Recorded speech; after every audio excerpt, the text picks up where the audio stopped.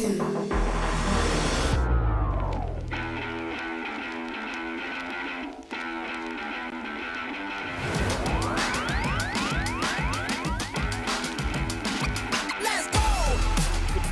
more, you could attack for this, just the pass. Penny's there, it's over! Fernando Cifuentes has found it!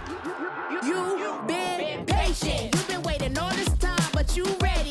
You've been putting in that grind, so let's go. Champions are hard to find, but you know the goal when you're ready to shine. Have they heard of you? Then they know. You got your sights set on that road. If it's time to battle them, then let's go. Cause you'll never stop. Show them what you got. Stays asleep! Close combat onto a Mungus, is that enough? Yes! Chocobros gets the knockout! Defeats Ultua! Show them what you got! Yeah, they already know. You got your sights set on victory road. Show them what you got! Yeah, they already know. You got your sights set on victory road. Gets the leg down. Can you look down the Wish Cash? He has a little bit of health left. Oh! What HP left? I know it's over!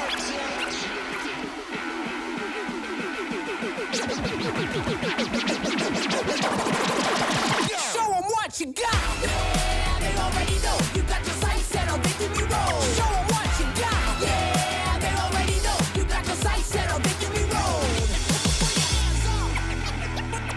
Put your hands up. Goedemorgen and welcome trainers to the Pokémon GO Special Championships in the center of the Netherlands in Utrecht. We have an action-packed weekend ahead of us and we are ready to dive into more Pokémon GO action. With we, I mean our casting team. My name is Koning Leinhardt and I am joined by Adelian, Arceus Aurelius and Landberger. Guys, how are we feeling about this weekend? I'm super excited about this weekend. Utrecht is a very special championship. It's one of the most popular events on the European Play Pokemon calendar. So I expect to see fantastic trainers doing amazing, fantastic things. I'm feeling hungry. Hungry for battles and everything that we have in store for this weekend. And I gotta say, since my suit is still drying out from Stockholm, I found my most prettiest outfit for this occasion. Pretty outfit for a pretty face. Stop it, you. Look at this. I'm really excited as well. We're in the land of, bicycles and canals and a lot of heavy championship people ready to be able to take the crown here in Utrecht. It's going to be a massive event. Everyone's basically competing. But first and foremost, we want to congratulate Jake, our TPCI producer. It was his birthday yesterday. He did so much for us already. We all love him. So congratulations. Happy birthday, Jake. All right, we said it before, we are right now in Utrecht. It's getting closer to the end of the season. Worlds is approaching, but we have also had plenty of events so far. Amanda, what was your favorite one? Man, there's been so many good events this season. I think that always the start of the year is very interesting, right? Because you get to see a new meta, you get to see a couple new faces, and actually for Europe, I think there's been quite a few new faces in it. So I'm gonna go with Dortmund. As you can see, that was the very first event for us for this season. We've gone through all the grayed out events. We're now in Utrecht. We just have a couple more before we're at that World Championship in Anaheim, California. Dortmund had a very, very cool new champion. Actually, we've had plenty of new champions here. They are all unique champions that haven't won a regional or an IC before. Adelian. Yeah, so aside, we mentioned Kasim and Dortmund already, but of course, look at the array of talent here. You have Boom, who this was his first regional, and he turned up in Lille, and he dominated in Lille. It was amazing to see. It's a one and done, isn't it? Yeah, that's what I mean. If you go in, one, done, your legacy is intact just from one championship. I mean, that is an accolade in itself. Definitely. He's immortalized his name just among those other trainers. PvP David, Icelandic Lapras, Pataman, of course, won a regional before, won EUIC. Now Tonton Bateuse has just won EUIC before, won a regional. Now Nickname and HK Assassin also on there as well, even though Nickname has won Bremen before, if I remember correctly. Yeah, so Nickname is the only repeat regional winner. Yeah. And very interesting with Tonton Bateuse and Pataman, because Pataman won Gdansk before, and now we won EUIC. And Tonton Bateuse won EUIC before, and now we won Gdansk, so there's a pattern. Yep, exactly. But very interesting to see is also that on the other side of the pond, it is complete opposite with the NA champions. Because all champions from NA are repeat champions. They've all done it before. Rise to occasion. One regional in every season so far. You see Elam taking 2 already this season. And S. James P, Lyle Jeffs, all of them established trainers, and also, of course, Elite, the West Coast King? West Coast King, that's what it was. You know, words are not my strengths. I mean, that's why you're sitting here and Yeah, playing on the exactly. desk, I don't right? know words. But yeah, those trainers are absolutely insane. I think Elam is one of the trainers that is definitely in competition for best trainer in the world right now. But also, if you're not winning those events, you don't get out of those empty-handed, because there is championship points on the line. Yes, championship points are a very good way to stack up all the points that you need in order to get an invite to the World Championships. So of course, those that have won regionals will get 350 championship points and will get a direct invite to the World Championships. But if you come second, third, fourth, and go so on and so forth, you still get a good amount of championship points. And the key thing here is all of these add up to the leaderboard for your region. So if you end up, say for example, in Europe, in the top 50 trainers to stack up the most championship points, then you too will also get an invite to Worlds in Anaheim, California in August of this year. Yep, and if you won a regional championship or a special championship, then you have the direct qualification. But if you're not in for the CP, you might as well not go out empty-handed as well. There are a lot of nice prizes for finishing well in these tournaments. As you mentioned, winning gets you a direct invitation to compete at the World Championship.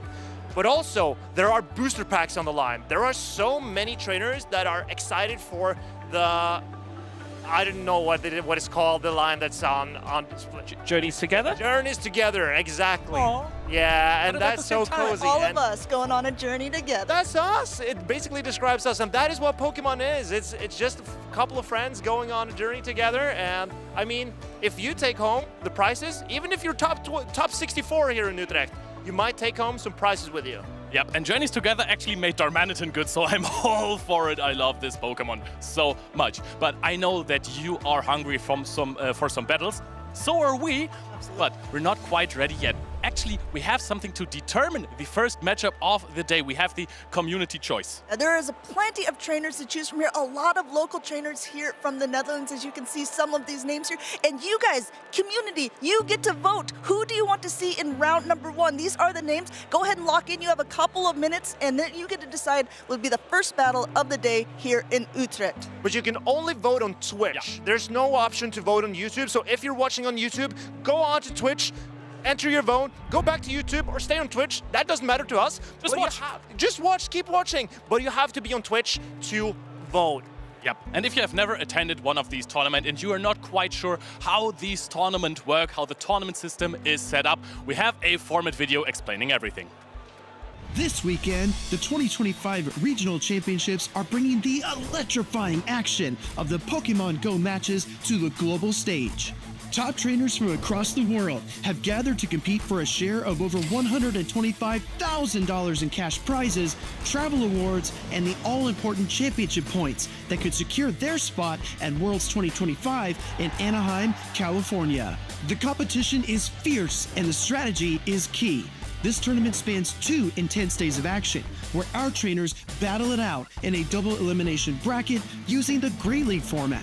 Every match is a best-of-3 clash, but the stakes get even higher in the winners finals, losers finals, and grand finals, where the action extends to a best-of-5 showdown. Trainers will be strategizing in a Bring 6, Pick 3 format, each one carefully selecting a team of 6 Pokemon, but only 3 will enter the fray in each game. Every choice could be the difference between victory and defeat. Who will etch their name into the history books this weekend? And who will punch their ticket to Worlds 2025 in Anaheim? Don't miss a minute of the action. Stay tuned all weekend long to watch the battles unfold live. To stay up to date on future Play Pokemon events, visit Pokemon.com/play.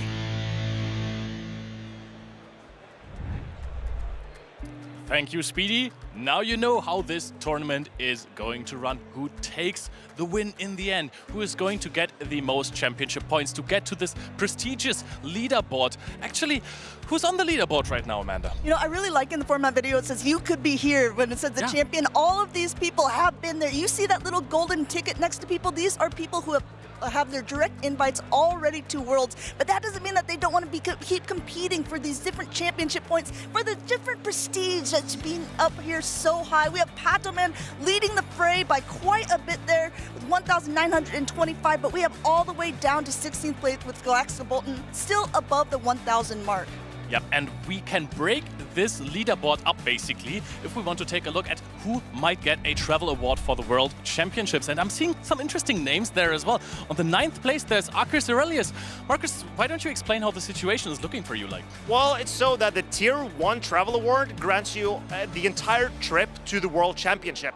If you're in the Tier 2 Travel Award, you get a stipend, so you can also go. That helps you attend the World Championship, but you have to play one round to be awarded the stipend afterwards. So, of course, I would like to push myself up into the top 8. And you see there are tons of trainers itching, scratching, crawling, trying and fighting to get into even that top 12, because anything helps in attending the World Championships.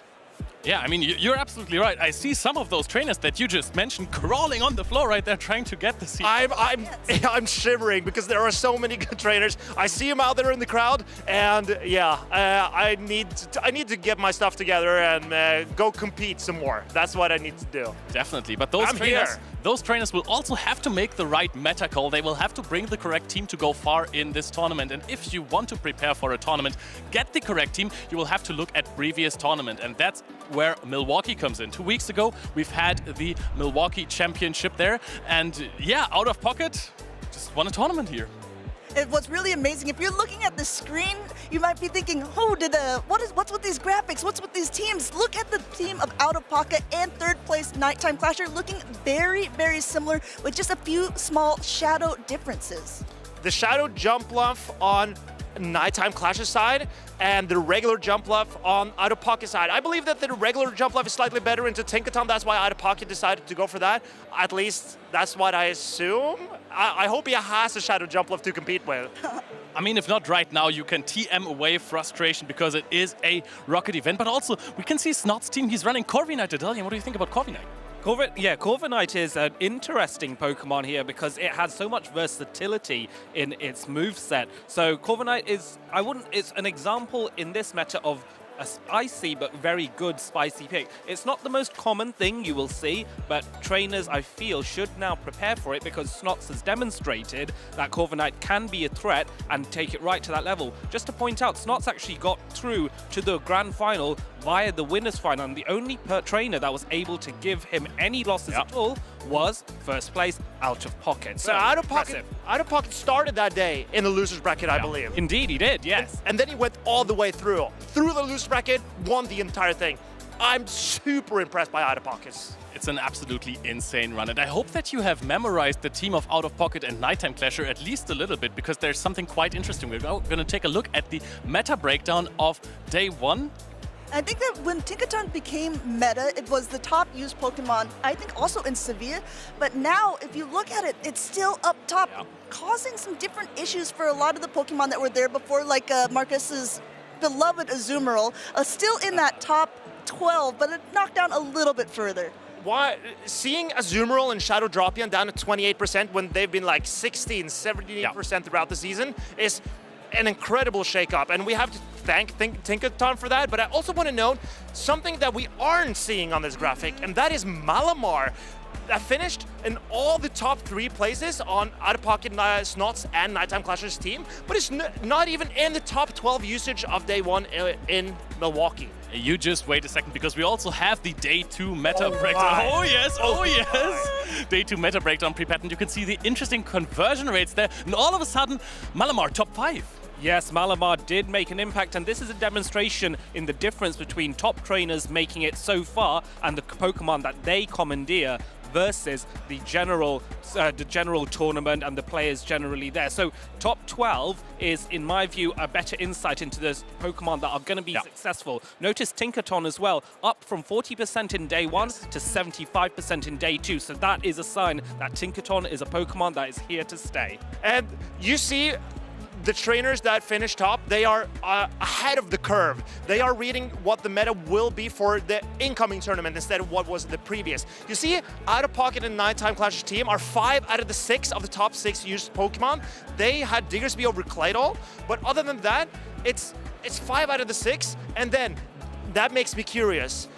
Who are the trainers who are ahead of the curve in this tournament? Who are the trainers who bring in the picks that will dominate Utrecht?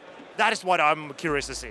We've already seen in the last few weeks in practice tournament and whatnot some very interesting meta shake-ups. And also EU is also always quite known for some spice picks, for some spicy core breakers that become meta because some talented trainers bring them. I'm just always thinking about the Shadow Magnezone that Paulasha brought in and just won everything with, and then even Colin won with the Shadow Magnezone. So if you like those broadcasts, if you have watched them before, if you want to watch all of them in the future, go to Pokemon.com/broadcast. This is where you will be updated about GO, you will be updated about VG, and of course also about the TCG. And of course, YouTube and Twitch, you have to follow those channels. Stay updated, be aware of the tournaments that we are going to broadcast that are going to be here on those very channels. You can go into these holes as well. It is absolutely magnificent. But if you haven't been subscribed yet or followed yet, we will update you about Severe with a short video, and then we'll see you at the caster's desk. Hey there, trainers. My name is Martijn Versteeg. You may also know me as Inadequance. Let us take a quick look at what happened previously in the Championship Series in Europe. Seville 2025. The main topic of the championship was how the newly introduced Tinkaton would impact the meta and how players would adapt. With its unique Fairy and Steel typing, it would threaten dominant Pokémon like Lapras, Drapion, Azumarill and Jumpluff. Tinkaton was set to change the meta entirely from here. 12 trainers were remaining on day 2 to fight for the crown of Seville. And for some of them, their tournament dreams came true. The Spanish content creator Marcus Shani was able to get his hands on the medal for the first time in his Play Pokémon career, making it to top 4 after defeating the incredible championship debut of Vision Cold. Borja had been chasing the dream of grabbing the title since he started competing a year ago, and he made it very close with a top 3 performance. The only one able to stop Borja was the reigning Europe International Champion, Batoman. Batoman lived up to the expectations of the crowd, and he put on a show by defeating everyone on his path. But in the winners finals, a trap was awaiting him. HK Assassin and his unique and trusted pick of Stunfisk were able to shock and stop Batoman, defeating him by 3-0. And in the grand finals, they would meet again. This time, Batoman was able to overcome HK Assassin and reset the bracket in the first set with a convincing 3-0 sweep. Everyone thought the tides had turned. Everyone was holding their breath.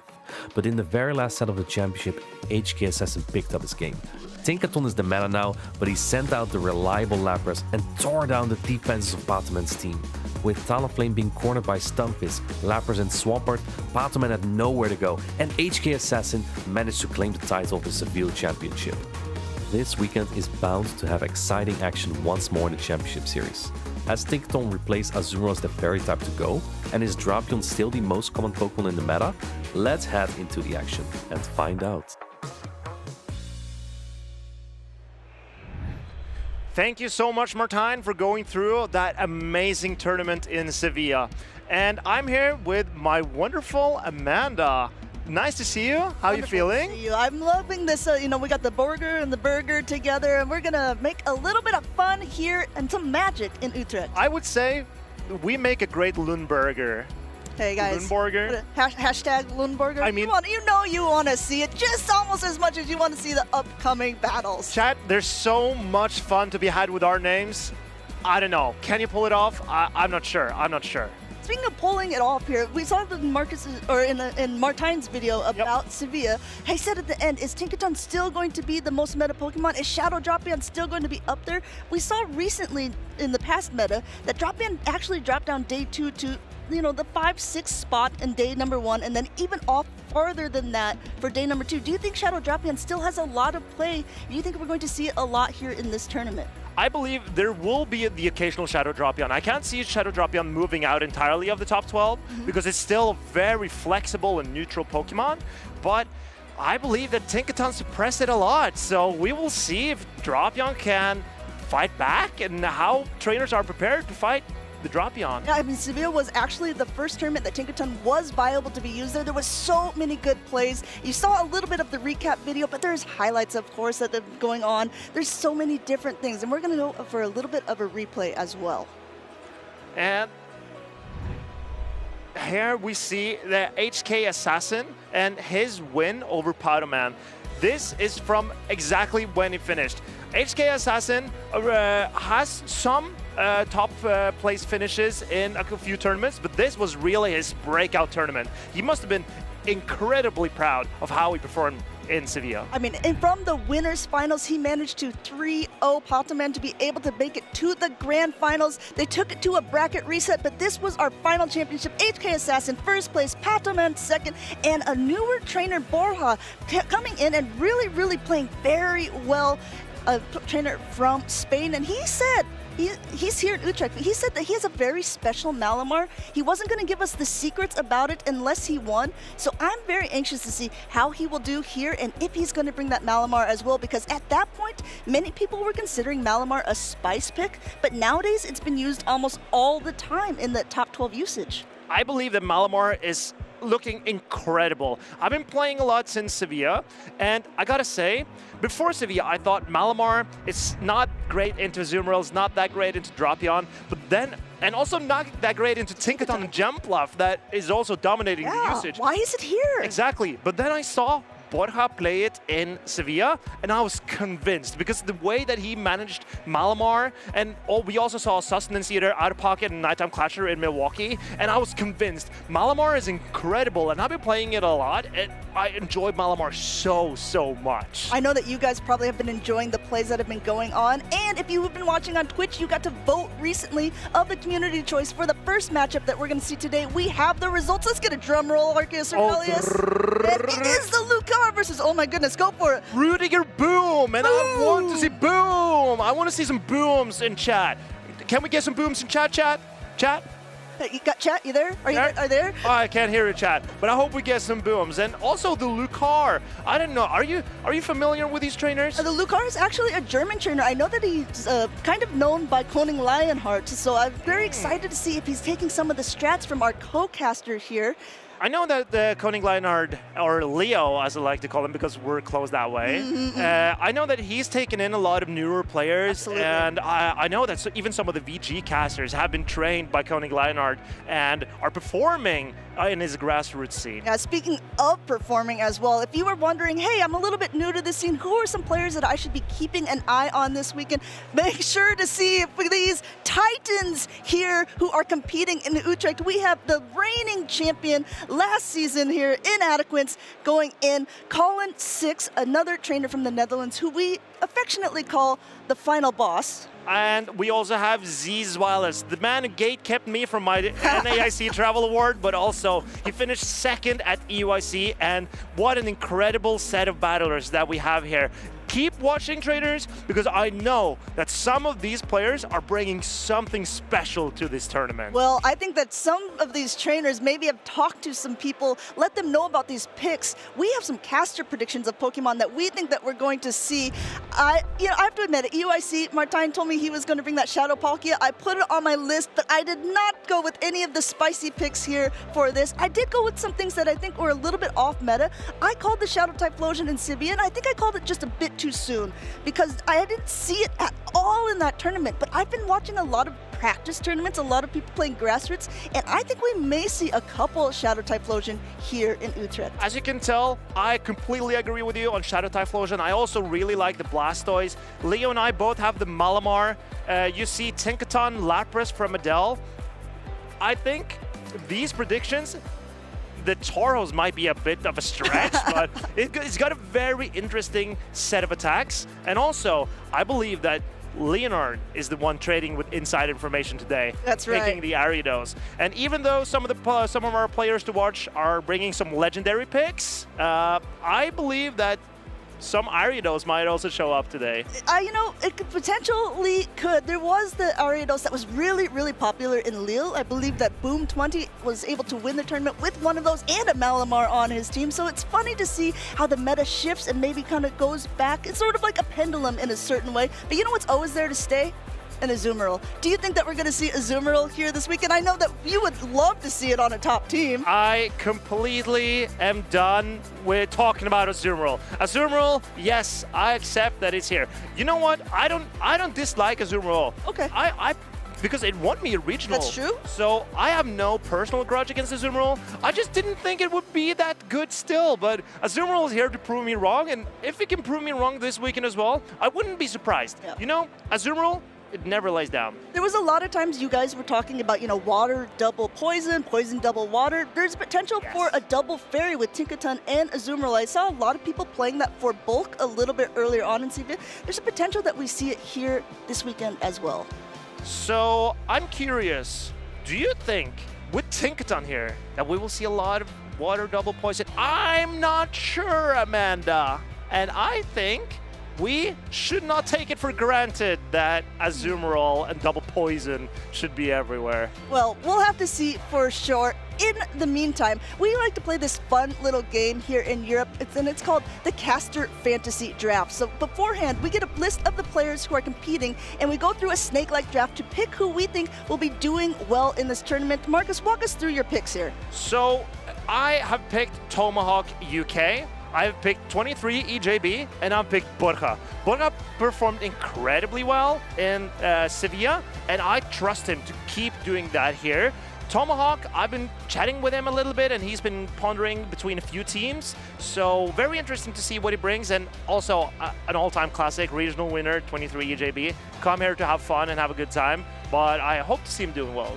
You can see a list of everyone else's. I'll briefly talk through mine as well. We have Normalheim, who last year made so far to the tournament in Utrecht, only being knocked out by Inadequance. So he was able to knock Inadequance down to the loser side of the bracket, basically getting the only wins off of Inadequance day number 2. We also have EU Uden and Tragicomics, a French player who did a top cut earlier on in the season, and I think he is very fun. He was in very spicy teams. I think he had a Greedent last time he played really well. I'm very curious to see Tragicomics and what he's bringing. And also Normalheim is from the city of Utrecht, I believe. So Yeah, local hero. Local hero, local talent, and the Netherlands is packed with excellent trainers, aren't they? They seem to be. Now, we did talk about, is Tinkaton going to stay at the top of the meta? Are we going to see Malamar? We will not let you down. We have the meta update already for day number 1 here in Utrecht with all of these trainers. Let's see what is going to be on the top. Initial thoughts, go ahead, look at this! That's what I thought. I predicted Jumpluff to be the most used Pokemon going into this tournament. I can confirm, he did say that. I did say that. We discussed it last night.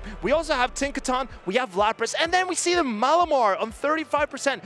But there is one thing that I want to note, and that is also the Shadow Typhlosion that we called it. We called it, Marcus. We call it. Azumarill and Drapion still here. Feraligatr making a resurgence after its great performance in Milwaukee last weekend, but it's a Typhlosion that is all about. And Typhlosion is, you could say, it's targeting the top 3 picks of Jumpluff, Tinkaton, and the Lapras, because even though it's a water type, Lapras is slower to its water-type attack in Sparkling Aria than Shadow Typhlosion is to its Thunder Punch. I'm actually very interested to see that there's actually 2 fire types in this top 12. Talonflame has made a big resurgence as well. In the past, a lot of players have opted to play for Flame Charge and either Brave Bird or Fly. Last season, we saw a lot of Brave Bird and Fly together with no Flame Charge as its attack. So I'm interested. It seems to be shifting back, and this guy next to me made a claim last season that he thought he was the best Flame Charge Talonflame player in the world. I think we're going to have plenty of opportunity this season with all of these different competitors to say, hey, watch me play. I stand by that. I mean, the trainers here... Gauntlet has been thrown. The gloves are off. Show us your Talonflame plays. And I want to say that I noticed Panaman did finish second in Sevilla with a Flame Charge Talonflame, but he hardly brought it. He didn't bring it that much. So it still stands. If any trainers are willing to take on the challenge of becoming the new world's best Flame Charge Talonflame player, please show us. But here we're into winners round 1 already. This is winners round 1 because no one's lost yet. Absolutely, and if we're talking about Talonflame, we're talking about Typhlosion. One that we hadn't talked about, but I see on the screen here on the Lucario side is a Skeledirge, a little bit popular in a previous season. M.E. Weedle, our previous EUIC champion, used it on a team to great success, but the team of the Lucario is a little bit spicy. It's got a Miltank, and Miltank usually runs Rollout, Body Slam, and Thunderbolt. Is that what the Lucario has opted for here? I'm very excited to see. And it's supposed to be the Thunderbolt. Yeah, so it works like, it has that pseudo-electric type coverage, so we can hit all the water types. And we see a Fire, Grass, Water core here with Skeledirge, Superior, and a Jumpluff, a double grass strategy. And then Corviknight. In my opinion, this is a team that if you align your Pokemon correctly, it's very hard to break apart.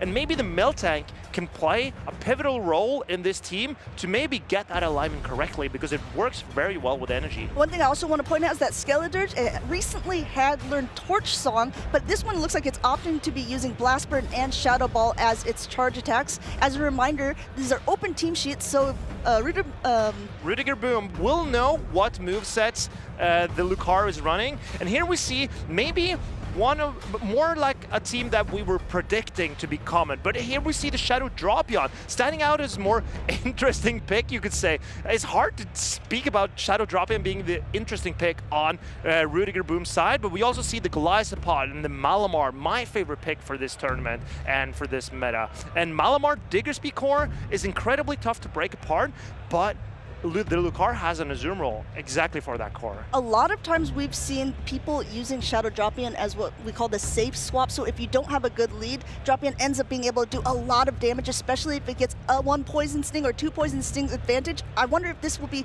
how this trainer wants to play it out, opting for maybe riskier plays with their lead Pokemon, knowing that they could potentially win Switch if they are fast enough. Yeah, that's the a riddle that Rudiger Boom has to solve, how to deal with the Pokemon on the Lucario side. And I believe that Rudiger Boom is questioning how to deal with the Azumarill, because it's got the Ice Beam for the Jumpluff, the Water and Ice type. Oh, and his hair. I'm sad to see he's not bringing the Heracross. Listen, judges, I think we have a problem. There's actually 7 Pokemon on the team of Rudiger Boom here. We see the Heracross peeking out of his pocket for a little bit of extra support. It seems like we've got a swarm coming in over us on stage, and that is the Heracross. Rudiger Boom is bringing the bugs. He's got the Golisopod as well. Maybe he's trusting in the Golisopod to bring him the success he needs in this tournament. He's got a great matchup into Skeledirge, playable into Corviknight because you resist the Sand attack as Golisopod. It's a bug type, so it has a pretty decent matchup into Superior, but Superior can hit it back with its super effective aerial aces, so it's a very neutral matchup. Azumarill resists all the charge attack from Golisopod. And then you got Miltank and Jumpluff. That is not great for the Golisopod. I know we've talked about it a little bit before, the fact that Fire is getting a little bit more popular. I actually think if Lucario can manage his energy and shields really well, that Skeledirge could completely pop off against the team of Rudiger Boom. I completely agree. The Dropion needs to get to the energy to hit the Skeledirge, because the Poison Stings are resisted by the Ghost type Skeledirge. And that's the same with Diggersby. You would think that a ground type matches up well into a fire type, but Skeledirge being a Ghost and Diggersby being a normal, the quick attacks from Diggersby does not do any damage at all to almost any damage at all to the Skeledirge. So I think the Skeledirge is looking very interesting, but Rudiger Boom has some ways to hit it back with the energy on Dropion, the energy on Malamar, and also the Golisopod. I think the Lucario is looking to build around his Azumarill, because Rudiger Boom's only way to deal with Azumarill consistently is that Tinkaton. And when you see a Skeledirge and the Corviknight on the Lucario's team, maybe the Tinkaton is a bit scary to bring. So we're having a very interesting matchup ahead of us here. I think a lot of times in the past we've seen the jump up, it's been around season after season before opting to run Energy Ball, but now the fact that it has double flying attacks, you're absolutely right. The Azumarill doesn't have as much to fear, even though his acrobatics do hit hard. We're getting into game number 1, round number 1, very first matchups here in Utrecht, and we have that Malamar up against that jump up. Like you said, Malamar doesn't actually have the greatest matchup here. But it's also playable in my opinion, because the Fairy Winds are not the hardest hitting fast attacks, and we see the Malamar going for the foul play into the jump left. This is manageable for Malamar. I expect a swap from Rudiger Boom here. And no Protect Shield by the Lucario side, just charging up a little bit more energy, swapping just like you predicted here, going ahead and just tanking it all in Diggersby. Diggersby knows it doesn't need to use any Protect Shields at this point because it's going to do very minimal damage. Chip damage is chip damage, however. Going ahead now coming in with the Azumarill. A great counter here for that Diggersby. Very brave Rudiger Boom to go with Malamar lead and Diggersby in the back against an Azumarill team, but I don't believe the Lucario is going to shield his Azumarill here. Azumarill is such a tanky Pokemon that it can take these attacks from Diggersby fairly well. Yeah, look at that. He does get the attack fall, however. Scorching Sands does have the potential for it, so this Ice Beam, though it's going to be super effective, will not be doing as much damage as it would before, so that's great for Rudiger Booms there. And choosing not to shield because he recognizes that it's not going to be enough to knock him out, and he still has a ton of energy. Next Scorching Sands coming through. The Diggersby, the Thick Bunny, can make something work in almost every matchup just because of how thick it is and how it paces to a charge attack. And here you see Diggersby getting to the third Scorching Sands. The Lucario decides to shield up his Azumarill. So much energy on the Azumarill, though this might not knock out. It would get him very low. I think he didn't want to take that risk. He's got so much energy. I think he got another attack drop. In comes a drop and another swap back out into going for the heavier hitting acrobatics. This will do a ton of damage, but does Rudiger Boom think that it's just an aerial ace last second shield? The Lucario needs to strip the shields away from Rudiger Boom and goes for the heavy hitting charge attacks to try to get rid of this Dropion. Rudiger Boom just shields that up. He needs to preserve some health points on his Pokemon now. This is shadow damage here. This is 20% more. This is not quite knockout. He's got to get an attack off in time here and going for the aerial ace. He barely got to this aerial ace mana. Will Rudiger Boom shield this or not? He decides not to shield. He realizes that this is just an aerial ace. Great counting on this side, but in comes that fully healthy Corviknight here, being able to tank these attacks quite comfortably. Crunch, just like Scorching Sands, does have a potential to debuff. This would debuff the defense, and it looks like he does not get it at this point. Meanwhile, these sand attacks just going ahead, chipping away at that Dropion. This Corviknight, it can take this crunch, but he decides to preserve some health points on the Corviknight. And I believe that Corviknight needs to get off its energy. So, the Rudiger Boom swaps in Malamar. The Lucario needs to strip away the shield from Malamar to land a play rough with his Azumarill, but Rudiger Boom realizes and decides to not shield the Malamar here. I like this play, actually opting for that play rough. I think at this range, an Ice Beam made it a little bit more energy efficient and still would have knocked out. Still gets Rudiger Boom decides to shield his low health Malamar, and the Azumarill is so close to another charge attack. Rudiger Boom, I believe, did he lose track? Or is this calculated play from him? So much energy there going to waste. We'll have to see if he was making this play on purpose. He still has a little bit of health, and this is just a farm for Dropion. Maybe calculated if you're thinking about it that way, because a Crunch is almost already loaded. Throw in another one here. I don't think this is enough to knock out a Corviknight from this range. I believe that the Rudiger Boom needs more from his Diggersby to take out this Corviknight. Can he get there? And the Corviknight is so close. The Corviknight gets to an Iron Head. Wow. The Lucario is, he's shaking his head. Doesn't he believe? He's got to believe. He's got to get this Corviknight through. Another fast attack going through at this point. He will be able to take it. And Lucario takes game number 1. Incredible Corviknight play. The Rudiger Boom letting go of that Malamar. Maybe he lost track of how much energy was on the Azumarill. And because the energy on Malamar, if he had gotten another charge attack into that Corviknight, the Dropion maybe could have taken it out with his charge attack. I think the Lucario dancing around with his Pokemon and confusing Rudiger Boom and trying to throw him off his game was what was the decider in this game number 1. If you notice, every time that the player swaps out, there's what we call the switch timer, so they can't swap again for another 50 seconds. So you see the Pokemon are grayed out on the side. If you don't swap out at the exact same time as your opponent, these switch timers get a little bit misaligned, and the longer a game goes on, the harder it is to keep track of your opponent's energy, how much energy you have, how much health you have on your back Pokemon as well. I think that was wonderfully played by the Lucario there, being able to dance around like you said, and now it's up to Rudiger Boom to figure out what could I be doing a little bit differently, because you called it from the beginning. It's a little bit risky if there's an Azumarill team to be running what we call ABA weak to that Pokemon.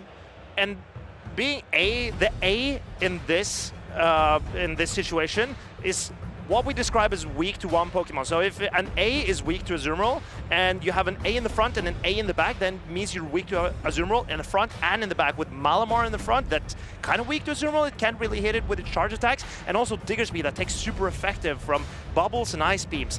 So Rudiger Boom, he made a risky play, but he did get his Dropion on the Azumarill eventually. But the Lucario realized how valuable the Azumarill could be into Rudiger Boom's team, decided to save it.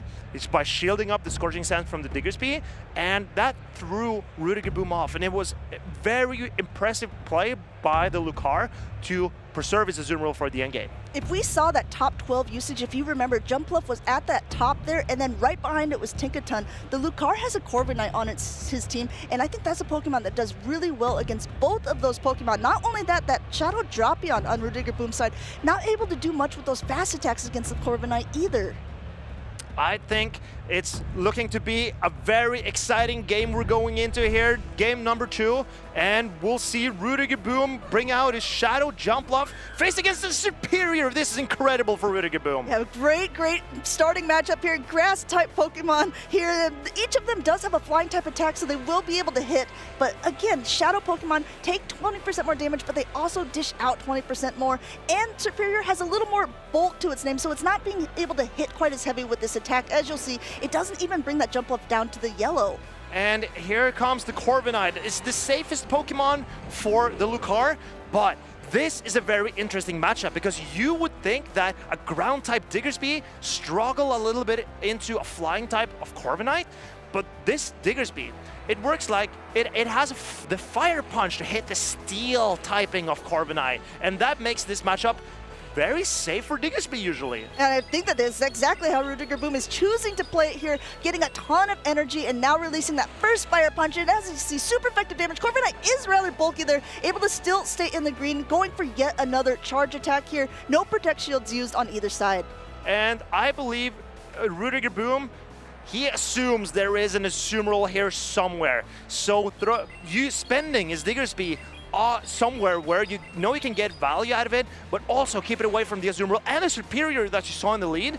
It's a very clever play by Rudiger Boom, and he's looking to just take out the Corviknight that caused him so much trouble in game 1. It looks like it's going to go down. You know that game Whack-A-Mole where you're trying to find, and it's more like whacking a Azumarill here, trying to find, no, it's coming in at some point. At this point here, coming back in with the Superior, these Fire Punches are still going to hurt because it's a Grass type, trying to catch it, but now coming in with that Dropion. And this Dropion from Rudiger Boom is looks very, very strong. He decides to let go of an Aerial Ace, and here Rudiger Boom nods his head. He realizes that the Dropion is valuable to him. I believe that he's going to be shielding up his Dropion from here on out. The thing is with the Dropion versus the Azumarill here, yes, you don't see any shield from the Lucario because neither one of the charge attacks are doing very much damage, but those Poison Stings are. And as you can see with the defense drop, this is going to really start chunking away at one of the heaviest, bulkiest Pokemon in the meta, getting that shield off of Rudiger Boom. The super effective Poison Stings will put the Azumarill lower and lower. And even though these charge attacks are resisted by the Fairy type Azumarill, it's still going to take a chunk. But the Lucario decides to trust and put his cards into the Superior. At this point, he's going to be able to get to another attack here. He's down. Oh, he goes down with the attack. Exactly, and that's a lot of energy gone for the Lucario. But he needs to start spending his shields if he's going to have a chance of winning this game. It looks like Rudiger Boom is poised to win here if he can just get the maximum out of his Dropion. And there's a defense fall on the Superior even. I would say, my goodness, if you're talking about getting the maximum amount out of your Dropion, here is a showcase here. Dropion is able to take out the Azumarill, take out the Superior, and win game number 2. And the Lucario realized what was happening there. He let go of his Superior because they could not fight back against the Dropion and the Shadow Jumpluff, loaded with energy in the back. So the Lucario, as I mentioned before going into this game, with a Fire, Water, Grass core, if you line them well, you're looking so solid. But if you get it wrong, it might be a bit riskier for you. So leaning on picks like Superior that have, you could say, a bit decisive game wins and losses against, for example, the Diggersby or the Shadow Jumpluff. Like, you win the Diggersby pretty handedly, but against Shadow Jumpluff, it's kind of helpless. Yes, I believe that the Lucario needs to find a different game plan going into this, but it's definitely, the Azumarill is still looking good for him, in my opinion. I mean, I think that this game just sort of showcased why Shadow Dropion has been so popular in the past metas. It is one of the Pokemon that has a great switch overall, and once it gets a little bit of energy advantage like we saw there, it was just almost unstoppable once it continued to ramp up. I think if you were the Lucario, if you looked at the team that he brought, besides the Corviknight when it was out of the picture, none of the Pokemon wanted to take that Poison Sting damage, and especially after it got the debuffs, going down with the Charge Attack was really, really costly for the Lucario. I'm very curious to see, because Rudiger Boom, with his Jumpluff lead and Diggersby in the back, took a risk, slight risk, against, for example, the Skeledirge from the Lucario, because the Skeledirge, it takes a while for the Diggersby to get to the Scorching Sound, to actually threaten the Skeledirge. So, and that is kind of curious. Does that bait Lucario into bringing the Skeledirge this game, or does Lucario call that the Rudiger is baiting him to bring the Skeledirge? That's the problem with these Show 6 Pick 3. You can only bring 3 to the field. So the question is, what does my opponent want to play? Do I try to play what is, kind of defensively? Or do I want to play aggressively and be the person who is the one trying to lead the switch, to lead the calls in the beginning of the game? That is what I call the mind game. Who is pulling the longest straw in this mind game between the Lucario and Rudiger Boom? And as we see these players thinking about their decisions and what they want to lock in, the threat of Skeledirge and also the Corviknight, it makes it so hard to run the Tinkaton here that we've discussed so much and how good that Tinkaton can be. But against the Lucario, it looks so dangerous to bring in. I believe that Rudiger Boom will bring his Dropion every game. I think that it's one of the best Pokemon for him. We saw the showcase of it in that last game, and as we get into the decisive game number 3 to see who will continue on that winner side of the bracket, I think both of these trainers have certain Pokemon that they have picked to be their showcase Pokemon in this first round. The real question is, will it be able to pull them through, or will they be knocked down to that loser side of the bracket in a double elimination tournament? Very curious to see because the Lucario will lean into the Azumarill. I suspect we will see a lot of Azumarill here, but will we see a Tinkaton from Rudiger Boom to contain the Azumarill? And there we see, there is a Tinkaton into Miltank. This must be pretty good for the Steel type Tinkaton, don't you think? I would think so. This is actually not a matchup we see very often, but the rollouts aren't going to be that effective, and none of these attacks are going to be doing actually that much damage to the Tinkaton. Just going ahead and just swinging away the hammer, saying, I know that I can take that attack no matter what it is. And we see the Rudiger Boom no shielding a Thunderbolt, because he knows that Tinkaton can withstand this attack and going for a play rough on his own.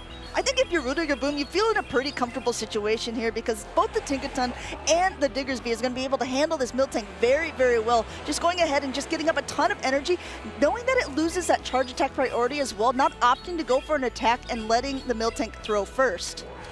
I am very curious to see that that's the decision by Lucario, but I believe it's a good decision, because optimal timing is not always optimal timing. He decides to let his Miltank go. He is investing in his Azumarill. Oh, but he's I also love this. investing in the Skeledirge, and this is what we came to see here, folks. I love that play coming in, and I think Rudiger Boom recognized immediately, oh no, I cannot let the Skeledirge get any extra energy. Incinerates do so much energy so quickly.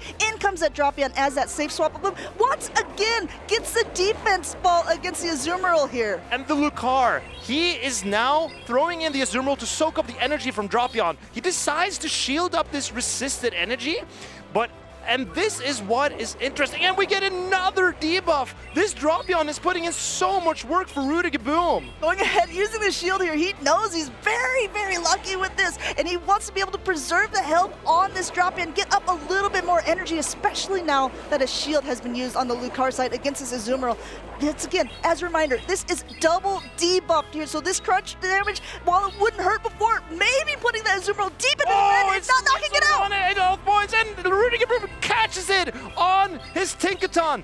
Exquisite play by Rudiger Boom. He's not going to shield his Tinkaton here. And now the Diggersby is coming in and looking to get a farm up to hit the Scorching Sands on the Skeledirge. But here comes a Blast Burn, and this is going to hurt. Blast Burn is going to do a ton of damage here to this Diggersby. Already at it, they're knocking down one of the bulkiest Pokemon to about half health, but that Scorching Sands is reached now. This is going to be doing so much damage. Lucario knows it, knows he has to use a Protect Shield here, but even still, Rudiger Boom still has a shield to his name. Can the Lucario? Oh, and he gets an attack fell. And that is the benefit of using attacks with a debuffing effect, because it might gain you an advantage that your opponent did not prepare for. And here we see the Diggersby getting to the Scorching Sands, and this is going to chunk the Skeledirge. Not only are there no Protect Shields remaining, the switch timer wasn't up, not quite enough to knock out both of them trying to go at the same time. A lot of quick pivots here. Skeledirge does win charge attack priority. Drapion did swap in. This will be definitely enough to knock out, but now it's going to be a race to an attack. And here, can we see the Skeledirge get to the attack before the Diggersby? This is charge attack priority, and we get the Skeledirge! The Skeledirge breaks it home for the Lucario! What is going on? Oh, the Skeledirge is cooking! Lucario is cooking! He takes game number 3 by the closest of margins. These are the plays we have here in Utrecht.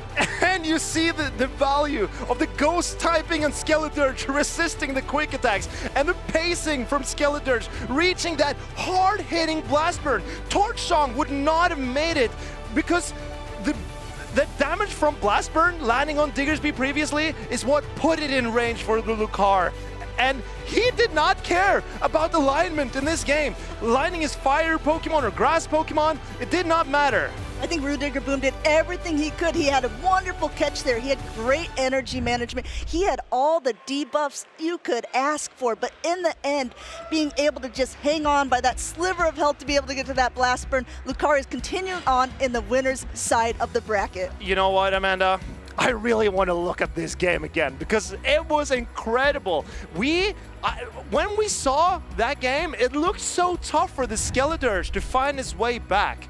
But when I saw that the Drapion got the Aquatel ready, farming down the Azumarill, I was confident that this is Rudiger Boom's game to win, but the Skeledirge pacing perfectly to the Blast Burn. Here we see game 1 though. The Lucario getting the most out of his Azumarill, saving it for the end game. Yeah, I think a lot of these trainers were just, kind of like wondering, how is my opponent going to play this out? You see Lucario shaking his head no, even though I think at that point he should have been shaking his head yes, because this was what secured him game number 1. But look at this, once again, as a reminder, look how close all of these games have been, coming down to just basically 1 or 2 HP to decide who the winner will be. And look at Rudiger Boom, he's so happy with this catch. I would have been too. Oh, and he has reason to be proud, because this was looking incredible for him in this situation. Coming down to the wire at the absolute last second here, being able to go. The Pokemon with the higher attack throws its charge attack first. That is Skeledirge in this situation, and the Lucario just cooked. It cooked bunny for dinner today. The Croc ate the bunny in the end, and it was Skeledirge reaching that Blast Burn last second. It had single-digit HP left. It was barely hanging on, but it got there. And the Diggersby, with its normal type, fast attack, didn't manage to take down the low health Skeletors in the end. Yeah, and once again, just applause to you guys in the Twitch chat for choosing that as our round number 1. Thank you so much. Those were absolutely incredibly fun games to watch. I can't wait to see what the rest of the show has in store for us. Why aren't we doing more community polls? I want to see the viewers picking these battles even more. Because I think they're doing a great job. Yeah, what taste do they have? Probably better taste than some of the people picking up. No, careful. Yeah, I'm just messing. I'm just really impressed with chat, and but I'm also really impressed with the games that we have found previously. So I trust the producers, the people picking what games to put on and what Pokemon to show. I believe that we have matchups coming up very soon that I'm personally very excited to watch. I know. I think it's almost like a well-oiled machine at this point. A lot of people, and you can let us know in the chat too, we're watching and be like, okay, who do you want to see? Who do you expect to see? Who do you think is going to win this special championship? Is it going to be the reigning champion in Adequance? Is it going to be someone new? Is it going to be a local hero that people maybe haven't even heard of yet? It's all up for grabs. This is just the very, very beginning of this tournament. And I also want to hear what Pokemon you think are going to win. Is it the Miltank and the Skeletor? Hey, listen.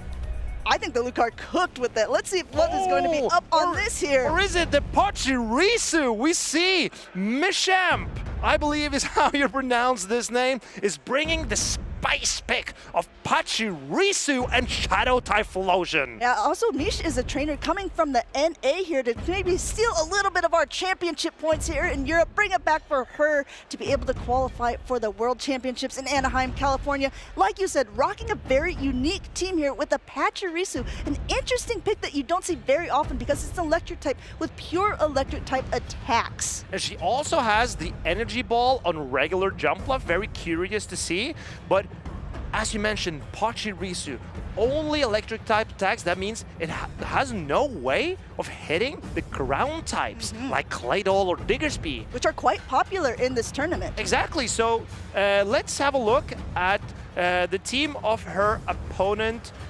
Cornel Hook 542. He does bring the Diggersby, and he also has the jump up with the energy ball. This is looking very similar to Out of Pocket's team from Milwaukee, and he's also running the Skull Bash on the Lapras. That improves the mirror matchup a lot, and also other water type matchups like a Azumarill, for example. I think a lot of times if players are opting to bring 2 water type Pokemon, like that Shadow for Alligator, which has kind of been a tried and true staple of this, a lot of times people are opting to run that Skull Bash instead, like on Lapras or in Blastoise, because Ice Beam coverage is already there with that Shadow for Alligator, and then they would have very similar roles, both being water types doing almost the exact same thing. But if you also have 2 water types on your team, that Pachirisu is looking pretty nice, actually. Really, if you're looking, it only needs to avoid the Diggersby. A lot of the other matchups are playable because Pachirisu has a lot of bulk to it. It's not a Pokemon we see very often because it's not actually available in the European region. But it's possible to trade with trainers who've traveled the world. I have quite a few that I got at the Chicago Go Fest. Oh wow, impressive. Maybe. I know. Listen, guys, I'm very impressive. Maybe you want to trade me a couple of those. We'll talk after this tournament. But let's have a look, because I believe that we're getting ready to lock in. And will we see the signature picks of Mish? Or do we see... Oh, here it is! Do we see the Typhlosion into Malamar? Very neutral matchup here, Amanda. Yeah, going ahead, we have to see with the Incinerate damage, it's able to pace quite quickly, but Typhlosion is not the bulkiest of Pokemon used in the Great League. Malamar throwing right before that Incinerate is going to be able to release the charge attack. Great timing there by Cornel Hook. And this is a very interesting matchup in my opinion, because if both players decides to spend 2... Oh, and we see a catch on the Thunder Punch. Cornel Hook decides to throw his water type into what could be an electric type attack.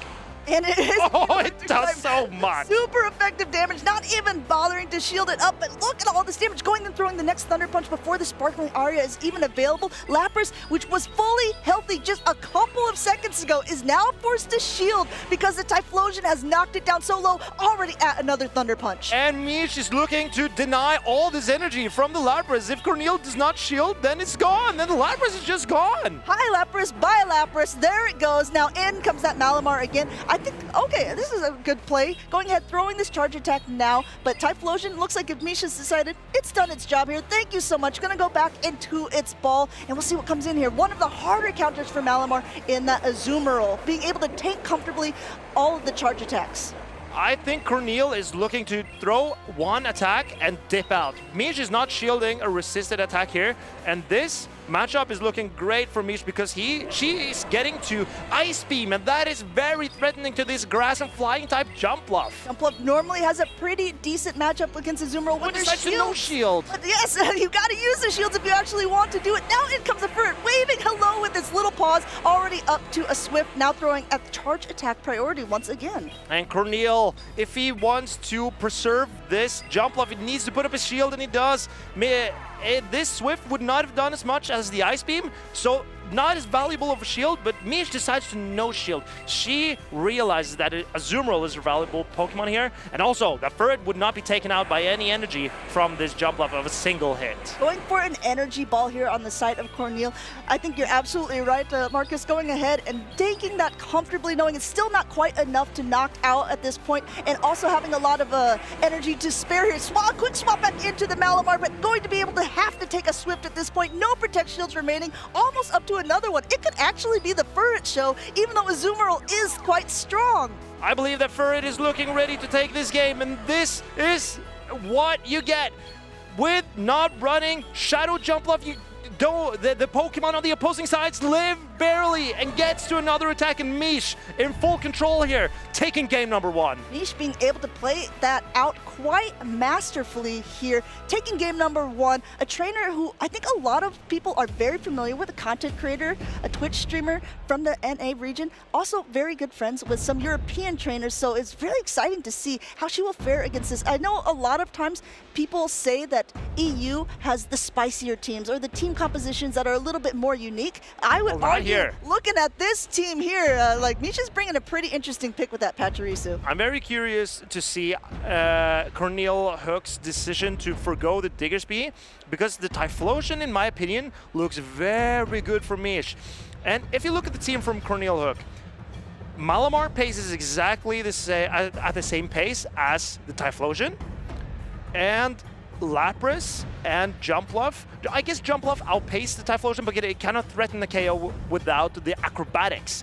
And so I would like to see even Typhlosion safe swap from Mish. Okay. Because in this situation, you don't have the heaviest fast attacks into the Typhlosion. It's Psywave from Lapras, but you take so much from the Thunder Punches, and then you have Quick Attack or Psywave, and they're not quick enough to take out a Typhlosion to avoid it from hitting his heavy charge attacks. And I think that you're absolutely right there. And one thing that a lot of people like to do if they're using that Shadow Typhlosion as that safe swap, because you're absolutely right, it's not getting hard punished, is the fact that it actually really can force a switch or at least force a shield, because if you come in with the Shadow for Alligator into a Typhlosion with an energy advantage, they're going to be able to outpace for that Thunder Punch, which is going to do so much. So the real question is, how would you negate that if you're Corneal Hook? If you're wondering, oh no, I think that Typhlosion is always coming, how can I play around it to make sure that it's not being able to just ramp up energy and run away with the team?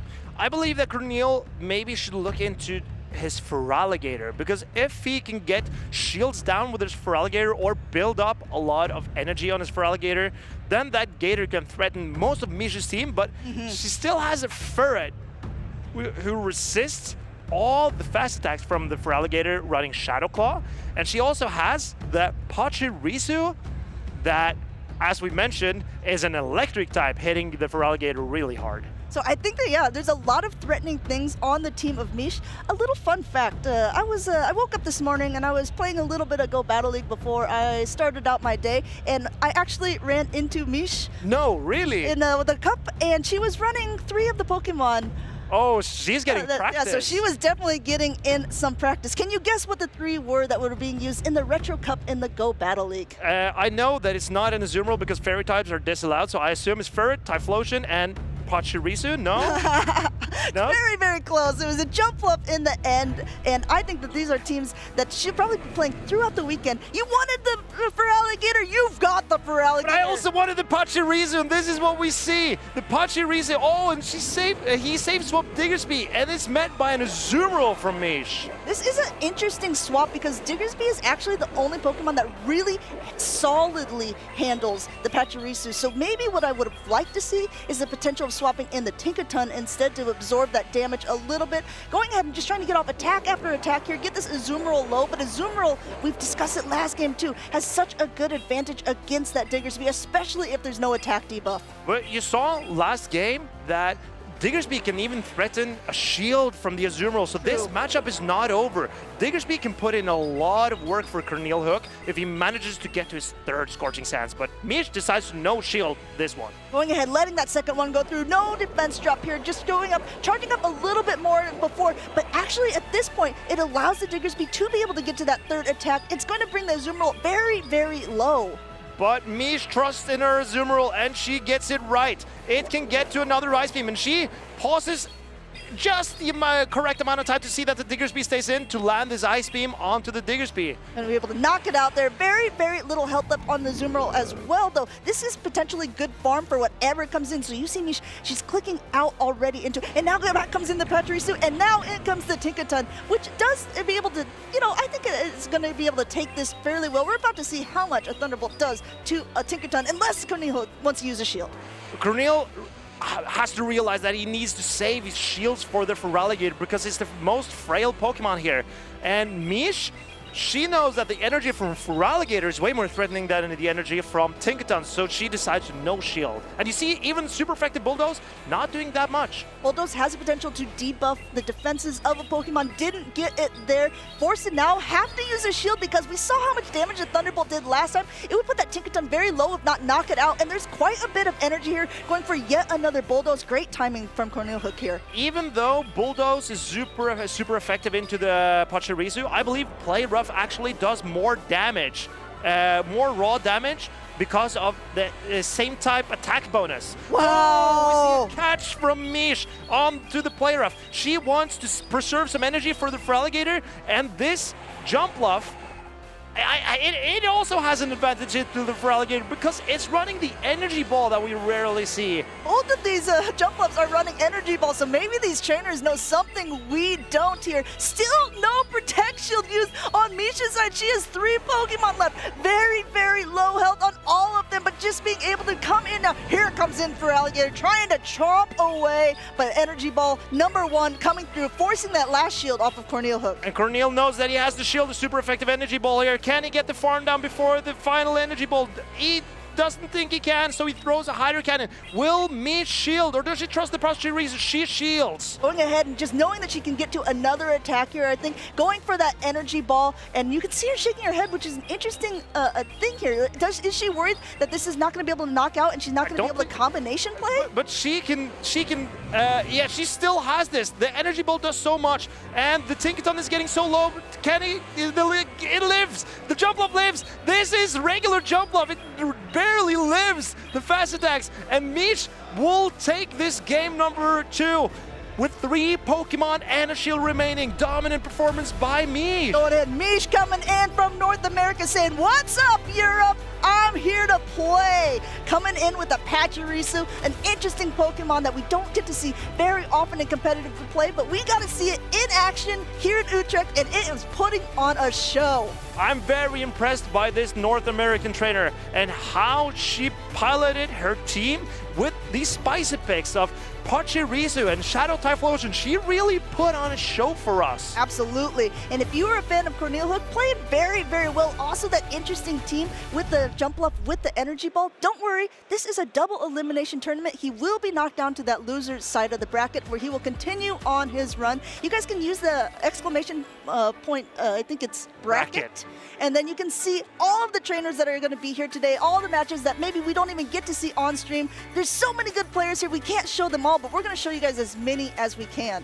And now, as we're moving into winners round 2, I'd really like to have a look at that bracket to see what players advance from round 1 and that we can maybe expect to see on stream, because usually we're showing mostly the winners bracket here on stream until later in the day when the losers bracket is about to wrap up.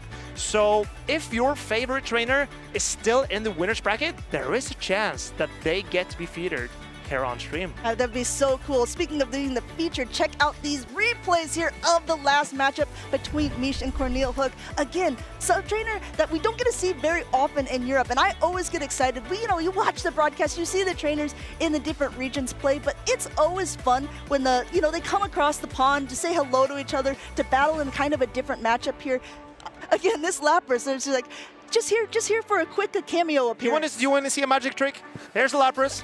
The Lapras gone. That's exactly how it played out. No more Lapras.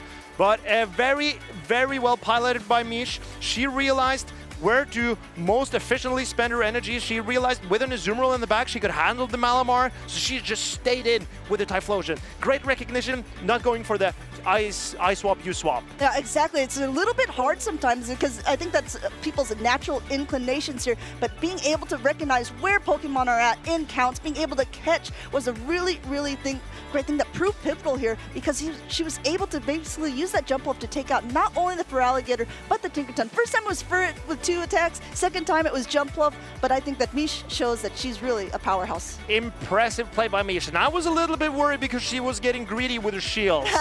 And she saved it maybe for her next round, but I'm sorry, trainers, you cannot bring your shields into the next game. You have to use them in the game that they're available. That's always the problem, right? Because you always want to use your shields on the most impactful charge attacks. And sometimes you're looking at it and you're saying, well, that's not very impactful. Why would I use it here? But then at the end, you're down with very, very low health on Pokemon. You're like, I should have used that shield mid-game. And all of a sudden, not shielding a Swift from a Ferret or an Aerial Ace from a Jump Bluff might put you in a situation where your Pokemon are just too low and it is in danger of getting farmed down. Yep. And that is something that you definitely want to avoid. So I think, yeah, sometimes it's really hard to choose what are the right times to use that charge tech. It looks like, Mish was totally in the driver's seat. She knew better than we did, saying, okay, no, trust me, guys. I know when I'm going to use this. And she was able to really pull through there for that 2-0 victory in Winners Round 1. She even kept a charge attack on the Pachirisu. Just in case. Just in case that maybe the shield didn't go as planned. Maybe the Jump Bluff would barely get farmed down, but then she could shield out the Pachirisu and throw her energy, making sure that her energy went off on the Pachirisu, not so it wouldn't lose charge attack priority. Because in Pokemon Go, the Pokemon with the lowest attack stat will lose charge attack priority, and Pachirisu has a really low attack stat. Yeah, exactly. It's one of the bulkier Pokemon. Again, not a Pokemon that we've seen so often on a trainer that we haven't seen so often, at least here in Europe. But sometimes we see trainers like this coming in for the bigger shows, like the International Championships, EUIC, in fact. And in case you missed things about EUIC, we're going to go ahead and show you a quick video about how it was this season. EUIC 2025 was the biggest Pokemon Go tournament to date, and it was something for the ages. 350 players came to London to compete for the championship title. This time, the meta was running wild. Annihilate and Primeape demolished whole teams thanks to Ragefest. Dewgong and Azumarill cores brought the bulk, and a few surprise picks like Morpeko and Zapdos shocked the stage. Championship Sunday started with the winners finals, where CZ Wireless met the young prodigy Patoman.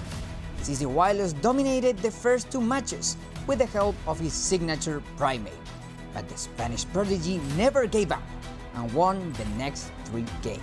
CZ Wireless dropped to the losers finals, where Cuvia 00 was waiting for him. Even though CZ Wireless came from a defeat, he held his ground and won 3-1 in a nail-biter match, advancing to the grand finals. Everyone was at the edge of their seats watching the final series. Switch after switch, catch after catch, Patoman and CZ Wireless were giving it all on this stage. Just as it happened in the winners finals, the German player won the first 2 games. But this time, CZ Wireless had a plan and frustrated Patoman's attempt to come back, resetting the bracket and getting 1 step closer to the crown. Even though the momentum was against him, Patoman restructured his game strategy and generated some of the most impressive plays we've ever seen. The crowd went wild. Cheers from friends, peers, and trainers from every part of the world flooded the Excel London as Spider-Man became the new Pokémon GO European International Champion. Pato-Man is your 2025 EUIC International Champion! Never miss another moment. Keep up with all the Pokémon GO action at Pokemon.com/compete. Welcome back in. I am Lundberger, and oh, a shiny Adelian has appeared. Hello, folks. Thank you for watching. I hope you've enjoyed the battle so far. Excited to see which battles come next, because I think there's two very big names on the way, aren't they? I mean, we've had some really fun matches so far. We've had some really exciting ones that have gone down to the absolute wire. But you're right, the farther on the tournament goes, especially in a tournament this big, there's going to be some more familiar faces coming on. And I think that there's going to be some really, really good battles intact and in store. Yes, indeed, there will be. So don't go anywhere. This is the place to see all the Pokemon GO action. This is where you as a trainer, if you're not here in the venue, you can learn, you can watch, you can see how these trainers at the top of their level play and demonstrate their skill. I'm super excited about it. So I was looking at our caster predictions of Pokemon, and I picked on my team Shadow-type Lotion, which we've already seen kind of pop off here. We saw Skeledirge, but we haven't seen the Pokemon that you picked, which is that Talonflame, even though it was in that top 12 usage. Do you think we're going to see a lot of Talonflame here in the tournament so far?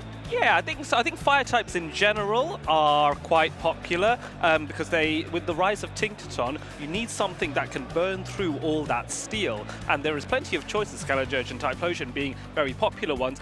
One thing I like about Talonflame is that it has the flying type as well, which means you cannot target it with ground type attacks anymore, and which will be quite useful. Let's say you had a team on your opponent where you had Tinkaton and Gastrodon, for example. Sure. Talonflame might be quite handy there. Hey. Hey, I completely agree with you, especially if Talonflames, which nowadays seem to be opting once again to be using Flame Charge as its attack, which boosts its overall attacks every time that it's used. Sometimes in the past, we called it actually the Zweilous special. He was one of the first trainers to use a Talonflame with Fly and Brave Bird. That was quite popular for a while, but now it looks like it's kind of reverted back to the OG, the tried and true Talonflame. And I think that's just because Fly is such a strong attack that do you really need Brave Bird after time? Hey-ho. There were no Talonflames to be seen though, from these two trainers, but two fabulous names on stage. Yeah, we got Tomahawk UK on the left-hand side of the screen against a local trainer, Wes, here on the right.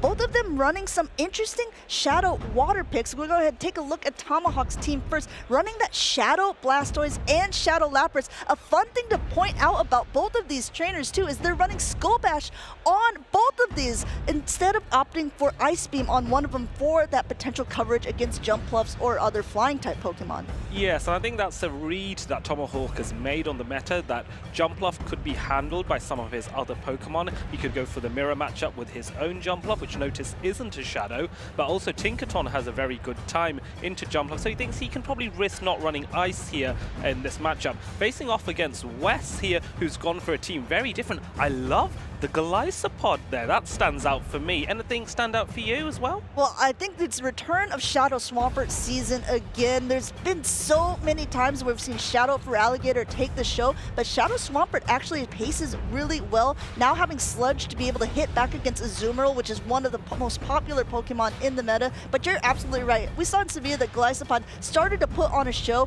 It doesn't surprise me that more trainers are bringing it here and there, but interesting that there's a Sand Slash back on the teams. What are you thinking about Wes's pick on this? Yeah, Sandslash is a example of a good amount of spice in it, but it's still been meta relevant, I think. Now, Sandslash, there was always that debate as to whether you go for the Powder Snow or Shadow Claw, or whether you even go for the Shadow variant of Alolan Sandslash. But this time, Wes has gone for the conventional one, and I'm just toying with the ideas why that could be. I think a lot of times, since the Sandslash hits a little bit harder if it is that Shadow, is nice, but it doesn't have a lot of bulk. And if you already have 2 Shadows to your team, like that Shadow Swampert and that Shadow Jumpluff, maybe you want a little bit more on the Lowland Sandslash. But I think it has really decent matches against the Jumpluff, against the Tinkaton, and also can fight back against the Diggersby because it is running Powder Snow as its fast attack. Be interesting to see if he will bring it. Another pick that is quite popular, especially in the Go Battle League, is that Credilli on the side of Wes. Credilli is so versatile. It has those grass-type attacks in Grass Snot, as well as Bullet Seed, but then it also has Rock Tomb, and Rock Tomb gives it fabulous coverage and is a guaranteed debuff. So I think it's a Pokemon that has a lot of utility in this matchup. Both trainers are now picking, and it looks like they may be locking in very soon as we go into Game 1 in this fabulous matchup. Going in for winners round 3 here. We got that Malamar, shiny Malamar at that, up against one of the harder counters for it. Great call by Wes here, leading the Azumarill. You see Tomahawk going ahead, staying in. Psywave damage does start to build up here, and I'm very interested to see how they want to play this out because a 2-shielded Malamar can actually win this matchup. But the real question is, do you want to go 2 shields down so early on in a game? Yes, it is a risky behavior in order to do that, but Tomahawk is deciding to shield the first play off, which is sensible here, responding with a foul play, which is going to do resisted damage, bearing in mind that Fairy from Azumarill's side is able to resist both fighting and dark type attacks. Azumarill just takes it on the chin there, no shield needed, continuing to just farm up energy, but again, these fast attacks, these Psy Waves are putting in work against the Azumarill, one of the bulkiest Pokemon, still no Protect Shield used by the side of West, has a lot of energy here, and going for that play rough, waiting a turn first, but still catching on the Tinkaton. Tomahawk UK knows exactly how West was going to play that out, gets that to, and be able to negate a lot of the energy that Azumarill built up. Fabulous card counting by Tomahawk there. Response now into the Shadow Swampert, which is a nice response to the Tinkaton. Hydro Cannon coming in. This is a charge attack priority event, I believe, which is perfectly timed. Tinkaton will not survive this Hydro Cannon, I believe. Hydro Cannon coming through, hangs on by a thread here, being able to get off this damage. And this is very, very good position for Tomahawk because if it's able to go through, it's going to put the Swampert down very low, forcing the shield off of the Swampert here as it gets a little bit more farm, a little bit more energy to face whatever is coming in. And I think Tomahawk could bring in his Malamar here where it will have a little bit more utility and the foul plays will threaten, but no, going for the Lapras, thinking that the bulk of this Lapras will be more useful here. So their Sludge comes in from Shadow Swampert. This is not same type attack bonus, but it is the unresisted attack here. We have to also remember both of these are Shadow, so it's going to be doing quite a bit. There's so much energy in the Malamar here. A quick swap by Tomahawk UK to be able to take this charge attack. Does Wes want to use his last shield at this moment? Yes, he chooses to. He's got so much energy on the Swampert himself, and he doesn't want that to go down. I think Wes was sensible here to launch the Hydro Cannon as soon as possible because he knows that Tomahawk's Malamar has a little bit of energy and was close to getting another attack off. Going ahead, coming back in with the Lapras at this point. Lapras is definitely going to be able to reach an attack first. Great play by Tomahawk, going ahead, getting a little bit of extra energy, throwing before another Sludge was available to be able to see what is in the back. But at this point, I like this one. Coming in with the Credilli here, there is a protection left on Tomahawk's side, but there's no Ice Beam on this Pokemon. Yes, Credilli will not be threatened without the Ice Beam, but the Sparkling Aria is going to deal neutral damage to this Grass and Rock type Pokemon, and Sparkling Aria is actually a fabulous Water type attack, and so Rock Tomb coming in, which will debuff the Lapras even though the shield is up. The Lapras is debuffed for the rest of the game here. There's no Pokemon to swap out into. The real question will be, will the Sparkling Aria being enough here? Great timing thrown here by Tomahawk. Recognizes he doesn't want to let an extra Bolt Seed go through, but this is not quite enough to knock out. Wes is going to be able to get to another Rock Tomb, and down goes the Lapras. Absolutely incredible, and also admire just how much bulk that Credilli has, able to survive on close to 1 HP in order to get that Rock Tomb off. I think Tomahawk recognized just before he threw the Sparkling Aria at the end there that maybe this was not going to be enough thanks to that initial debuff from that first Rock Tomb. So close, really close by West there. Yeah, I mean, I think that Tomahawk realized he was stuck between a Rock Tomb and a hard place there at the end, being able to get that debuff on the Lapras on the side of West. That Sparkling Area not quite enough to knock out, taking game number 1 with a little bit of an Azumarill in the back just in case. I think a big thing for West there was a really great read, recognizing that Azumarill has a decent play into the Malamar, but it's so risky as well because when you have two different water types on the team, like Tomahawk does with Blastoise and Lapras, both running Skull Bash instead of Ice Beam, that makes those matchups against the Azumarill much more comfortable, in fact. So if there was one of those Pokemon in the lead, I think Tomahawk UK would have had a very, very different story. Yes, for sure. I am excited to see if that Shadow Blastoise will make an appearance here. It is not going to be ideal, but the Skull Bash is going to threaten the Azumarill, and also Skull Bash actually pretty much hits everything apart from Cradilly and Alolan Sandslash on Wes's team. It hits it for neutral damage at a minimum, and of course for Cradilly and Alolan Sandslash you would launch Hydro Cannon anyway. So I wonder if Shadow Blastoise is the way forward, but if Tomahawk does bring that Pokemon in, he needs to have an answer for the Cradilly as well. I think you're absolutely right, Adillion, and we saw it at the end game of game number 1 there. Cradilly just really started to put on a show. Being able to debuff your opponent no matter what gives it a lot better play into things, and actually as a grass-type Pokemon, it has a decent amount of play into a lot of Tomahawk's team regardless. Yes, so I'm trying to think, if I was Tomahawk, what I would do here.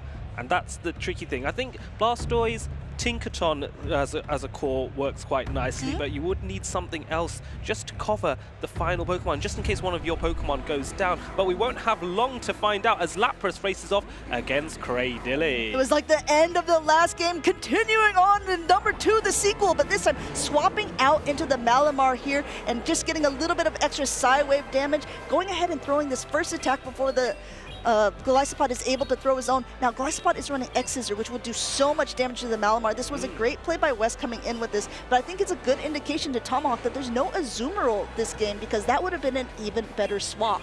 Yes, that is true, and this is an idea of assessing what the Pokemon in the back is going to be. So this is a useful skill, particularly in a Show 6 format where you know which 6 Pokemon your opponent will be able to bring 3 of those Pokemon for. Foul Play now being launched, which is going to do a respectable amount of damage to Golisopod, but not before Wes is able to launch another X-Scissor, which is going to tease away that final shield from Tomahawk. Tomahawk recognizes he can farm down with his fast attacks at this point, and now down goes the Golisopod, but he lost in shield advantage. He does have in switch advantage and a little bit of energy to boot. So now that the Cradilly comes back in at this point, there's a potential for a superpower, which would do a lot of damage to the rock typing here, and that's exactly what Tomahawk goes for. His switch timer is up, though this will debuff himself.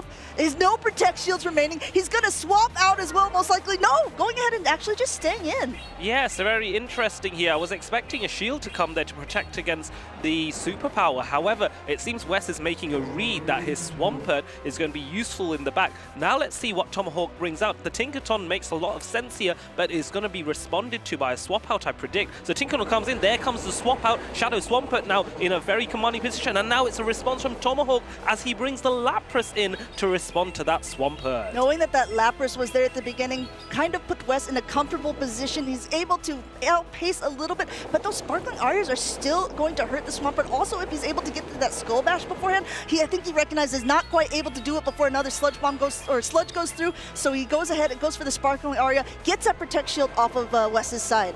Yes, and this is the interesting thing. Tomahawk is aware that with Sparkling Aria, you require about 5.5, maybe 6 seconds in order to get to that, whereas Swampert is able to get those sludges off every 5 seconds. And that timing is critical, as this is now the situation you don't want to be in. You do need to threaten with the Play Rough, but not before Hydro Cannon is being launched. As we saw in the game 1, this does a huge amount of damage to Tinkaton. Absolutely. Also, there is a Play Rough that is basically loaded here. He wants to make sure that it's not caught. Patient as ever. Tomahawk doesn't let that happen. He's at 100 energy. He's throwing that Play Rough, but will he be able to get to the next one in time? Actually opting for an undercharge here. He's hoping that Cradilly will survive, so he gets a little bit more farm, but he's unable to do so. He might still outpace. He might get to it. He might not. Oh, wow. It is a charge attack priority event. How close was that? This was meticulous prediction. Maybe a little bit more of an underfarm might have given him an energy given Tomahawk an energy advantage, but wow, did we expect that? Wes playing fantastically there. A trainer from the Netherlands coming in saying, I might not be going to many tournaments, but keep your eye on my name here because I want to take home a championship. Wonderful plays with the Cordelia there. Wonderful plays with the Swampert. Congratulations, continuing on the winner's side of the bracket. Yes, and don't forget for Tomahawk, he is a fantastic trainer in his own right. Many good accolades, many medals secured, still hunting for that championship medal, but he has the chance still in the loose side of the bracket. He can make his way and do a replica of maybe what Out of Pocket did in Milwaukee only last week, I believe. Yeah, that's a really good point because I think a lot of times trainers, obviously, you come to win, and if you lose, it can be a little bit demotivating.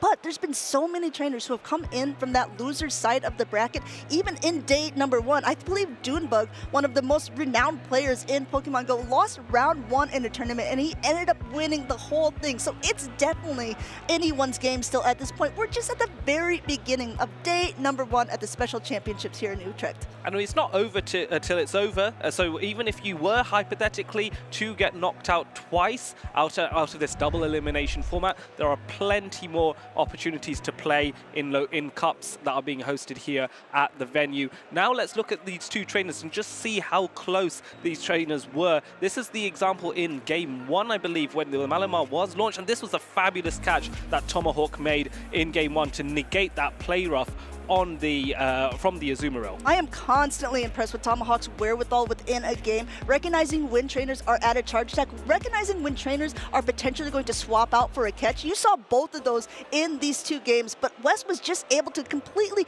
dance around these good calls regardless, being able to line up Pokemon and be able to just kind of take things at charge attack priority almost every single time. And I think here, this scenario, I do think that Tomahawk, maybe if he had undercharged a lot more, he might have been able to squeeze that extra bit of energy onto his Tinkaton to reach play rough just that 1 second earlier, and maybe that would have changed it. But I'm interested to see how much would he have had to undercharge his previous charge attack in order for that to happen. It may or may not have been possible, and he made a call. Sometimes even the best trainers may not get it perfectly right, but in those little imperfections, sometimes you get the most entertaining of battles. I mean, the thing is, all the turns in Pokemon are 0.5 seconds, so you have very little time to decide what you actually want to do. Tomahawk may be thinking later, should I have gone for a bulldoze and maybe I would have got the farm down this way? Was my play correct? I just need to undercharge a little bit more. He has plenty of time to think, regroup, and if I know him, which I do,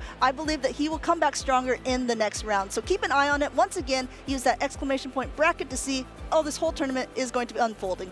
Yes, and of course, there are many trainers here. Utrecht is one of the most popular events in the European calendar. It traditionally gets a high amount of attendances. It's also a special championship, so there is no entry fee required in order to play. So it's exciting. This is where you get your teams going. You decide which 6 are going to be that magical combination.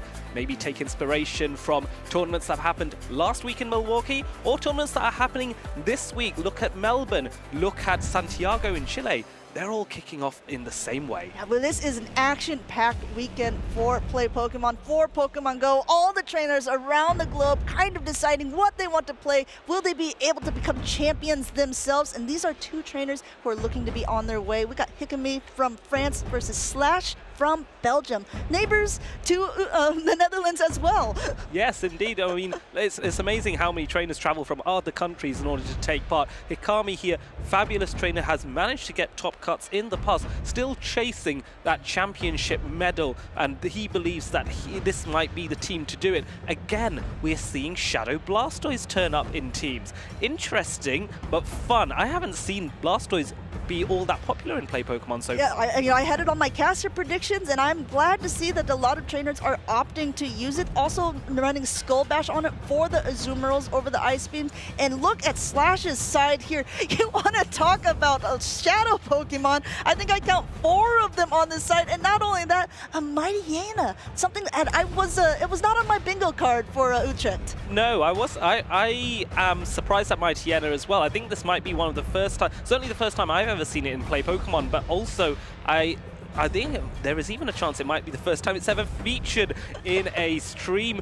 official stream for Pokemon Go. Sucker Punch is one of the most improved attacks that that Mightyena has. Sucker Punch was indeed buffed to match up with what Counter used to be in seasons past. But what I really like is access to Poison Fang does two things. It gives Mightyena an ability to threaten fairy types, which generally it doesn't like, and also makes the Sucker Punches way more dangerous afterwards, simply because Poison Fang debuffs as well. So I'm very excited to see if Slash is going to risk bringing Mightyena here. I'm also very curious to see other Belgian trainers' teams of 6, because Slash is actually quite known in the community for building teams for other people, because he has a really interesting read on metas and he plays some interesting picks that a lot of people aren't familiar with, such as this Mightyena. So I'm curious to see if any other Belgians are choosing to run something as spicy as this. I think it's definitely one of the picks that I'm keeping an eye on this weekend. Higami, Yes. however, we've said it before, a very tried and true player, very resilient. He's done so well in previous tournaments, and I think that he's someone we should be keeping an eye on as this games and winners round 3 takes off. We've got the Superior against that Mightyena to begin with here. Let's kick it off. I believe this is going to be a slight advantage for Mightyena just because of those Poison Fangs, but it is such a squishy Pokemon that it is going to have to shield pretty much anything that comes its way. Poison Fang being launched here, let us test Superior's defenses and its bulk. No, shield coming through. Let's not test those defenses just yet. What a menacing grin that Mightyena has as it goes ahead and throws that charge attack. You did say it doesn't have a lot of bulk to its name, and it looks like a Protect Shield is going to be used up at this point because of it. A quick pivot now by Hikami into that Drapion, now to be met with Claydol. It does have a little bit of an energy advantage, and this Crunch is going to do quite a bit. One shield has already been used by Slash's side, and I don't know if he wants to use it. No Protect Shield here, but look how much damage that does to the Claydol. Yeah, that is a big problem with Claydol as a ground type, say using Digger Speed, is that the matchup against Shadow Drapion becomes a lot more challenging. Both Aqua Tail and Crunch are super effective on this ground and psychic type. This is actually, Claydol's actually being entirely surrendered before it's even able to get a charge attack off. I kind of like this play because it gives potential farm for whatever comes in. The big problem is Drapion has just slightly too much health at this point, coming back in with the Mightyena, but he might be forced to shield. No, going for that charge attack priority tie here. A higher attack is going to be that Mightyena, and no Protect Shield used from Hikami's side. Yes, it's deceptive that Mightyena has higher attack, but indeed it does. It's not the bulkiest, but it is very much a fighter in its own right. Now Hikami is a choice. Does he risk the Superior again with its bulk, or does he go for the Blastoise? Superior is the opted choice here and is able to outpace to the Aerial Ace. Going ahead, throwing that Aerial Ace, getting the last Protect Shield off of Slash's side here. Wants to keep this nice and healthy, but now a quick pivot into that Blastoise. Going ahead and throwing the attack. He once again is going for that Poison Fang. This is going to lower the defenses of the Blastoise. No Protect Shield remain at this point, and now a quick pivot into that for Alligator, but for Alligator doesn't have any shields, and a Skull Bash is well on its way. Oh, opting for the Hydro Cannon. Yeah, that is interesting. I expected maybe there was a concern that Hikami didn't want a Hydro Cannon to be launched back at his Blastoise, especially when it's been debuffed. But so let's see now when they throw their attacks. Slash is well timed and is going for the Hydro Cannon here. No shield on this one either, so wonder what Hikami is trying to do. He's trying to bank it all on the Superior. I think he's basically used Blastoise as another shield and just to get some damage off, but this is a really quick play here by Slash. He knows the Hydro Cannon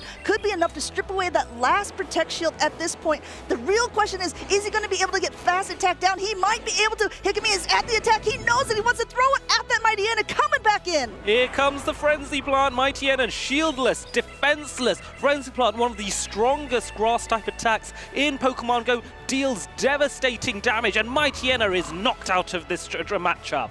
Hikami takes game number 1. Though the Mightyena was mighty, it did end up falling at the end of that game, but still a very fun play, and I actually think that it had a lot of power in that matchup. Yes, it did do a lot. It was in the battle for a good period of time. It got attacks off on multiple Pokemon. It threatened the Drapion. It tried to get the farm down on the Drapion on Hikami's side. It was up against the Blastoise, and it was able to launch the Poison Fang against the Superior as well. So I don't actually think Mightyena was that bad. I think the big problem with it, right, is you called it out from the beginning. It doesn't have a lot of bulk, so the big decision is when do I use my shields in this matchup? Slash actually had a great middle matchup between that Drapion and the Claydol, but already using the shield so early in the game and recognizing that Claydol has more bulk than either one of his other Pokemon kind of put him on the back foot when he didn't shield the crunch and wasn't able to get to an attack before the next Aqua Tail went through. Yes, and I think that's the thing with the Drapion and Claydol matchup. Typically, a lot of trainers will go for the crunch early on because they want to get that debuff in place, or potentially get that debuff in place and do more damage. Crunch being, of course, the attack that does same type attack bonus rather than Aqua Tail. But we'll see what matchup comes in, and we seem to see a repeat here. Mightyena is still going to be dominant here, and there isn't actually that much change in the team. No, second verse, same as the first, as these two trainers take off for game number 2 here, going for that charge attack priority once again, but you see there's a little more on it there. The Frenzy Plant is loaded, but will Slash want to play out this matchup the same way as he did before? Yes, will he shield this? Because he may be predicting another Aerial Ace, but to be honest, Aerial Ace would be threatening enough. So Frenzy Plant certainly so, and a shield does indeed come out in response. And so both trainers are down one shield very early on. A swap out into Claydol, this was quicker, this was different. This is a little bit different. Also, if you take a pick at that backline, that Superior does so much damage to both the Claydol and the Feraligatr that Slash probably wants to only line that up against the Mightyena at this point. Since he did swap a little bit quicker, he will be able to get through this Rock Tomb first. I like this play, forcing to make a decision, but an undercharge here, so it's not going to be doing the full amount of damage. I think he's hoping for one more Mud Slap or to be able to get knocked out and get farmed. Wow, masterful, meticulous, that is Slash. That is a fabulous, fabulous attempt there to get a undercharge, and it was perfectly managed. Now Superior's coming in, but Rock Tomb is able to take out Superior's attack. The shield comes through, but that debuff is going to be an important factor in the subsequent matchup. Going ahead, getting the attack debuff, there's still a pretty healthy Mightyena, even though there is a lot of energy on the Superior in the back. You definitely want to bring the Feraligatr into it at this point, but will this debuffed Frenzy Plant be enough as Fikahami goes once again for the heavier attack? Doesn't even matter, gets that Protect Shield. Yes, I think if you're Mightyena, even if it is debuffed, it's still going to be a problem. Here comes that Blastoise. No, doesn't it? Mightyena banking the energy here and bringing that Feraligatr in. Now it's rushed to that Skull Bash Hydro Cannon coming in, which is going to do devastating damage to because both of these Pokemon are Shadow variants. Now going ahead, throwing this Hydro Cannon, the Skull Bash will be able to potentially knock out at this point if he goes for it because it's a heavy hitting attack. No Protect Shields remaining. Shadow on Shadow damage. All the bubbles being hit, and Feraligatr takes it all and goes down.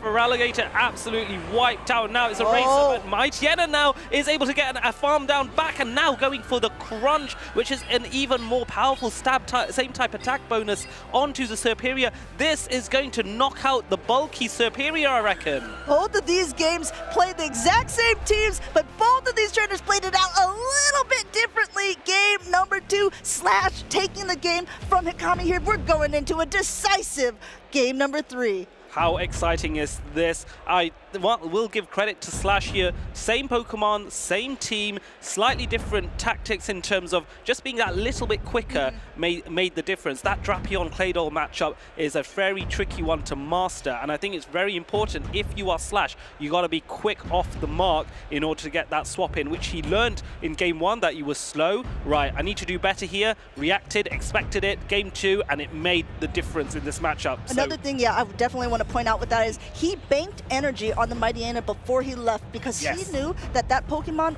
won charge attack priority, able to throw its attack first against the Superior in the back. So he knew he was in a good position there as long as he didn't have to take any charge attack damage from the Blastoise. So even though that Skull Bash boosted the attack or defense of the Blastoise, even though that Skull Bash took out the Feraligatr, just being able to get it down at that point still made it win the game for Slash.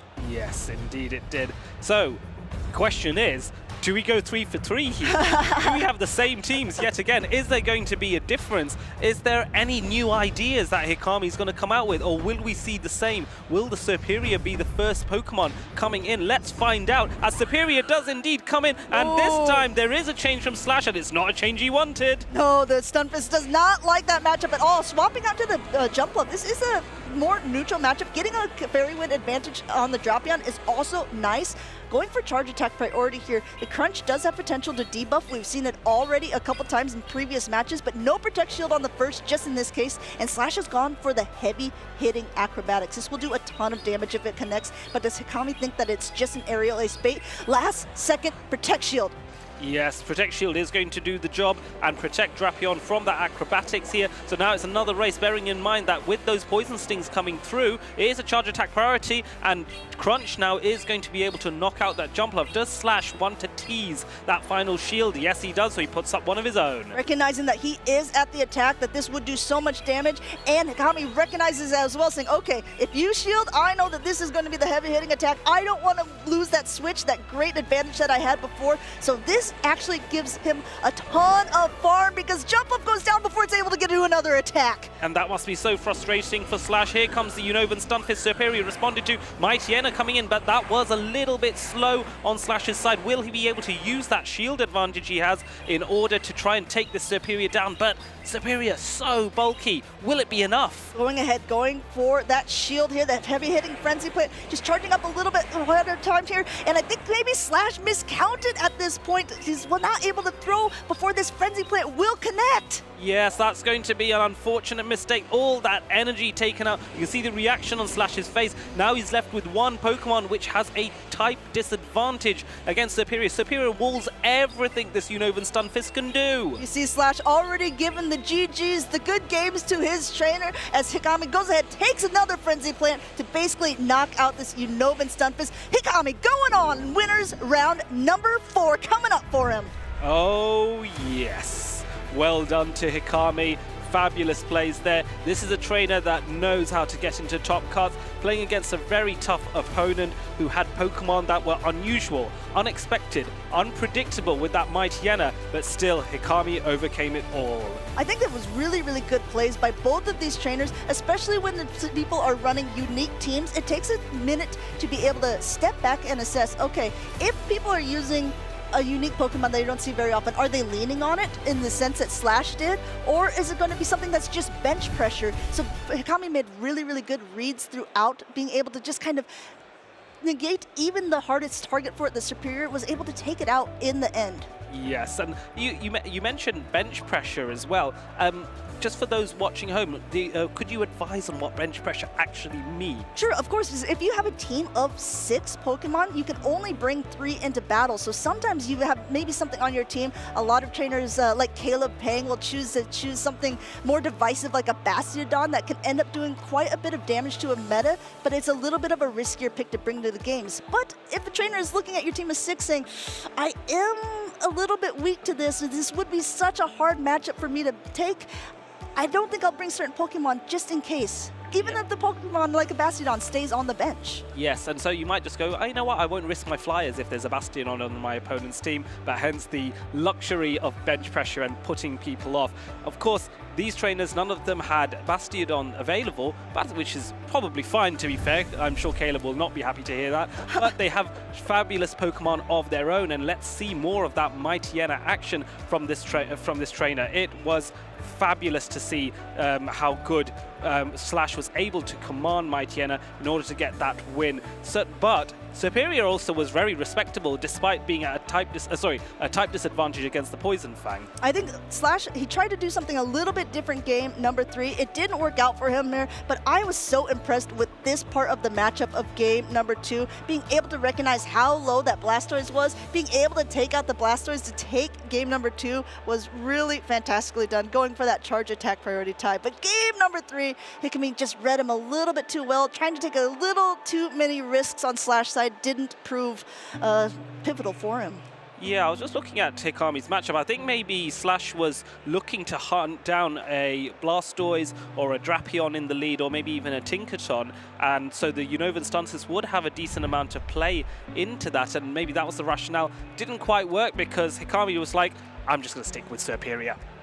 It's tried and true. It worked for me already one game, and you know what? I think that maybe I just misplayed a little bit round number 2. Yeah, I agree with you. Sticking with something if you know it, especially if you know it in and out, if it's a Pokemon you've been playing for a while, if it's a Pokemon that you're like, okay, no, I think it actually is a good call into the meta, like Hikami did, I can see why it worked out in his favor. Yeah, I think so. I think so. So these trainers, bear in mind that Hikami moves on into winners round 4 of his group, but of course for his opponent, they drop into the loser side of the bracket where they can still fight their way through. So Slash might be able to do an out of pocket, shall we say, in Milwaukee and make his way all his way up to the grand finals through the losers brackets. It has happened before, even before Out of Pocket made it a thing. It's happened many times in tournaments, an early loss and then you fight your way through and you can still win. So take nothing away from one loss.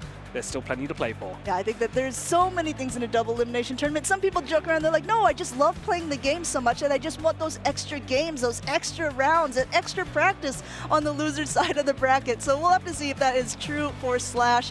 But in the meantime, there's still so many other trainers. There's 8 different groups, so we're going to be seeing quite a few battles throughout today and tomorrow before we crown a champion. Yes, 8 groups, which means a lot of trainers have turned up to Utrecht. This is a phenomenal venue, a phenomenal place to win a championship. We have one of our co-caster friends who actually won their championship in their home country last season. So this is Inadequance, of course, that we were talking about. He is looking to protect his championship. He is the reigning champion from Utrecht.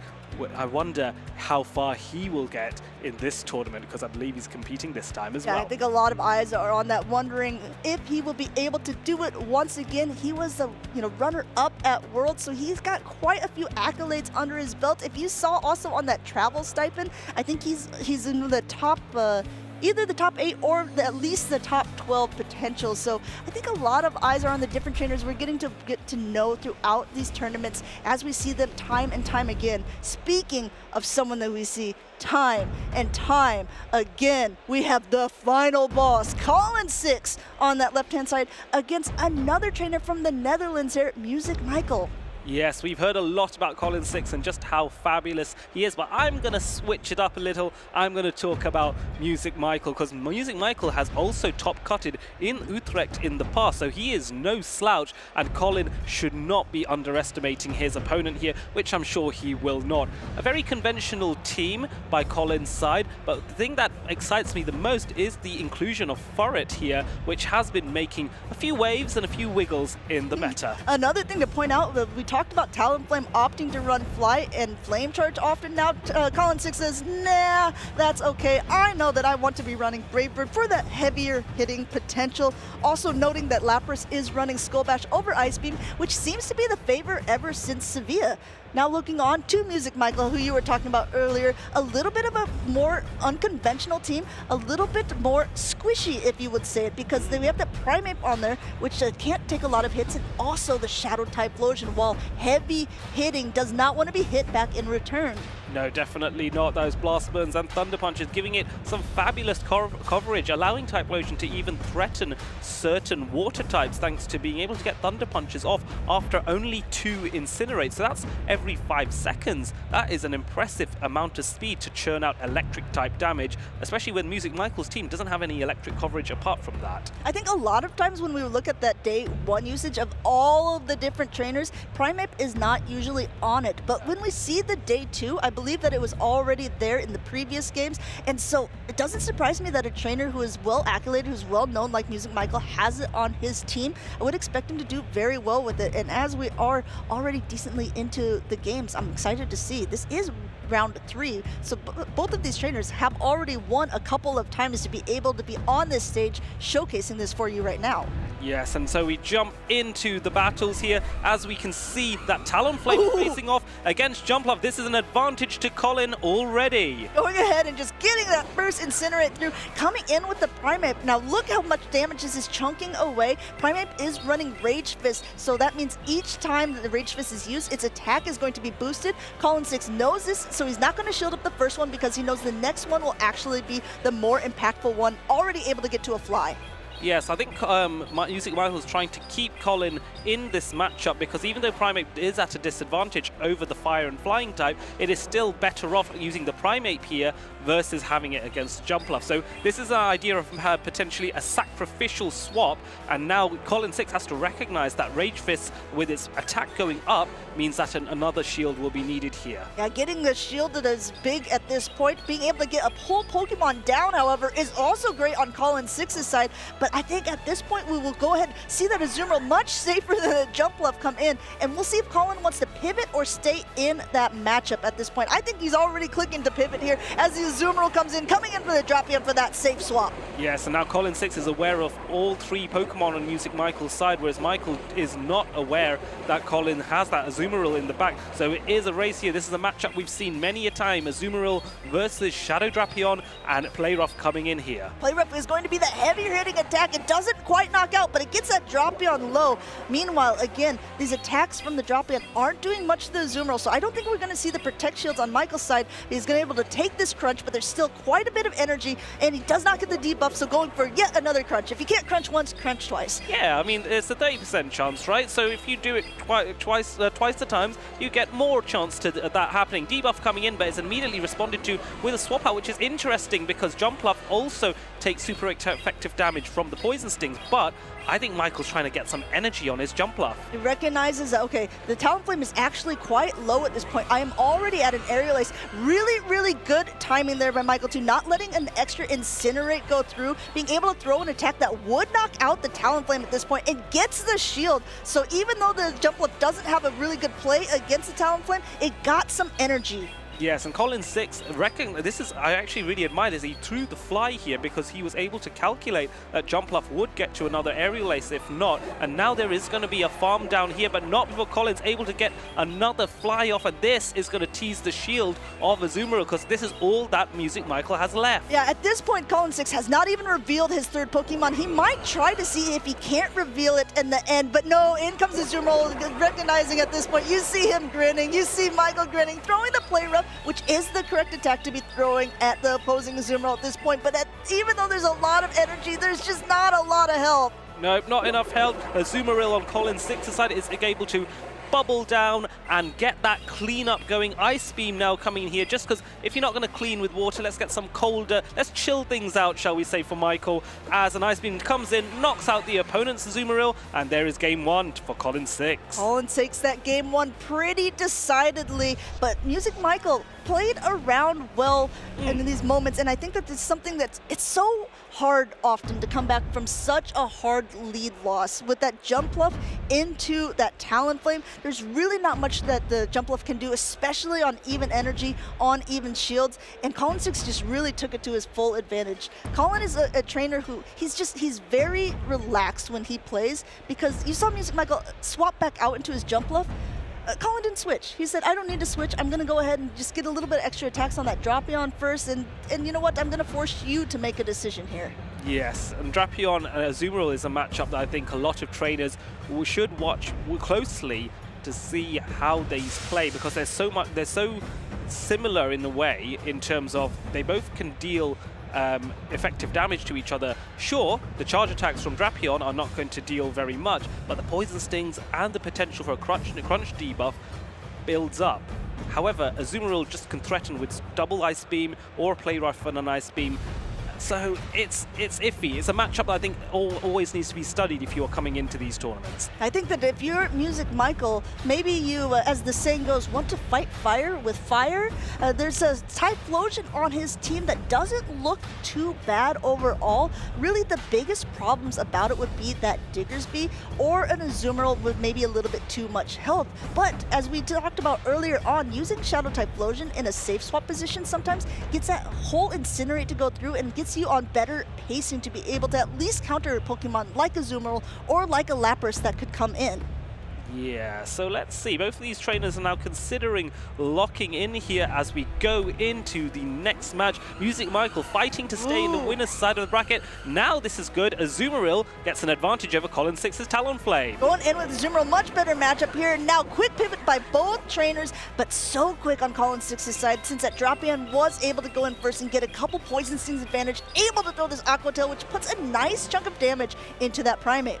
I reckon Music Michael is going to try and tease the potential close combat, try and get Colin 6 to invest in shields early on. This is a bait attempt here on Rage Fist. No shield. Colin makes the right call here. Now that's an advantage for Colin 6 as the Aqua Tail is going to threaten the knockout. Going ahead and using that first Protect Shield on Michael's side, using that Primeape as a safe swap is an interesting play. I'm really interested to see how it will turn out for him because he will be already at another close combat. Going for yet another Rage Fist. It is getting boosted every time this is used, so it potentially could knock out with an extra Karate Chop at the end. And Colin 6 uses a Protect Shield because he wants to keep that mid-game matchup. He knows that the Talonflame does not want to see that Azumarill, and now he's guaranteed that he has Switch. Yes, and Talonflame is looking very good here because it's avoiding the Azumarill and will be put up against that Tinkaton in the back. So Tinkaton coming in. Colin now again knows the full line of 3 Pokemon and is launching the Aqua Tail here just to get a bit of healthy chip damage on Tinkaton. Not only that, you see Michael kind of look into the crowd a little bit because he knows he saw that Talonflame at the beginning and he says, okay, no matter what I do at this point, the Talonflame is coming for the Tinkaton. So he's just getting a lot of energy to be able to fight back a little bit. Being able to Fairy Wind down is nice. He is coming out with a lot of energy. A quick pivot back into the Azumarill, only to be met by Colin's own Azumarill here. One of the most well-known, well-trusted Pokemon that we've seen in these Play Pokemon tournaments. Yes, much to Marcus's dismay, 2 Azumarills are on the stage here. Now this is going to be a measure of which one is the bulkier of the 2, which one can take that little bit more damage or deal a little bit more damage to each other. Bear in mind though, Music Michael needs to keep his Azumarill healthier because that Talonflame is a big threat to the rest of his team. Play Rough coming through once again. Both of these Pokemon are still in the green, but not for long here as the next Play Rough goes through. No Protect Shields remaining. Both of these trainers at this point are recognizing, though this matchup takes a long time to play out, there's so many things going on in their minds, each of their win conditions. You saw Colin waiting a second there because he didn't want that Play Rough to be caught onto the Tinkaton, forcing Music Michael now to use his last Protect Shield in the scenario. So there's so many different plays that both of these trainers are still thinking about. I wonder if there's an attempt to make a catch, and there isn't, but however, Music Michael does get the snipe attack with the Bulldoze here, but Bulldoze isn't going to knock out. It's just going to lower the defenses potentially, and it's immediately negated by the swap out anyway. Yeah, going ahead and just trying to go for another attack here. Bulldoze is not going to be doing as much of this flying type, but at the same point, he potentially is going to get another debuff. He got it on the Azumarill. Doesn't really matter at this point. No Protect Shields remaining. Talonflame with a ton of energy here.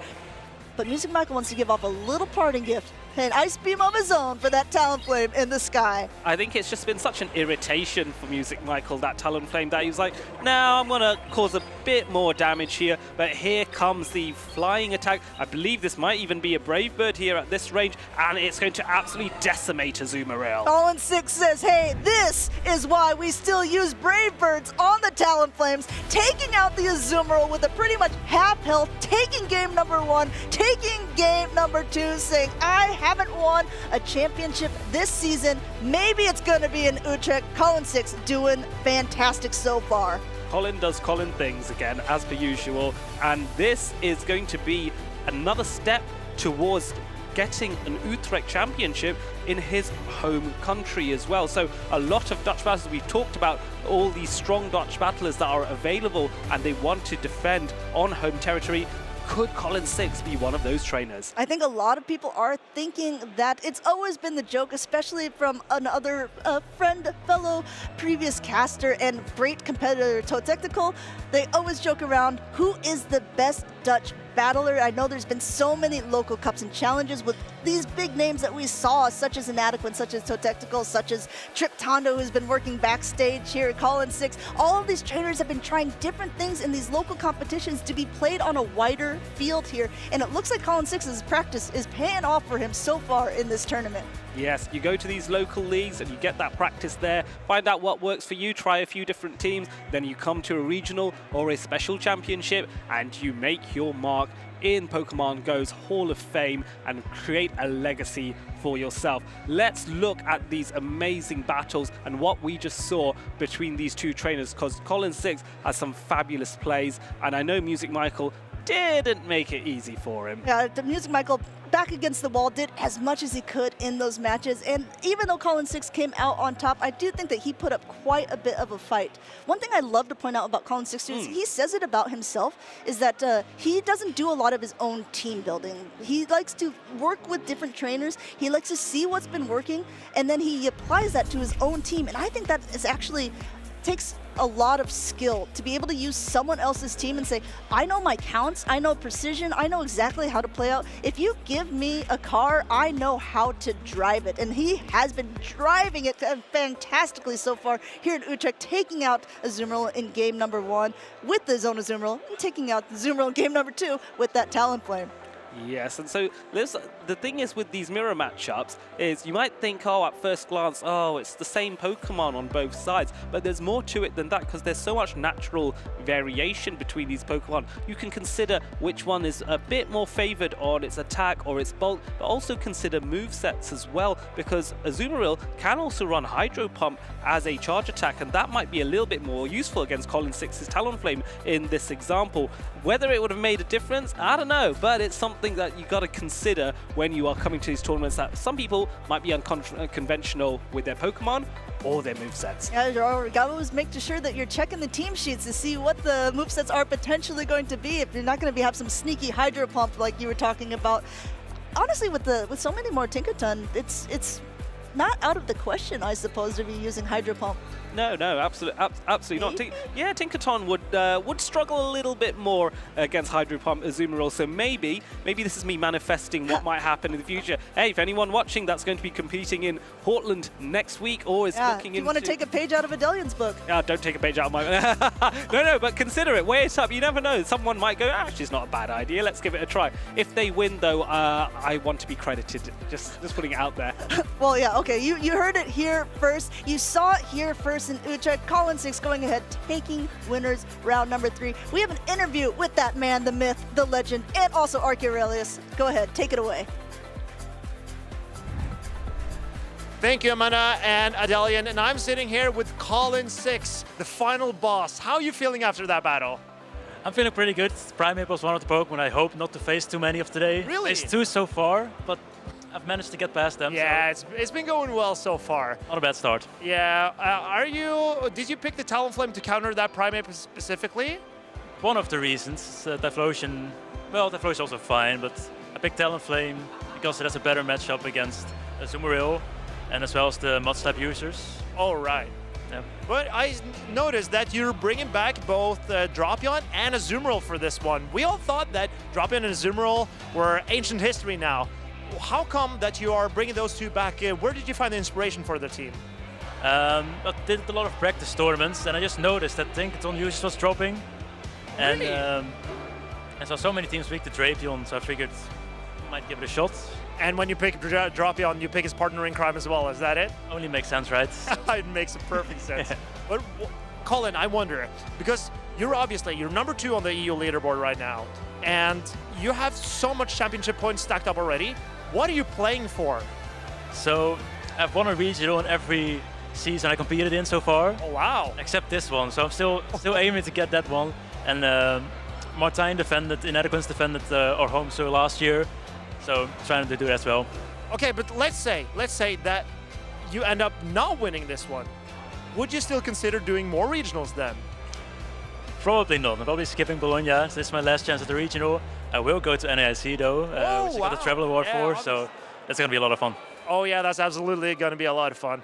And I'm very excited to see how you end up. You have a great feeling for this tournament. You're confident? Really good. I've been feeling well about the meta. Made a team of my own this time, so... Wow! Dude, you're taking steps every time I see you. Keep growing, you know, keep improving. And that's the right mentality, you know. You can always improve and grow as a player, Yep. and you're truly inspirational in that way. Appreciate it. And I just want to say to all the trainers at home, if there's one trainer you should look up to here in the EU region, this guy's a prime example. Thank you. Anyway, Amanda and Adelian, I wonder if you are as excited about Colin's results as I am. Let's hear back from you. Yes, I was very excited to see Colin's result, and as you can see, Amanda is looking better than ever. Thank you so much. All right, that was an interesting end of the interview there. Colin, of course, one of the titans of the EU scene. Very humble player as well. Yeah, no absolutely. freaky shenanigans in his plays. He's just playing this systematically, and that's what I that we adore. know of. Yeah, that we know of. That is true. Maybe he's just going for some funky lines in the back of the tournaments. Every time he's not on stream, he's going for crazy catches. Yeah, and then he goes and doesn't want to surprise someone on stream. Yeah, exactly. On stream with anything too unusual. But no, jokes aside, Part of the plan. fabulous player, really fun to watch. The final boss, and also, in my view, very much a contender that could make it all the way. But of course, he's not the only trainer that has the ability to make it all the way, because both of these trainers have got very far, and one trainer amongst the two has been a champion before. Yep, and recently Odin has also performed quite well. Cockshark, of course, beating Tomahawk UK in the Warsaw finals. Yes, that was great in Warsaw in November 2022. Koshak is indeed the Warsaw regional champion from 2022. He hasn't got a championship in quite a while, but he has been competing and looking to get better. But Odin is a very tough and highly developed player. And I will say there is something that I look forward to seeing. It's Azumarill. No, of course, we've seen Azumarill plenty of times, but I still think it might be the best pick for this tournament. I didn't put it in my caster predictions because I thought putting Azumarill in there, You didn't want to upset Marcus, did you? Exactly. No, Dusclops. Yeah. I call mine Clopsy. I'm very much in love with my Clopsy, but Dusclops is a phenomenal Pokemon. The pacing is so incredibly quick. If you're predicting the meta to look like less Shadow Drapion, it has an opening. If you're looking at the team of Cockshark, there is a very weak spot to Dusclops because it can just beat every single Pokemon. It has Ice Punch for Shadow Jumpluffs if there are one. It is good against Pokemon like Corviknight. You are outpacing every single thing. If you're just getting it away from a Ferret, I think you're good to go.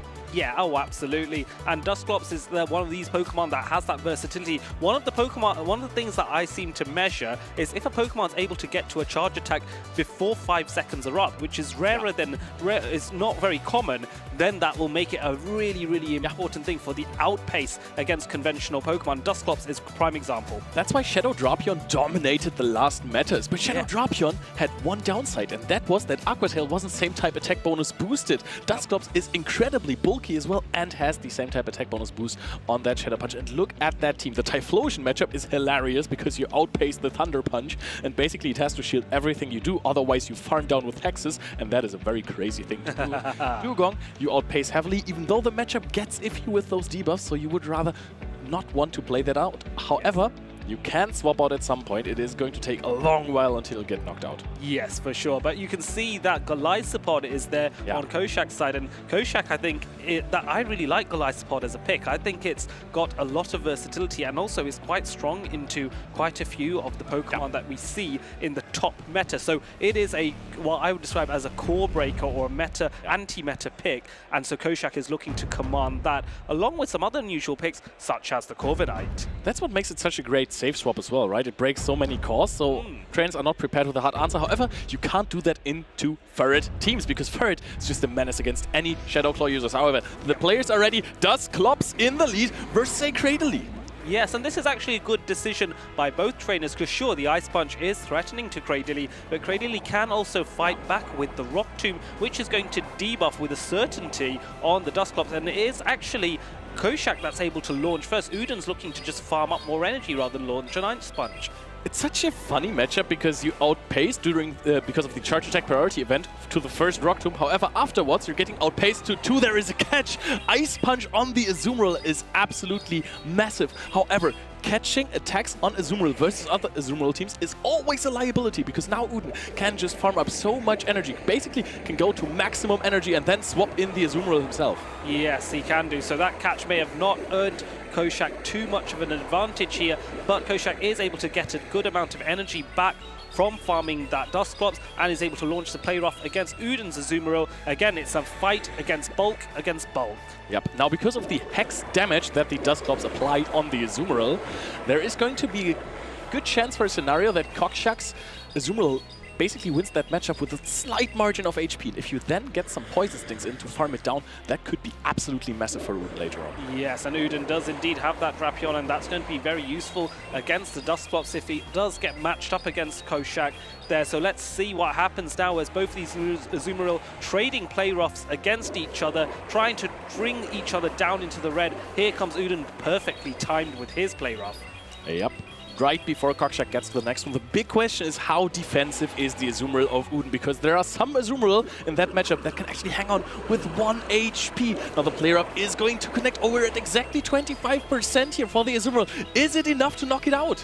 Yes, my gut says it will be. Let's find out. How bulky is it? It does knock out Uden's Azumarill. This is really good for Koshak, but now it's the farm down. But no, Koshak's able to get another play rough off. Incredible. And that is massive. Didn't get the full farm down on the side of Uden. There is, of course, going to leave with an Aqua Tail Start. However, would have rather preferred to not have to take a play rough or give up a shield. Now, the Corviknight comes in, and Corviknight versus Shadow Drapion, kind of an iffy matchup sometimes, but if it's on this HP range, the sand attacks do add up. Yeah, and also, and there is now a swap trying to get even more damage off onto the Corviknight. Bear in mind that Corviknight, I believe, was debuffed by the crunch, so that takes even more damage here. But now Cradilly coming in, and Uden has a lot of energy, but it will need more than one Ice Punch to take out Cradilly. Definitely. Could have been an Ice Beam. It would have not knocked out Blizzard, perhaps, maybe. Blizzard, yeah. Putting it in half HP range. Oh, Kokshak even over-farming one more here. Is it actually knockout range here for the Dusclops? Keep in mind, there's also only little HP on the side of Uden, so he has to give up shields rather soon. Yes, because he needs to preserve the health on his Dusclops, because otherwise, if he doesn't, even if he doesn't get knocked out, he may get farmed down by the Bullet Seeds, and a Cradilly with energy is going to be problematic here. So Ice Punch coming in, it is a race, and it's going to be very close. Is Dusclops going to be able to do it? Yes, gets the Shadow Punch off, because now, right now, you don't need Ice Punch with the higher energy cost. You can just go for the Shadow Punch, which will knock out Cradilly anyway. Yep, the question is, what do you do now on the side of Uden? You are debuffed with the Dusclops, goes into the Shadow Drapion after throwing one more Hex, and now Kokshak is, of course, going to outpace here to the Iron Head. Do you even shield this on the side of Uden? He is shaking his head. Yes, it's going to be tricky. Iron Head coming in now. That is going to be protected. Drapion is able to rush to... Maybe he's trying to get to 2 Aqua Tails here. Maybe get both off. Going for the first Aqua Tail, hoping to tease a shield. No immediate no shield by Koshak here. So Koshak predicting the Aqua Tail and gets the right call here. Now it's going to be second Aqua Tail. Now this one goes shielded. Has to be shielded. Is this Shadow Punch range? And how far away is Kokshak from the charge attack? He can't even swap out here on the side of Uden. Already has the Sky Attack loaded. Does this knock out the Dusclops from wrist range? I'm pretty sure it does. Sky Attack is going to next any second. Yes, Sky Attack is going to knock out this Dusclops. Dusclops is reasonably bulky, but Sky Attack is a hard-hitting flying type attack, and Koshak, demonstrating why he has been a regional champion before, wins this first matchup against a Titan in Uden, who's been playing so well. The upsides of Dusclops. Yeah. It is very bulky. Yes. Incredible pacing. Yes. Very neutral into many Pokemon. Yes. The downside of Dusclops, it is very neutral into many Pokemon. It doesn't win you the games alone. It doesn't pack this punch that a Shadow Feraligatr has, where you get one Shadow Claw advantage and all of a sudden you're winning entire lines of 3 that you're beating with just your Shadow Feraligatr. That is just not Dusclops. Dusclops wants to give you stability in the matchup. It wants to let you gain advantages, small advantages in terms of alignment maybe. Yes, and also that flexibility there. I think it's more useful as a safe swap. I don't expect Uden to lead with it all that much, but you never know. The unpredictable can give you an advantage. So I'm curious to see what Uden does and whether he will keep Dusclops entirely, which I think is sensible here, or whether he will, and if so, where he will place it. Will it be in the lead? Will it be in the safe swap position, which is more typical of it? That's going to be the tricky thing. I will say I like Dusclops as a closer, meaning that it's brought in the end, trying to get some more energy advantage, perhaps when shields are down a little bit, and then trying to rush through the opponent with energy. So this is where I see Dusclops the most. I really like the use of this Pokemon. Yes, I'm excited as well, and something different, something unusual. Corviknight as well is an interesting pick. Both trainers have Corviknight available, and it has been interesting because Sand Attack, Iron Head and Sky Attack gives some lovely coverage between the three, but we will wait for not much longer. Cradily now comes up against Shadow Drapion here. Minor advantage for Drapion, I suspect? I want to say so, yes. You are resisting those bullet seeds. It does not do too much. Rock Tomb, of course, is an attack that is not resisted. However, it deals about a little bit more than half. We throw on charge attack priority. Rather risky play from Uden. Right choice here. Yes, it was both trainers deciding to throw on suboptimal timing, but both of them predicting each other would be doing the same, perhaps, and thus a charge attack priority event. Crunch goes through first, which is not debuffed, and now Uden deciding to no shield and take the debuff as well, which would have applied regardless of the shield. An attempt to a catch here, which Uden does not fall for. Azumarill coming in against Corviknight in response. Azumarill is a really good answer to Corviknight. It soaks up all the damage. We got a few more poison stings in as well, but I also want to talk about Cockshuck's team for a second. Yeah. Because leading that Cradily is absolutely insanely strong versus Uden's team. There is the Azumarill that wants to swap out. Ferret doesn't love playing versus the Cradily because if you throw on good timing, you're going to be debuffed first, and that is an issue. The Shadow Drapion is kind of good against it. It was a good call from Uden, but the other Pokemon all get debuffed before they get to their attacks, and that is an issue. Yes, for sure, and so that was a good call by Koshak to bring that in. Just obviously didn't find the target it wanted. Ice Beam now being launched against this Corviknight, which is now in the red. Look at how much energy Corviknight has. It's going for the Iron Head here. Bear in mind, Fairy types take super effective damage from Steel, but Water does resist Steel type attacks, so this is overall going to be neutral. Will he get to another Iron Head? Yes, he does! Hanging on basically 1 HP there, knocking out the Azumarill, and now switch advantage for Cockshuck is huge. Yes, there is a big energy advantage on that Shadow Drapion, and that is looking really, really strong. Gets 2 more poison stings in, but look at this. Azumarill might come in here now, and that energy is completely walled all of a sudden. Yes, and this is the downside with Drapion. If you have a lot of energy there, Azumarill will tank it for days as Crunch comes in looking for that debuff. Does Uden get it? He does indeed get it. Oh, goes over into the Ferret. That's going to force out a switch up, but we got a few more Sucker Punches in, but Koshak is already at the Rock Tomb, so it's going to debuff the Ferret first. Yes, and Koshak very clever here to make sure that he throws the Rock Tomb at perfect timing just before Uden gets to the Trailblaze here. Fabulous timing there, as now Uden wants to get his attack back up. So, you debuff me, I'm going to buff myself. Trailblaze coming in thick. Very neutral scenario. However, the Trailblazes are always going to be debuffed. The Sucker Punches after that are going to be fine, but the charge attack damage is going to be mitigated by these Rock Tombs. And I want to say, yes, you at some point have to start shielding charge attacks, Uden, because this is looking dangerous on your HP total. Yes, it is, and so more Sucker Punches coming in now, trying to get a bit of extra farm here. Oh, Uden trying to get the farm, but wasn't able to do so. Now investing 2 shields in his Ferret to take all that energy, but that's double debuffed now. Oh, swaps out into the Shadow Drapion immediately there, and is going to give a sizable farm down for the Azumarill. Azumarill will, of course, not shield those. Is this going to be a debuff? That would be huge. No. No debuff here, and then here comes the farm. Uden not able to get that second Crunch off, but does have all the energy on his Ferret, threatening with the Trailblaze, but looking for a bait attempt here, because I think even Swift would be enough, and Koshak does fall for the bait. So let's see what the response is. Playrough coming in. I don't know. Does Ferret survive? Ferret does not have the bulk to take this play rough, and it's going to be a swift 2-0 victory for Cockshuck versus Uden there, having the shield advantage in the end. Uden trying to play for energy for that Ferret win condition, but it did not work out because Cockshuck had the game under his control. The constant debuffing of Cradily was so strong. Yes, Cradily was able to dominate early on, and then the lack of alignment, not getting all that energy on Drapion if you were Uden, and only for Azumarill to go, hello, I'll happily take all of that energy and let it bounce straight off my bulk. That was impressive by Koshak to get Azumarill there.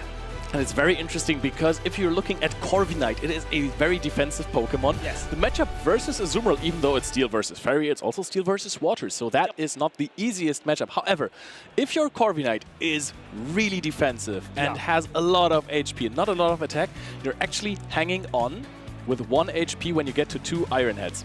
Versus Azumarill, and that is going to win you those Zero Shield scenarios.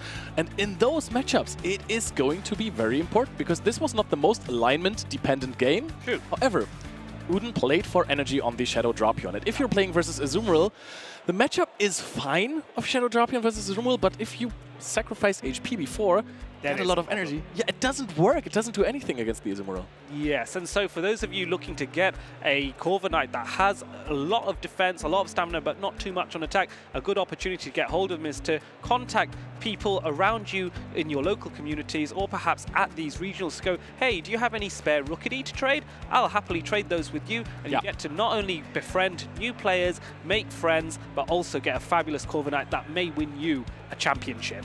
Yeah, Corviknight is a really, really strong Pokemon. I think it is one of the coolest regional flying type Pokemon. What is your favorite regional flying type Pokemon? Oh, okay, so I've been thinking on the spot here. An unusual pick, I'm going to go with Unpheasant, and simply because of the male version of Unpheasant being so, have such fabulous plumage is very impressive. That's my favorite. I can see that. There we are seeing a Corviknight in the back, so I think Koshak goes with me and says Corviknight is the GOAT. But here we're seeing this magnificent Ice Punch catch. I mean, his Shadow Punch also wouldn't have done much after being debuffed, but this is pitiful damage.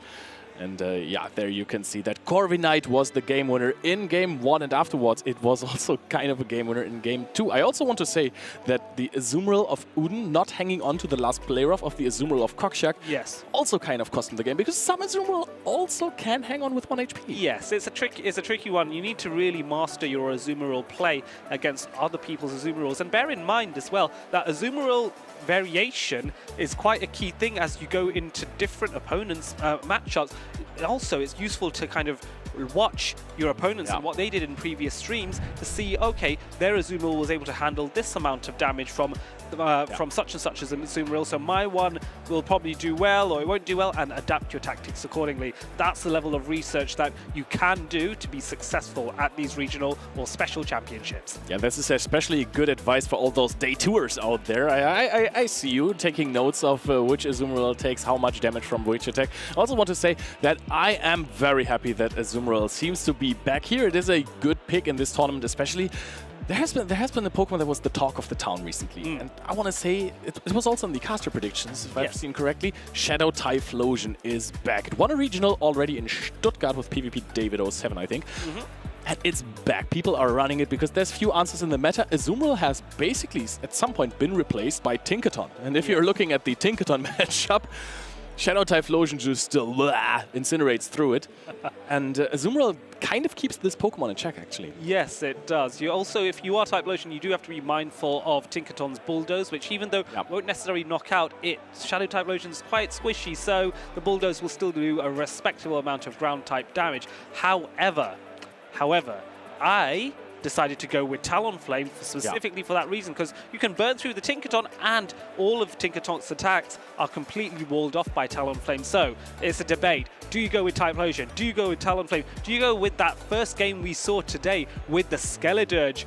All of these choices there. I think this is a meta where fire can truly burn through the meta. And I think that you've just missed out on the best fire-type Pokemon that there is right now. I think that actually, and I know that players are running it, Magcargo also is in a decent spot in the meta right now. Not only in the Retro Cup, it is very, very strong, but it is a great Pokemon. So perhaps if you want to attend future events, I mean, we just got the Special Championship in Bologna coming up soon, and of course NAIC as well, then you might want to bring Magcargo to that, because if it's a good environment to bring a Shadow Typhlosion, it is also a good environment for Magcargo. Magcargo has same type attack bonus, count with me, same type attack bonus, Incinerate. Okay. Same type attack bonus, Rock Tomb. Yep. With a 3 Incinerate and then 2 Incinerate pacing. Yep.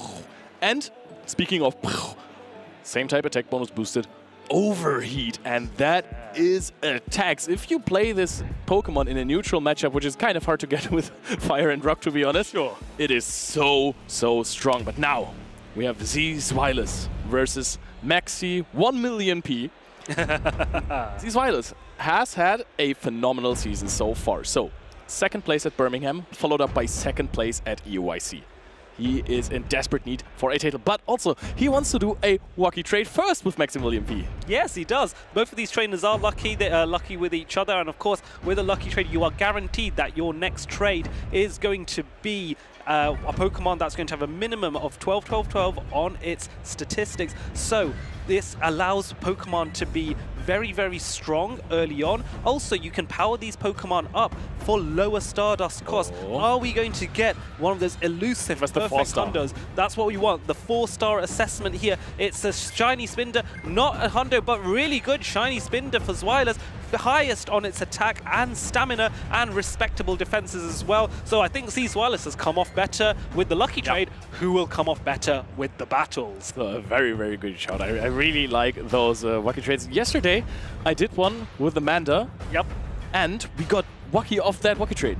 Yes, a lucky after a lucky. And it was so insane. Yes, that almost never happens. I've never seen that before myself, and to witness it with Leo and Amanda only yesterday was super impressive. So now we move from lucky trades to considering the battles, and we talked about Shadow type Lotion. This is the Pokemon that Zweilous has gone for, whereas Maxi has gone for Talonflame. So this will be interesting. What is going to beat what here? So the thing is, this team is an incredible meta call with the Corviknight, Jumpluff, Ferd as well, but it does not have problems versus other Typhlosions. You have the Azumarill to answer it, you have the Claydol, of course, to hard answer it, and if you have a little bit of energy advantage, Ferd is also really good into it. However, it gets a little, as we like to say, RPS, it's a little bit alignment dependent, because also, of course, you have Corviknight and Jumpluff. But this team is slightly weak to Azumarill. And there on the other side, we have the Talonflame that you were speaking about earlier, and an Azumarill.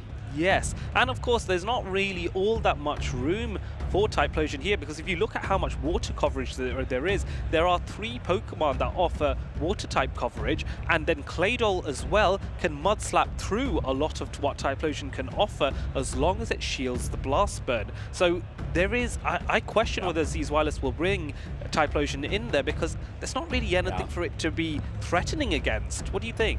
I mean, if you have a really high attack Shadow Typhlosion, you can incinerate through an entire Drapion in 5 Incinerate, which is completely crazy. That is amazing to hear. Feels a little illegal, if you ask me. But Shadow Drapion, of course, is a problematic Pokemon. With 2 shields, you can farm it down with the Shadow Typhlosion without throwing energy, but you have to give up the 2 shields. But I think against Azumarill, it is very iffy versus Claydol. And those, I mean, I said it earlier, Azumarill is a very strong Pokemon against the team of Zweilous. Yes. So you can expect it to come. Yes, I'm sure Maxi is an experienced trainer. He definitely will bring it. That is my prediction. You can see both trainers now are locked in, ready to go. And now the Pokemon in his field. Yes, Azumarill coming in against Shadow Drapion on Maxi's side. And yes, we do see Maxi's Azumarill in the back there as well. Here comes Claydol. It's the winners semis of this group. 2 very strong trainers who have never faced each other in an official tournament, so they never played when it really mattered against each other. And oh, what a call from Zweilous, just taking a Aqua Tail here. Yes, he predicted it would not be the crunch. Now here comes the Azumarill, and this is going to be Rock Tomb, which actually puts Zweilous at a bit of an advantage, because this is the Pokemon that is the biggest threat to his team, and now it's been debuffed. Sure, it's going to get a fair amount of energy, but the debuffs are going to be problematic. When does Maxi decide to farm down? To launch an Ice Beam? He doesn't. Claydol count giving a second Rock Tomb, which means a double debuff to Azumarill. You know, I like this a lot. Azumarill is problematic for the team of Zweilous. It is very neutral and sometimes even advantageous. And now it is basically in its best matchup there. The Claydol can't touch it at all with charge attack damage. The Rock Tombs are neutral. You've seen so many Mud Slaps and a Rock Tomb barely doing any kind of damage. Now you have a lot of energy, but it's double debuffed already. Timer is not up for Maxi, so good job of Zweilous to force that double debuffed energy. Yes. Look at this. Yeah, that's really good. It does almost nothing to Zweilous, and now Drapion is coming back in, but now Azumarill has a little bit of energy here and is able to get into those charge attacks quicker this time, but not before Drapion launches the crunch. And this, we're going to see, does it do a debuff? There is no debuff on this occasion. Oh my word, Adeline. I have been saying how good Azumarill is versus these Wireless team, but if you're looking at Maxi's team, it is also so incredibly neutral, especially against the line of 3 that he brought. What's the energy of the Shadow Drapion? It is, of course, in the mirror, it's a mirror, but it is so good against the Talonflame as well due to its water typing and the bubble damage adding up. Yes, and you have to lower. The only downside is not running Hydro Pump means that you have to launch Ice Beam at the Talonflame, but trying to get a snipe here on the Mud Slap, and so Maxi launching the Aqua Tail here, which I think was necessary to secure the knockout. Yeah, but it's super fine because you now got rid of that residual energy on the Shadow Drapion there with the... It was basically a forced catch, and that is a phenomenal play by these Wireless. Now you can bring in the third. I think you're going to knock out within 4 Sucker Punches. Maxi realizes that and swaps out very late into the Talonflame. Yes, he does. It was so close to do that because it was the Drapion was so close to a knockout. Swift coming in here, which is going to do respectable neutral damage, same type attack bonus from the Forest, which is also a normal type here, but Talonflame's Incinerates are chipping away, and Maxi going for the Flame Charge to increase the damage output of his Talonflame going forward. Yep, Zweilos is shielding that up. Of course, you have to use your shields at some point, and now it is looking grim for Maximal EMP because this is what Ferret wants to do. It wants to be in those matchups with shields, apply a lot of fast attack pressure, get those shields with only Swifts, and then win those games on its own, and I think that's an easy shield and farm down here. Yes, absolutely. Sucker Punch is going to do a lot of damage once this final fly is launched, and I don't think Talonflame can reach another in time. Swapping into the Azumarill, but that means nothing because Sparrid has access to Trailblaze, a grass type attack. This is just going to make Sucker Punch even more dangerous now. Yep, and now you're definitely going to be able to farm down that Shadow Drapion if that was ever in question. 2 Sucker Punches to Glory, knocks out the Shadow Drapion. Talonflame comes in, can't withstand 2 more Sucker Punches, and Zweilos wins another game with his trusty Ferret. It's become kind of a signature Pokemon of his. I think Zweilos just collects signature Pokemon. Yeah. He once was the one that commandeered a Lowland Sandslash, if you remember. The Powder Snow. Yes, that was in Barcelona, I believe, when he was the special champion at that point. So the Barcelona champion, and then now he's just, I think every time he just tries to bring in a new Pokemon and make it a signature thing. Do you remember why that Shadow Alolan Sandslash was so special in Barcelona?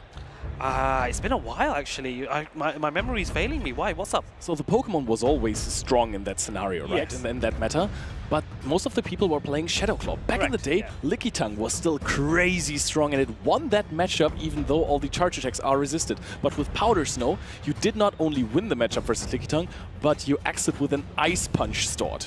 And that would be so useful for the next Pokemon to come in, because Ice as a typing has a lot of versatility to hit a lot of Pokemon for super effective damage. And you're so low on HP that you're gonna get the Ice Punch off, and most of the time you're immediately being knocked out by the fast attack that comes to throw minimal farm for the other Pokemon. Yes. Maximum amount of damage. It's also Shadow Alolan Sandslash, so it packs that extra oomph right there. And that's what got these Zweilos to the victory there. And there we have it. So no Shadow Alolan Sandslash on this occasion from Zweilos, but I'm going to bring the Forest, and of course he does have another Shadow in Shadow Typhlosion, which I don't expect to see in this matchup, but we will see, because Zweilos does Zweilos things. He likes to play differently. He likes to take people off guard, and I think if there is a trainer that has the ability to win while running something a bit more unusual, trainers like Zweilos are that people. Yeah, but he's on top of his game lately, but you can't count out Maximilian P. He has been on this stage before. He has performed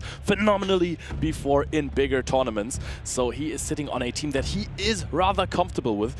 It was a very close matchup there. The Ferret got out of control a little bit in the last matchup, but both trainers are ready. They're locked in, so let's go into game 2, and that is Malamar versus Claydol. Very interesting matchup. Yes, Maxi will enjoy this because the foul plays are able to deal super effective damage and at pace quite quickly. The downside, however, is that Psywaves are going to do very little to Claydol, whereas Claydol is able to get respectable chip damage off with the Mud Slaps as a fast attack. Yep, that chip damage is good, but the Rock Tomb, of course, shielding the first foul play. Very good play against the Malamar, because then afterwards you're only taking debuffed super effective damage. Maximilian P is looking like he wants to play this with just a little bit of shield advantage. Swaps out the Malamar, says this is not worth my time there. And oh, the Azumarill is being baited out here. Yes, and I am a bit concerned about Maxi's play here to bring the Azumarill in here rather than stay with Malamar and get another shield or weaken the Claydol a bit more. But maybe he's hoping that he can maybe get some extra energy here and have an advantage, but that debuff is going to be problematic in this mirror match. I think that Zweilous is doing what Azumarill does best here, swapping it onto the opposing Azumarill after being chipped. Of course, some residual energy on that Claydol debuffed the Azumarill of Maximilian P. This is going to be so strong for the Azumarill because it also walls the energy of the Malamar on Maximilian's side. He has more than a foul play stored. In the back, there is also a Lapras. However, Maximilian P has one thing going for him, and that is shield advantage. Yes, and also has charge attack priority against Zweilous' Azumarill, which is useful information for this matchup and potentially a third if Maxi were to win this. So now, how will that change the behavior now that he knows there is a swap out into the Lapras here, Psywave coming in. The Psywave is going to deal neutral damage. The Sparkling Aria will be resisted, but I think Maxi will want to try and get off that Skull Bash, hence why he's shielding early on. Oh, that is absolutely massive, getting a shield here, because now your Typhlosion is not in a disadvantage anymore when it comes to shields. You can take a Sparkling Aria from that range with your Claydol, and you already have the Rock Tomb stored. So there is a win condition for these Zweilous. This is not enough harm for that Lapras. Wow. Do you shield this? Yeah, it's a debate here because Lapras will survive this, but also you want your Lapras to stay pretty strong here. Debuff now on the Lapras, which is going to be problematic. And here comes Shadow Typhlosion, and this is the Pokemon that you really don't want to see. But this one debuff actually isn't going to be enough because I think Typhlosion still will have to shield this. Yeah, it has to shield this. However, it pulled the shield, and that is far more important, that debuff. Now you're going to throw a Thunder Punch immediately. How much energy? There's still enough energy on that Malamar, but also Zweilous has a very healthy Azumarill in that back. It's going to not knock it out. Tries to predict a combo play here or just goes for a farm down. Ooh, Maxi brings in his own Azumarill. This is a very close matchup. Yes, and it's an advantage that Maxi is able to get charge attack priority here, but this wasn't actually a charge attack priority event. Zweilous over farming because he knows he would lose charge attack priority. Going for the extra farm here, trying to be as low as possible, and then actually taking a bit more damage. Both trainers do not want their Pokemon be knocked. Sorry, both trainers want to have their Pokemon knocked out so they can farm down the other Pokemon. So they're both waiting. Very sensible here on these trainers. Unusual, but sensible. What a stalemate. Reminds me of the perfect play from Withered versus Pataman. Are we waiting to bubble down before the timer is up for Maximilian P? No, we got impatient there a little bit, but we get to the Play Rough. Play Rough is not going to be enough to knock out the Shadow Typhlosion. Is going to put a big dent into it though. Yes, this is resisted damage, but this is on Typhlosion, a Shadow variant as well, and the defenses are not that high. Here comes the superpower from the Malamar here, and this is what Zweilous was trying to avoid by not attacking the Azumarills too quickly, but wasn't able to avoid it because Maxi would have made that switch otherwise. It was the first shield that Zweilous gave Maxi in the lead matchup. The Malamar did what it needed to do to disable the Shadow Typhlosion from winning that game, because this Pokemon really needs shields. It is made of paper. This is a fire type that's made of paper. This was a Play Rough from an Azumarill, resisted, dealt over half damage. Yes, it was. It was close to that for sure. And one thing I also admire is, despite the fact that Shadow Typhlosion does have a lot of damage output itself, it wasn't able to knock out the Lapras with that Thunder Punch. Lapras actually survived on close to 1 HP and was able to do a few more Psywaves before jumping out as well. That's also very relevant information right there, but I think we said that we didn't see the Shadow Typhlosion coming. This again speaks for Zweilous just playing Pokemon GO differently than any other person on the planet. And he did really well with it, I must say.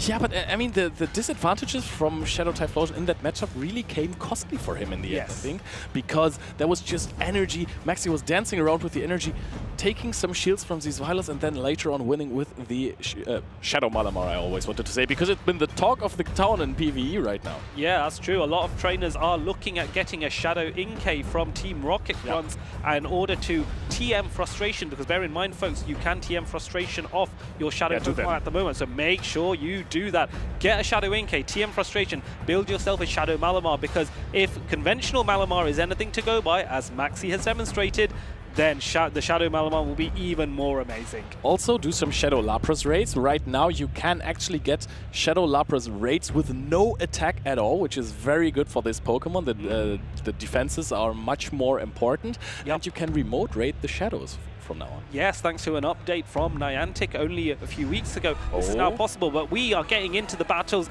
and it is Azumarill playing off against each other. Both trainers being conservative, going with safe picks as both Azumarill fight each other now.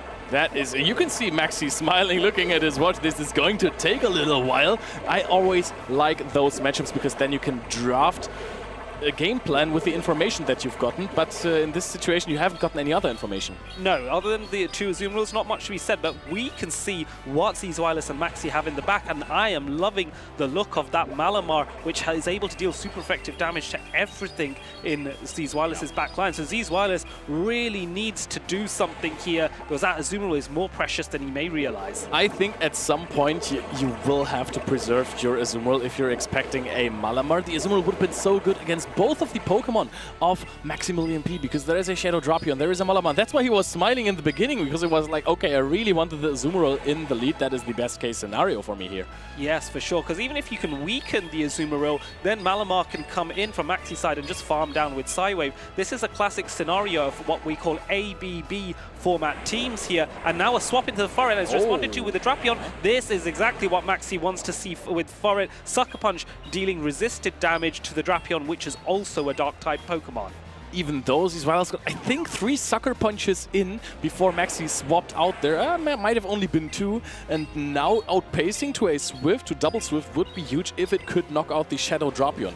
Yes, I think Maxi will want to try and keep his Shadow Drapion in this matchup, so Zweilous able to get the Swift off. I think this is where a shield comes out if I was Maxi.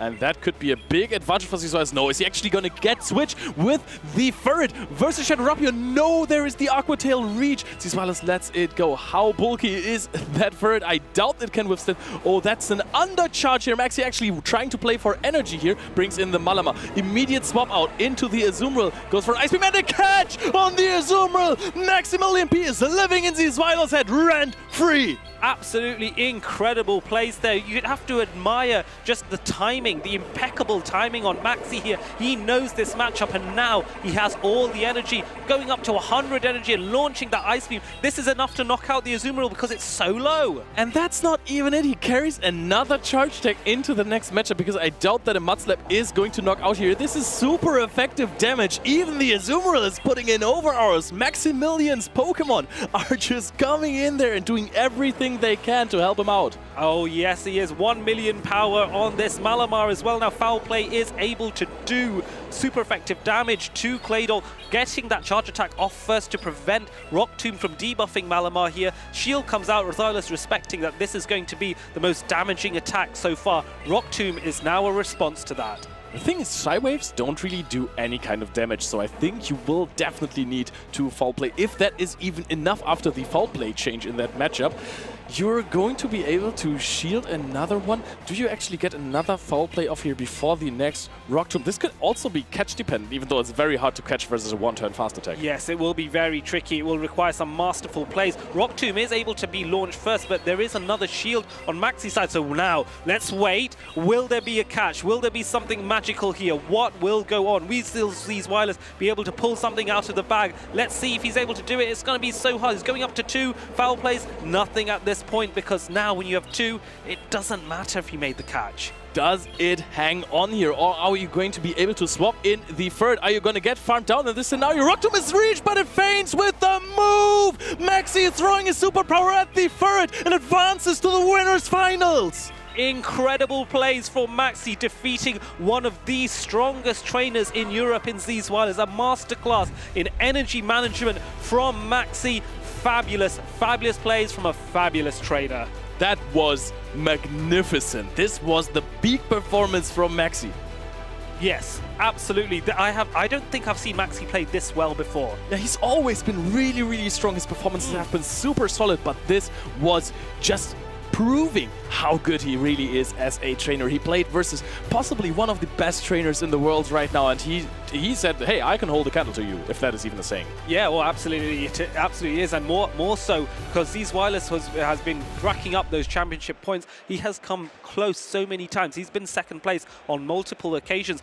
Zeus Wireless was the finalist, the runner-up at UIC, if memory serves. So that trainer, to beat a trainer of that caliber, Maxi is putting his name in contention to be your Utrecht champion for this season. Yep, winners finals already 1 game away from going into the winner's side of the top cut. So that is huge chances for Maximilian P, because if you enter day 2 on the winner's side, it's not that much that you have to win. No, just a couple more matches against a couple more trainers, and it's easy. The trainers might be kind of good against that you're playing against, but still, he has shown that he is worthy of those championship points that he's about to get, and of course also beating Zeus Wireless. Look at this, they were having the time of their lives right there. I think that was probably during the Wacky trade.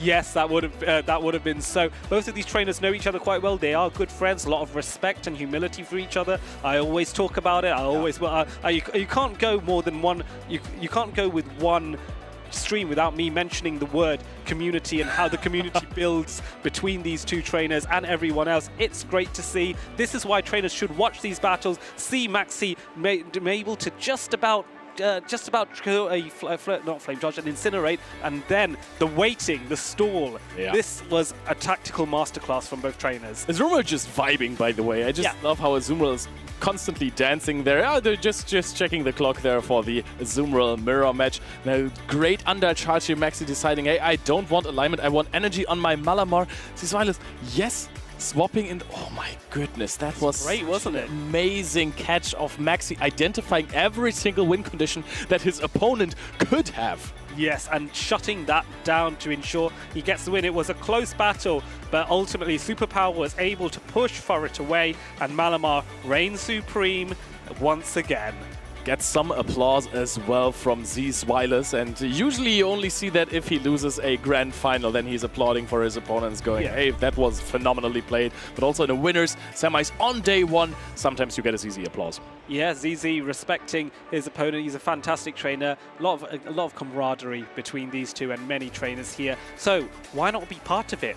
Why not turn up? Why not compete? Get some practice in at your local challenges or League Cups at your local gaming stores. You will have a guiding professor that will be able to help you there, and then you too could potentially come to this stage and win a championship. This is the way. Tell you, what is your favorite memory of a local that you played?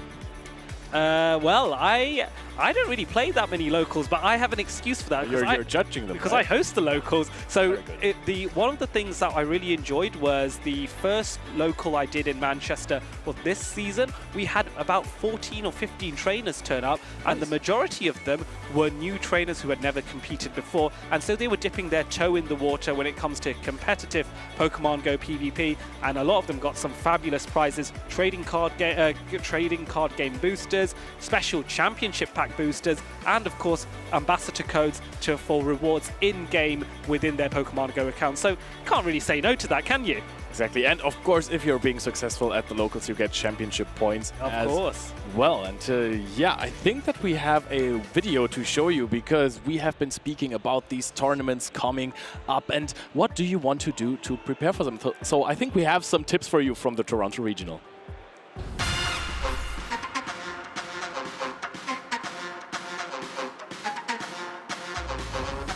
I would say a great trainer is someone who's like willing to work with other people and willing to like let other people help them be better, and also just someone who's nice to everyone, because I think it's really hard to be good at Pokemon if you're not willing to talk to other people and help them out.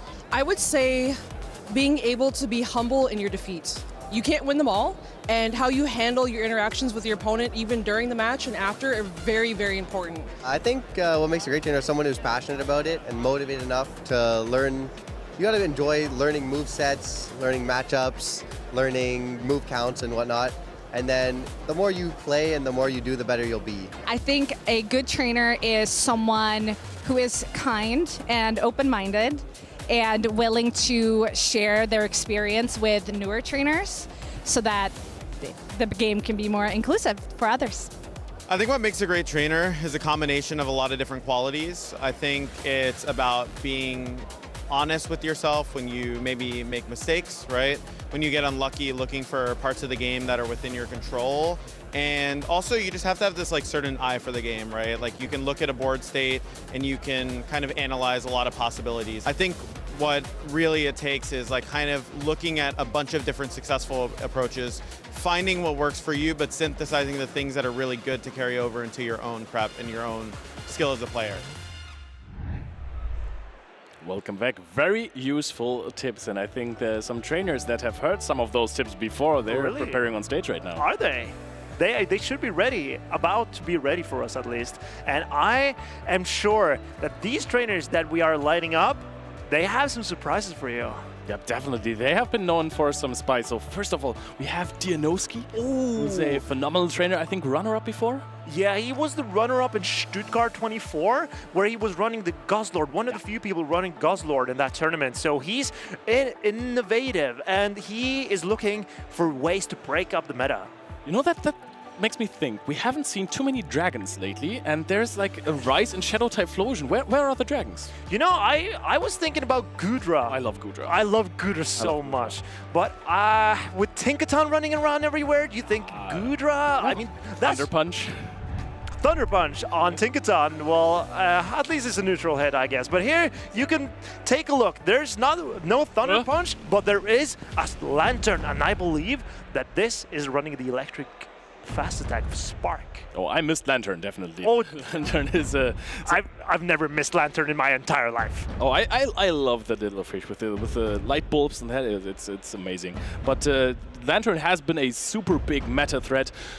A few updates back. It's been a while since we've had Lantern there. It's Spark, Surf, Thunderbolt, and electric type coverage is always something nice to have on a team. And the Spark doesn't generate as much energy now as it did before, and it doesn't do as much damage as it has done in the past either. So it's a bit of a mediocre fast attack compared to a lot of the other more commonly used fast attacks on these Pokemon. But Lantern, incredible typing with water and electric, and it's also pretty bulky. It has great stats because of the high HP side of Lantern. Yep, Lantern is definitely beefy, as we like to say. It's beefy. But in this matchup, what do you think? I mean, we've seen plenty of double water cores that have been used. It's either Azumarill and Feraligatr or Lapras and Feraligatr, and I want to say that Lantern definitely does a lot of work against those water and ice coverage backlines. And it's very interesting to see how these players decide to play this matchup. They both are qualified for Worlds with the finish that they have this tournament. I spoke to them briefly before they went on stage, and they both felt so relieved with this finish because now they can just chill out, have fun, and play some Pokemon without the invite of World Championship looming over them. I mean, we still have a special championship in Bologna, so I wouldn't say that we're guaranteed qualified here, but... no, but they both assume. Yeah, that's, I understand. They're pretty high up in the ranking. They have done the work, and they definitely deserve to be where they are. Both trainers are locked in. It's gonna start soon. Strange Top versus Dianowski. And here we see the Lantern immediately. It's very neutral and strong into Strange Top's team, but here we see it into Malamar. You're getting massively outpaced in that matchup. Psywaves do add up quite a lot of damage immediately. The thing is, can you farm down with Spark if you land a Thunderbolt? I am not sure. I haven't checked this matchup for a while. Lantern and Malamar have never been relevant in the same meta before, but Lantern, no shielding here because the Foul Play does not do a hefty amount of damage, and Dianowski goes for the Thunderbolt. No shield from Strange Top. Immediate no shield here. Did someone do the homework or did he not? Thunderbolt connects, and it also doesn't do that much damage. And I think that the Lantern should definitely be in either Foul Play or Superpower range. I think you're actually gonna even get some more Psywaves in here. I believe Dianowski might reach the Surf here. So there will, can he outpace the Malamar? And he does. Lantern wins, picks this up in the Zero Shield, hanging on by a thread. If no Superpower is thrown. I think if it was a Superpower instead of the Foul Play, that might have knocked out. That is correct. Superpower does more damage than the Foul Play. And here comes Feraligatr. This is where you'd like to have the Lantern. How do you play this? Yeah, I mean, you have Lapras as well, resisting all of those charged attacks here and having superior bulk. So if you land a Sparkling Area, you're much easier going to farm down that Shadow Feraligatr than the other way around. If you land a Hydro Cannon, you can't Shadow Claw down. So we see Strange Taupe shielding up this resisted sparkling area. He's now a double Hydro Cannon. Will the Lapras shield? I doubt it. Dianoski is preserving his shields here. Yep, for the Shadow Jumpluff in the back. And that's also an interesting backline matchup with the Diggersby versus the Shadow Jumpluff, because Fire Punch does not quickly knock out. However, with a little bit of Shadow Claw help, it might. I think Dianoski is putting everything on the Jumpluff here. But can he get to a charge attack? And he lands a water-type charge attack into the Diggersby. Strange Taupe immediately, no shielding. And I think that is way better for Dianoski in that situation than getting it onto that Shadow Feraligatr, because that is actually super effective damage instead of resisted. And now you have a lot of HP on that Shadow Jumpluff. And the Diggersby is maybe soon in acrobatics range. I believe that with the Fairy Winds, this Diggersby will be in acrobatics range. Dianoski saving his shields, preserving it for the energy on that Feraligatr in the back. But I believe that Strange Taupe needs to shield up some charge attacks here. And he shields up the acrobatics. Definitely does. Dianoski is just sitting there now. 2 shields up is, of course, not going to outpace, but you can start shielding here. You don't even have to, because you are not in knockout range yet, but you still do it so you don't get accidentally farmed down by Shadow Claws and Quick Attacks together. Aerial Ace is being thrown here. No Protect Shields left remaining. Not the strongest attack, but Shadow on Shadow damage. This will take out this Feraligatr with a Shadow on Shadow damage. And we see the Jumpluff will reach the acrobatics before the Diggersby can get to 2 Fire Punches, and this acrobatics will knock out this Diggersby. Diggersby falling back to the ground where it came from, and the Jumpluff remains supreme in the sky, going with an acrobatics, an attack that has recently been buffed, and it is so strong ever since people have actually pivoted away from running the grass type coverage, which is amazing offensive coverage, especially in a meta with multiple water types on basically every team. But people are still saying, hey, I want to run acrobatics and aerial ace. Acrobatics gives you more ways to wiggle yourself out of bad situations, in my opinion, because there are very few flying type resists in this meta. But as you see, even though the grass type attack of Energy Ball would have been super effective into Diggersby, you get enough damage with the acrobatics because it was buffed in the Might and Mastery series, and now you can see the acrobatics does a lot of damage still. Yep, and also this is why people are playing Shadow Jumpluff, because it packs this extra punch, and then all of a sudden a Diggersby is into acrobatics range with Fairy Winds. And that also makes Strange Taupe's Jumpluff a bit harder to run. No, Strange Taupe is also running acrobatics on his Jumpluff. And since it's Shadow Jumpluff versus regular Jumpluff, one acrobatics will not knock out. Yeah. So that matchup is fairly finessey. They both can play that out, but as you see, Strange Taupe, when he decided to not run the Jumpluff because the Lantern that looks pretty good for Dianoski will wall off that energy as an electric type. And I mean, Dianoski clearly showed that he doesn't have a fear to run it. Strange Taupe, by the way, playing the regular Jumpluff, and that one has also advantages over the Shadow Jumpluff. Like, for example, and that is completely absurd to me, you win the Zero Shield scenario versus Tinkaton. That is exactly true. And that just tells you how strong acrobatics is. And Jumpluff's pacing is also incredible. And here we go into game number 2. We see the Jumpluff into Malamar. This is a pretty good lead for Dianoski.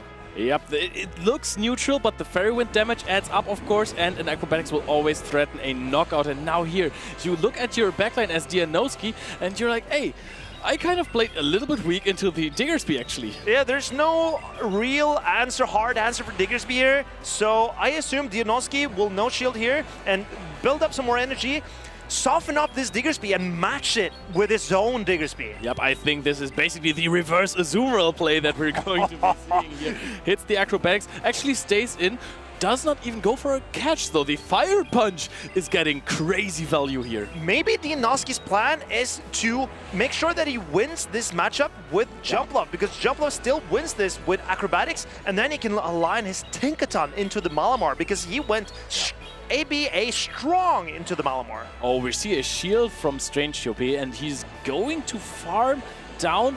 Do you want to take an Aerial Ace here? Oh yes, he wants to. Knows that the count is correct. Aerial Ace is not going to knock out perhaps here, and the next quick attack will seal the deal. Let's see if Strange Taupe has done his homework and the Diggersby survives the Aerial Ace. He was aware of this situation. He gets to the Scorching Sands immediately. Debuff. Debuff? Is it gonna debuff? 30% chance for a debuff here. Does not get the debuff. And now does he get farmed down before he reaches the next Scorching Sense? That was huge! He does get to a parting Fire Punch, but this will not do as much. Dianoski looking into the camera, staring. What is happening here? How do I play this?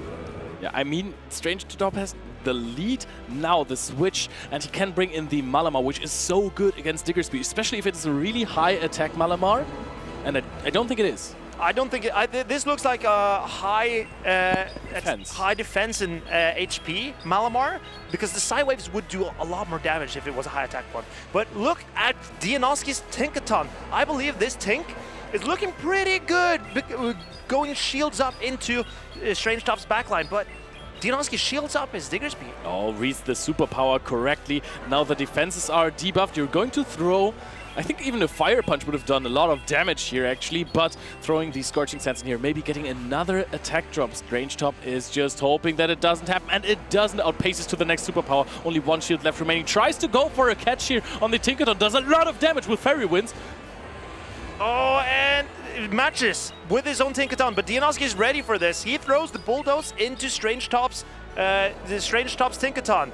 The thing is, now that he has the shield advantage, I think that you can actually, as Dianoski, just play the zero shield scenario out here because you have the advantage, get out with a Bulldoze, and then throw on charge attack priority and shield. If Dianoski can outpace and make sure... Oh, but he gets a defense debuff. That means the next Bulldoze from Strange Top's Tinkaton will do significantly more damage. He just needs to get out with one... Actually, he needs to get out with 2 HP here in that scenario and a Bulldoze. So I think you can still take that next one without shielding it. Does it come down to a catch once again? I think Dianoski will build up to a Bulldoze and swap in his Diggersby, throwing a Fire Punch. Oh, is he? Is he? Oh, and here comes the Malamar. But you don't need to shield that one here, but you can afterwards. You have to shield. Actually, can you go for a farm down now with Tinkaton because there's only one superpower stored? He has to, Dianoski has to shield this and hope that he wins charge attack priority and that his Tinkaton will win and take out Strange Top's Tinkaton. Oh, he has 2 Bulldozes. 2 Bulldozes. Oh, and Strange Top is not even at the Bulldoze. He actually gets it off. The Dianoski was already shaking his head, not knowing what was going on here. Dianoski has lost track. He's not aware of how much energy it has. And there he lives. And Dianoski lives on 1 HP. Strange Top is getting up the Bulldoze. The roller coaster of emotions there. Outpacing, actually realizing, wow, I got this off before he got to the Bulldoze. But the Bulldoze was retaliated. The Tinkaton lived on 1 HP. Strange Top's Tinkaton is just such a boss. Strange Top's Tink tanking that Bulldoze has enough bulk to live the Bulldoze. It's a Tinkatank. And even winning charge attack priority, because the highest attacked Pokemon will win charge attack priority. So Strange Top's Tinkaton is the perfect match between attack and defense, it seems like. I want to say that I've done some research on Tinkaton. Oh, tell me about it. And actually, if you are not playing one with that high defense, you don't lose many bulk points. Bulk points means that you take 1 less damage from other Pokemon's fast attack, which is very, very important against something like a Malamar when it's 1 turn and then the damage, 1 extra damage racks up really hard. So if you're playing lower defense, high HP and attack for the mirror match to win charge attack priority, you don't actually have that many disadvantages from this. Maybe that's exactly what Strange Top is doing, because it seems like his Tinkaton has a lot of HP, exactly enough HP in fact, but also enough attack to win charge attack priority in the mirror matchup. But I know high attack, high defense Tinkatons might get a bulk point on a Zoom roll. Oh. But that's extremely high defense Tinkatons.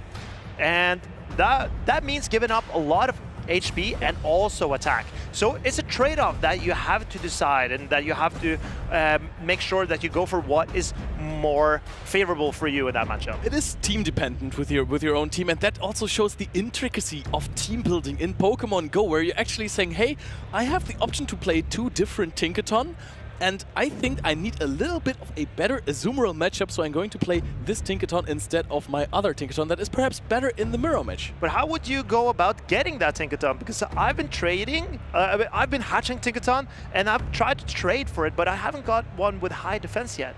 I mean, you have to go to regionals there. You meet lots of people that are also trying to hatch some Tinkaton, and then you hope. But now, let's see with the possibly high attack and low defense Tinkaton into a Diggersby. This is great for Dianoski. Yep, in that matchup, it doesn't matter about your appraise. You're just going to get wrecked by a Diggersby. Dianoski is not even outpacing to the Scorching Sands and is actually going to shield up a shadow-boosted Sparkling Area. How is Dianoski deciding to play this? Because he hasn't brought a Lapras answer. Strange Top has 2 games in a row found the perfect safe swap against Dianoski. He throws the Scorching Sands into Strange Top's Shadow Lapras. Will he shield? Decides to not shield. Dianoski can come in with his own Lapras here because there's only water and ice type charge attacks, and he will. The thing is now the timer is absolutely misaligned, so there's almost the timer up for a Strange Top again. Has to throw a Sparkling Area though, and that is absolutely massive because it doesn't deal that much damage. I just love it when Lapras flops its fins. I agree, and I believe that Dianoski will go for farm down here. He will take another Sparkling Aria and also a lot of Psywave damage. Yeah. This Lapras will be lower than Dianoski would like, but he's going for the farm. No, he decided to throw the Sparkling Aria, but he realizes that he could have gone for the farm down. Yep, that was not necessary. The energy at this point almost wasted. Your Lapras is still at a lot of energy, but with only 1 charge attack, you're not really threatening the Tinkaton at all. However, Tinkaton will also not be able to farm you down. We'll have to invest some energy, otherwise you reach another Sparkling Area. And that is the question. Will Strange Top invest in this Tinkaton or let the charge attacks go to come out with a lot of energy? Dianoski going even over his Sparkling Aria, and Strange Top not shielding, not throwing either. And I think now that you have 2 Pokemon to 1, I think you can just swap in your Diggersby there. Don't really care about alignment because anything can handle a Tinkaton at that HP. Oh, Play Rough is being thrown immediately. There is the Diggersby in the back for Strange Top, and the Dianoski Shadow Jump Love in the back is looking good. It is, but also Strange Top's Diggersby up energy, up shields. Oh, hold. Oh. 30% chance for a debuff here. This would be completely insane for Dianoski. Does it happen? And he doesn't get the debuff. That's huge for Strange Top. We're still in this on the right side of the screen. A Fire Punch is thrown immediately. Would have been detrimental for Strange Top to have his almost last Pokemon debuffed. But now you see the Fire Punches do a lot of damage. Dianoski really needs his Jump Left to clutch up in this game. Also still shield advantage for Strange Top there. So he's going to call an Aerial Ace here, isn't he? And puts up the shield, and the last second Aerial Ace is being shielded. That's very good for Dianoski. Dianoski's, what he needs is just some damage onto this Diggersby to soften it up so his own Diggersby can finish it in the back. This Jump Left just needs to damage trade with Strange Top.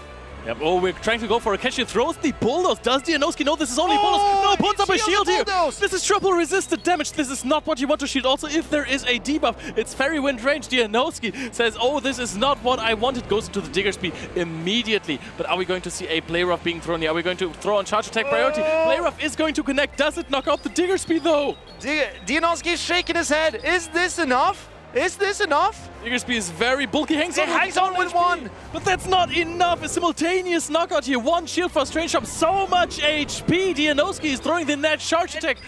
Strange Top is shaking his fist. He thinks he's got this. Dianoski puts his phone down. The acrobatics is shielded, and Diggersby Fire punching to victory. The winners finals is clear, and Strange Top is sitting in it. Dianoski is complaining that he lost count, lost track. This 1 shield that he put up against the Bulldoze of the Tinkaton, that cost him the game afterwards. And that is how it goes, trainers. If you slightly Strange Top having fun here, and I'm very happy to see the trainers enjoying being on stage. But there you see, at this level, if you lose track of just 1 fast attack, it might be detrimental to your game. And this is why some of these trainers are the best in the world that we're showing in those group finals, because they just 99% of the time don't lose track of counts.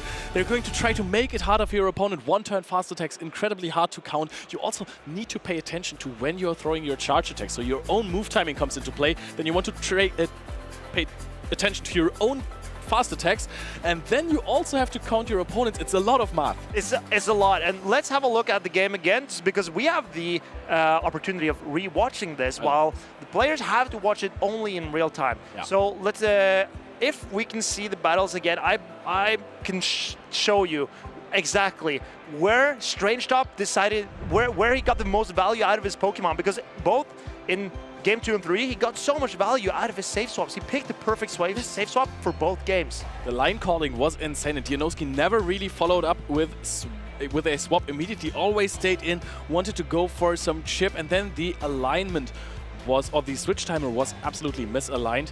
Dianowski in that game, that was already a tough one there. It was for the acrobatics, very happy about that one. Actually quite dominant in the end with one shield up. Here you see a Scorching Sands. That was a Malamar masterclass. This was almost Borja-MN level. And I was very impressed by Strangetop in this game because it looked dire for him. But the Malamar flap will really pull through in the end. And also Washa, and also the stats on Strangetop's Tinkaton. There's a reason why Strangetop went undefeated. They wanted the World Championship and won his group and proceeded into the top cut, because Strangetop, when he puts on a show like this, here you see finishing off with over half health, Diggersby left. Very, very strong. This one shield he just got out of that Shadow Jumpluff with the Tinkaton Bulldoze. That was absolutely huge. And you know what? I'm not complaining or anything, right? Please don't complain, Leo. Please don't complain. I had him in my caster fantasy draft in Seville. Strangetop. Yeah, and now he's in the finals. Dude, your timing is a little bit off. It's a little bit off. It's off. That's why I always give Incinerate sneaks. But I'm sure that what Strangetop has been doing since Sevilla is he's been playing some local tournaments. And you can as well, if you go to playpokemon.com, and you can search for local events, and there you can organize in local cups and challenges, play your friends, and practice with your locals. And I'm sure that Strangetop has been doing a lot of that recently. Yeah, and I'm gonna make this even easier for you because we have a video about locals coming up, and afterwards we have a QR code where you can search for your locals, so stay tuned. Hey, do you want to play? Yeah.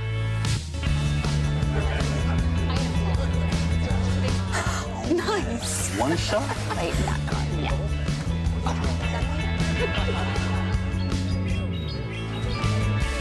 I'll use twin cannons.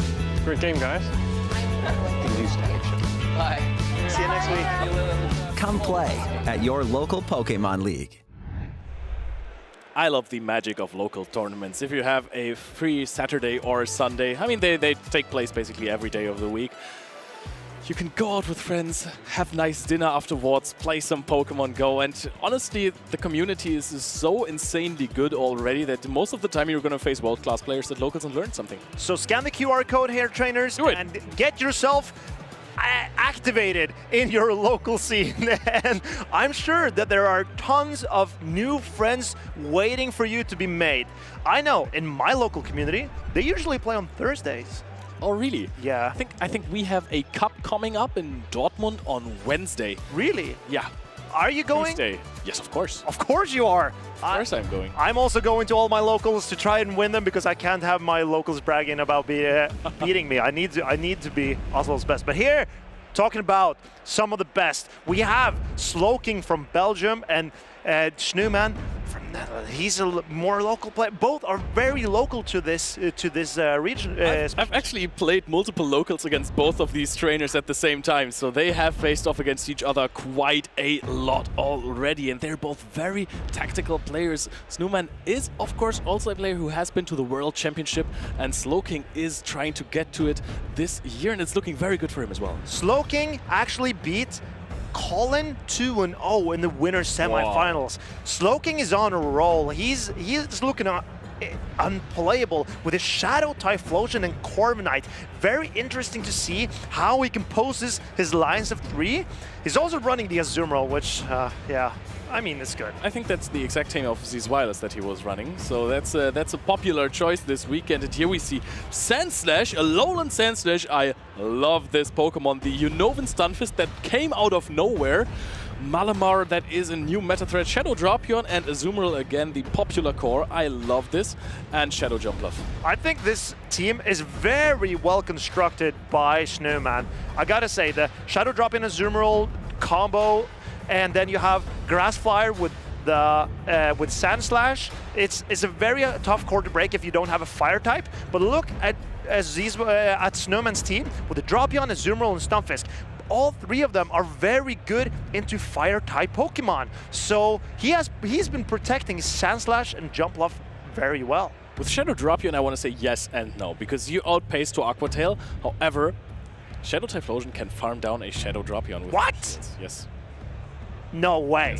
Yes, that is actually what can happen. Is Drapion not getting to 3 Aqua Tails? Actually, you can, even if it's a very high attack Shadow Typhlosion, you can farm it down in 5 Incinerates.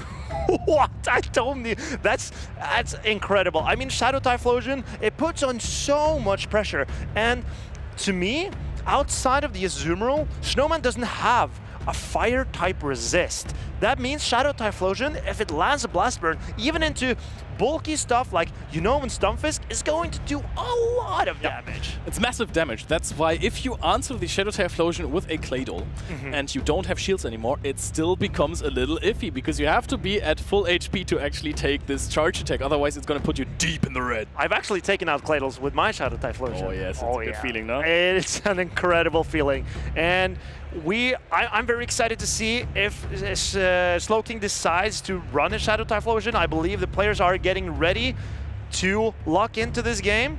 And here we go, trainers. It's Snowman versus Slowking. Snowman a staple in Top Cuts almost, and Slowking's first winners finals here. And now we are seeing the Shadow Typhlosion versus the Shadow Drapion, and look at that Incinerate damage. It's a lot, and Snowman throws after 4 Poison Stings. This will demand a shield from the Shadow Typhlosion.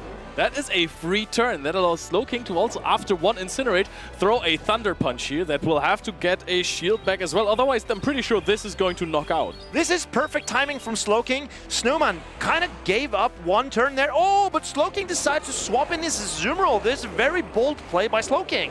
Yep, not deciding to go down shields here, and Snowman is doing what Azumarill does best. I'm going to say it time and time again. If you have a Shadow Drapion and you are not throwing a charge attack, your opponent tries to catch something on Azumarill, you farm up energy, go into your own Azumarill, the Poison Stings will have added up, and then you're good to go. This reminds me of Atlanta in North America, where Elam and Out of Pocket was throwing Azumarills and Drapion back and forth. If you get to build up a lot of energy on the Shadow Drapion, like Snowman just did, that energy might be so valuable in the backline. Yep, this is, for me, this is EUIC all over again, because basically it felt like we were seeing this every single game where people thought they did a great play by catching an Aqua Tail on an Azumarill, then the Shadow Drapion just exited with double crunch, basically. How is Slowking going to play this? Oh, he gets the charge attack priority with his Azumarill. Now Snowman's Azumarill will be very low. Yeah, but I think it will hang on here, otherwise that would be huge. I think this is at least a good farm down range for a possible Shadow Typhlosion here. Will Snowman get to another charge attack though? That is my question. Slowking decides to stay, and he wants to farm down with his own Azumarill. Oh, but there's a parting Ice Beam from Snowman. I think that is good. If you bring in your Shadow Typhlosion here, you get a free Incinerate. What Snowman could do is just bring in the Shadow Drapion as well to just throw an Aqua Tail immediately. Yep, that's what he's doing, but that is a lot of Incinerate damage coming in here. And also, I don't think that Slowking... I think he can go into Claydol, right? He needs to go into Claydol immediately, or the Typhlosion is going down. Oh, but he gets a 1 turn. The Claydol will not get him on slap through air. But it doesn't matter too much, because you're just gonna take a Poison Sting after this, and then the Mud Slap is gonna knock out the Shadow Drapion. The Shadow Typhlosion is sitting in the back with a lot of energy here, but it is playing versus a Malamar. No shields in play left for Slowking. I think that Malamar might have this. This matchup is very particular because Malamar outpaces the Claydol, and you need to throw the foul play before you get debuffed by the Rock Tomb. The question is, do you undercharge this at least a little bit to get a bigger farm down on that foul play? Actually, that's a very decent farm down that you're getting here, so that's actually perfect. Slowking's switch timer can't be up yet. He just swapped in the Claydol. But this debuffed Malamar, will it be... will it do enough damage to take out the Typhlosion? Oh, and Slowking, he overtaps. Yep. This superpower is going to do a lot of damage into the Typhlosion. I'm pretty sure it knocks out the... Oh, no, it doesn't even knock out. Does he get... Oh, no, the bubble goes through. and the bubble takes out both the Typhlosion and the Cladle. This is a one-game win for Snowman. Azumarill coming in for the double knockout there. I thought Malamar had this, but Azumarill did. The superpower actually did not knock out the Shadow Typhlosion. What was I seeing? It was a debuffed Malamar. I know, but still, it's a Shadow Typhlosion. It's bulky. This yeah, Shadow Typhlosion takes moves like it's nothing. That's insane. Saving the one hit point Azumarill, that was what finished the game for Snowman. That is, I did not see that coming, I will be honest with you. Slowking over-tapping there, but it wouldn't have mattered after all. The Claydol also, I mean, it was a very, very good choice there, but we've seen this from Zizwilus before versus Maximilian P, that if you play your Shadow Typhlosion, it really needs your shields. You basically, if you're committing to Shadow Typhlosion, you can't shield anything else. And that is, I believe that Slowking, when he swapped out the Typhlosion in the lead against the Drapion, that gave Snowman the opportunity to build up a lot on his Drapion, and that energy goes everywhere apart from into the Azumarill. Yep, exactly. I mean, the Shadow Typhlosion, if it stayed in that matchup, farmed down the Shadow Drapion, throwing Thunder Punches into Azumarill, it's not a joke. Thunder Punch is not the strongest charge attack, but Shadow Typhlosion just makes everything strong. Shadow Typhlosion is kind of not a joke, but also it looks like a joke sometimes because it's just funny how much damage it actually does. But I agree with you.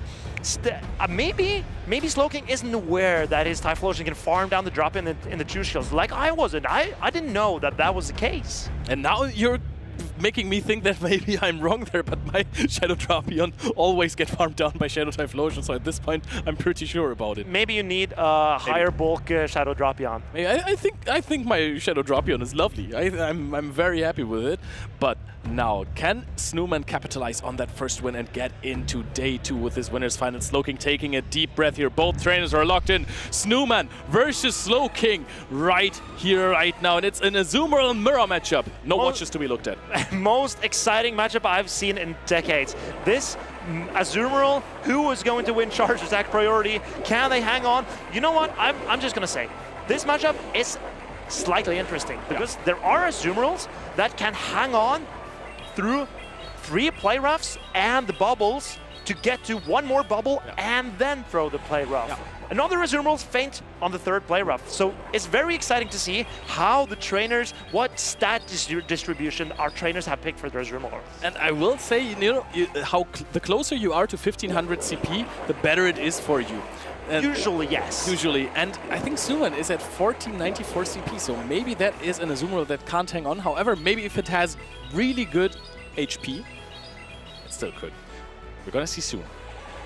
What it tells me, so Slowking wins charge attack priority over Snowman. Okay. But Snowman's Azumarill not being 1500 CP tells me that Snowman is not running the max stat product Azumarill. Yeah. Oh, and that is a play rough. Both Azumarill are in the red. That should be enough to take a knockout. It should. It should. Can they live? Can they hang on? No, Snowman cannot. I believe it's only the super highest of rank Azumarill that can hang on there. But can Slowking get to another charge attack before getting farmed down? Oh, it barely gets there. This demands a shield from Snowman. That is so huge for Slowking. 1 HP and a dream here with the Ice Beam. Getting a shield is so big, and now you have the Shadow Jump Off. Yes, the foul play aren't resisted. However, it still does not do too much to a Shadow Jump Off, and you really didn't want that energy-loaded Malamar on your Claydol. This matchup is playable for Malamar, but you need some damage on this Malamar if you're Slowking. I believe just throw the aerial aces and put everything on the Claydol in the back. And if you know the backline of Snowman, it has to be good for you. If it's either a jump love and they try to catch an aerial ace, that's fine for you. It's super effective damage. If it's anything else, the Claydol was looking very good. Claydol has a field day, exactly. There's Unova Stunfist, Shadow Drapion, and Alolan Sandslash. And we're going to catch a foul play here. Perhaps trying to go for a fast attack down here. Oh, but he puts up a shield Slowking, and that's the greatest decision he's made so far today. Coming in with Claydol against the Jump Love. This is Shadow Jump Love. It cannot live 2 Rock Tombs.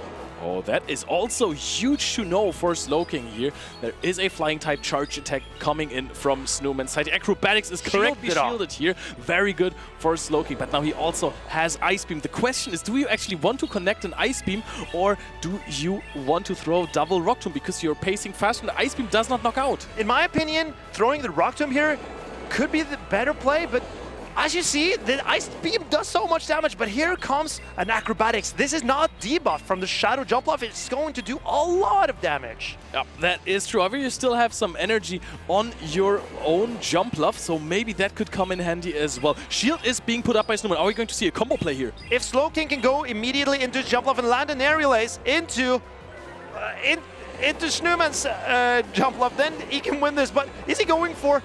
Oh, he's going for a full Foundon. He's trying to go for a combo play here. He's going to catch an Aerial Ace, but that's really not what you want to do. I think Slowking needed to go immediately into his Jump Love to outpace Snowman's Jump Love. Now there is another Aerial Ace banked, and this is looking so good for Snowman now. Snowman is going to connect that Shadow boosted Aerial Ace, is going to knock out that Claydol. The Jump Love was not debuffed, it was thrown an Ice Beam in its face, and Snowman advances to day 2. Dominating display from Snowman against Slowking. The neighbors battling it out, and Snowman taking it for his friends and his teammates. And Snowman must be so proud of himself for this run. Absolutely deserved in the home country. It's always nice to get to day 2 there. I'm saying this as if I would know, but Snowman advancing to day 2. And Slowking, I think you're absolutely right. I think he needed to go into that Shadow Jump Love directly there. I agree. I think that is the crucial point where it flipped for Slowking. I believe Slowking was looking very good in this matchup and that he had a great chance to win, but when that Jump Love on Snowman's side got so much energy, it got so hard for him. I will say something. The Malamar in the back still had a decent bunch of HP. Your own Shadow Jump Love had like exactly the amount that you don't want to have because you will get farmed out by a Malamar. So I think it was correct to throw 2 Mud Slaps, perhaps, then go into the own Jump Love. He had to do one more Fairy Wind, try to outpace with that, throw an Aerial Ace, and then try to get farmed down by the Malamar, but still having enough energy on the Claydol to reach a Rock Tomb into the Malamar. So I think the situation was not as easy. I agree, but also I think if the Malamar comes in against your Jump Love, against Slowking's Jump Love, I believe that the Claydol might get enough Mud Slaps in, so it maybe could reach another move, but maybe. But giving the Jump Love on Snowman's side was definitely a very challenging situation. So going immediately into the Jump Love, I think could have been an improvement, but it's so hard to make those decisions mid-game and during a lot of pressure on stream in winners finals. But it's not over for Slowking just yet. That is true. He's still in losers, so he can still compete and try to get to that day 2. Snowman, of course, is already locked in for day 2, so that is very, very good for him. And let's look at the highlights of the last matchup, because this was definitely a match to be watched. Exactly. It was going back and forth throughout the game. Both trainers in the driver's seat giving it up and the other player taking over. It was very interesting to see how both of these trainers navigated this matchup. Yeah, but I think that in the end, actually, I mean, throwing the Thunder Punch, I don't think it would have helped here anyways, because I agree. Actually still had a shield. However, this is still surprising. I know it's debuff, but look at this. How is this barely doing 50%? It's a debuffed Malamar. That's all I can say. I don't accept it. Well, I'm sorry. Getting to this huge, charge attack, I was in the belief that this could save it for Slowking, but Snowman, he put up He put on a clinic. He really, really pulled it back. Yep, that is indeed true. There's another Aerial Ace thrown. This is why you don't. This is why you most of the time don't play Acrobatics and Energy Ball for that extra coverage. But sometimes you need to chip more with Aerial Ace. It is such a fast-pacing charge attacks. Snowman just played this perfectly, honestly. I think he did. He really realized what his win condition was, and he executed perfectly. And you can't. When a trainer does not allow you to make mistakes, and if you do, they capitalize, it's so tough.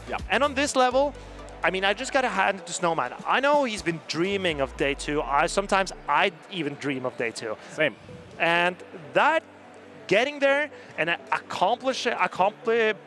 that's a tough word. Accomplishing your accomplishments. Thank you.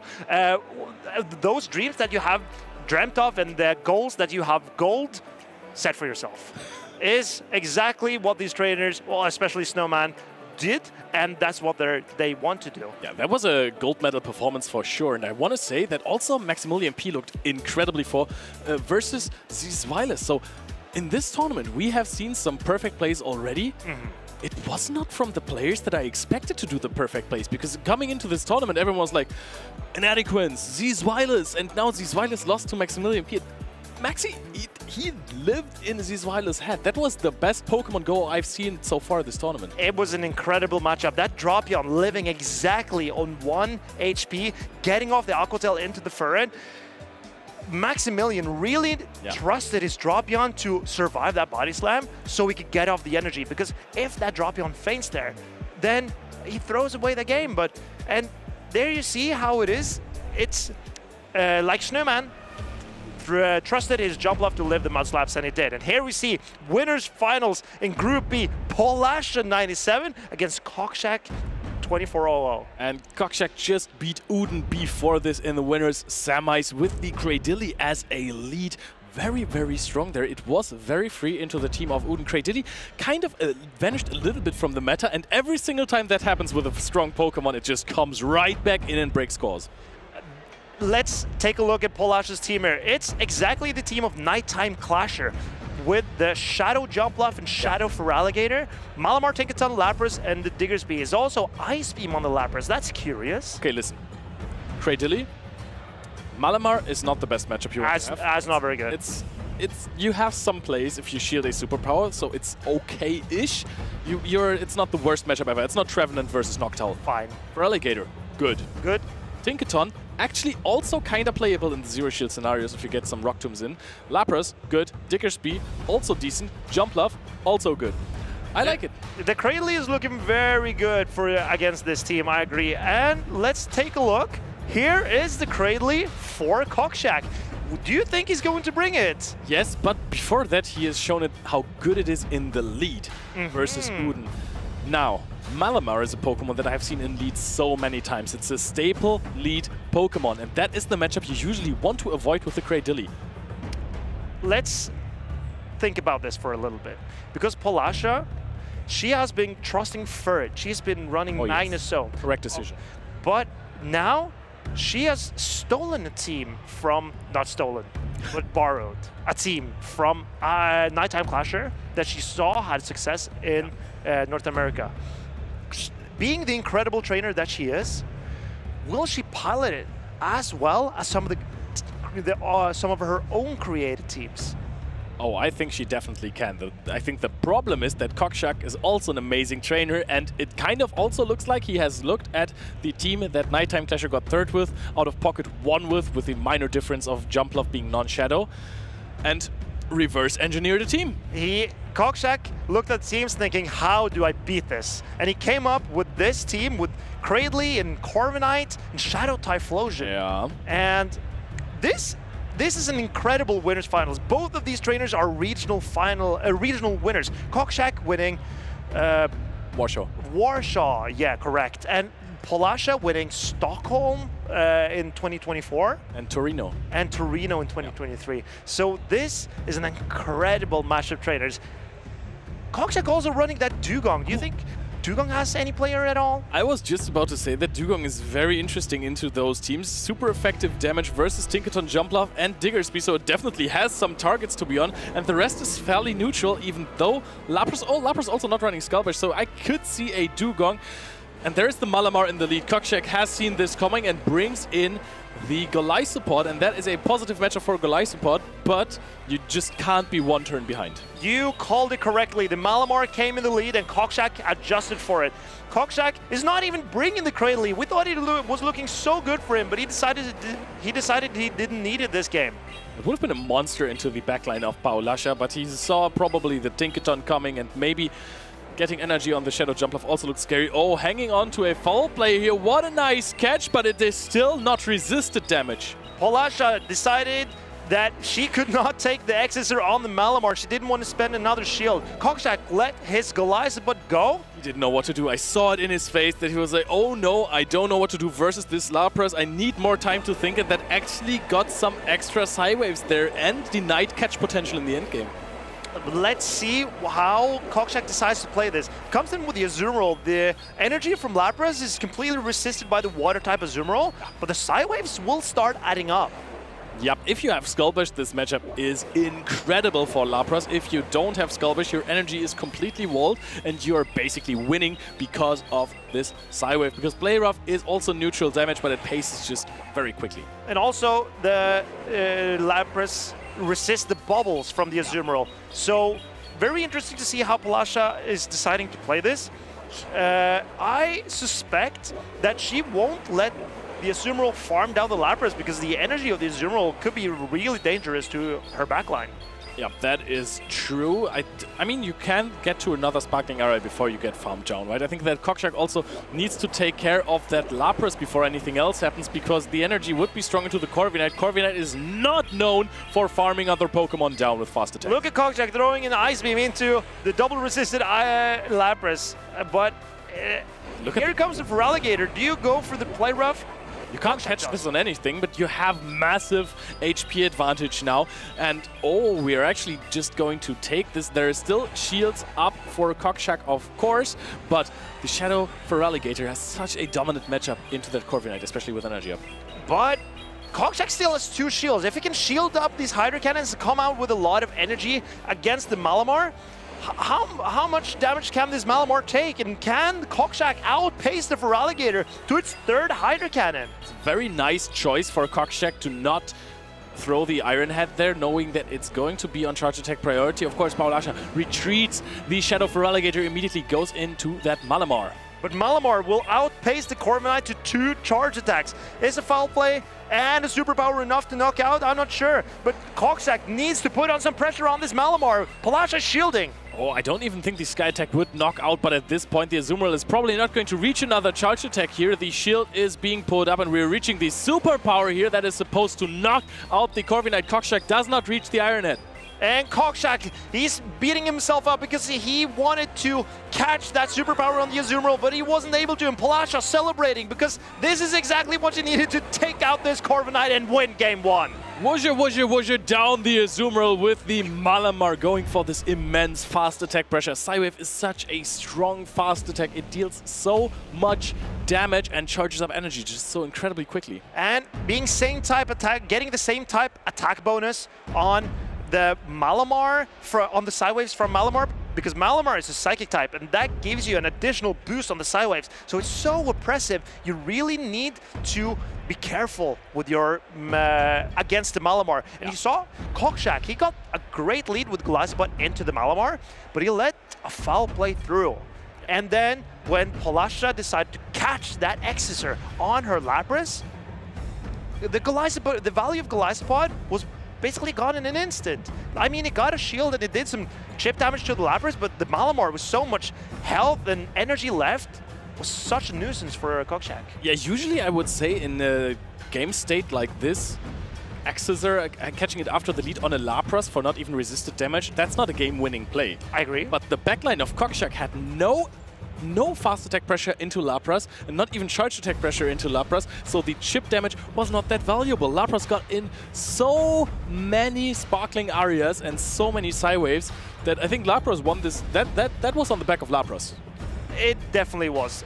Palasha getting so much value out of Lapras and Malamar, to be fair, because the Malamar as well getting to 2 charge attacks against the Corviknight and taking out the Goliathbot. I'm very impressed. There's just nothing on the team of Kokshak that plays well into Lapras. The well, it's the Cradily at best. Swapping it into a Lapras safe swap is also a little bit tough, because then you might get outpaced to the Ice Beam. The but Shadow Typhlosion could really put on some pressure against Palasha here. But we see the jump off into Corviknight, and then it's a safe swap for Feraligatr. Wow, how does Kokshak decide to play this? Okay, comes in with the Azumarill. This is very interesting because I'm realizing what Kokshak is doing here. He has the Shadow Typhlosion in the back and Corviknight in the front. He's not scared of that jump off at all. That is true. Just get the Corviknight away from that Shadow Feraligatr and have your backline deal with the jump up. So your Azumarill is on any other Pokemon, so you can take those Hydro Cannons. You might as well get a Play Rough through, deal a lot of damage to that Shadow Feraligatr, or pull a shield here, and then later on try to win that game with this Shadow Typhlosion. I like it. So Cogshack, he doesn't care about switch advantage in this game. He just wants shield advantage for his Typhlosion to sweep what he believes is a Lapras and a Jumpluff. But this is going to knock out or get so incredibly close that you get even another Shadow Claw in. Shadow Feraligatr is going to be at the charge attack, and you again have no fast attack pressure against this Shadow Feraligatr. It's one shield down, it has a charge attack, but what are you going to bring in here? You can't incinerate it down. But here, no, you can't. And Cogshack, he realizes that his Shadow Typhlosion holds so much value. He's going to invest everything into the Shadow Typhlosion, but he needs to land some energy into the Feraligatr. And here he throws a Sky Attack. Does he want to go for a farm down on the Feraligatr? I was going to say that. That is a really, really nice play, but you're going to have to give up a shield because Acrobatics is going to deal so much damage. This is barely not... Oh, we know this is an Aerial Ace if we have counted correctly, but even that would deal a lot of damage. Shadow on Shadow here for the Jumpluff against the Typhlosion. So now we're very safe at farming down here. I don't think that Paulasha is going to reach another Aerial Ace. We have an energy advantage on the side of Typhlosion. The question is, does Paulasha try to soak up the damage with the Lapras here? Yep, we're gonna go for another Incinerate, double Thunder Punch. And very interesting to see how Cogshack decides to play this. He also emptied the energy that he had on the Corviknight, but he's putting on so much pressure. The Lapras is almost gone already. Yep, the thing is that if you let the Sparkling Area go through here and you have to shield this, you're always vulnerable to a combo play with the Shadow Feraligatr Hydro Cannon that it has there. So, we're actually going for more Incinerate damage. The Incinerate connects. That's a huge chunk of damage that you might be able to farm down later with the Corviknight. But does Paulasha have a Hydro Cannon? Because if she combo plays... but Cogshack realizes, and he's throwing the Thunder Punch into the Feraligatr. This will take out every Feraligatr in town. That was a huge play by Cogshack, waiting, expecting that combo play. Goes for another Incinerate and knocks out the Lapras. Cogshack anticipated, celebrates it, rightfully so. That was massive. Incredible display by Cogshack, and the Shadow Typhlosion. Incredible. And Cogshack realizing that when he saw the jump off in the front, he doesn't care about switch advantage here. He wants shields down. He cares about fire. He wants Typhlosion to burn everything down, and it did. And Paulasha, she had a shot. If she could trick the Typhlosion to go for an Incinerate, and so she could reach her Hydro Cannon, that could have been the winning play. But Cogshack, patience himself, waited, and he threw the Thunder Punch into the Feraligatr. I think Paulasha just didn't realize that the Typhlosion was not clicking on a fast attack, because you can guarantee that catch if you're just waiting for the animation of the Shadow Typhlosion. But Paulasha needed 2 Shadow Claws on the Feraligatr, so she couldn't wait for the Incinerate to start and also get to the Hydro Cannon. So what she needed to do was Psywave to make the Typhlosion start the Incinerate and then swap immediately. It would be incredibly tough for Paulasha. 700,000 IQ is needed for that, and a lot of things will have to come together for that one, because maybe Cogshack even saw that coming. And Cogshack realized that his Typhlosion had 1 million power, and he just leaned into it, and that swept him that game. I love this game, dude. I love this game, This is absolutely insane. Both of these trainers, that is a winner's finals right there. Cogshack versus Paulasha, both on top of their gameplay this weekend. But how do you play this as Cogshack now? Because you saw the Typhlosion and how much it did. You know that Paula is going to safeguard against the Typhlosion. How? How? Well, I mean, even the water types from Paulasha aren't as good into Typhlosion. If you play the even matchups versus Shadow Feraligatr with Typhlosion, you actually win every shield scenario with Thunder Punch, unless timing is off a little bit, because they both pace to Hydro Cannon and Thunder Punch at the same time. However, if Paulasha decides to not throw the Hydro Cannon on 5 immediately, then she's going to get a little bit of an energy advantage. So that's an incredibly difficult matchup to play. It's a very difficult matchup to play. And let's have a look if there's a Cradley from Kokshak into the water type of Palasha. Palasha has decided to disrespect the Cradley entirely with a Lapras in the back as well. Yep, I mean, she doesn't have any other options. There's just the Malamar that you can bring as an answer here. Oh, Paulasha going for a Hydro Cannon immediately goes, puts up a shield here. That makes sense. You have Corviknight and a Azumarill in the back, and of course, this could be an Ice Beam. Kokshak is very much fine. Let's see if there is going to be a catch. But what would you catch a Rock Tomb on? I have no idea. I believe Palasha is going to double shield her Feraligatr, and let me tell you, Feraligatr, if it can bait out the second shield with a Hydro Cannon against the Cradley, Feraligatr will win the 2-shield scenario with an Ice Beam, so Palasha might still be in this. Oh, Kokshak is now going to shield another Hydro Cannon, so we're getting closer to the scenario that you were just speaking of. There is no catch potential on the side of Paulasha. No Diggersby that could soak up these Rock Tombs. I wonder how Kokshak is deciding to play this, because the Cradley's obviously very valuable for him, but Palasha's going for the Ice Beam. This is going to knock out the Cradley. She's been playing this so well. And that is so difficult now for Kokshak, because again, there is no fast attack pressure. Never mind! Never mind! Kokshak lived on one. Palasha catching. What is happening? This is not a good catch for Palasha. She caught a Rock Tomb on the Lapras. It's now so low. But how? 1 HP hang on of this Cradley. This is Kokshak's favorite Cradley ever. Brings in, this is also a debuffed Lapras now, don't forget that, so you can easily take a Sparkling Area, put it in the Sky Attack range, exit with perhaps a lot of energy, or later on, catch another Sparkling Area on the Azumarill. But how would you play this as Kokshak? Because you don't know that there's a Malamar in the back for Palasha, but Kokshak, the Azumarill is going to resist every charge attack from Palasha and the entire team that she brought. Oh, the Azumarill is looking like the absolute final boss for Paulasha in the back there. Kokshak sees that now, knows the Feraligatr in the back is dry as a bone.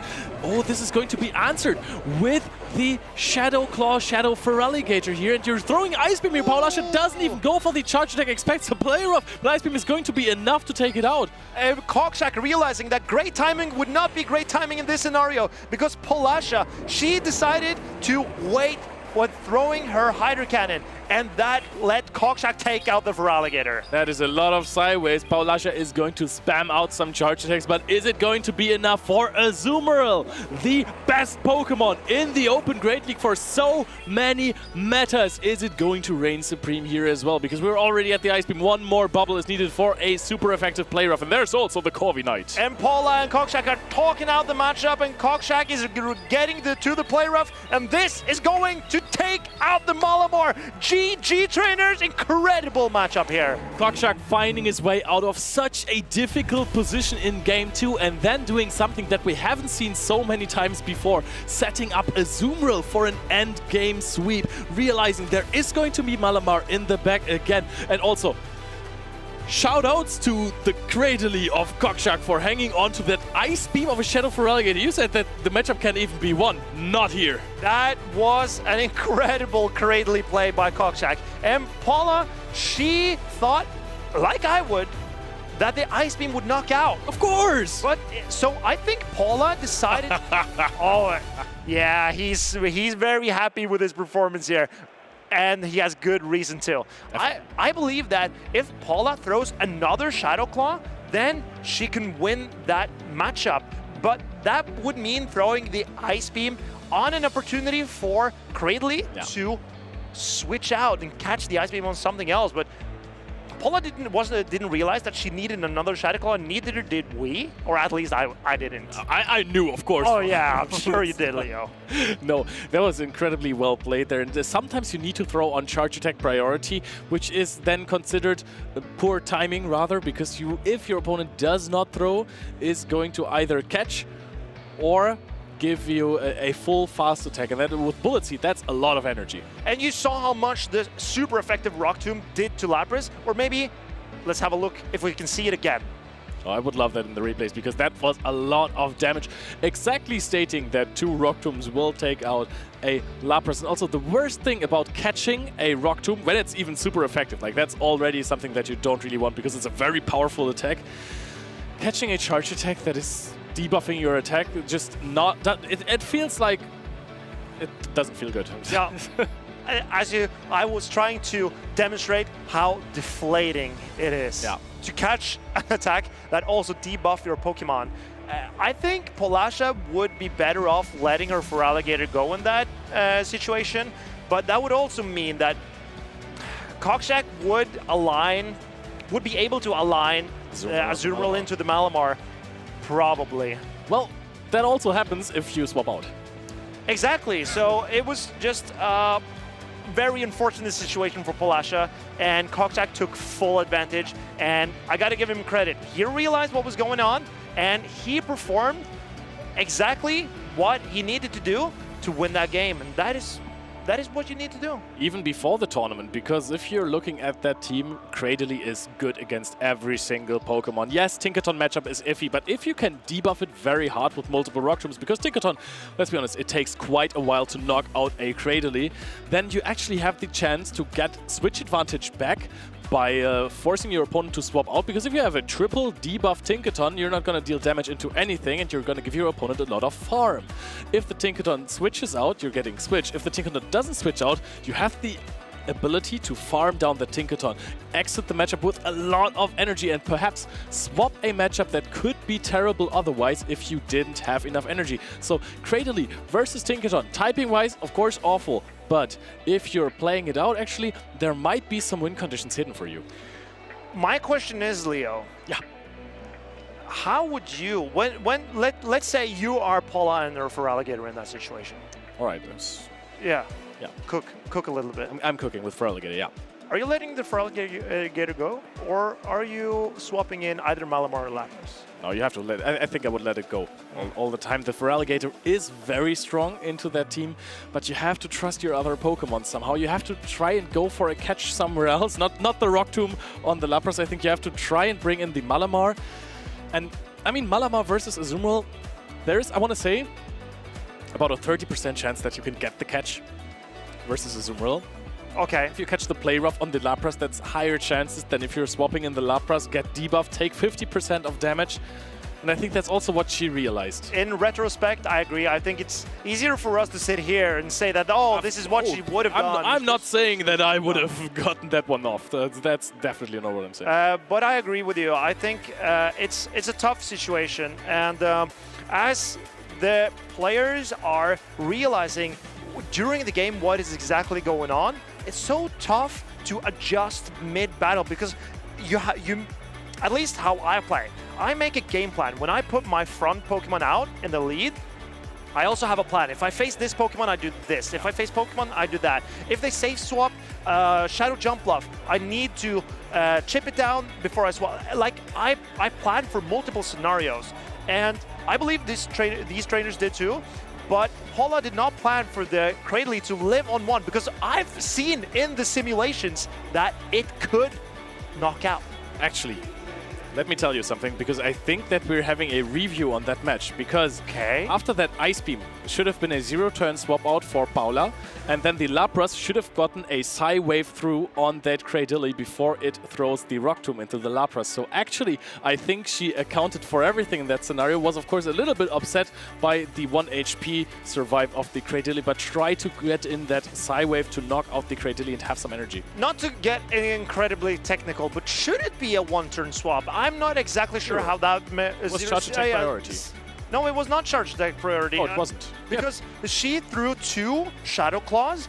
That means the damage from the Bullet Seed has not registered on the Feraligatr yet. So the damage needs 1 turn to register, as how I think it works, but I'm not exactly sure. Maybe chat can tell me if I'm wrong, but I believe that the game needs 1 turn for the Bullet Seed to register on the Feraligatr, and that means the swap takes 1 turn. So she gets that 1-turn swap, and then the Psy Wave does not come through on the Cradily. So the Cradily should be able to get off that charge attack. But I'm not a judge. I'm not sure how this works entirely. We don't need to make this decision. And Hey! that's very lucky for us because... Come on, don't leave me hanging. Oh, sorry. I wasn't paying attention at all, man. I was completely lost in thought. But Lost in the sauce. I was lost in sauce, lost in thought, and lost in dressing as well, maybe? Oh, definitely. Oh, stop it, you. You look phenomenal, Marcus. Thank you, but you know, I'm just a pretty face. That is true, but you're also a pretty good battler, I want to say. Regional champion of Dortmund. Top 8 in Merida?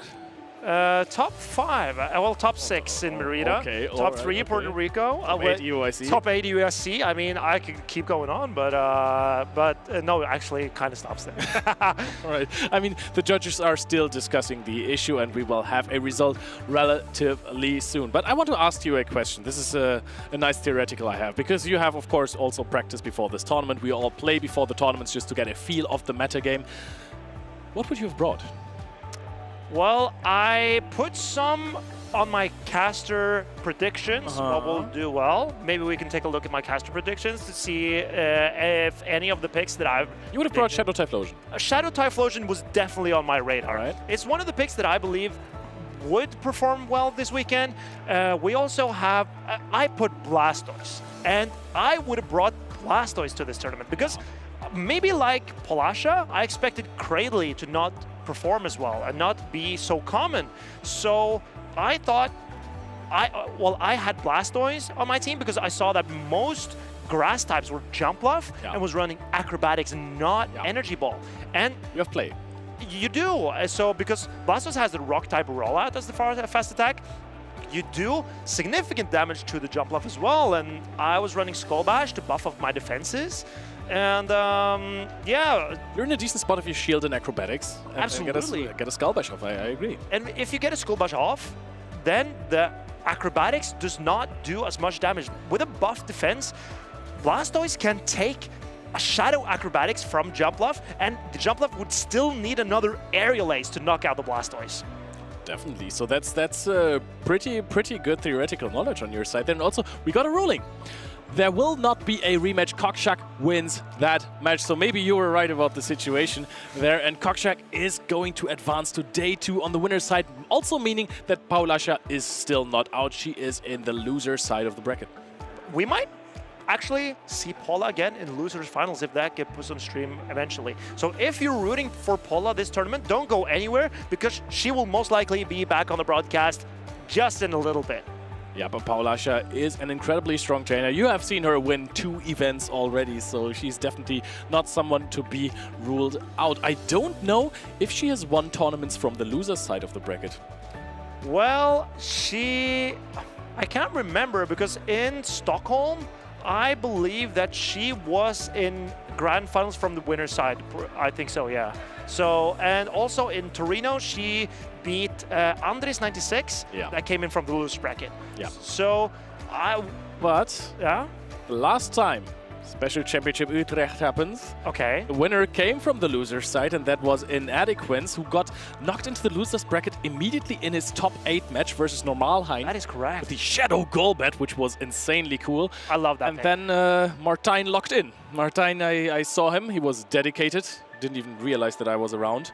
And and then he just completely went on a Pokemon GO rampage. But I want to see, let's have a look, another look at the Paula versus Kokshak game and see how that went by. Because Kokshak really performed to his best of ability here, but it was such a close game. I believe we got into a game 3, and Paula taking game number 1 here with the superpower into Corviknight. Kokshak realized he had to catch a superpower on the Azumarill, but that is such a tough call to make. Yep, I mean, both players are using one-turn fast attacks there, and it is possible to catch them. It is not possible to deny a catch necessarily, but it's still very hard. It's a 1 in a something chance. And here in game number 2, the Shadow Typhlosion play. Good. And look at Kokshak. He realized exactly what he needed to win, and he performed. He executed perfectly. And after the Shadow Typhlosion went to town in game number... Oh, here we see the Cradley live on 1. And there, the disputed situation where Cradley gets out the charge deck, but that was very tough for Palasha to come back from. Yep, that did exactly 50% there and debuffed, and of course the game was in Kokshak's hands after that. And here we see a zero shield scenario of Azumarill versus Malama. It's already not a good matchup, but if there are shields, you have some play with farming up energy, swapping out, stalling the timer, trying to go for a catch, which is rather, it's a bit easier with 1 turn versus 3 turn. Exactly, and I think that Kokshak adjusting, because Paula realized how good the Typhlosion was into her in game 2, so she would have to safeguard herself from the Typhlosion, and Kokshak realizing and bringing out the Cradily to counter the water types put on so much pressure for Paula. Yep, the water types definitely get in general for this tournament, and the last few tournaments, they are pretty important for your teams. But I've just heard that we have something amazing happening right now, because we have in Utrecht a bunch of community ambassadors that have come together to play this tournament. And we also have one amongst us casters, and that is Delian, who is ready for an interview about community ambassadors. Hello trainers, that is correct. I am here with a fabulous friend of mine. This is Nick, who is a community ambassador. Nick, thank you for being here first of all. Can I first ask, just for those that may not know, what's the community ambassador? What do they do? Community ambassadors are basically the leaders of their community to help coordinate and host events. And you can make it as big as you want or as small as you want. In the end, it's all about connecting people. That's what I learned. Yeah, for sure. And tell me about yourself. How did you become an ambassador, and which area do you represent? I represent Veldhoven, which is down south of the Netherlands. A small and humble community. I've been there for 6 years, but we are part of the ambassador program since 2022.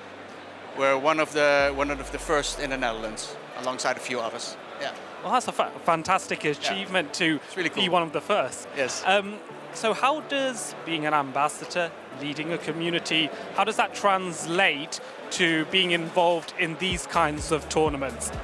Well, like I said, you can make it as big as or small as you want to, but I like to motivate local ambassadors to work with their professors and host PvP tournaments, or GBL, or just do a meetup and just have fun. Just practice, play more PvP, because I think there's not enough shine on it yet with local and small communities. And as an ambassador, you can make the difference, for sure. Yes, absolutely. Are there any trainers here that you're particularly rooting for in this tournament? Any friends of your community members? Yes, Cornel Hoek, who was a community member of our community. Also Music Michael, Irvi, and many of the other lovely faces I see after such a long time. It's a great convention here. Awesome things to do. Yeah, it's cool. Yeah. Awesome stuff. When will we next gonna see a big community ambassador event that you may be involved in or hosting? Hosting? Pokémon GO Fest Global for sure in Veldhoven. But basically we host almost every community day, raid days, and we also have Go Fest Paris, which I'm not hosting, but all of the ambassadors are there. Of course. The program. So it's going to be amazing. And so what's the best way, before we go, for all the trainers wondering, how can I get hold of an ambassador, my nearest one, what's the best way to search for people as fantastic as you? Campfire, Niantic Campfire, the app, you can download it in the Play Store. It's basically where we host all our meetups, all our info, and you can find local communities and look for the groups with a purple star on it, because those are ambassador communities, wherever you are in the world. Perfect. Thank you so much, Nick, for your time. For those of you watching, check out Campfire, get connected, and you will make friends, just like you would in these tournaments. Over back to the casters. Thank you so much for that interview, Adelian, and also to Helix33000 that recommended Campfire, because I've used that app as well to get in touch with the Latin American community and join a raid day when I was visiting Latin America a couple of months ago. Yeah, I think that's a really great way to get connected, not only within the game, but actually with players who are playing throughout the globe. Look at, I'm just so excited. Where are my hands gone? I need to say, Amanda, that is a very strange top. I like this segue because guess who we have coming up next? Nothing other than the Spanish sensation Strange Top playing in the winners finals up against another local hero, Wes, who we saw play earlier on today, knocking Tomahawk UK down to the loser's side of the bracket. Very excited to see how these two trainers are going to play out their matches. I believe that this is the winner's final in Group C, and it's incredible. These trainers have fought so hard to get here. You see Wes on the left side. He knocked out Tomahawk, or knocked down Tomahawk with a Shadow Swampert play. And then you saw Strange Top beating, I can't remember who he... I believe it was Dianoski in the... Dianoski, you're correct, in the winners semifinals, and this is a matchup I'm really looking forward to. I think that there's some unique picks on the side of Wes over there. You're seeing the Alolan Sandslash, which we don't see very often anymore, but I think there's a lot of utility for it now that people are opting to bring Jumpluff. It's the top used Pokemon. It does wall off a lot of the Tinkaton energy, because even though the Bulldoze does, super effective, it doesn't do a lot of damage, even to a squishier Pokemon like Alolan Sandslash. And it's also, the Sandslash can wall off the energy from a Azumarill as well, and it can almost one-shot a Shadow Drapion if that comes back. If you have a Shadow Alolan Sandslash, you can win the two-shield scenario against the Malamar, because if they let an Ice Punch go, then you farm all the way down. But this is a regular Sandslash, and I don't believe that the regular Sandslash is able to do that. We saw really, really good energy management from Wes when he played earlier on, being able to hit that charge attack priority with a Hydro Cannon. He's also running some picks that you aren't seeing quite as often. This is a triple water team here. We have an Azumarill, we have a Shadow Swampert, and a Golisopod on this team. The water types, even though it's 3 water types, they're so inherently different. The Azumarill with a fairy typing, Golisopod being part bug, and Swampert being part ground makes him so different. But here we see a double water line still from Strange Top with a Feraligatr, but that's a mono water type. And also we have the Lapras with a water and ice typing. All of these, even though they're all water Pokemon, they're so different that they play very different as well. So this team from Strange Top is one of the more common teams here, but that also means that you usually have a lot of neutral matchups, and navigating through neutral matchups is incredibly important, and it's so challenging. One thing that I want to note is a lot of times when people are opting to play double water like Strange Top, they're either running Skull Bash on like their Blastoise or their Lapras, but he is opting for double ice, so he's running Ice Beam on both the Shadow Feraligatr and the Shadow Lapras. If it was me running that team, I think I would have put Skull Bash on my Lapras to improve my matchup, for example, into the Azumarill. But I can see that the Ice Beam can be valuable, especially into a team like Wes's that has the Cradley and the Shadow Jumpluff. But personally, I think Skull Bash, it looked incredibly threatening in Sevilla when it was played. I think that went pretty far. We'll have to see. It looks like these trainers are locking in. They're getting ready to see who will be in day 2 on the winner's side of the bracket. This is the winners finals in Utrecht. We have that Azumarill on the field against the Jumpluff here. A Jumpluff running both flying type attacks, which is pretty standard nowadays. An immediate pivot out into that Lapras. And this is why Strange Top is running Ice Beam on his Lapras. It is to bamboozle the Cradley, answering his Lapras safe swap. Going ahead and just going for that Sparkling Aria. Ooh. No Protect Shield on Wes's side there, calling it there, and being able to just charge up a little more before throwing a Rock Tomb. Now, either one of these attacks would do a nice amount to the Lapras, but the Rock Tomb will debuff the attack, and it also gets a shield off of Strange Top's side. What a call by Wes here. He decided that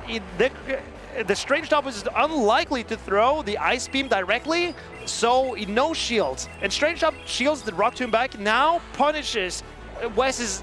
Well, he's not... Well, who punishes who, actually? At this point, both shields have been used. Although the attack just keeps going down on this Lapras, it did get a shield, and no shield this time from Strange Top side. Super effective, but it hangs on barely. A quick pivot out into that Feraligatr, just continuing to chomp away, but it's still going to have to take an attack. does Strange Top accept that this could be a Rock Tomb and no shield for Alligator? No, he decides to put up the Rock Tomb at the last second. And now the Azumarill can wall off this energy from the Feraligatr. This is the problem with Azumarill if you have an Ice Beam on both of your Lapras and the Feraligatr. Though Feraligatr would always be throwing these Hydro Cannons, even now its attack is debuffed, so the Azumarill can take this quite comfortably and still come out with some energy because there's no Protect Shields left on Strange Top's side. Very interesting that Strange Top decided to go as weak to Cradley as he has. Jump off a flying type and then 2 water types.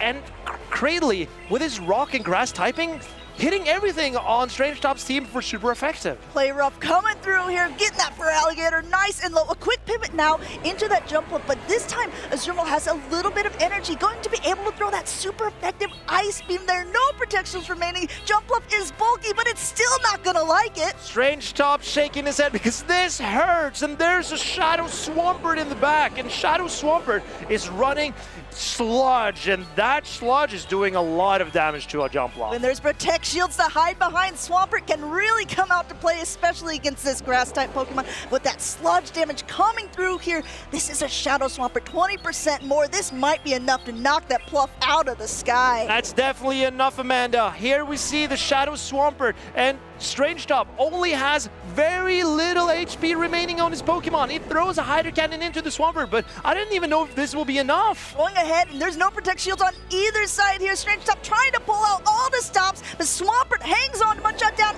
and take out the Lapras. West taking game number 1. Shadow Swampert made an appearance completely at the end of that game, but he took out all 3 Pokemon from Strange Top's side. But I believe it was the Cradley that put in the most amount of work for West in that matchup. I do like Strange Top's play of trying to lure out the Cradily and also going for that Sparkling Aria burst. It was just a really great call from West's side not to shield anything up, and it ended up being able to put Strange Top on the back foot because being able to get off 2 Rock Tombs against that Lapras just proved too costly.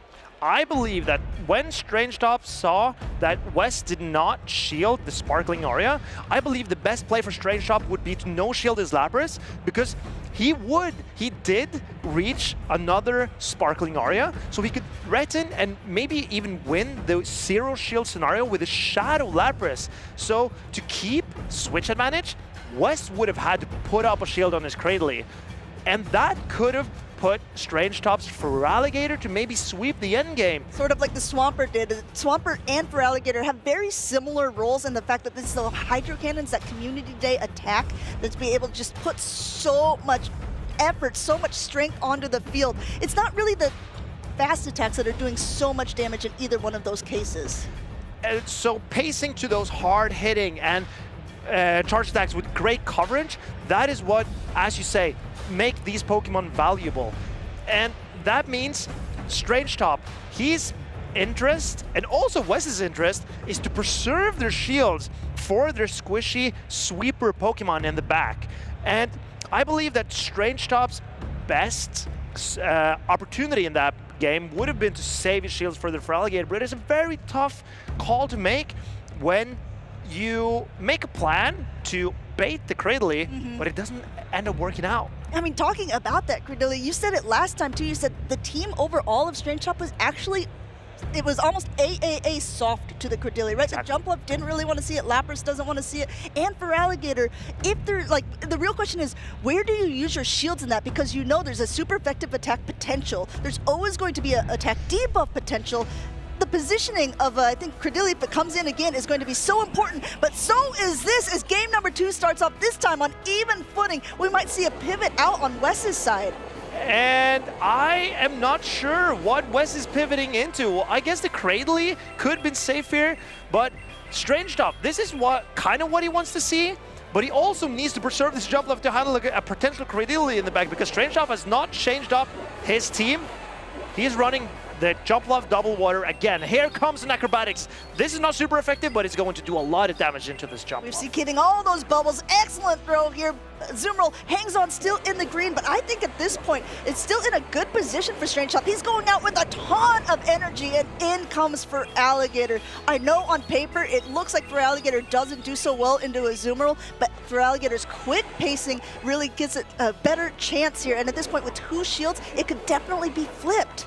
I think Strange Top is realizing what his win condition might be in this game. And that is to set up the Feraligatr for a sweep. This Hydro Cannon does not threaten a knockout, so Wes will not shield. He's going to get to his own charge attack and threaten a shield from the Feraligatr. But Strange Top is going to shield up here and try to farm down the Azumarill from Wes and put on the pressure. This might be a nummy farm down for that for Alligator there, but doesn't want to take the chance on Wes's side. Coming back in with that Swampert. We saw it before. This does a ton of damage. Very brave by Wes. No shielding. A Hydro Cannon. The Swampert's almost knocked out or is knocked out. Oh, you see both of them shaking their heads, although this head shake for Strange Top is in a much better position here. For Alligator is low, but it's put in so much work. Azumarill is low. In comes that Credilli, only to be faced with yet another charge attack. But how would you want to play this out as Wes? Because you need the Cradley now. It's the best Pokemon. And Strange Top goes immediately into the jump love. This acrobatics is threatening so much damage. No shield from Wes.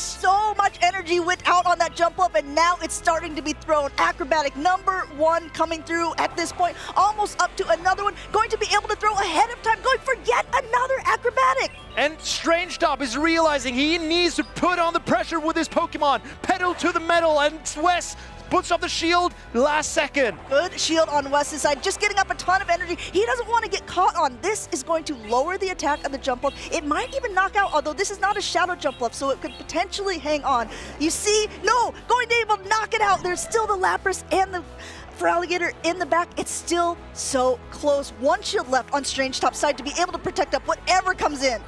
I believe that Strange Top will outpace the Cradley to 2 charge attacks here. I also believe that the Lapras can hang on through a Rock Tomb. This is so exciting, guys. Strange Top, no shielding, but it doesn't do enough. The Lapras will get to the charge attack, and this might knock out the Cradley. Getting very close. I think if Strange Top was also worried, there's a little bit of Azumarill in the back that could have been used for a catch, but it wasn't caught on there. Azumarill coming back in, and though this is pretty favorable for Azumarill and heavy health, not able to take it out for game number 2. And Strange Top trusting in his decisions before game number 1, adjusting slightly and coming back to take game number 2. Incredible adjustments by Strange Top. I think a lot of times when trainers are picking a team of 3 in a show 6 format, after game 1, even if they lose, they might think it's not that the team necessarily was a bad team composition. I just didn't play it to its full potential. And I think that's exactly what Strange Top did. In this scenario, he's saying, okay, wait a minute. No, those 3 Pokemon were strong. I just need to do slight adjustments, like you said, Marcus, and it really proved vital for him there, being able to take game number 2 in this winner's finals. So Strange Top has decided that all 3 of the Pokemon that he's been trusting so far, even though they all are pretty soft to Cradley, Cradley will have too much to do, and that makes the other Pokemon very good into the remaining line of Wes. So the Lapras, if it can avoid the Cradley, is going to do very well into the Azumarill and the Swampert. Or if the Feraligatr can avoid the Cradley, then it's going to put on so much pressure into the water types of Wes. And that is exquisite planning by Strange Top. I think what you're saying is, you know, it was all on the shoulders of the Credilli, but if Credilli doesn't even have any shoulders, it's going to be sort of hard for that Pokemon to take out all 3. Yeah, because Cradley's shoulders, I mean, it's got a long neck, but... It's got a good base. Would you say that Cradley's base is his shoulders? No. His base is his feet, I think. Okay, yeah, I completely agree with that. Maybe the shoulders is around the neck. Oh, boy. But I wonder if we'll see an adjustment from any of the players here, because Wes has... Both of the players have brought the same 3 Pokemon to both games, but game 1 was a blowout for Wes and game 2 was a blowout for Strange. So very interesting to see if we get a different lineup for this game number 3. That's what makes best of 3 so exciting, right? Because you get to see, you already have an idea of how you want to play out a matchup, but it can be adjusted, it can be a change depending on how your opponent plays. And then game one is often a fact-finding game, like, oh, does my opponent like to throw bait attacks, or is it going to always for that heavy hitting attack? What sort of lineups do they like to call? We're hopping into this game number 3. This is deciding who's going into day 2 on the winner side of the bracket, and this looks very favorable for West with the Azumarill lined up against that Malamar. This, as you say, this is favorable for the Azumarill, but I think this might be risky for West as well, because Strange Top has his double water line and his Malamar, and I see a Sand Slash on the back of West's team, and that Sand Slash is looking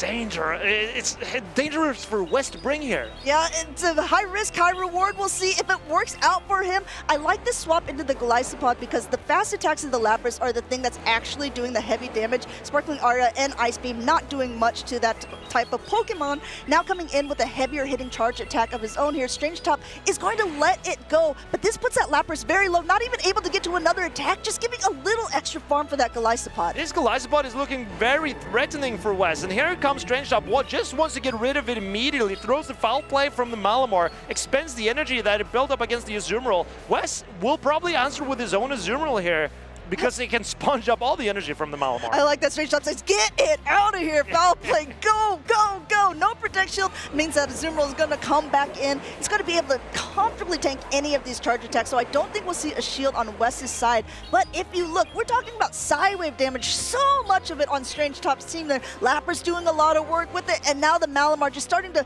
slowly chip away at the Azumarill. Still 2 shields left remaining on both of the opponents. Look at Malamar go.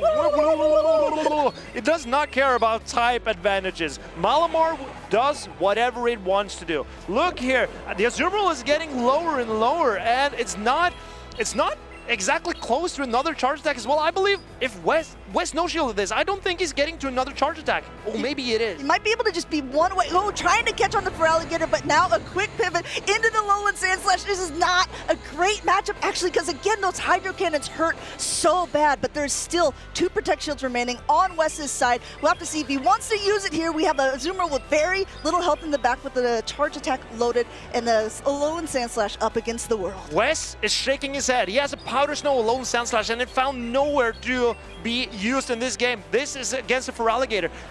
West realizes that Strange Stuff has a guaranteed win in this situation if he can build up to 2 charge attacks against the Malamar. Going ahead, no Protect Shields remaining here. This Drill Run will connect. This is a Shadow for Alligator, but it is not enough to knock out. And this is a double Hydro Cannon from Strange Top. West decides to put up his shield. How will he manage around this Feraligatr? Can he go into the Azumarill? Oh, Strange Top. He realized he threw the Hydro Cannon immediately. West needed this snipe. He's going to be able to throw. You see, he's so happy about this. Immediately pivoting back out into that Malamar. Malamar had so much energy loaded. No Protect Shields remaining. This is its target. Superpower has hit the Lone Sand Slash, and Strange Top has moved on. Strange Top, winners finals, went undefeated through his group. He's so happy. He's been waiting for this ever since the World Championship in August. This is his performance this season that he will be most proud of. Look at him.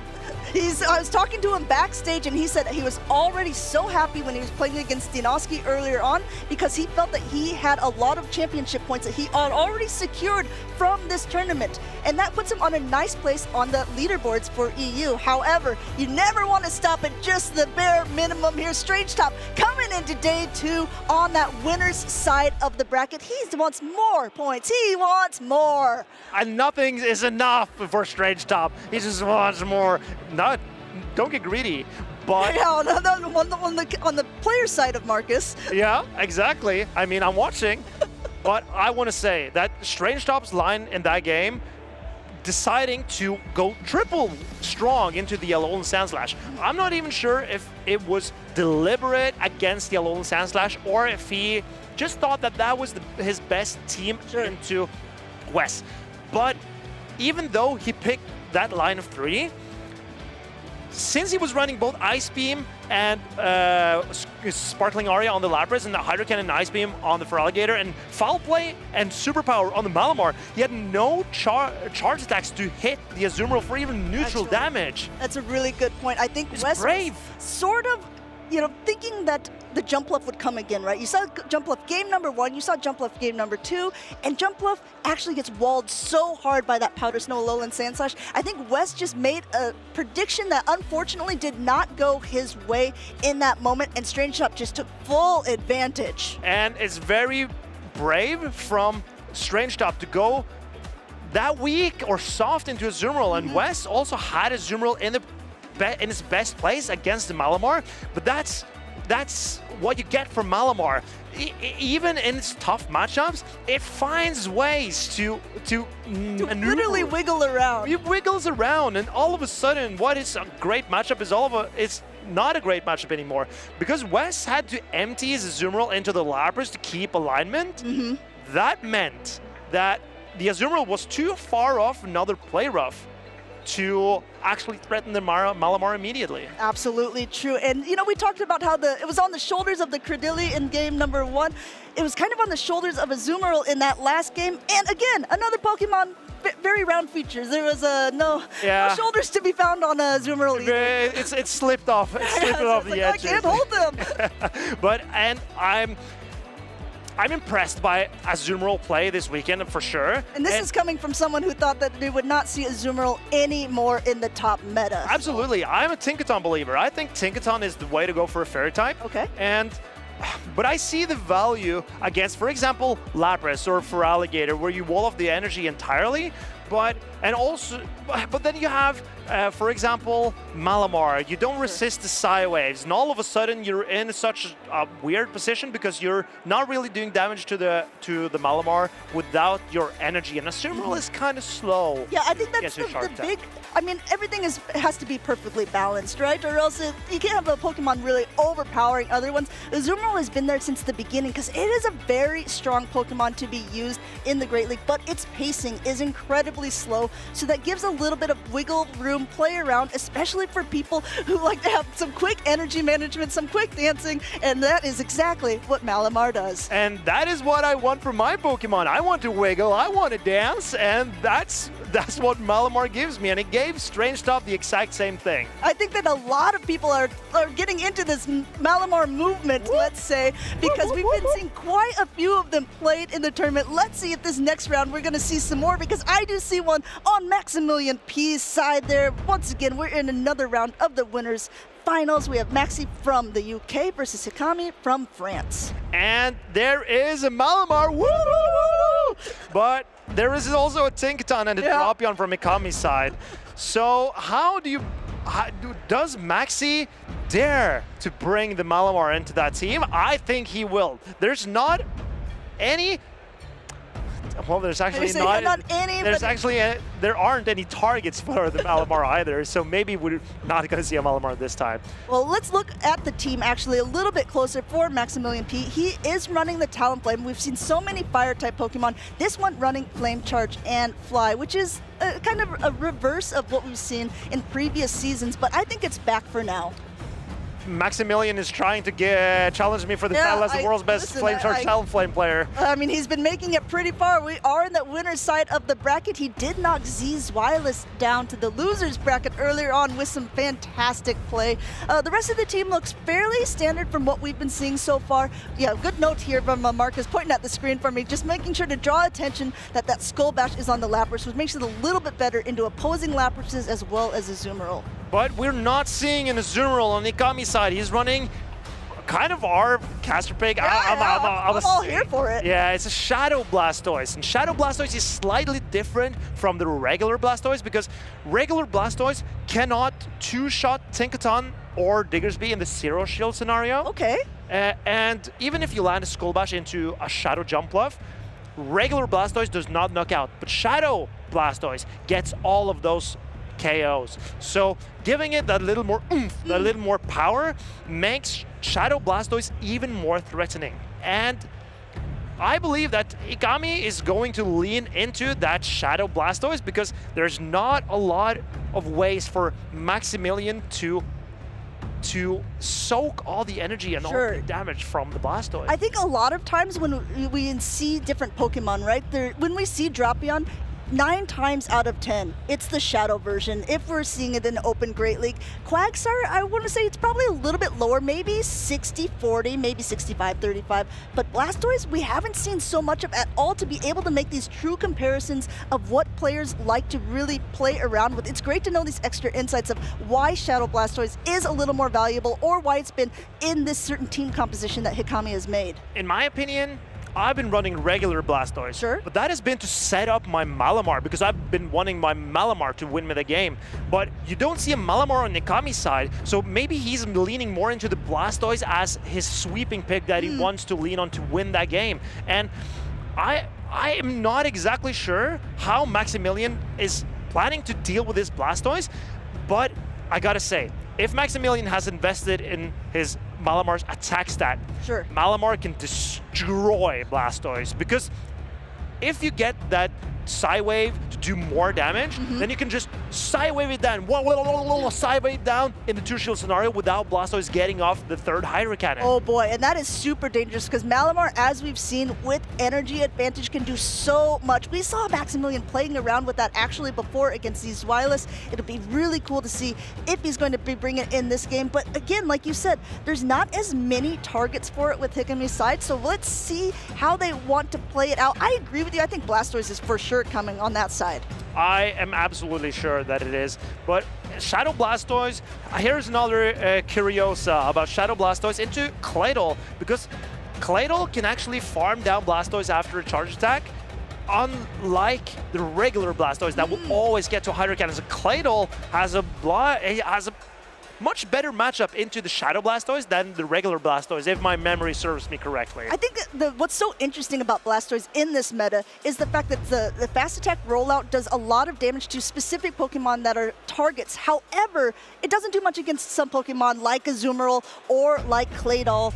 However, because it's running Skull Bash, it can fight back against this Azumarill. Because it's running Hydro Cannon as its charge attack, it can fight back against the Claydol. So whether it's not doing good fast attack damage, it's still going to be able to hit hard with those charge attacks. And that makes Blastoise really flexible. It rarely dominates a matchup, but it has that flexibility to fight back against stuff that against a lot of different stuff, because it has a lot of different coverage. One Pokemon that Blastoise destroy is a Talonflame. And if I was Ikami, I'd lean into Superior here because of the pressure that Blastoise puts on. We saw him play Superior earlier on in the day against Slash. No Superior, it looks like in this round here. Drapion up against the Azumarill. These Poison Stings are doing a super effective damage, but none of these charge attacks are going to be doing too much. I think Hikami will probably go for the crunch. If anything, no swapping out, like you said, using that Blastoise as that pivot Pokemon to try to gain a little bit of energy. It is going to have to take this play rough if it doesn't use a shield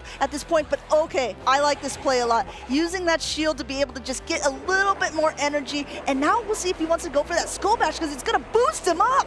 I am very excited to see this Skull Bash. There's a Shadow Skull Bash, and it's going to dent this Azumarill extremely. It puts it far into the red. Ooh, Azumarill immediately now pivoting out here, but there's now Blastoise has a little bit extra boost to its defense. It already has a Hydro Cannon loaded. Drapion coming in here, forcing a shield off of Maxi's side because this would do a decent amount of damage. And the big thing is Maxi's hoping that he can get a crunch debuff of his own against the Blastoise. Great timing. And now the Blastoise is defense boosted. This crunch will not knock out, and Maxi is clever. He's building up exactly one Poison Sting away from his next crunch shot that Blastoise had to throw immediately to not have to spend a shield against this Drapion. Hikami knows it as well. He threw right away, but that puts Maxi in a decent position. But now a pivot out into the Drapion again. Both of these have energy. No projectiles remaining on Maximilian's side. You see him already writing some stuff down. He wants to take some diligent notes in this battle so he remembers all the energy counts because this is a charge attack priority and there's no shield on Hikami's side. Ikami knows that his Drapion will be able to live this, and he's outpacing the opposing. Oh, but here comes the Azumarill with an Ice Beam. Will Ikami shield, or is he trusting his Quagsire in the back? He is. This is a combo play here as the Ice Beam knocks out that drop in. Not a lot of energy or health left on the Azumarill. This might be a perfect little farm down situation here. If you're Hikami, you go and throw right beforehand. Great timing here. You have a lot of energy now on the Quagsire. Forced to take this Aqua Tail, which will knock out, and now you can able to see what's in the back to be able to hit a heavier attack. Very exciting to see how the Malamar squares off against the Quagsire. Ikami is up a shield, so he can always outpace the Malamar to 2 charge attacks, but the Psy Waves are chunking down. Going ahead and throwing this first one here, taking some more notes. This is going to hurt. You're going to see this is shadow damage, so Malamar isn't actually the bulkiest of Pokemon, but it is able to hang on. Going ahead and throwing the foul play. This is... What do you think about this play? I heard a from you, Marcus. Yeah, Maxi was a little bit, it was a little bit unlucky with the timing of his fast attack there, letting the Quagsire get to a free mud shot through, and that might just put Malamar into farm down range. But here comes the Drapion. He's 1-2 off, he's 3 off, and he gets to crunch. Is this crunch enough to knock out the Quagsire? I believe it might be. This is the problem here. If it's not, Poison Stings aren't going to do it, and Rollouts aren't going to do it. Lucky for Maxi there. That takes it out here. Blastoise comes back in, but will it be able to get to it? And Blastoise gets it, and he has a Hydro Cannon loaded. Can he get to it? Or will the Malamar? No, the Malamar Psy Waves down. Oh my goodness, an incredibly close matchup there at the end. You saw them both waited with bated breath, wondering, is this going to be able to go? Marcus, for people who are maybe a little bit newer, can you explain why the charge attack didn't go off before the Psy Wave damage? It might look a little bit weird, but in Pokemon Go, fast attack damage takes priority over charge attack damage. That means if Malamar, who's running a 1-turn fast attack Psy Wave, if that Psy Wave will knock out the Blastoise, then Blastoise will not get off the charge attack. If Blastoise had more HP, so it would live 1, maybe knocked out of 2 Psy Waves, but if it can live 1 Psy Wave, it will get off that Hydro Cannon. And it turns out, in this situation, the Shadow Blastoise of Ikami did not withstand that 1 Psy Wave. Yeah, a little too less of HP, unfortunately. But you saw both of the trainers. I think everyone in the chat, too, was probably waiting to see, was this enough damage? The Psy Wave going through was just able to, sneak by on the tentacles of the Malamar, get game number 1 to Maximilian P. And I'm very impressed by both of these trainers. This game was waving back and forth throughout the entire game. And I wasn't sure if Maxi would be able to get as much value out of his Malamar as he might want, but it turned out to be a pretty good pick for him in the end, but the Drapion was what really won him that game. I mean, Drapion, we talk about it time and time again. It's been meta for a reason, and it's so good in this current meta. Even its hard counters like a Claydol is able to hit back with super effective charge attacks. And speaking of Claydol and Drapion, we got them on the field here. This is a great lead for Maximilian P. We're going to see that immediate pivot out into that Shadow Blastoise. Now we look, this rollout damage isn't going to be doing very much, but this Hydro Cannon, especially from a Shadow Blastoise, would hurt. Maximilian uses his first shield here. This is exactly the situation that Maxi needed to be prepared for. He has nowhere obvious to sponge the energy of this Blastoise, but I expect him to swap in the Malamar. Oh, he goes into the Drapion. Interesting play here. The attack has fallen, so that means his Hydro Cannons aren't going to be doing as much damage, but he did have a bit of an energy advantage. And we've seen time and time again, Hydro Cannon is such a good attack, even if it's deep up. Look how much damage that does. Wow, that's the pressure of Blastoise. And here, both players realizing that great timing is not always great timing. They throw on what we usually call alignment, but that lets Drapion take out the Blastoise. How does Ikami decide to play this? Both of these trainers have already used a shield in the battle. This game seems to be potentially about energy management, because look how much energy this Drapion has. Going for a bait here, and look at Ikami, not even bothering to shield it up. He goes for that potential. I think maybe he's hoping he could get 2 off, or he was hoping to get a shield. Yeah, this is a misplay from Maximilian, because he does not get to another Aqua Tail.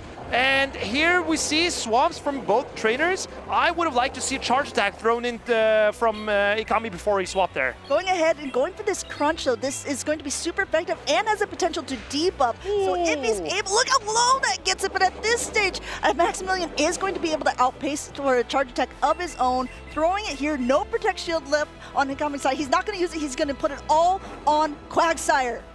Oh, an undercharge. Oh, but this is better for Maximilian. This is exactly what he wanted because he does not want to give the Quagsire a farm down. It's super effective damage, but not enough to get out at this point. Going ahead and just, oh, this is, these two like to play waiting games. We saw it last time with Maximilian with the ZZ as well. Both of them sat with the Zoomerals forever on the field because neither wanted to give extra energy to the next. Meanwhile, Ikami has a fully loaded Quagsire. Aquatail #1 coming through, no Protect Shield from Maxi's side. How much damage does Ikami need? He needs to land a Stone Edge 2 in this game. Can he get there? He gets to an Aquatail. This is shielded by Maximilian. Can Ikami reach a Stone Edge before the double foul plays coming through from Maximilian? Keep your eyes on the bubbles as they continue to farm up here, going for #1, getting that last Protect Shield from Ikami's side. Maybe potentially a superpower, which paces a little bit quicker, could be used at this point, but who will he be able to get to in time? Will this Aquatail be enough with the Mudshot damage afterwards? This is Shadow Quagsire. This is coming through, and this is not enough. This is not enough to knock out, and Malamar gets there and wins the game for Maximilian. He's through on winners finals. Going ahead, you see Ikami clapping. It came down to the wire all of these games, but in the end, there can only be one. Continuing on the winner's side of the bracket, Maximilian P taking the game, going wonderfully through this tournament and being able to, we'll see him in day 2. Oh, we will absolutely see him. And I'm excited for more Malamar play. And Maxi, even though I was thinking, against Ikami, the Malamar was not looking great, but it wasn't looking bad either.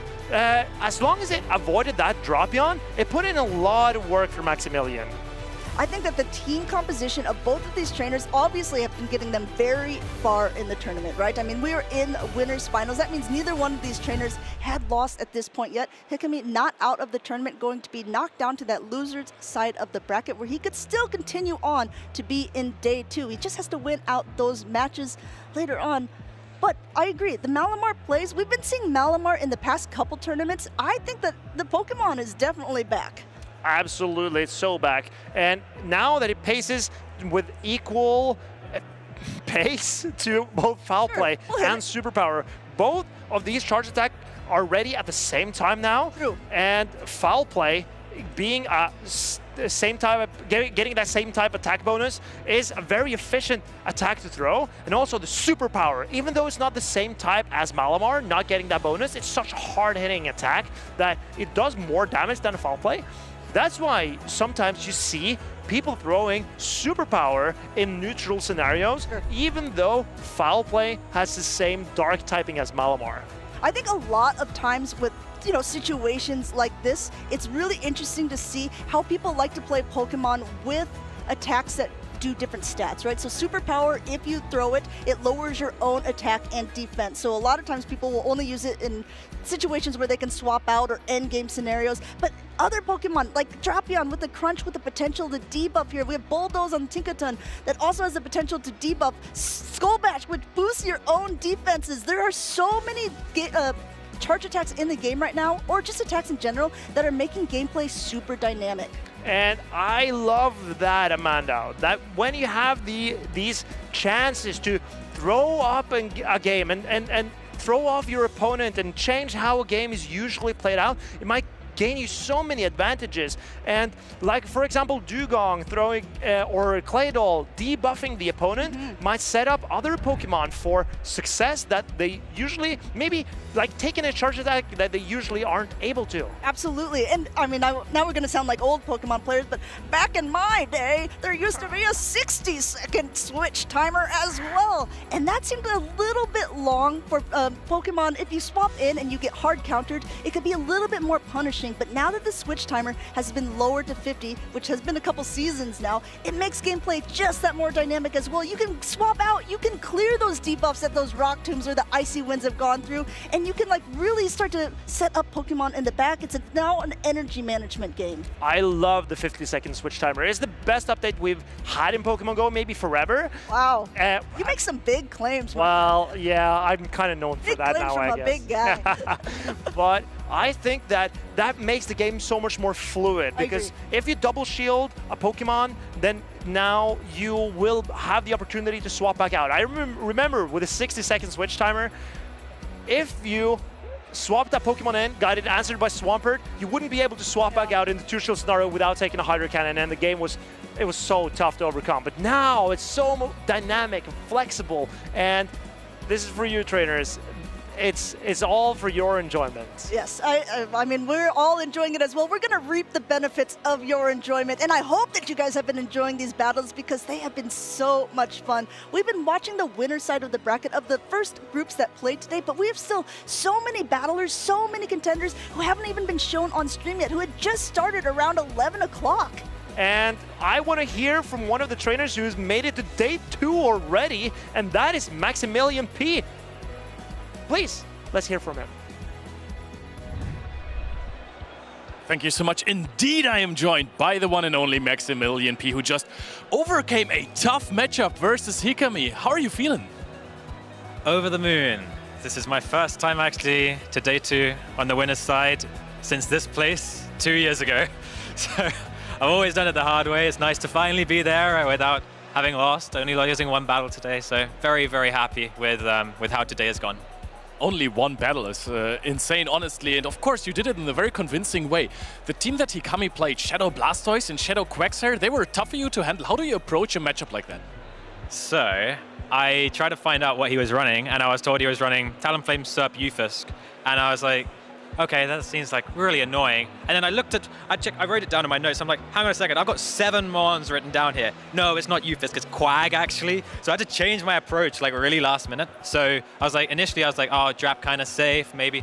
The only way to really deal with those things was to kind of believe in what you thought he'd run. I knew Blastoise would come every game, so you kind of can prep for that. Malamar seemed decent since he didn't have a Azumarill.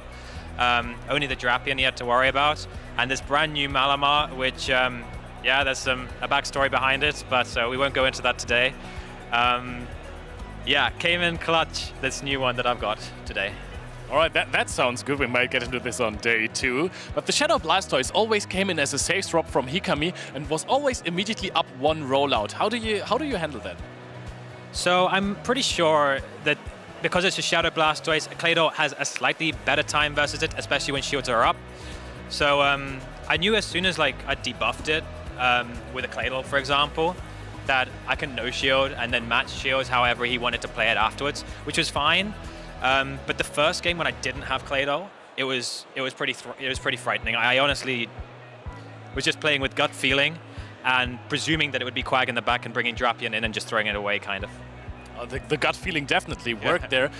We had the Shadow Blastoise on the Azumarill once. Did you know how much a Skull Bash is going to do from a Shadow Blastoise? Yeah, actually, I will actually shout him out. Dial-Up and I have played this matchup a couple of times, and yeah, I've seen how much exactly how much that does. He's actually the only other player I've seen run Shadow Blastoise, and clearly to very similar success as well. I think it's a really cool mon. I don't have one. I think it's really cool to run, especially in this meta right now. So that's a recommendation for you right there. But you're not running a Blastoise at all. How did you prepare for this tournament? So I don't really like running Tinkerton, and my Jumpluff, like obviously Jumpluff is so good right now that, and I do have an exceptional Shadow Jumpluff. Ooh. But it means I'm always going to lose CMP in the mirror, and I don't want to be playing those kind of games. I did really like how Talonflame looked into the meta that has been going on beforehand. However, I've barely run it today, and the only games I have run it, I've lost. So, but Drap has been really good for me, going back to OG Drap Azu, because not everyone is running it, so it's less matchup dependent on like a crunch debuff or a mirror on who wins CMP in the mirror, except for that time, like we saw, he's Drapion won CMP as well. Yeah, so initially I had Shadow Sableye in instead of the Malamar, and then I didn't like how people were still bringing Tinkaton despite me having Talonflame and Claydol. So I was like, okay, we'll stick Forret in there so be even weaker to it to make sure people do bring it, so I can maybe expose it a bit more, bring a bit more Talonflame because it covers the waters a bit more with Forret.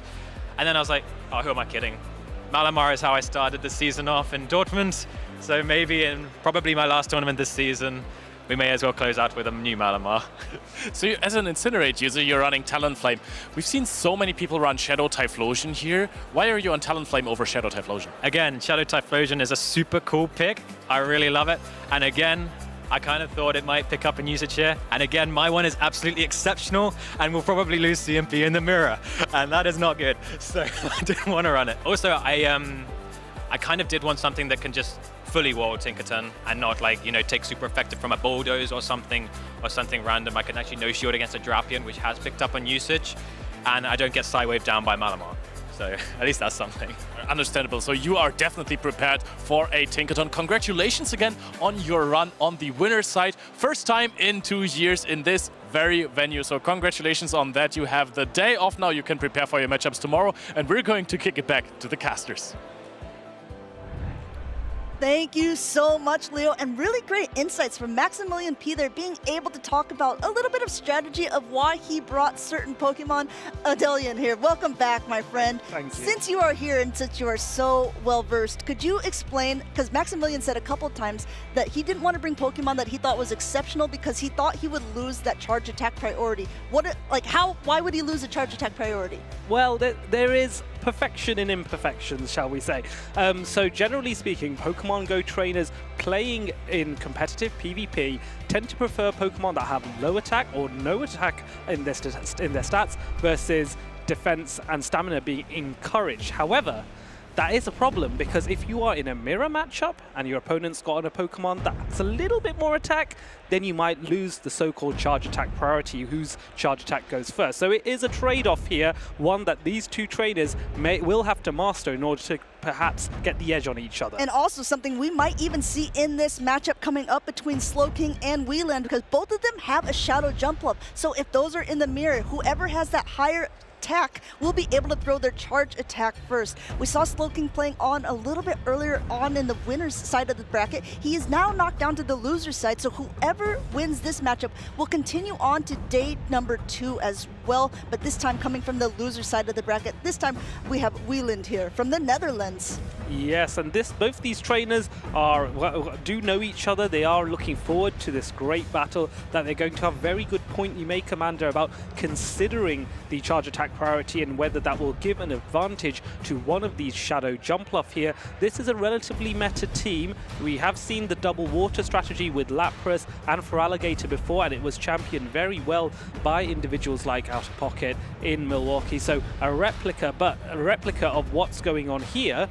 And also that Diggersby showing up, which I actually think is a really fun Pokemon in this meta. I think Diggersby is one of the only real counters that Wieland has against Slowking's Shadow Typhlosion there. When you have 2 Water-type Pokemon, when you have a Jumpluff on your team, things can get a little bit dangerous if that Pokemon gets up energy. We saw Slowking playing it a little bit earlier on in the tournament. We'll see if he brings it into this game, because we're getting started in the losers finals here. We have a Jumpluff in the lead against that Diggersby. Yes, and a shiny Diggersby is that. And now you might think that this is not a great matchup for Diggersby because it is facing off against a grass type, but Jumpluff here is running double flying type attacks. The Aerial Ace to get a good amount of baits on, and the Acrobatics to do huge damage. In contrast, Diggersby has that Fire Punch, which will deal super effective damage to Jumpluff. So this is more even than it seems at first glance. This is a Shadow Jumpluff, so this means that Acrobatics, though it's not going to be that effective against a Diggersby, is still going to put in a ton of work there, being able to connect, knocking down to the yellow. 2 Fire Punches are now going to be thrown, but it's not enough for this Jumpluff to be knocked out of the sky. No Protect Shield on Slowking's side. Yes, another Fire Punch will be needed, and so it's a swap into the Lapras to see if they can get the Psy Wave down on the Jumpluff, but Jumpluff going, nope, I am going to throw another Charge Attack and try and weaken this Lapras even more. Another Acrobatics is launched through, and it does a huge amount of damage. I was wondering if there was going to be a chip and dip strategy, but that was a big chip before this dip out into the Azumarill. One thing we have to keep in mind, this Lapras is running Skull Bash, and this is going to do a nice chunk of damage to Azumarill. Not only that, now the attack or defense, of the Lapras has been boosted, so that means that the Play Rough still might not be enough. Already at it here, Slowking throwing that Azumarill's Play Rough, no Protect Shield on Wheeland's side. Well, that's the whole point. If you're going to have Skull Bash and boost your defense, you will need to test those defenses, and Lapras able to demonstrate here. Will the Lapras be able to get to another Skull Bash here? Just over now, launches fabulous. That boost of the defense allowing Wheeland to eke out another Skull Bash here. Skull Bash number 2 connecting here. No switch timer is even available for Slowking yet. He's able to get to the Ice Beam. No, he goes down with the attack. This is not great for this, but the Typhlosion is coming in, only to be met now with Hydro Cannon number 1. Yes, Typhlosion cannot take any of these attacks from Shadow for Alligator, and so Shield comes in. Typhlosion has the opportunity to fight back with the Thunder Punch. You can see Slowking is going for that, and the Thunder Punch does indeed get launched. But of course, Wheeland now deciding to exchange shields and protect his Shadow for Alligator. Having that switch timer just slightly misaligned proved very vital for Wheeland. They're being able to get in a little bit of extra Shadow Claw damage on that for Alligator, forcing these shields now off of the Typhlosion, because this is going to do so much damage. Already at another Thunder Punch, but if you look, the switch timers are now about up on both sides. We could see potential swaps on both trainers here. It's still anyone's game. Yes, and Slowking, I think, has to do that, but no, there's no shield on the Feraligatr, so Wheeland wanting to bank this all on the Diggersby and keep that shield. Now it's going to be a very aggressive quick attack farm down, but you can see the chunking damage of Incinerate from Shadow Typhlosion. At this range, Thunder Punch might be enough. No shield on Wheeland. Let's find out if this knocks out. He recognizes that the Jumpluff went out with an attack as well. Speaking of, there it is, the Jumpluff coming in, getting that last Protect Shield off of Wheeland there. He is going to be able to throw an attack of his own. There's no Protect Shields to hide behind on Slowking's side, just charging up a ton of energy here, now throwing that Fire Punch. Yes, I think Wheeland, I wonder if he would be able to actually farm down here rather than launching the Fire Punch, but nonetheless does get the knockout. Now it's a race to see, can he get to another attack? No, the Incinerate takes out Diggersby, and that's only one Pokemon left. Lapras with a Psy Wave, is it enough to knock out? It is a knockout on the Typhlosion. Wow, such incredibly close games there, and you know what that came down to? Turn durations. That's Incinerate damage of Typhlosion takes 5 turns. Meanwhile, Psywave is a 1-turn attack, so it's going to be able to put its damage through first. Incredibly close matches for game number 1 in the losers finals going to Wheeland. A very accurate assessment there, and what I liked is what you pointed out, Amanda, with turn duration. So Typhlosion, when launching Incinerate, the damage from Incinerate registers at the end of the 4th turn, so 2 seconds in to the 2.5 second 5-turn attack, whereas Psywave will register at the end of the 1st turn because it is a 1-turn attack, and so that extra damage landing earlier still compared to the Incinerate was what made the difference there. So another thing, trainers, for you to consider, for those of you watching in the crowds or at home, is that consider turn duration and when does that damage actually register within that fast attack. Wheeland really maneuvering around very quickly. That quick pivot out earlier on managed to misalign the switch timers just enough that he could bring in that Shadow for Alligator to get 1 or 2 Shadow Claws, and that proved so vital for him in this matchup there. It still came down to the absolute wire, but being able to get both of the shields on that Shadow Typhlosion early on really helped him out in that matchup. Yes, that Shadow Typhlosion versus Shadow for Alligator is another tricky one to master, especially if you are operating from standing start in terms of energy. The advantage needs to be gained by getting some energy early on one of those Pokemon before the other one starts off ramping up those Incinerates in this particular case. So what adjustments will be there from Wheeland's side? Will we see a slight difference now in tactics to consider, how do I deal with that Typhlosion? What other adjustments, what do I predict my opponent will do to try and deal with the fact that I have won the first battle? It's a mind game, as always. Always. I completely agree with you, Dillian, because a lot of times, game number 1, opponents just like to kind of feel out the other opponent's play style. Indeed. And so see what kind of Pokemon that they think are the most comfortable. So now, with each of these going into a game number 2 in the losers finals. So that means whoever wins this gets to go into day 2, but whoever loses this, their tournament run will be over. There's a lot on the line. Whelan just needs one more game to be able to secure it for him, but Slowking could be able to do what we call a reverse sweep, winning 2 games in a row. We're locking in for game number 2. We're getting ready to rumble a Tinkaton on the field against a hard counter in that Typhlosion. Typhlosion is going to love seeing this, and it's an instant swap into the Lapras here. Typhlosion can actually stay in here and do a respectable amount of chip damage because Incinerates are neutral against Lapras, and this Thunder Punch is, of course, super effective. Well, he had no Protect Shield on Whelan's side. This will do a nice bit of damage, and coming in with the Furret at this stage, we see it. I think a Slowking recognized, okay, Furret doesn't have the best matchups against Tinkaton. I might as well go ahead, let the damage soak onto it at this point, and let it do its little bit of work while it's in the tournament here, because the Typhlosion can really put in some actual work later on. This Sparkling Aria number 2 is going through, but it's not going to be able to knock it out. Yes, well calculated by Slowking to recognize that 2 Sparkling Arias will still require a few more Psy Waves in order to knock out, and not before Furret is able to Sucker Punch down the Lapras. Here comes Tinkaton. This is a strong matchup for it, but not a lot of opportunity to farm. Slowking now going for the Trailblaze here rather than Swift. Interesting tactic to boost your attack when your HP is so low. Thought he maybe could get to another Swift that would have given just a little bit more chip damage, but at this stage, still in a comfortable position with 2 shields on both of the trainers' sides here. We haven't seen the third Pokemon for either one of them yet, but now a Bulldoze is already loaded on the Tinkaton, and Bulldoze, while it's not a very heavy-hitting attack, is super effective against the Typhlosion, forcing Slowking to use that first Protect Shield. But notice... Oh, you heard the tinkles too. That means the defense has fallen. And now coming in with a Thunder Punch Beta Dillion. If he gets a shield here, which he does, this is so good for Slowking. Yes, Whelan doesn't know that what Slowking has in the back, but he's about to find out as Shadow Jumpluff takes to the field, and Shadow Jumpluff is going to be problematic for Diggersby here. The Fire Punches, remember, we needed 3 to knock out this Jumpluff, and Jumpluff can launch acrobatics after acrobatics here. This is going to be very close to the wire, but looking good for Slowking. We've got an even shielding scenario at this point. 1 shield left on both sides. There's still a lot of dynamic play that can be done by these opponents here. Going for the heavier hitting acrobatics, you see it's not enough to knock out, but it does so much damage. Fire Punch now coming through, super effective damage on the side here. You see Slowking sit back a little bit. He's saying, okay, I'm going to take these couple seconds while the charge attack goes through to decide where my priorities lie here. In comes that Tinkaton again, just again getting a ton of damage. Yes, and the switch counters are misaligned again, which means Slowking is unable to take Jumpluff back into its Pokeball and bring out the Typhlosion. Going for the acrobatics here to try and get a huge amount of damage on this Tinkaton, but it is resisted nonetheless. When is that switch going to happen? Because the fear is those Bulldozers, no switch, and instead Play Rough comes in against Jumpluff.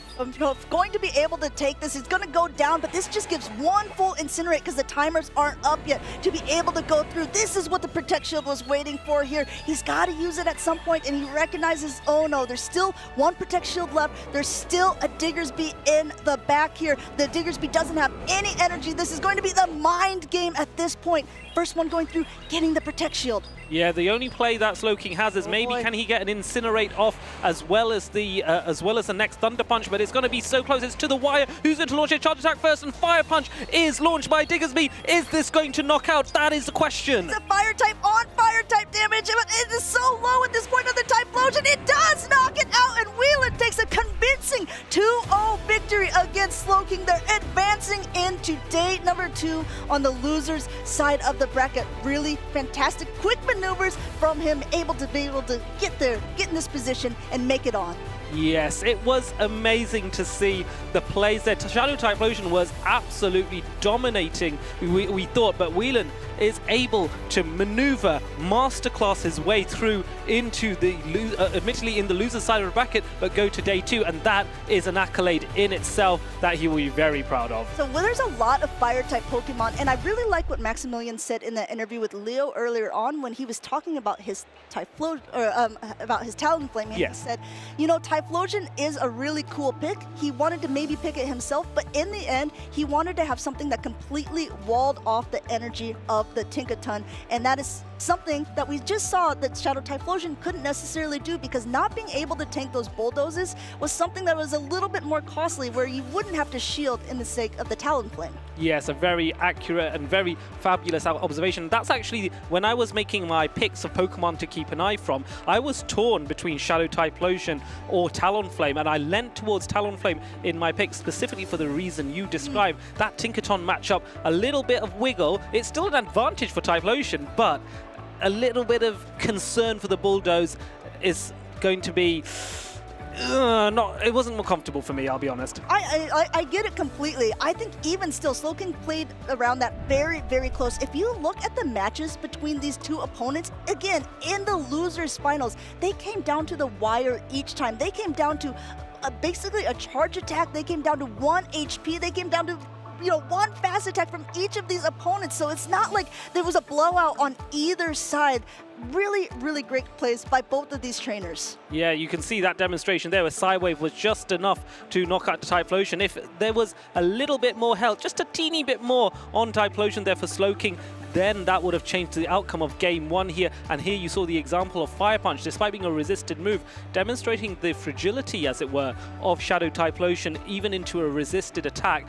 That really sealed the deal there. But both of these trainers should be very proud of what they've achieved so far. I know you are quite close friends with Slowking, I believe, and I think he should be very proud of what he's been able to showcase for us today. I was talking to him a little bit earlier on in the tournament, and he was very proud of his accomplishments already. He said that actually the winners finals was the farthest he had ever gotten in a tournament. So I think already a big amount of championship points going to a trainer, some big accolades, and I absolutely agree with you. All these trainers who've been putting in the work over the seasons, regional after regional, special championship after special championship, it's all coming down to these points where, you're playing against new players, you're deciding what makes a good team composition for you, and you just get better time after time. Yes, absolutely. Practice makes perfect, and what's also fun is the combination of being able to learn from other individuals that you battle with as well. So let's say you do lose the battle, and these battles only one person will win, only one person will lose. So with that in mind, if you do lose, you have the opportunity to perhaps speak to your opponent and go, well, what did I do differently? Did I get the alignment wrong? Did I perhaps miscount something? These little things that you can do to improve your game over time will make you go from a good battler to a great battler and then to a champion one step after that. I think that is super well put, Adelian. We're looking at the team compositions of both of those trainers, and we saw, Shadow Jumpluff, so we saw Shadow Typhlosion. We actually saw quite a feature of it. Shadow Pokemon are something that is an interesting dynamic, I think, in Pokemon Go, because it's something that is a little bit different than in the other games. We have this 20% more damage that a Shadow can give, and also it has to take a little bit more. And there is actually an event going on right now about Shadow Pokemon. Yes, there is. And look, you can see that Giovanni is back out and on the prowl, and he has Shadow Dialga to support him. So trainers, you need to go and fight against Team Go Rocket, get those Shadow Pokemon, capture them, and then either purify them or utilize them for battle. One Pokemon that really stands out as far as competitive circuit is concerned is the release of Shadow Inkay, which we reckon may be something of interest in Bologna in 2 weeks' time. That might be some new dynamic in the game that's going to change a few matchups. Any other Pokemon stand out to you that you're excited for here? I mean, we just saw a great showcase of Shadow Typhlosion. You can get that from evolving Shadow Cyndaquil there. Also, Grumpig has been kind of popular this season, so Shadow Spoink and also Shadow Lapras are ones that are really popping out at me. Of course, in the past, we saw Paulasha playing with a Shadow Magnezone and really crushing competition, so it could be interesting to see if that will be making a comeback as well, but plenty of different Pokemon that you can catch. As a reminder as well, when you catch a Shadow Pokemon, it always has the charge attack Frustration, which is super frustrating if you want to be able to use it's super frustrating. Any sort of tournament, any sort of battles. This is the time. Now is the time. Use your charge TMs to TM away Frustration and get a different attack on it. It's not going to be able to do that very often, so you want to make sure to collect your charge TMs and do it this weekend. Absolutely well said here. And of course, two trainers who are also jumping straight into the battles are Paul Usher and Cashton, and wasting no time. Tinkerton hammering off against each other. Which one's hammer is going to be tougher here in this matchup? They're both going to go for Bulldoze here, I imagine. Both of them worthy. We're talking about charge attack priorities. We're going to get to see it right away. Sometimes trainers don't want to get their attack being caught on, so you might see them wait a turn or charge up extra. But in this matchup, this is exactly why you want to throw right away. You heard the little sounds, you saw the sprinkles on the screen. The defenses on Paulasha's Tinkerton are now lowered, and now also going on the other side as well. Both of these now have a little bit lower of defense, and we do know that Cashton wins that charge attack priority, but he opted not to go for it. Yes, I think he's hoping to maybe get some additional energy and go for back-to-back bulldozers later on, hence the additional fire. No debuff this time from Paulasha's Tinkerton towards Cashton, and now the response is there. Is there going to be another debuff on Paulasha? Because that might change the dynamic of this matchup, which is so far perfectly aligned. Both trainers have no debuff there, so it's even Stevens at this point. Well, even if it's even Stevens, the real question is this enough damage to be able to take it out with the defense drop? And it absolutely is. Now coming in with the Feraligatr being met by a Pokemon. Yeah, we talked earlier about the Mightyena. I think, Adelian, we're getting the spice matches here because this is a Spinda. Yes, Spinda is a Pokemon we have not seen in the Open Great League meta. It is not just good spice, it is unusual spice, but it still has play. It has some fantastic moves. It has Rock Tomb,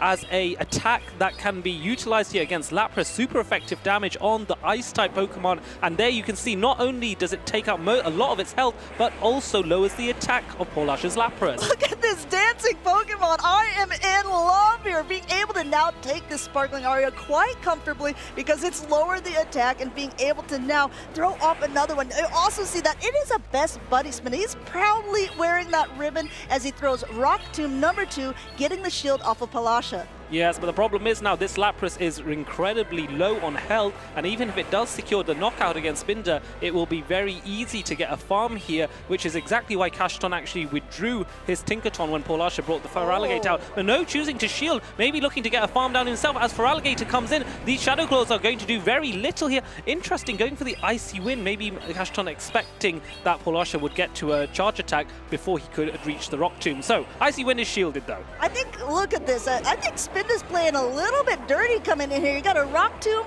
and an Icy Wind. Both of these attacks guaranteed to debuff your opponent once they've been through. This Feraligatr's Hydro Cannon, which already is not very effective, is doing even less, and the switch timers are misaligned. This Play Rough will connect after this next Hydro Cannon goes through. And Cashton more than happy to take Hydro Cannons here. We have seen situations where a Shadow Feraligatr, just by sheer volume of water, is able to launch as many Hydro Cannons as possible and even overwhelm a Azumarill over time. But with the debuff, that suddenly does not become a thing. And the Play Rough coming in, there are no shields to protect Shadow Feraligatr, and now it's down to a Lapras really low. Will Lapras be able to get a charge attack off? I question it. I really question it. And there goes the Lapras. Lapras goes down. This is what we call in the Pokemon community a 3-ball flex on the side of Cashton there, being able to have all 3 Pokemon with health by the end of that matchup. Also showcasing a spicy pick that, let us know, chat. Do you think that Spinda is more spicy, or do you think that Mightyena is more spicy? Because both of them are pretty out there. Unique. Yeah, definitely, and that is a question for the tournament for sure, because both these Pokemon have been very fun. We have seen how effective Spinda was, and also I'm going to give an even bit of additional credit to Cashton here, because how often would you ever see Paulasha be given a three Pokemon sweep? Yeah. That almost never happens. Paula always takes out a Pokemon, at least. Paula is one of the best trainers, the most well-known trainers we have in Europe. The nickname, we call Colin 6 the final boss. Paulasha's nickname is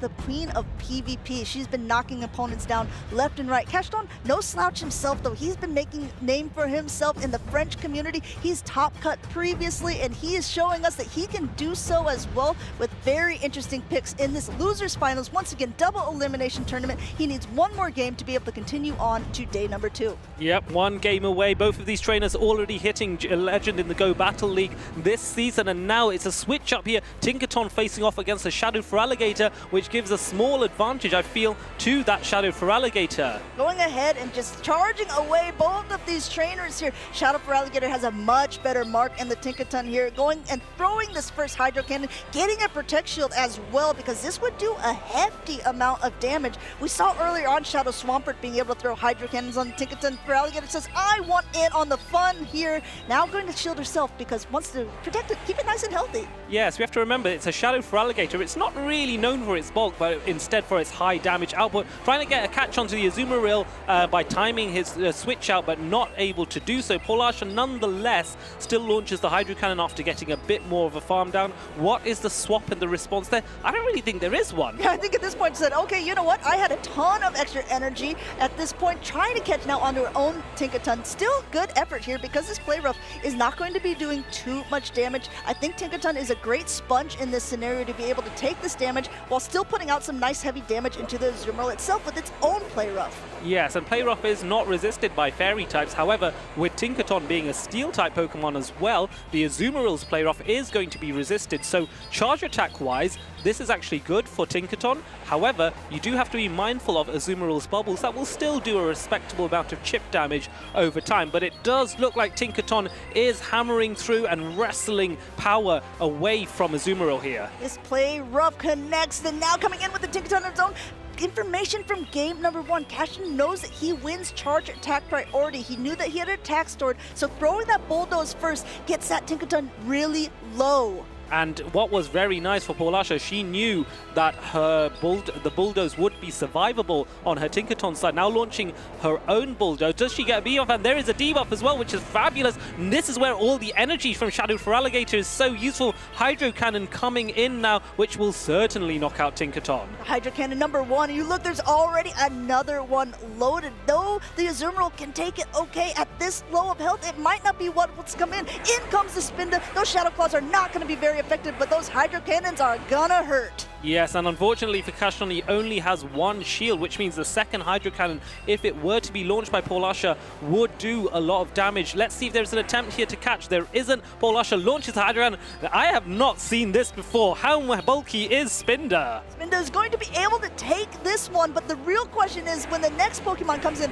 full health, what will Cashin be able to do? In comes that Diggersby. The Icy Winds are going to be super effective, but there is still a Protect Shield on Paula's side. Not only that, there's still a little bit of a Tinkaton in the back to be able to swap out and clear the debuffs, which you might see later, or a potential catch. Yes, I'm not sure when will Diggersby throw. Tries to make the catch on the 7th quick attack here, which is typically what you'd expect for Scorching Sands. Polasha recognizing that isn't quick to throw her charge attack. Now launches a Scorching Sands. To be honest, I think Fire Punch here may have been enough, right? Just to, wants to make sure, isn't Icy Wind debuffed already, so doesn't want to take any chances. That's no true, Protect actually. Shield at this point. Diggersby knows, even though this is super effective, it's not going to be enough to knock out. Here, how a Fire Punch Spinda. No Protect Shields left remaining. And Spinda is about to be a little bit singed, for lack of a better term, and now this is where Spinda unfortunately falls. It was so good in game 1, but just not able to do it in game 2 here. Taking that Hydro Cannon from Feraligatr really did put a dent in its health, I think. I think this was very, very well played by Polasha, taking some examples that she learned in game number 1 and coming up with a different game plan to beat Cashin, who ran a very similar team, right? With the Spinda, you Yes. know that it's coming. Azumarill, also a very tanky, good Pokemon. Tinkaton definitely has a lot of play, so it doesn't surprise me that it came. But on Paula's side, Feraligatr up energy is just so dangerous against any of the Pokemon. And I'm looking even at that Jumpluff, right? Jumpluff doesn't want to take an Ice Beam, and if Feraligatr has potential to already have enough energy for that attack, it forces a shield. Yes, indeed it does. I think the only real answer is to Cashin, on the Feraligatr side, is for Cashin to bring Azumarill here, and that makes Cashin quite predictable, unfortunately. So then Polasha can go, okay, so if you're bringing Azumarill, that means I don't want to risk bringing my Malamar, for example, but I'm going to go with Lapras, I'm going to go with Tinkaton. So you start to see, if you are watching from home, you get to see, okay, what seems likely? Why would I pick these Pokemon out of the 6? We won't have to wait too long, however, as both trainers are locking in, and we're going to see who's going to take this decisive Game 3 in order to push further and go to Day 2. This is it. This is go big or go home, and the hammer is being swung at the Malamar, which is staying in. We see a lot of times trainers opting to go up for that superpower and use it before dropping out. That's exactly what Cashin does right before a play rough is even loaded on Paola's side. No Protect Shield used on Paola's side. So this is the chip, and is there going to be a dip? There is the dip, and Azumarill comes in here, and this is where Bulldoze now coming through. Bulldoze were looking maybe for Paulasha to get a debuff early on and then swap out herself. So let's see what happens. Is there a debuff? There is a debuff, and there's a Shadow for Alligator. Wow, a little bit worse for the wear there for Cashdon. I think that Paula was maybe expecting a Tinkaton to come in, so going for that Bulldoze before going out, but this works out just as well here for Alligator, just being able to get a ton of farm and a little bit of that health sliver going away on the Azumarill from the Shadow Claws. But you can see just how much damage Play Rough did, and remember, Azumarill is known for its bulk. It's not necessarily known for its high attack power, but the fact that it did so much damage, over 50% to Shadow for Alligator, is respectable. But I think Paula's happy for that to happen, because that means her for Alligator is really low, but when it knocks out the Azumarill, that's less farm for Cashdon later on. Exactly true, and not only that, basically one Shadow Claw away from another Hydro Claw coming in here to be able to just chip away before another attack is going through. Cashin uses his first shield at this moment because the Malamar wants to be able to get up a little bit of energy, but Hydro Cannons would hurt whatever is in the back. Down goes the Feraligatr. Lots of energy on Malamar's side, and Malamar says, now it's my time to dance. Now the question is, will Malamar go for another chip and dip strategy here, which I think is sensible because it is not a good matchup against a Fairy type. Superpower dealing neutral damage, and then are you going, trying to go in, stayed a little bit longer. Now Tinkaton comes in, and now Diggersby is here. Tinkaton really does not like Diggersby. No, at this stage too, both of these Pokemon are bulky. Both of these Pokemon have a decent amount of, health to hide behind at this point, but the Scorching Sands are going to be doing a decent amount of damage, and the Fire Punch bait there's a lot of potential play for Paulasha here to strip away that last shield from Cashdon's side. No Protect Shield used, even though the Scorching Sand is going to be the heavier hitting, super effective attack. Yes, but no debuff though, so it allows Cashdon to get that play rough off and weaken Diggersby a little bit more, but it's not going to be enough. Paulasha recognizes it's not going to be enough. No shield coming in, and now it's a question of how much more farm does Paula want to get before launching another charge attack. Scorching Sands coming in just before Bulldoze would be launched by Tinkaton. He has one shield, he's got to decide when he wants to use it, deciding this is not the moment here as a super effective Scorching Sands connects, forced to throw this foul play to try to at least get this Diggersby off the field. He doesn't want to use his shield, but Paulasha says, nuh-uh, that's okay. I know that actually my Tinkaton has a ton of energy in the back, and I have Scorching Sand, so you're going to have to shield one of these, or you're going down. Cashdon realizes it here, hopes for a Fire Punch bait. It is not. It is going down to Paulasha. Going down, knocked out, what you thought for a second by 1 HP. Cashdon might survive and be able to pull something out of the bag, but Paulasha's been amazing in this tournament, absolutely smashed it there. Very close battles, but two great players have demonstrated who is on top this time round. Paulasha played earlier on in the winners finals, knocked down to the loser side of the bracket, but didn't take that very well. Think about it, there's a lot of resilience to trainers when they're playing in these types of matchups. She was able to take it from defeat. She lost game 1 against Cashdon, but she was able to take a deep breath, get some of that little resilience back and say, hey, you know what? I know these Pokemon. I know how to play it, and I am going to see you guys in day number 2. Yes, so Paulasha, you will see more of her tomorrow when we are on stream again, trying to find out who is our Utrecht champion. But the key thing as well, you come back to your point about adjusting and reconsidering things after game 1. I think some of the best players in the world use game 1 to read how their opponent plays, what kind of tactics do they want to use, and then develop counters for that in game 2 and 3 and do the so-called reverse sweep. This is demonstrated even more effectively in day 2 when we get to the winners, losers and grand finals, where it's the best of 5. That mind game goes up another level, but this is where you can afford to lose game 1 if you're a player, but game 2 and 3 you've got to win, so make sure you make your loss worth it by getting a good read on your opponent. And you know what? I know that, of course, we love to watch people win. We love to see players who really pop off, but I I know, it's maybe a guilty pleasure, but I love watching the loser side of the bracket because these are the gritty matchups. These are the matchups with the emotional stake on the line because these trainers recognize that there is much more to lose in these scenarios. Each loss puts them one step closer to going home. And at this point too, if you're Paulasha, you're maybe a little bit nervous, saying Cashton just needs one more matchup to be able to take it. But she kind of went, literally, Gator with the jaws, you know, going ahead and clutching it from the jaws of defeat, being able to take out him in both game number 2 and number 3. Fantastic plays by Paulasha. Yes, I always think Feraligatr is a Pokemon that, since being given Shadow Claw, has just become so useful. I'm not going to say that it's a Pokemon that is overpowered, because while it has a lot of power, it does have its fair share of weaknesses as well. But a good trainer that's able to utilize it well can demonstrate just how strong it can be. Those constant Hydro Cannon sweeps and being up on energy and giving it a shield ideally can yield so many dividends, and I think there's a lot of trainers in the Go Battle League that utilize Shadow Feraligatr very well indeed, with that extra surprise factor of the blind 3 format. We talked about Pokemon that are often like, you know, sometimes it's a 50-50 split. We saw the Shadow Blastoise, which we don't get to see very often earlier on.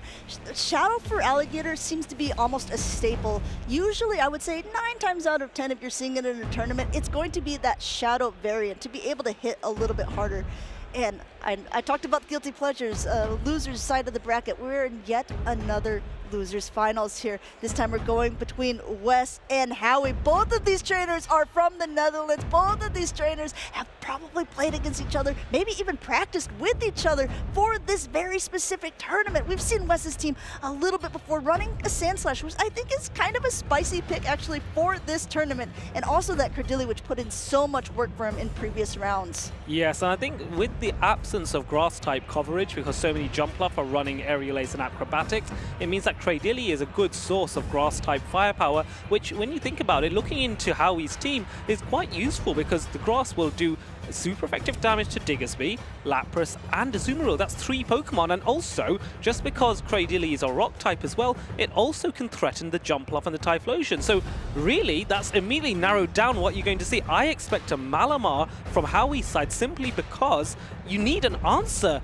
You need an answer to Cradilli, otherwise you might be a sitting Lapras. Yeah, at this point, maybe we see that Cradilli as a safe swap position for Wes, because if it's such a strong Pokemon, you often see trainers like to either put it in the lead, get an advantage because they recognize that there's so many good matchups, or because they know there's so many good matchups, they feel it's really safe in that secondary position where if they lose the lead, they can immediately pivot into that Pokemon to help them either secure switch or get a shield advantage or energy advantage for later on in the matchups. Both of these trainers look like they have locked in. Once again, we are on the losers side of the bracket, so this is a big moment to see who will be making it into day 2 in Utrecht. We've got that Malamar, like you talked about, on Howie's side up against a Golisopod.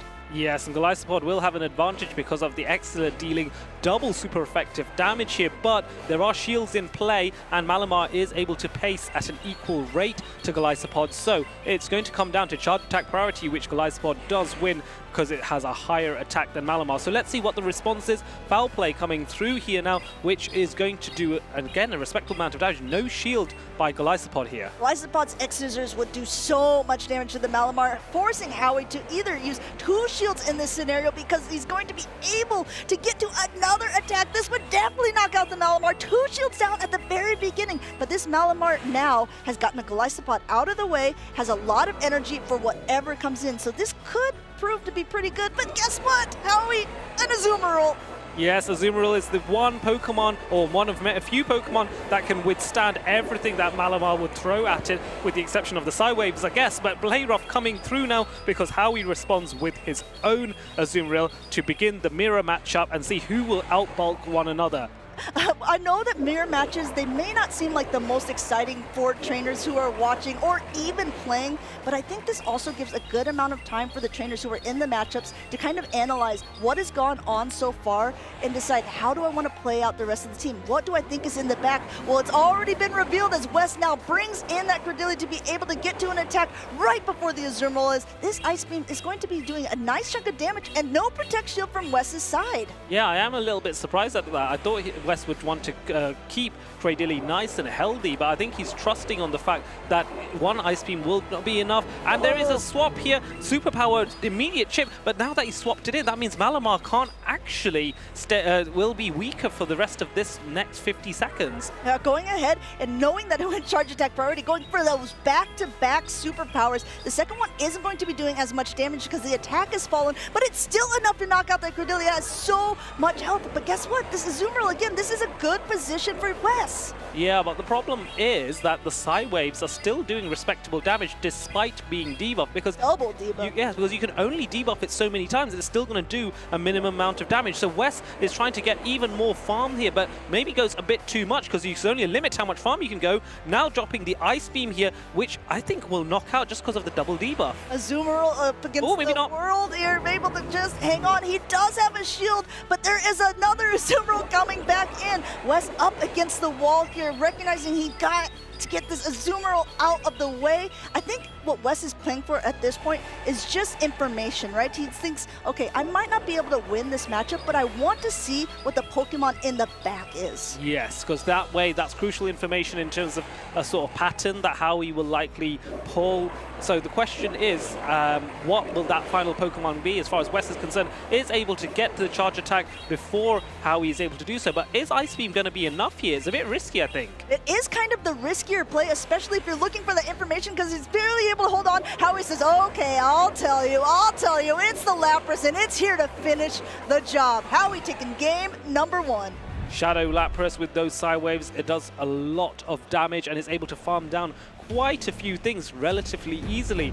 But one big moment, I think, for Wes is when Howie swapped in the Malamar and was able to get 2 superpowers off, consuming both shields relatively quickly. And the worst thing as well is that Wes actually committed to the charge attack priority event on the second superpower, because what he was hoping for was that he would actually tie on the first superpower and therefore protect the shield. That really didn't work out. He then had to sacrifice his Cradilly, and that was the main Pokemon that would have helped him in the end game. But really, hats off to Howie for game number 1 there.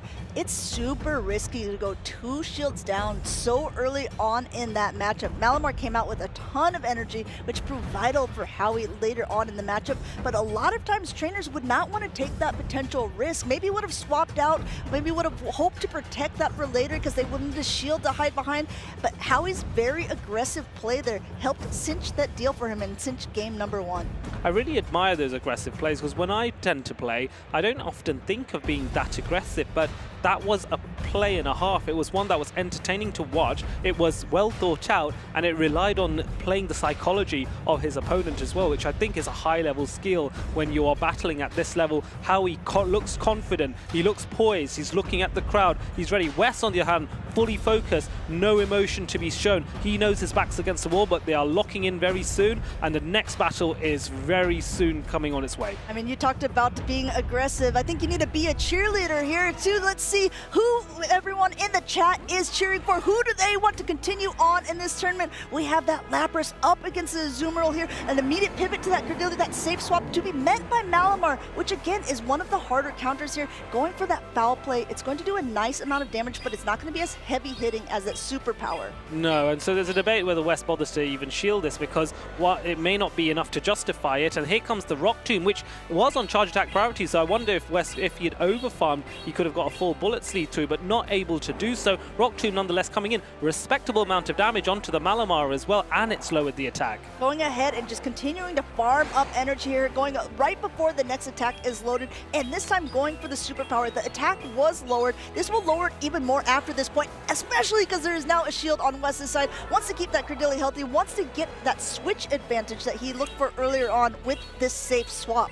Yes, I'm interested as to why West didn't risk farming a little bit more here, maybe get another bullet sleeve off there, but in the end it's somewhat inconsequential. Trying to get a catch, and it's responded to with the Lapras. We're back to the lead matchup here. Here we are again. Skull Bash Lapras putting in some work here, because now even though the play rough will go through first, the Skull Bash is going to boost those defenses of that Lapras. This is a shadow, so it's going to be hitting a little bit harder, but I think Howie's still in a comfortable position for himself here, going and throwing the Skull Bash. We're going to see how much it does, because no Protect Shield on Wes's side here, and this is going to knock the Azumarill down to the low yellow. Yes, it will do. Azumarill very bulky, but Skull Crush is an incredibly powerful attack, and Lapras now has even more bulk that even this Play Rough now, if it were to be launched, is probably not going to knock out. Let's find out if Howie's bulk and trust in his Lapras is worthwhile here. Skull Bash coming in thick to help with the defenses. No, not enough. Play Rough is not going to knock it out. Going ahead and just charging up basically 100 energy here. Now throwing that first Sparkling Aria,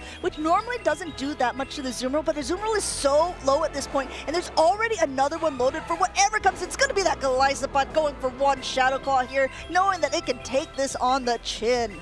Yes, but I am concerned because this is a shadow-boosted Lapras, and Golisopod is fairly squishy, and here comes the Incinerate coming from Typhlosion, but there is a small energy advantage on Golisopod here, throwing at perfect timing to get the Aqua Jet off, but will he be able to get a second one before another Incinerate potentially takes Golisopod out? Howie is smirking there a little bit. He's so happy about this scenario, trying to catch onto the Credillia, but there is 2 attacks loaded, 2 Thunder Punches at this point, so it's still anyone's game. There's a lot of quick maneuvering by both of these trainers here, but that Typhlosion has no shields to hide behind, but has an attack already loaded.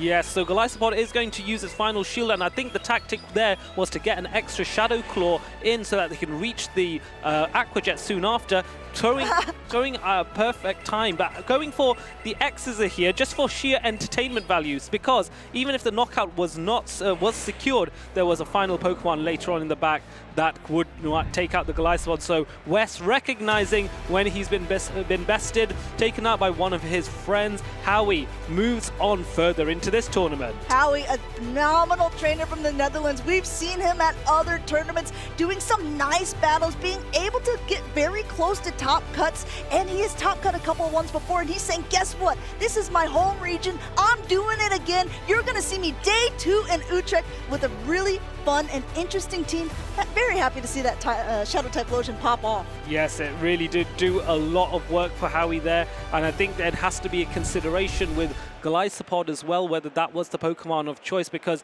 being a water and bug type, it takes neutral damage from fire and super effective damage from Thunder Punch. But I also have a soft spot for Golisopod because I think it is a core breaker to the top meta, but is a bit weak to some of the other spicier picks, such as that Shadow Typhlosion. I mean, that's the thing, because it's part bug typing, right? Even though it is a water type Pokemon, Typhlosion, because still you saw how much damage those Incinerates were doing. Incinerate is a really interesting attack because it's the only 5-turn attack that is in Pokemon Go, but you do see quite a few Pokemon that we've seen already today using it. We saw Skeletors round 1 using it. We've seen quite a few Talonflames and also quite a few Shadow Typhlosions. This is the first time, I think, in quite a while, maybe, if ever, I don't know, that there's been 2 Fire-type Pokemon on the top 12 usage of day number 1. I'm probably wrong that it's ever, but it's definitely not common. Yes, and it's definitely the rise of the fire types here. This is, I think, come off the back of the introduction of Tinkaton and just how dangerous that Pokemon is with its steel and fairy typing. One of the main ways to burn through that is using those fire types. You can obviously go for ground coverage as well, so those are 2 options there. In this example, we saw how Howie was able to use his Shadow Typhlosion, and not just that, but Lapras able to impact Azumarill with that farm down on the side waves here. I think, yeah, at that point, Wes just wanted to know what the Pokemon is, because sometimes, even if you know you're going to lose, any information that you can get from game number 1 is very important. What attacks are they going to be trying to use? What is the Pokemon that is in the back? Because that really affects team composition of what you want to bring in for that game number 2. Yes, so here we can see the attempt was made to try and get a bit of extra energy on Golisopod to try and launch an attack. However, West recognizing even if I did pull this off, I simply don't have enough in the tank with Golisopod to get more charge attacks off and knock out the remaining Pokemon after Typhlosion. So deciding to go for perhaps the honorable thing, I want to say, and go for an honorable defeat, recognizing Howie's prowess. Yeah, I giggled a little bit when the X-Scissor was thrown. Sometimes when trainers recognize that they're not going to win a matchup, they like to at least give a little nod or a hat tip to their teammate or to their different friend or opponent, and so that's exactly what was done there with Wes with the X-Scissor. Yes, and you know what would be really funny? If that had somehow knocked out as well. That would have been, imagine that. I mean, it did come really close. Shadow did. Typhlosion is so, like, does not have a lot of bulk to it, what we call squishy, that you saw how much an X-Scissor did to a Pokemon that should pretty much resist all of that bug damage. So when you think about it that way, the Aqua Jet would have, assuming the Typhlosion had more health, just imagine how much damage that Aqua Jet would have done. I reckon it would have taken a good 70% out of Typhlosion there, probably more, because Golisopod is also reasonably squishy but has quite high attack.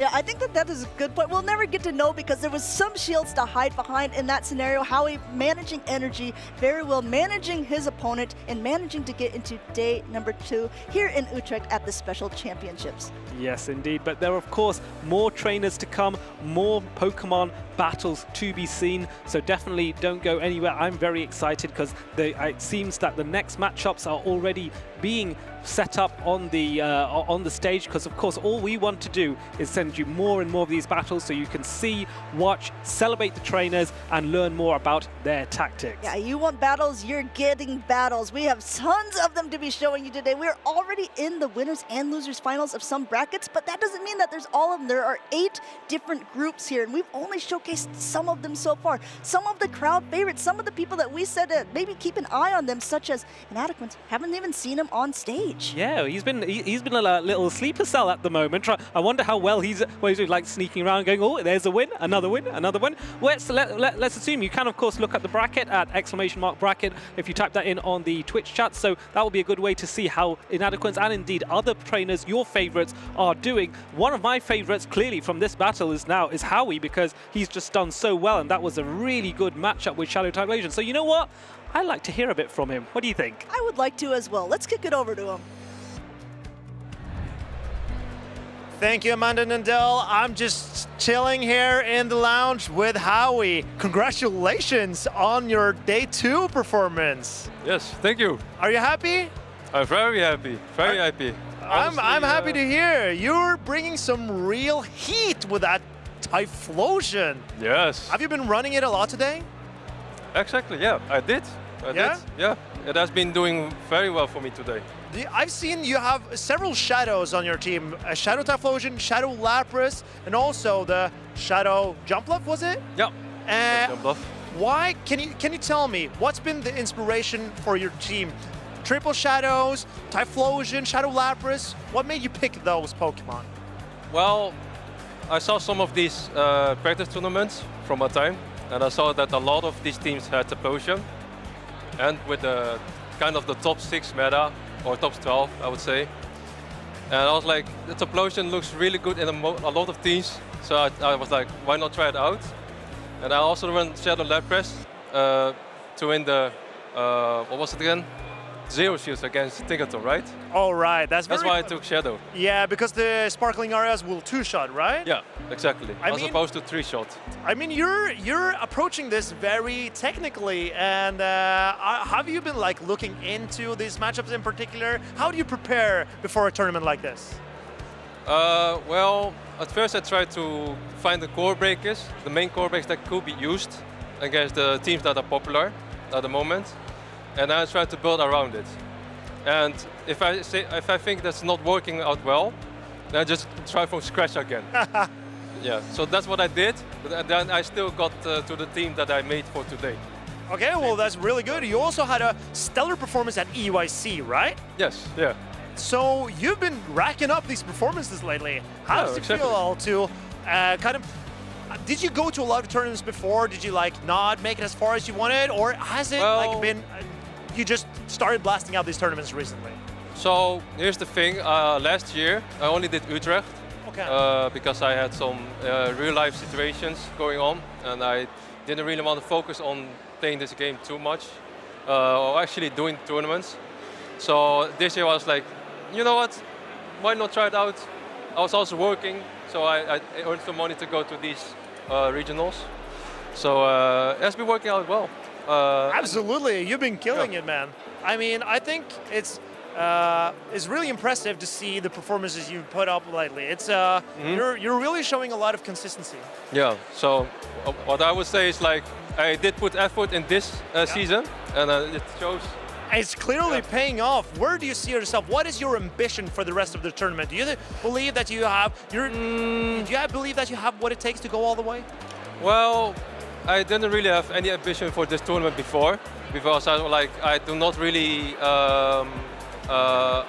So the points that I earn will not really give me anything right now. I already qualified. Oh, congratulations! Yeah, so I'm top 50 at least. So this was originally just for fun. Okay. Tournament. Well, it's very fun winning, that's for sure. Yeah. I was actually expecting going out 2 rounds before this. Okay. Yeah, so. But you pulled through, and here you are. Yeah. Getting interviewed, sitting in the couch, having fun. Exactly. Yeah, well, very congratulations, Howie. Thank you. And I really am excited to see what the next players we're going to have showing for us. But let's have a look and ask Amanda and Adelian what they are up to. Yes.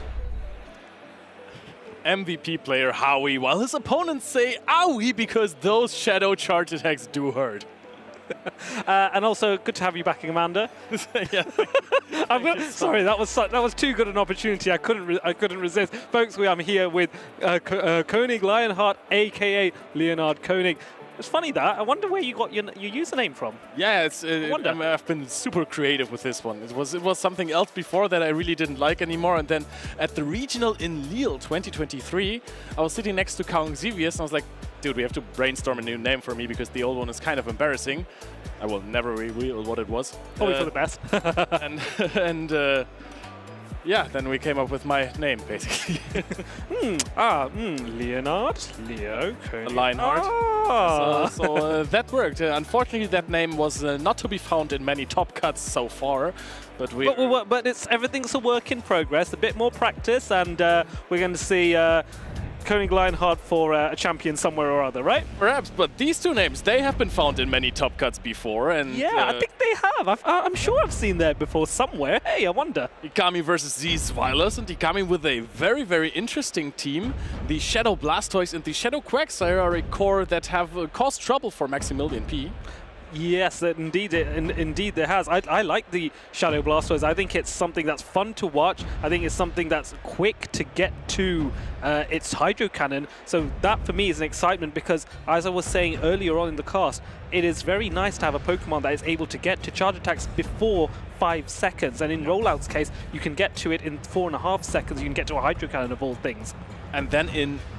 Yeah, true, yeah. But first you have to take 6 seconds for the first one. So you're 4 rollouts, and then it is 3 rollouts afterwards. So you're on pacing after the first one for 2 most Pokemon. So it is a very strong and spammy Pokemon. Also combined with its bulk that it brings naturally. Of course, the Shadow one hitting a little bit harder, taking more damage. Then on the side of this Zwilers, only one Shadow Pokemon, the Typhlosion. So another first partner Pokemon, this time a Fire type from Johto. Actually a very Johto heavy team with Azumarill, Ferret and Jumpluff as well. Yeah, that is very true. And what's interesting as well is I don't actually see that good an answer for Hikami's Shadow Blastoise on Zwilers' team. The best answer I can see is that Ferret running Trailblaze, but Jumpluff here having Energy Ball, which is something that we haven't seen. Generally, most trainers opting for acrobatics for more damage, but the Energy Ball here means Jumpluff functions as a more traditional Grass-type Pokemon, and so maybe, with that included, Shadow Blastoise doesn't have quite as easy a time.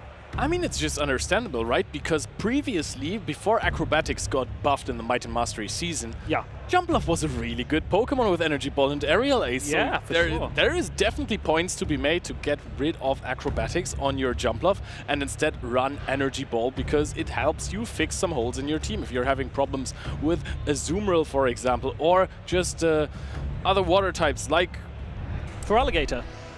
Or Blastoise. Yes. In this scenario, especially Blastoise, but now we're going to see the leads, and it is Claydol versus Talonflame. That's an iffy matchup for both, actually. Yeah, this is very tricky because you'd think that Talonflame has an advantage because it's a flying type and, of course, facing off against ground types, which can do very little damage to it. But the thing to consider is Claydol has access to Rock Tomb, which would basically one-hit knockout. Neither trainer's looking to throw any charge attacks, so now Zwilers goes for the Rock Tomb here. Oh, and after 4 Incinerators incinerates, you have the perfect timing to throw as Hikami, but he decides to farm to full energy, goes for another incinerate. That's so many Mud Slaps for free. Yes, he's given 2 Mud Slaps advantage to Z's Wireless there by overfarming beyond maximum energy.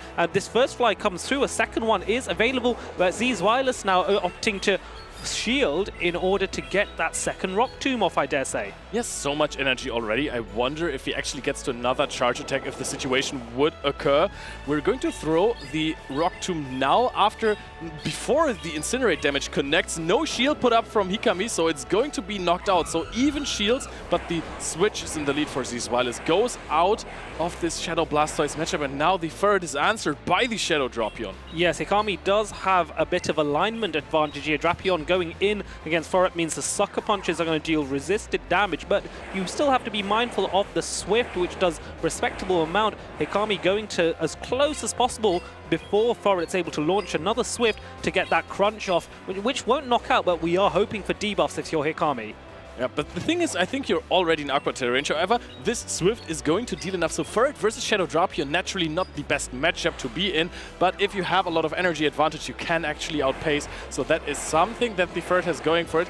We don't see a full found on here, so Hikami is forced to throw an Aqua Tail, even though he still has one stored. Yeah, so this is where Z's Wireless goes, right, Foret, you've done your job, you've weakened the Drapion sufficiently. Can Claydol come in and clean up house with those Mud Slaps? No, Hikami is wise to it, throws the Aqua Tail, which would be enough to knock out because Claydol is so low on health. Z's Wireless shielding in order to get that farm down. Oh, and actually is going to throw the Rock Tomb here, gets the debuff on that Shadow Blastoise, and because it is a Shadow, it's going to deal a lot of damage there. Z's Wireless is going to be able to pivot into his Jumpluff. Yeah, and this is where, if Blastoise had Ice Beam, this is where you would want it, but no Ice Beam to be had here. Even worse, Z's Wireless has access to Energy Ball, which requires slightly less energy than Acrobatics to get to, but I think at this range, you might be able to just use Aerial Ace here. Let's find out, as Z's Wireless doesn't take the risk, goes for the Energy Ball. This is where Energy Ball is so useful. Grass-type damage onto a Shadow Water-type Pokemon. Here you see it, there it goes! I will be honest with you, I think Acrobatics would have done the trick at that situation. Yes. Even though the defenses were buffed, this is a Shadow Blastoise, so it takes more damage from those fast and those charge attacks. But you could see that Z's Wireless, even though Hikami in the endgame got this one Poison Sting plus the Aqua Tail off against the Claydol, was able to win that game. The debuff was also very important because otherwise an Ice Beam would have been problematic regardless. Yes. But Z's Wireless was in a very good situation there, chipping the damage. I think this time around the Rock Tomb damage was the most important thing. Yes. Even though an Energy Ball does a lot of damage on a Shadow Blastoise. Oh yes, it would do. I'm not sure if the Blastoise was on full health, maybe it would just about not knock out, but I would be confident that Shadow Blastoise would have been taken into the red for sure. The thing is with Jumpluff is it's not known for its high attack, it's known for having a good amount of bulk and a good amount of stamina, so as a result the attack does suffer. But when you're facing against a Shadow and you have that super effective damage, I mean, that's a recipe for success regardless of your low attack. Definitely. The super effective damage always helps in Pokemon, of course. I'm still a little bit curious why you run Energy Ball Jumpluff in this meta, because Acrobatics, most of the Water-type targets get knocked out by an Acrobatics. However, versus the Blastoise specifically, I think this might be a recipe for success. Yes, for sure. And also I think as well that Acrobatics will not get knockouts on Water-type Pokemon that Energy Ball will. So you are right that Acrobatics will do the job in many cases, but if you are dealing with a full health or close to full health, let's say Hikami's Shadow Quagsire, and you are racing towards that Stone Edge and it's a no-shield scenario, in that environment, Energy Ball is very much needed because that double super effective damage is just key, and there is a slight advantage because Energy Ball you require 7 Fairy Winds for the first, followed by 6 for the subsequent Energy Ball, and so on. Whereas Acrobatics is 7 for the first, 7 for the next one, I believe. So there is a slight difference in energy between Acrobatics and Energy Ball. That might be a small thing. It might not matter. Let's find out, because this is where maybe Acrobatics would have been more useful. Yep, this is, and we immediately see a pivot out from Z's Wireless. They're bringing in the Claydol. Claydol, of course, is in a positive situation in this matchup. However, if you're swapping the Claydol onto the Shadow Drapion, this is gonna go through. That is so much damage. 60%, maybe even more, 65 onto that Claydol. Has a lot of energy though. And now the Shadow Blastoise is being brought in, and yes, that is a good matchup versus the ground type. However, you do need to throw a charge attack here. Yes, and the other thing is that this Claydol's defense has been lowered, but that's kind of an irrelevancy now because Rock Tomb has lowered Blastoise's attack. Still, though, that's not going to matter either because the Hydro Cannon will be able to annihilate Claydol for making it float all its way back into the Pokeball as Jumpluff comes in, this time threatening with that Energy Ball in due course. The question is, how does Zweilous handle this situation now? The Shadow Blastoise is going hard with this Skull Bash right now, raising the defense, and now Shadow Jumpluff is, of course, I think we're still very much in Aerial Ace range, to be honest. But what does it do with the energy versus the Shadow Dropion? You have nothing to threaten a shield with. No, you really don't. I think the only play here is just to go for straight-up Aerial Aces and get healthy amounts of chip damage, but Talonflame coming in instead, and Zweilous recognizing that, responding with that Type Flosion. It's two fire types going against each other. Thunder Punch is being launched, which is going to go shielded for sure. Talonflame does not appreciate the Thunder Punch. There goes the shield, but this looks like Talonflame is going to be in a strong position going forward. This is one of those incredible scenarios where Shadow Typhlosion shows its strength, because against a Talonflame, you can swap in relatively late as long as it's still the first Incinerate, and you will outpace and throw on good timing with your Thunder Punch reached immediately. Now this is going to take the second shield off of Hikami. However, with a Shadow Dropion in the back, the Shadow Typhlosion doesn't look that strong without shields. Yeah, that is where the big weakness comes in. A bit more farm coming through on Typhlosion, trying to make a catch, and there it is. Drapion getting the catch on the Thunder Punch there. Zweilous being predicted, which is not something you often see, but with Incinerates, it's kind of too obvious. Oh, and that is also very, very interesting because Zweilous is actually counting energy like a champ here again, knowing that is close to the crunch right here, still has a shield to handle that energy from that Talonflame. But I think that Talonflame is actually at 2 flies already. It is indeed, but Zweilous is getting close to that next Aerial Ace, so Hikami is forced to throw that second fly immediately, knows that, does throw the fly, and this is where Jumpluff is going to be taken out of the skies by Talonflame. And I think that the Typhlosion is just not at all close to the next Thunder Punch. Absolutely dry on energy and gets incinerated down. Talonflame Masterclass, your caster pick, coming in clutch here. Yes, indeed it is. We talked about how this is the season where fire types are going to reign, and we saw 2 fire types going up against each other. I thought from a standing start that Typhlosion will have the advantage, but ultimately Talonflame was able to fly its way through and beat the competition in this matchup. I mean, the thing is that you still had the Shadow Dropion in there that was able to just soak the energy from that Thunder Punch. And also, it was not enough damage that he did. Like, he undercharged the Thunder Punch, but just too much. Yeah. Because if you deal a little bit more damage with that Thunder Punch, your Jumpluff is going to be able to farm down that Shadow Dropion. You keep your shield, and then you just throw the Aerial Ace on charge attack priority with that Talonflame as long as you still have the shield. So you can shield the fly while it still has another one stored, but you will get your Aerial Ace off, even though it is not Shadow Jumpluff, so I'm not even quite sure if it would have knocked out at the end. Yes, but it would have made it a lot closer potentially. So that is the thought process here, and these are the subtle differences that may impact a battle. That extra bit of energy that you earn, that extra bit of damage that you avoid taking, can be the difference at this high level, especially when you're playing against Zweilous, who knows how to play at the highest level. Hikami piloted that perfectly. What I'm still missing in this matchup is seeing the Shadow Quagsire, because it is one of my absolute favorites. So I have, from my 6 favorite Pokemon that I would have in a team, Shadow Quagsire, or actual Quagsire, just is on spot number 3, right behind Azumarill, so I'm a big fan of Quagsire. But how good is it really in this matchup? You're not running Sludge Bomb on the Shadow Quagsire, so your Azumarill matchup, even if you're running Mud Bomb, it's okay. Yes. Aqua Tail Stone Edge is really not what you want to have against Azumarill. The Claydol is also not as good as you would think. Of course, 2 Aqua Tail will knock out, but you take a lot of damage, and when shields come into play, it's difficult. Jumpluff, hard no. Yeah, just hard no, yeah, especially with it running Energy Ball. But if Quagsire did have Stone Edge, then that would at least allow for a bit of play, but it's not going to be enough. For it, no, thanks to Trailblaze. Shadow Quagsire will not appreciate that. But let's find out what these Pokemon, these trainers come out with as Jumpluff takes to the field against the Shadow Blastoise, which is a very interesting one because Energy Ball threatens Blastoise, but the rollouts are going to deal super effective damage to the Jumpluff as well. It is a very charge attack dependent matchup. Quick swap from Zweilous into the Claydol to answer the Shadow Drapion. And now are we going to see a shield on that Claydol? He has let this first charge attack go so many times. Not this time around. Claydol's HP is way too important. Also, because we swapped so quickly, you get to the Rock Tomb before the next crunch is reached. So you can force another shield and then farm down here if you want. Yes, and Zweilous is going for an underfarm here, undercharge here to try and leave the Drapion on low HP, but doesn't manage to do it. Blastoise now coming in and does have a lot of energy, can stock up on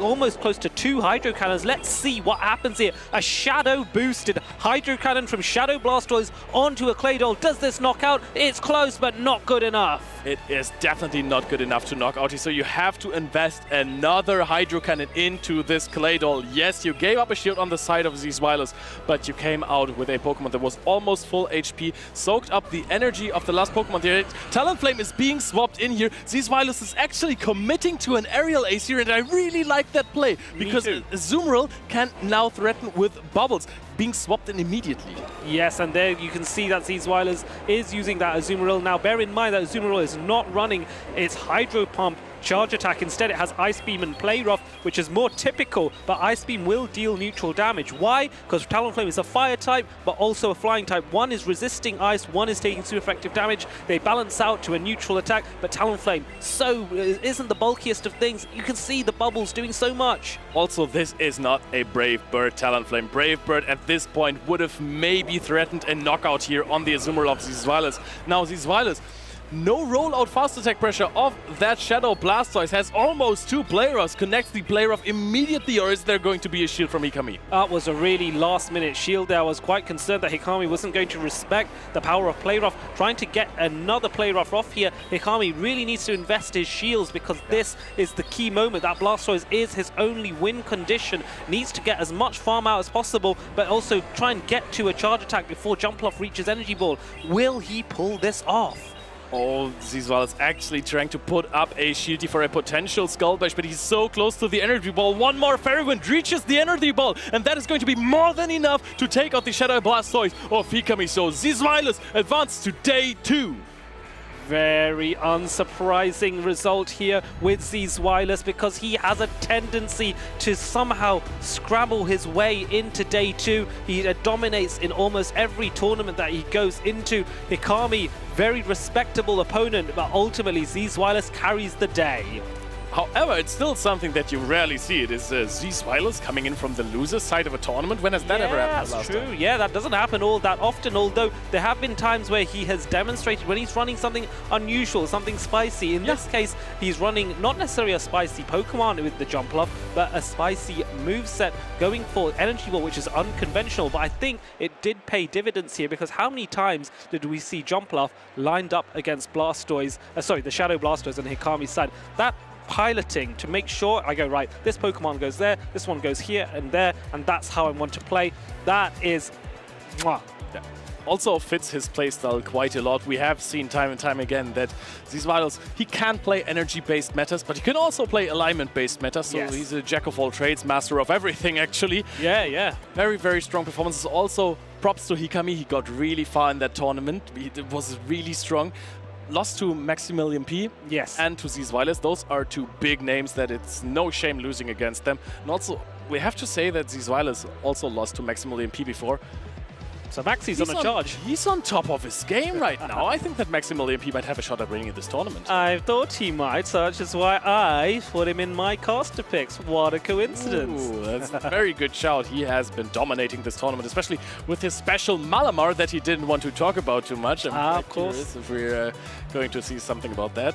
But let's actually check out the replay for this matchup, because those were some screamers, Adelian. Oh yeah, they were very, very close. I mean, both of these trainers know each other. They've competed against each other. They are both talented trainers, and both have an experience for top cuts, and in Zweilous' case, championships as well, even as far as the international, where he was the finalist against Patuman. Here you can see the utility of Energy Ball, having that useful grass coverage to blast Blastoise back and into its Pokeball. That was a demonstration of why it's so useful. Again, this matchup here, Shadow Drapion into Claydol, the reaction time to bring Claydol in quickly enough to threaten with the Rock Tomb, you quite rightly pointed out, is the key thing in winning this matchup. But what I also want to say in this matchup is, many trainers are letting the first crunch go. Yes. And then afterwards, an Aqua Tail is threatening to knock out. So it's usually a habit that players have to no shield the first crunch from a Shadow Drapion. Yes. But it doesn't matter in this matchup if it debuffs or not. If you land the first crunch, an Aqua Tail is going to knock you out. So the debuff in that scenario is really not relevant. And I really like to preserve the HP on the Claydol because it's a full Pokemon with a lot of energy if you get to farm down. Yeah, and I think the other reason as well is, like, let's say you decided to bait with Aqua Tail and you pull a shield. It doesn't necessarily mean then that the crunch afterwards will be able to get the knockout. So really you do need the crunch to land with certainty. And trainers who are running Claydol will often rely on Claydol's bulk to withstand that first crunch because it's more than possible to do that. So it is, again, another mind game in how you play that matchup. If I would say to you trainers, do practice in your local challenges and league cups at your local gaming stores. Try and run that matchup with Claydol and Shadow Drapion and practice and see how you tend to develop your playstyle to overcome on either side of the coin, whether you are the Shadow Drapion player or the Claydol player looking at the reverse. I will be honest with you, Adelian. I am a firm believer of if you can swap fast, you always shield the first crunch. It doesn't even matter what Pokemon you have in the back. Maybe if you have a Shadow-type Flosion, it could be a little bit of a different story. Yep. But I think that if you manage to outpace the second charge attack to a Rock Tomb, you should always shield the first crunch. Yes. And then throw a Rock Tomb, threaten a shield, or get the knockout, and then afterwards farm down. Having an almost full HP Claydol with a little bit of energy carrying into the next matchup is so incredibly valuable. And I think that has already proven time after time that it could win games. So. Yes, there are certain Pokemon that really do benefit even more from having that extra energy.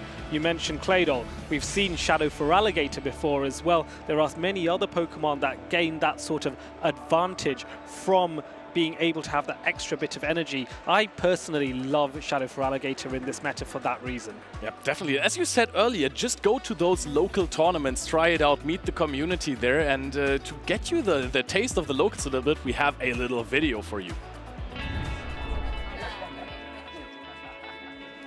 Hey, do you want to play? Yeah.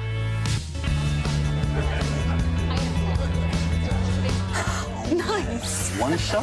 Wait, that card, yeah.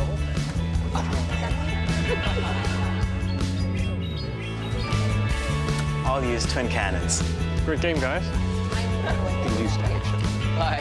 See you next week. Come play at your local Pokémon League.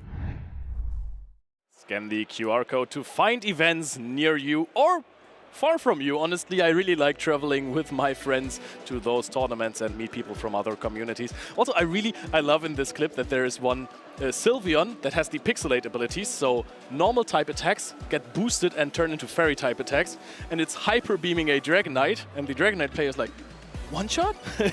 Yes.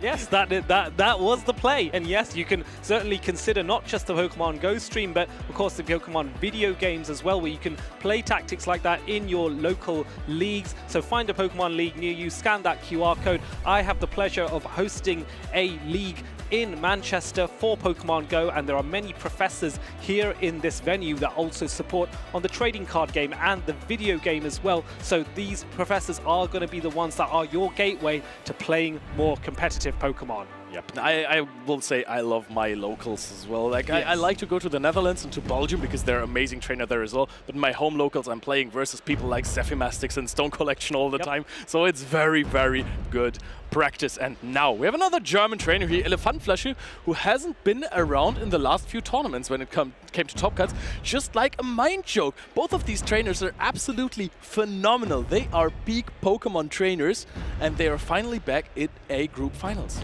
Yes, they are. And Elefantflasche is a trainer that I remember from many, many moons ago when he was playing against Galactica Bolton in Lille in 2024, I want to say. Maybe I'm wrong with that, but it was certainly Lille. Maybe actually it's 2023. I take that back. So and what was really fun is that they had a lovely lucky trade where he gave Galactica Bolton a Hundo Zacian, or a perfect one. That was such an exciting play. No Zacians to be found here, but we do have another fairy type in the Tinkaton. And Azumarill, so both of these defensive fairy types are there on the team of Elefantflasche. And of course, A Mind Joke is also bringing a Tinkaton, brings the Malamar, Diggersby, Lapras, Shadow Jumpluff, and Shadow Feraligatr, the Pokemon that you're so fond about. Yes, I do agree that this, I don't think that Shadow Feraligatr will be quite useful, because looking at this team, a Mind Joke doesn't have a clear answer to the Azumarill. I mean, the Tinkaton is there, but notice this Jumpluff is running the more conventional acrobatics moveset, and therefore will be fearful of the Ice Beam from Azumarill here. So the answer, I think, has got to be that Feraligatr getting some energy and being able to Hydro Cannon through the bulk of Azumarill. And usually Feraligatr loses the 1 shield and the 0 shield scenarios. However, Yes. if you put 2 shields on your Shadow Feraligatr versus Azumarill, you're in for a treat, because it is a very dominant matchup if you're just getting hit by bubbles. You exit with energy and a lot of HP, so that's always fun times. On the other side, you also have the Lapras to handle the Azumarill a little bit. So yeah, that's true. Azumarill is not a Pokemon that is gonna cause massive problems for a Mind Joke's team, so it's not going to sweep the entire team away. This is not something like when you're playing 6 Steel types against a Shadow Typhlosion team, but it is relatively free, and it is going to give Elefantflasche some wiggle room. The Azumarill on the side of a Mind Joke doesn't exist, okay.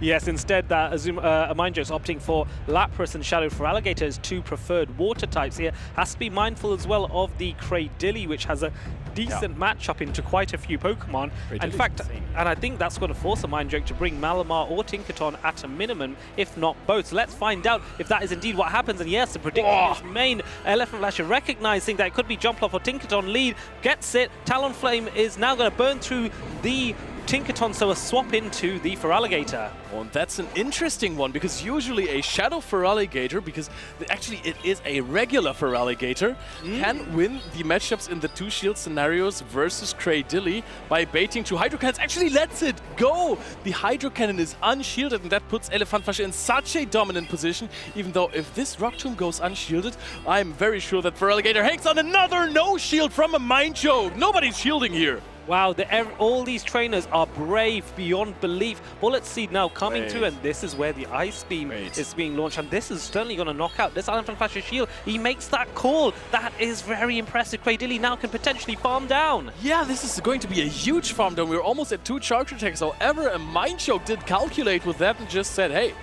I have the Tinkaton that was on your Talonflame, so I'll take the shield advantage. I'll take a lot of damage on my Tinkaton. I don't even mind that a lot.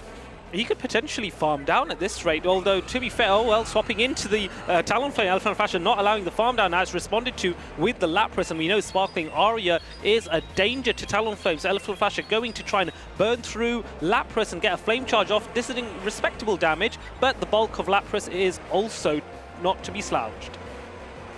Flame Charge is a very strong charge attack for Talonflame, especially against a Pokemon like Lapras.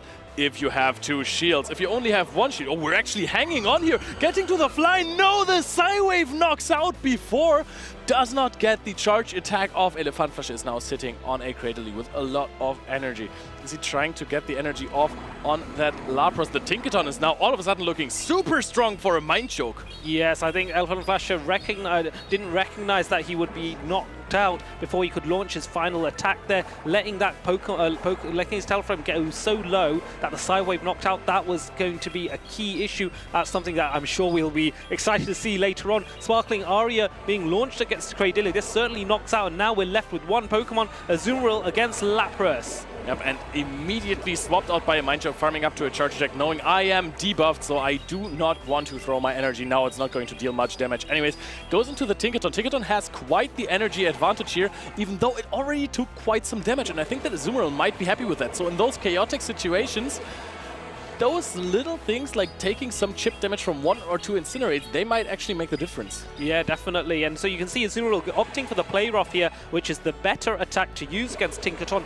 Both Ice Beam and Play Rough are singly resisted by Tinkaton, but don't forget about same type attack bonus. Fairy types doing more damage when they're coming from a Fairy type Pokemon. Now here comes the Play Rough on to the Azumarill here, and that makes a big difference in the HP. Yep, it could have been a Bulldoze, and now the Azumarill has to shield a Bulldoze. It is in almost Bulldoze range here. I think the Lapras would finish the job, even though you know that there is a Sparkling Aria on the Lapras. Swapped in, combo play! Sparkling Aria is going to hit the defense, drop the Azumarill and knock it out. A Mind Joke goes in the lead. Oh, yes, he does. A Mind Joke now 1-0. Very successful match here so far against a very strong trainer. So this is going to build his confidence coming into this next match. I think that was very well played. Yeah, Funflasher coming into the winners finals undefeated and then lost one game against the Mind Joke so far.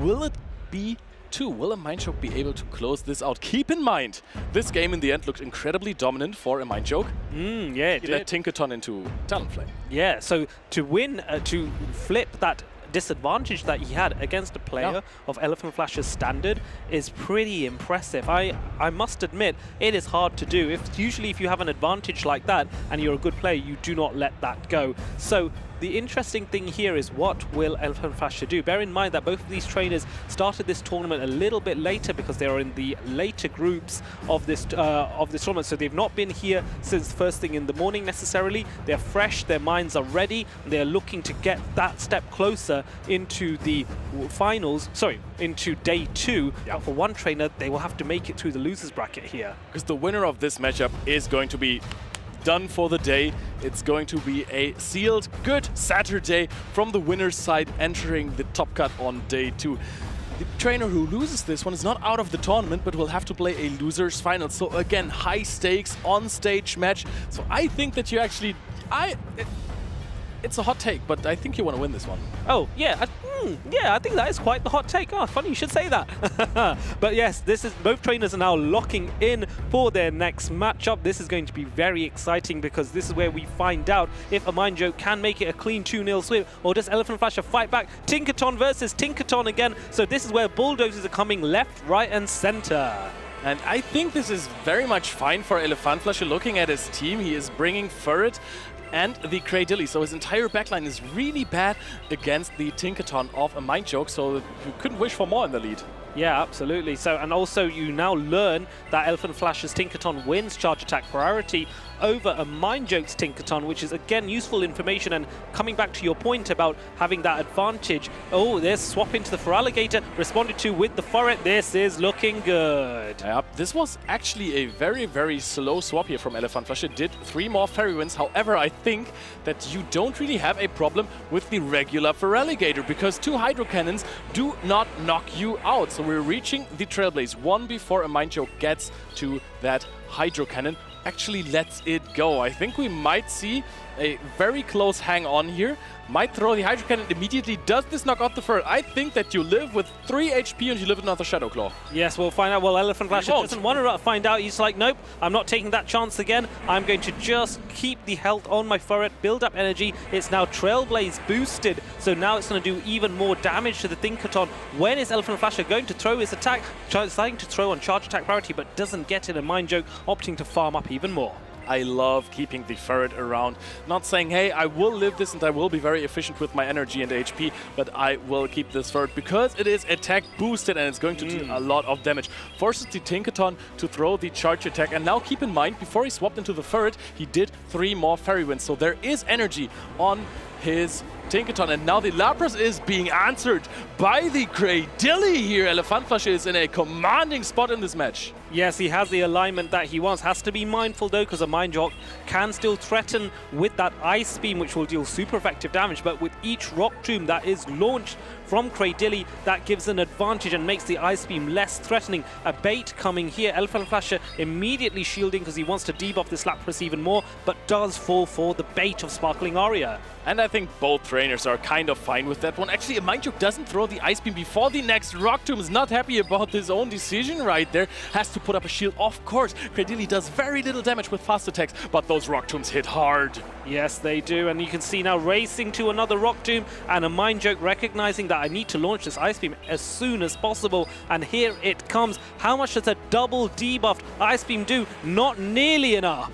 Yeah, but we're going to reach the Sparkling Area before. Tries to catch a Rock Tomb. Elephant Flasher not falling for that this time around. Has decent HP on that Tinkaton. So I think that Mind Joke's Tinkaton is in Bulldoze range. Yes, it will be, and so Elephant Flasher looking to maybe farm up a little bit more here because knows that a Mind Joke's Tinkaton is dry on energy, throwing just after the 4th Fairy Wind is about to be launched by a Mind Joke, but that's inconsequential. Bulldoze coming in, knocking out a Mind Joke's Tinkaton. Yep, and now, oh, there is so much energy on this Lapras already over a Sparkling area. The debuff is being cleared. The Mindjug knows he needs to go to 2 Sparkling area before I am going to knock out this Tinkaton. But also, which Pokemon wins Charge Attack priority? Is it going to be Lapras or is it going to be Cradily in the back? I think Cradily has higher attack. Yes, it wouldn't surprise me though. That's what my hunch says. But let's find out what happens, because more mysterious things can happen here. It is a Charge Attack priority, and Rock Tomb is able to be launched for Cradily's attack. Deceptive,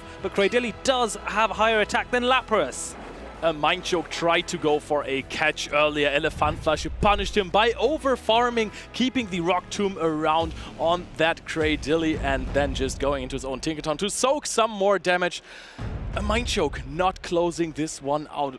Close decisions in the end game there, because the Lapras was 2 times debuffed, meaning that he could have thrown a Sparkling area into the Cradily, could have not thrown an Ice Beam into the Cradily. Yes. So I think just smart choice, trying to catch a little risky. However, maybe if you throw a Sparkling area, deal more damage to the Cradily, and then swap out into the Tinkaton, that might help you. But who knows? Who knows? And the thing is that these are all conversations that you and I are having here at the desk, or people at home are watching, and we get the luxury of seeing both screens. But also think about, when you're in the moment, all of these thoughts that we are talking about and digesting with a relatively relaxed presence is something that they have to do in often split-second decisions. So it comes back to what we were saying earlier. For those of you watching here or at home, practice definitely makes perfect. The more of these local leagues that you turn up to and you compete in, just to get a feel for the meta, get advice from trainers that you are playing against or trainers that are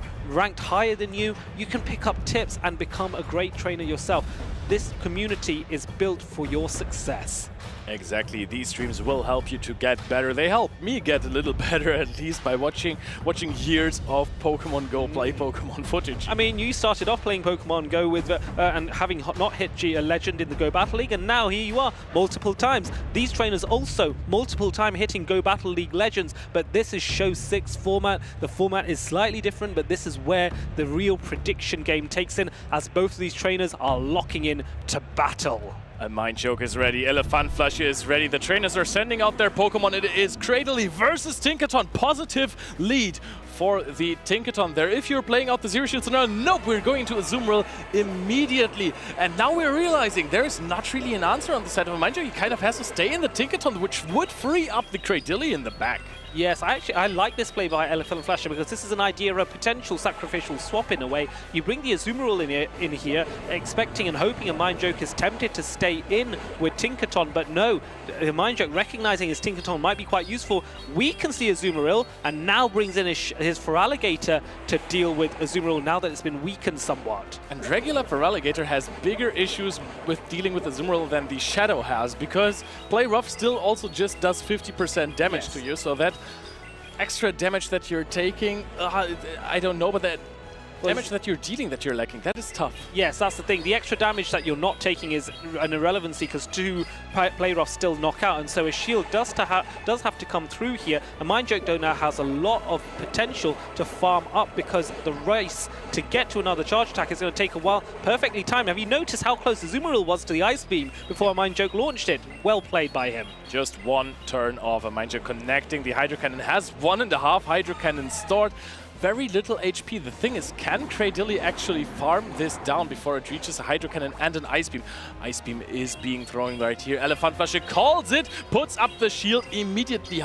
Yes, very good that you're shielding this, but there's a Tinkaton in the back, so Cradily doesn't have too much play here and will not get the maximum use out of its charge attacks. Yes, and Elefantflasche is now debating, do I want to commit 2 shields to a Pokemon that Tinkaton is going to beat anyway? Decides not to, and this is actually really good, because now he has a Rock Tomb ready to go. Tinkaton coming in, and now what's Elefantflasche going to do? Goes for the Rock Tomb to try and debuff. This will be critical now, because Elefantflasche has the option to bring in his own Tinkaton, force a swap out onto the side of a Mind Choke, but will he actually swap it out? Because there's a Malamar waiting in the back, and it really does not appreciate a Tinkaton there. So maybe in the end game, if a Mind Choke stays in here, Cradily gets onto that Malamar, and there the energy at least isn't walled. Yes, that is true. So let's find out now at what point will these bulldozers be launched at each of these Pokemon, and also it becomes a key test of debuffs. Who's going to get it? Who's not going to get it? Is there going to be a debuff here? There is no debuff, and a Mind Joke responds with a bulldoze of his own.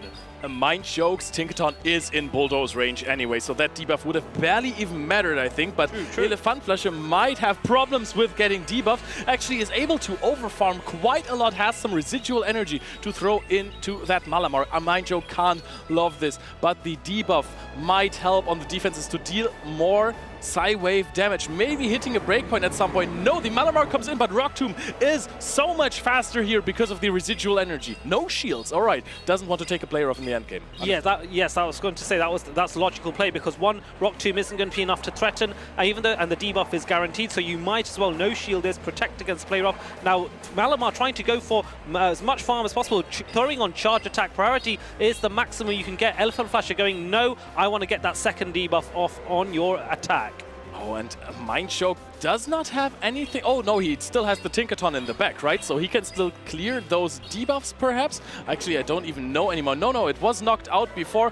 Oh, that is double debuff. You can overfarm quite a lot here. Throw on charge attack priority again. Oh, farms down the entire Malamar. Despite the debuffs, is able to do so, but this is a double debuff superpower here, and this is going to deal neutral damage because steel types take super effective, fairy types take resisted damage. Is the second superpower going to be enough? Let's find out. Elefantflasche thinks it might be. Let's see, is it enough?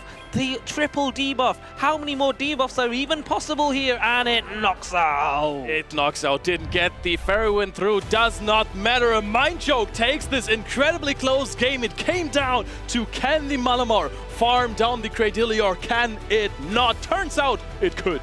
Yes, and that was despite the two debuffs. It comes back to the point about Psy-Wave being a one-turn fast attack. There is only so much damage that you're able to reduce off it before it's still going to chip away, just because it's so quick to deal that damage. So I was very, very impressed at Malamar's contributions in that battle. Yeah, it's going to whoosha at some point. It's always going to deal at least one damage. So you can debuff it all you want, there is going to be one damage. And if your Pokemon has higher defenses than HP, then one damage per half second, or per turn rather, is still going to be a lot of damage at some point. Farms it down, has the double superpower there. The Tinkaton was not equipped with a Bulldoze yet, so it couldn't throw it on charge attack priority, and Malamar actually won this one. A Mind Joke finding the niche win condition, had the guts to go for it. Congratulations on advancing to day 2 on the winner's side. Yes, I mean, I think I'm no surprise. The Mind Joke hasn't competed as frequently as he used to in the past, but he is a legacy name, a historical name. He is chasing that championship. He has quite a few medals, but that golden one is the one that still eludes him. But he's now one step closer, coming into the winners' final. So a bit of rest, a bit of recovery, and then the right mentality to bring it to day 2 and hopefully win. I think a Mind Joke has a good chance. Definitely has a good chance. Both of these trainers are trainers that I have looked up to when I was starting my Pokemon GO career, that I still look up to because of their strength, showing how precise they can play. Their technical skills are off the charts. You can see the Rock Tomb here. A Mind Joke bringing in the regular Feraligatr, which is a bit more uncommon than the... Oh, this was crucial as well in game 1. Yes, it really was. I mean, let's talk about that point, because we forget that we talk about damage registering on fast attacks. Now, with Psy-Wave, I said earlier in this stream that the damage from Psy-Wave registers at the end of the first turn, and we know in order to activate a charge attack, you need to consume a turn in the process. So in that case, a one-turn fast attack is going to apply its damage before a charge attack is fully launched, and that is in that environment. That is why that Psy-Wave knocked out the Talonflame before a Fly was launched. For those of you watching at home, something to be mindful of. If you're not sure about this mechanic, do speak to your local professor or other PvPers. They will be more than happy to explain this mechanic, and so you can keep it in mind. Exactly, maybe note it down, because sometimes this can be absolutely crucial for games, especially if you're playing Pokemon like Lapras, like Malamar, that can come in if you have, for example, a 0-turn swap after you've thrown your own charge attack. You leave something at 1 HP, you swap in your Lapras, and whoosha, it down back into the Pokeball. So you really like doing that. I like whoosha. Malamar feels like a dancer. This is also why it fits so well to Borja MN in Seville, because he also revealed in an interview that he's a passionate dancer. Ah, fabulous. And then dancing together with the Malamar, that was just a fantastic story. Also, he was the one bringing this Pokemon back into the meta, I'm calling that now, because Malamar was not in discussion from anyone. Everyone was just talking about Tinkaton, and Tinkaton is a fairy-type Pokemon. Also, Azumarill was still super huge in usage. Yes, that's true. Everyone said, oh, Malamar, maybe I'm not going to play Malamar, it doesn't sound good. Yeah, especially against a lot of fairy types in the meta. You don't think Malamar would have a place. It's so flexible. It is so incredibly flexible. It is one of the strongest Pokemon right now that we're having. Even in a matchup, if you're leading it into an Azumarill, yes, you can say, hey, if I have a bad matchup in the lead, I will swap out my Pokemon.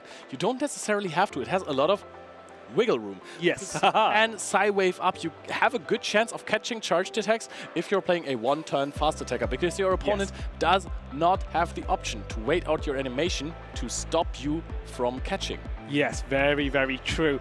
But of course, before Malamar became popularized, there were many tournaments in the season, and during the season of Play Pokemon, Pokemon Go metas evolve, new Pokemon come in, some Pokemon become less popular. However, there are some really important tournaments that do set a standard for what the meta will be for the foreseeable, and one of those was the European International Championships in February of this year. There was one very special trainer that did something very special while he was there in London. Check it out.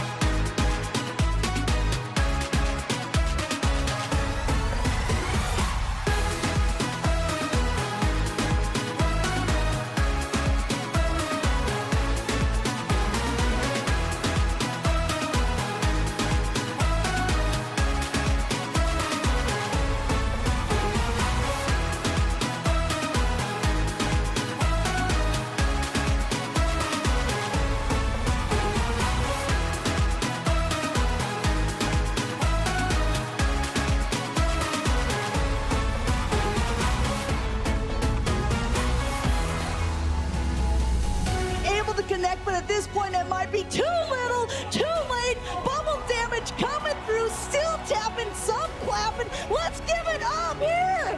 Pato Man is your 2025 EUIC International Champion. He's already stopped tapping, but he's still got a down poke in the go. Give it up for Pato Man.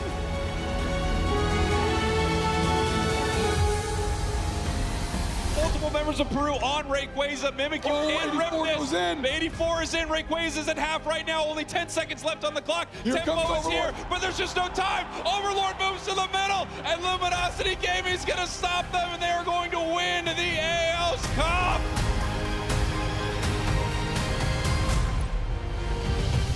This is so tense. We see the Phantom Dive, 200 damage on Lugia. Oliver draws for turn. There's the boss, there's the Luminion, so he has an Ultra Ball in hand. There it is. Oh my gosh. It all has to come together. Luminion for boss, boss the bench, Dragapult, and Oliver is your UIC Juniors champion. Dreamy and Dracloak will be going down. Amy, there will be two Duskull in play, and that's it for Nathan. I think a comeback is nigh impossible, Pablo. I always call it, and I'm always burned, but I'm gonna call it again. Nathan, there we go. There is the handshake. Gabriel Fernandez is your seniors victor, our champion of EUIC 2025. Congratulations. This is where dreams are no longer imagined, but lived. The weight of expectation, the pressure of one of the biggest stages, over 3,300 challenges, and one final brilliant dance partner in Natalie, all stood before him. Yet now, here he stands, straight onto Oranguru and then use it for, oh yeah, it's Precious Trolley, getting all of your basic Pokemon out. Whatever 5 basic Pokemon Ryuki wants to get on the board here are coming. Here we go, look at all the pieces. There we go, Ryuki is going to be your European International Champion 2025. He came to Dortmund, he won the whole thing, and now he's come to London and won the whole thing. Here comes a big Astro Rod connecting down into the Torkoal. No damage to the protecting Calyrex. It hangs on with 13 hit HP. But did Torkoal go for Eruption? Which is... No! It doesn't want to go! We're not in check room anymore! Into the Torkoal there. Torkoal is down. Ismail seems to be once more on this back hoof. That's it. Your EUIC Junior Champion, Fabian Musicant! It's not going to be enough damage there. Ian's Urshifu soaking this up. This game is slowly but surely coming to a wrap. It has been Ian's that's been going fast. The close combat. To Luis Urshifu. It's going to be the KO. We have our senior EUIC champion, Ian Larson. With the electric drift, it is moving before the Flutter Mane. Here we go, which is an into the Flutter Mane, and it is going to be enough. Nero is able to close this out with Ferrograph's only option, able to go for the Psychic in Immune. Wolfclick is able to take the title. He takes his second international championship and becomes your 2025 European International Champion. I'm just thinking about the scope. I could not have won this final if I didn't have the support of some incredible people. Amazing, man. Back-to-back UIC. Ich fühle mich super erleichtert, weil ich war sehr nervös am Anfang. I'd shout out my friends, my locals, and my family for helping me to get to this point. All my family, my friends, I love you all. めちゃめちゃ嬉しいです。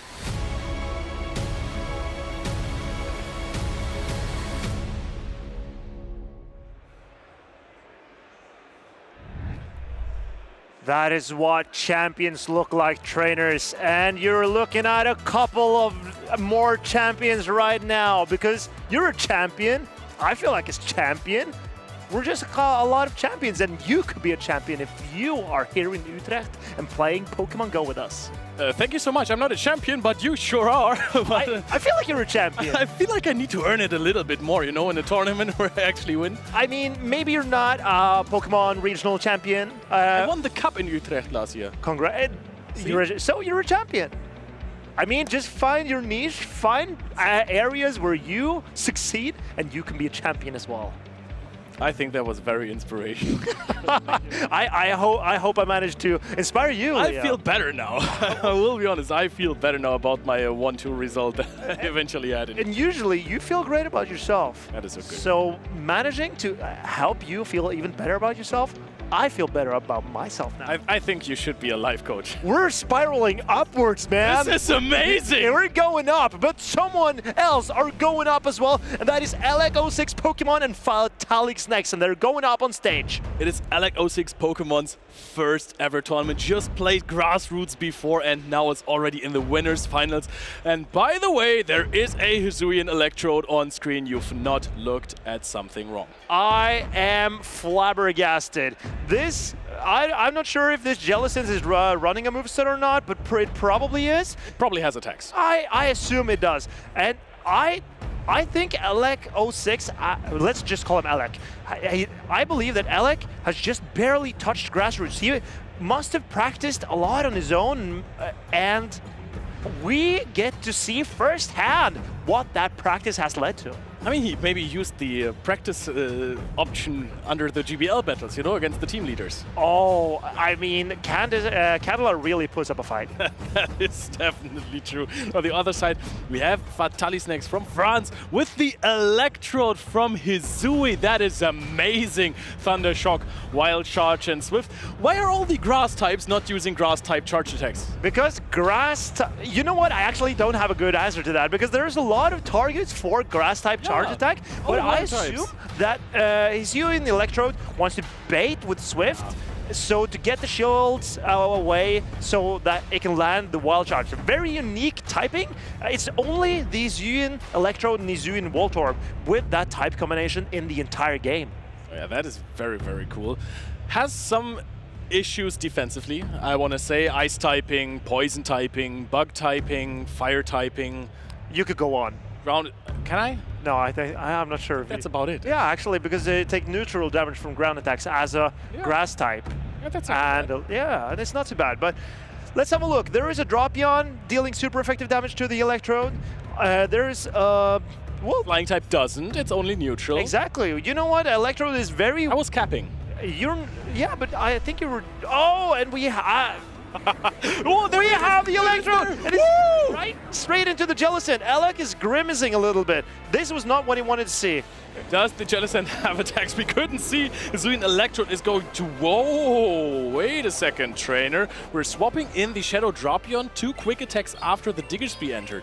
This can... Alec has the opportunity to flip this matchup because I believe that Diggersby wins this matchup straight Scorching Sands in every equal shielding scenario now.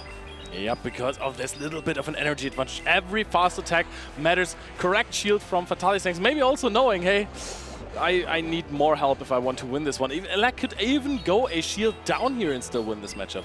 I think, I think he's keeping this this shield for now. Yeah. If he can land this Scorching Sand, if Fatalisnix willing to go 2 shields down, he has a Hisuian Electrode, but he decides to shield up this Dropion. Hisuian Electrode is actually not that fragile. It has some decent bulk to its name, even though I think that Shadow Ball from Jellicent is still going to deal some decent damage, and you are going to debuff your defenses as well. So there is some issues with this Pokemon not having shields.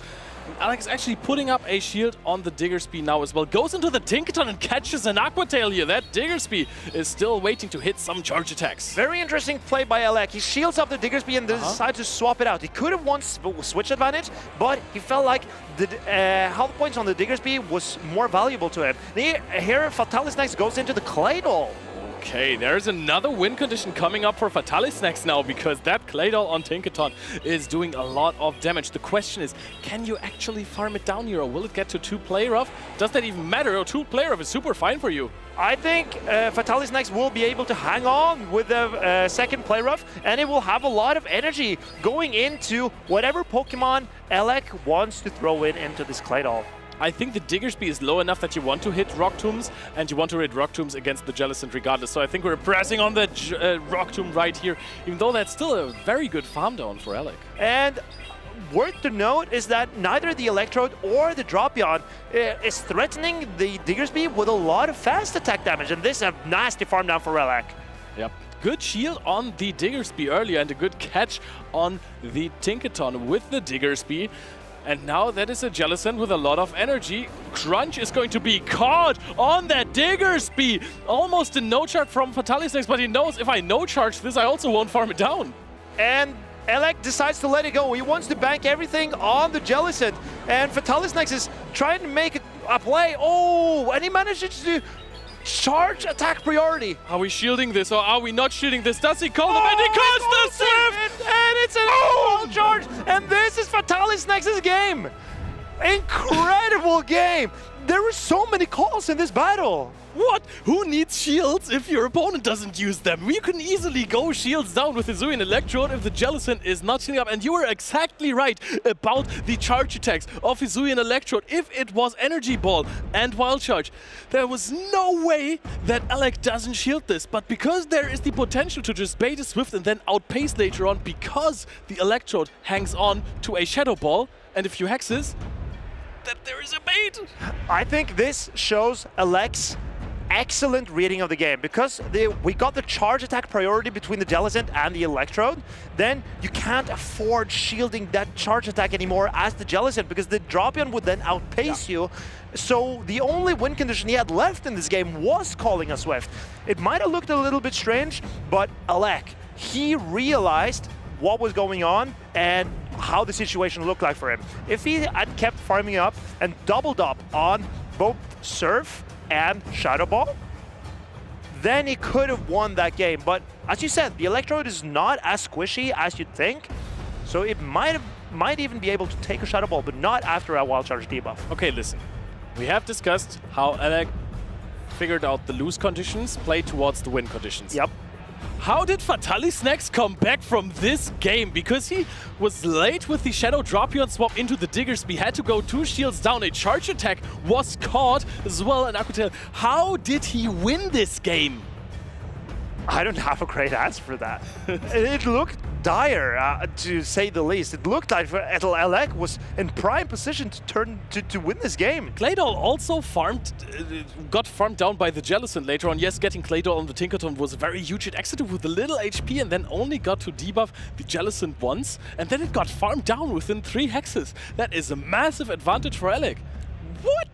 I'm incredible. I'm not sure exactly where it flipped for Fatalisnex actually, but maybe not staying in with Diggersby could have been... maybe that staying in with the Diggersby could have been a play, but here we go, locking into game number 2, and we see Jellicent into Dropion. This is terrible again for Alec. Yep, this time around, that is not the Hisuian Voltorb. It is not even on the team right now. Diggersby as a safe swap. Fatalisnex identified that now and brings in the Lapras. This is the only punish. Well, I guess Talonflame is also a punish for Diggersby, but Fatalisnex realized that Alec likes to lean into his Diggersby. But I have spoken to some members of the community that believes that this matchup is playable for Diggersby. Yeah, Diggersby is just so incredibly bulky, deals a lot of neutral damage with Quick Attack and Scorching Sands as well. So if you get debuffs, you're actually fine. If you get the first debuff, I think you can maybe take 2 Sparkling Aria. I don't, if you, oh, there's a shield being pulled up by Fatalisnex. I mean, now he doesn't have the Hisuian Voltorb in the back that rather demands shields, even though it didn't in the last game.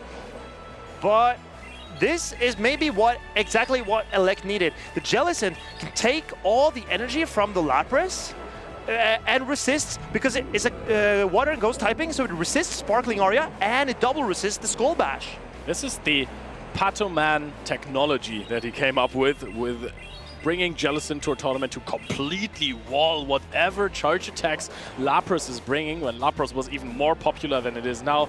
And you're seeing how much that does, right? The Psywaves still do add up. This is look at Lapras. Lapras is putting in a lot of work still. The Jellicent is now at 35% of his health points. Needs to throw a Surf to take out this Lapras. Yeah, we're lapping that damage up right there. It's a lot, honestly. We're at the 35% of the Jellicent, you might be right about that one. There's only the Shadow Dropion in the back. If you're just looking at this from an HP point of view, Fatalisnex is in a big advantage. But now the Surf lands on the Shadow Dropion. Fatalisnex does not want a shield here, and now the Dropion is on Alec's side, is looking pretty strong in my opinion. This Talonflame is looking not that good for Fatalisnex. It doesn't have many targets, you're right, and I think what Fatalisnex maybe could have done is immediately go into the Talonflame so that the Shadow Dropion of Alec doesn't have an energy head start, because now it really outpaces to multiple Aqua Tails, because you need more than one. That is correct. The one Aqua Tail would not be enough in the one shield scenario, but you see the Shadow Dropion here from Alec. Yeah. It's outpacing. Oh, Fatalisnex decides to just sacrifice the Talonflame to get rid of the Shadow Dropion energy. Is this the play? Is this how he's getting back into this game? But he's at so little HP. He needs 3 Aqua Tails to knock out there, and I don't think that he has this in his Shadow Dropion there. There goes one no-shielded by Alec, and I think he just has this by throwing water at the Shadow Dropion. Alec decides to no-shield the Dropion. He realizes that his win condition is shields up Jellicent so he can shield a potential crunch and get to a Surf. And can he get there? I believe he's 3 hexes away. One more, and Fatalisnex throws on unfortunate timing, and Jellicent will now be at the Surf. This looks great for Alec now. Does he have the charge attack power? No, so far away, the timing did not even matter. We still needed 3 more Poison Sting. Surfs is gonna connect. Alec gets this game back. 1 game away from reaching the top cut. 1 game away from reaching the winner's side of the bracket on day 2. Alec flipped that game, leading Jellicent into Shadow Dropion. And the Diggersby put in so much work for Alec. The shielding the Lapras might have cost Fatalisnex in this game. Because if the Diggersby managed to flip the switch advantage into the Lapras, then that's bad for Fatalis next. He didn't want to risk that, so he shielded the Lapras to make sure he kept switch advantage. But that set up Jellicent and Drapion to combo play into the backline of Fatalis Nex's team. I want to say that this also shows the different playstyles that players have, because Fatalis Nex is not a shield keeper. He's not a shield keeper for sure. He uses the shields that he has on anything that, that he can find, on the Diggersby or 2 times on the Shadow Dropper, which is very reasonable to be honest. But still, some players just decide to really try and absolutely maximize the value that they get from their Protect Shield, which sometimes leads to them losing a game with 2 shields. I just want to point out as well, I guess a lot of people in chat and who are watching are not as familiar with these players. But Fatalis Nex, he knocked out Statistan on his way here, and Elec, he knocked out Inadequates in winner's semifinals. These are no one to overlook. Yeah, they are very, very big players. I mean, Statistan has been a staple around Top Cuts for years now, and Inadequates, of course. He is the title-defending Pokémon GO trainer, and he is the runner-up of the World Championships in Honolulu, Hawaii last year. And I believe that actually these trainers are looking to overtake Inadequates in this year's version of Utrecht. And I believe that the players are getting ready and locking in into the decisive Game 3. I see a smirk on Fatalis Next team. That has to be an Electrode in the back if you're asking me. Nope, absolutely wrong. Got it wrong, the call. And Shadow Jumpluff versus the Jellicent is very good for Jumpluff, because usually, I mean, you could run Ice Beam, but you're not. Even though Jumpluff is not running a grass-type charge attack, the pace to acrobatics and the power of acrobatics, incredible. It does so much damage. And here comes Elec swapping in Shadow Drapion. Shadow Drapion up, turn up energy into the mirror matchup. It's huge. It's huge. Yep, you still want to invest a shield so you get out with a lot more energy, because 2 Aqua Tails usually do not knock out. However, it's getting very close to... I believe the next Aqua Tail might threaten a knockout on Fatalis Nex's side. Yeah, it could be the case. I think it's going to barely hang on and reach another Aqua Tail. Usually it takes 9 Poison Stings and 2 Aqua Tails to knock out, but Fatalis Nex wants to shield because he wants to make sure that he gets off the next Aqua Tail. I do agree with this play. Fatalis Nex now reaching that next Aqua Tail. There's actually 2 Poison Stings behind. Now Alec is going to put up a shield himself, wants to keep the alignment, or wants to get the alignment rather, throws an Aqua Tail immediately. And he waited a turn to make sure that the Drapion stayed in. High level play by Elec here. And Fatalis Nex decides to let his Shadow Drapion go. He wants to win this with his Lapras and Jumpluff. Yeah, Lapras is looking pretty good now against the Diggersby. Revealing the Lapras is huge actually, because Psywaves deal 2 damage here, tries to go for a catch attempt, and Elec realizes that and says, yeah, fine, sure. But I believe that Elec actually might have wanted this charge stack to go into the Lapras, but it gets a defense debuff. Can that flip it for Elec? The thing is, Acrobatics is going to deal a hefty amount of damage, but it's definitely not going to knock out that Diggersby. And he has a half HP Jellicent, about half HP, for the Lapras in the back. So it can actually do some work if you're over farming here. If you're even getting a attack drop with the Scorching Sands against Lapras, this could be your game. Elec's Pokemon are getting dangerously low. He has a shield retained, but this Diggersby cannot really take this Sparkling Aria from the Lapras. But Fatalis Nex, he decides to let Elec get to his Scorching Sand and no shield. I think it can just barely hang on. We'll also think that you want to shield your Diggersby in this scenario, to be honest, because Charge attacks basically don't do anything into your Jellicent anyways. Okay, never mind, I stand correct. I think I agree with you, but I'm not sure if you could threaten the shield back. And that's true. I want to say that I'm very impressed by Fatalis Nex here, because he, after landing the Acrobatics, this is a very important shield for Fatalis Nex. This Shadow Ball would have threat to knock out the Lapras. But do you get to 2 Sparkling Aria, or does the Sparkling Aria knock out through the shield? Alec will have to put up a shield here. Another one is going to come before you can land your next Shadow Ball. The question is, can Jellicent hang on? And here's the Sparkling Aria. Can the Jellicent hang on? I don't think it does. I think it barely hangs on. This might be a 1 HP in a dream scenario. Let's look closely, and it does take out! And the drop-on, can he get to an attack? Is it not? It's not enough. Fatalis next. Psy-waves down the drop-on and takes this game 3. The dark type gets Psy-waved down by the water type. Those games are incredibly close. Fatalis next finding win conditions where we couldn't see them.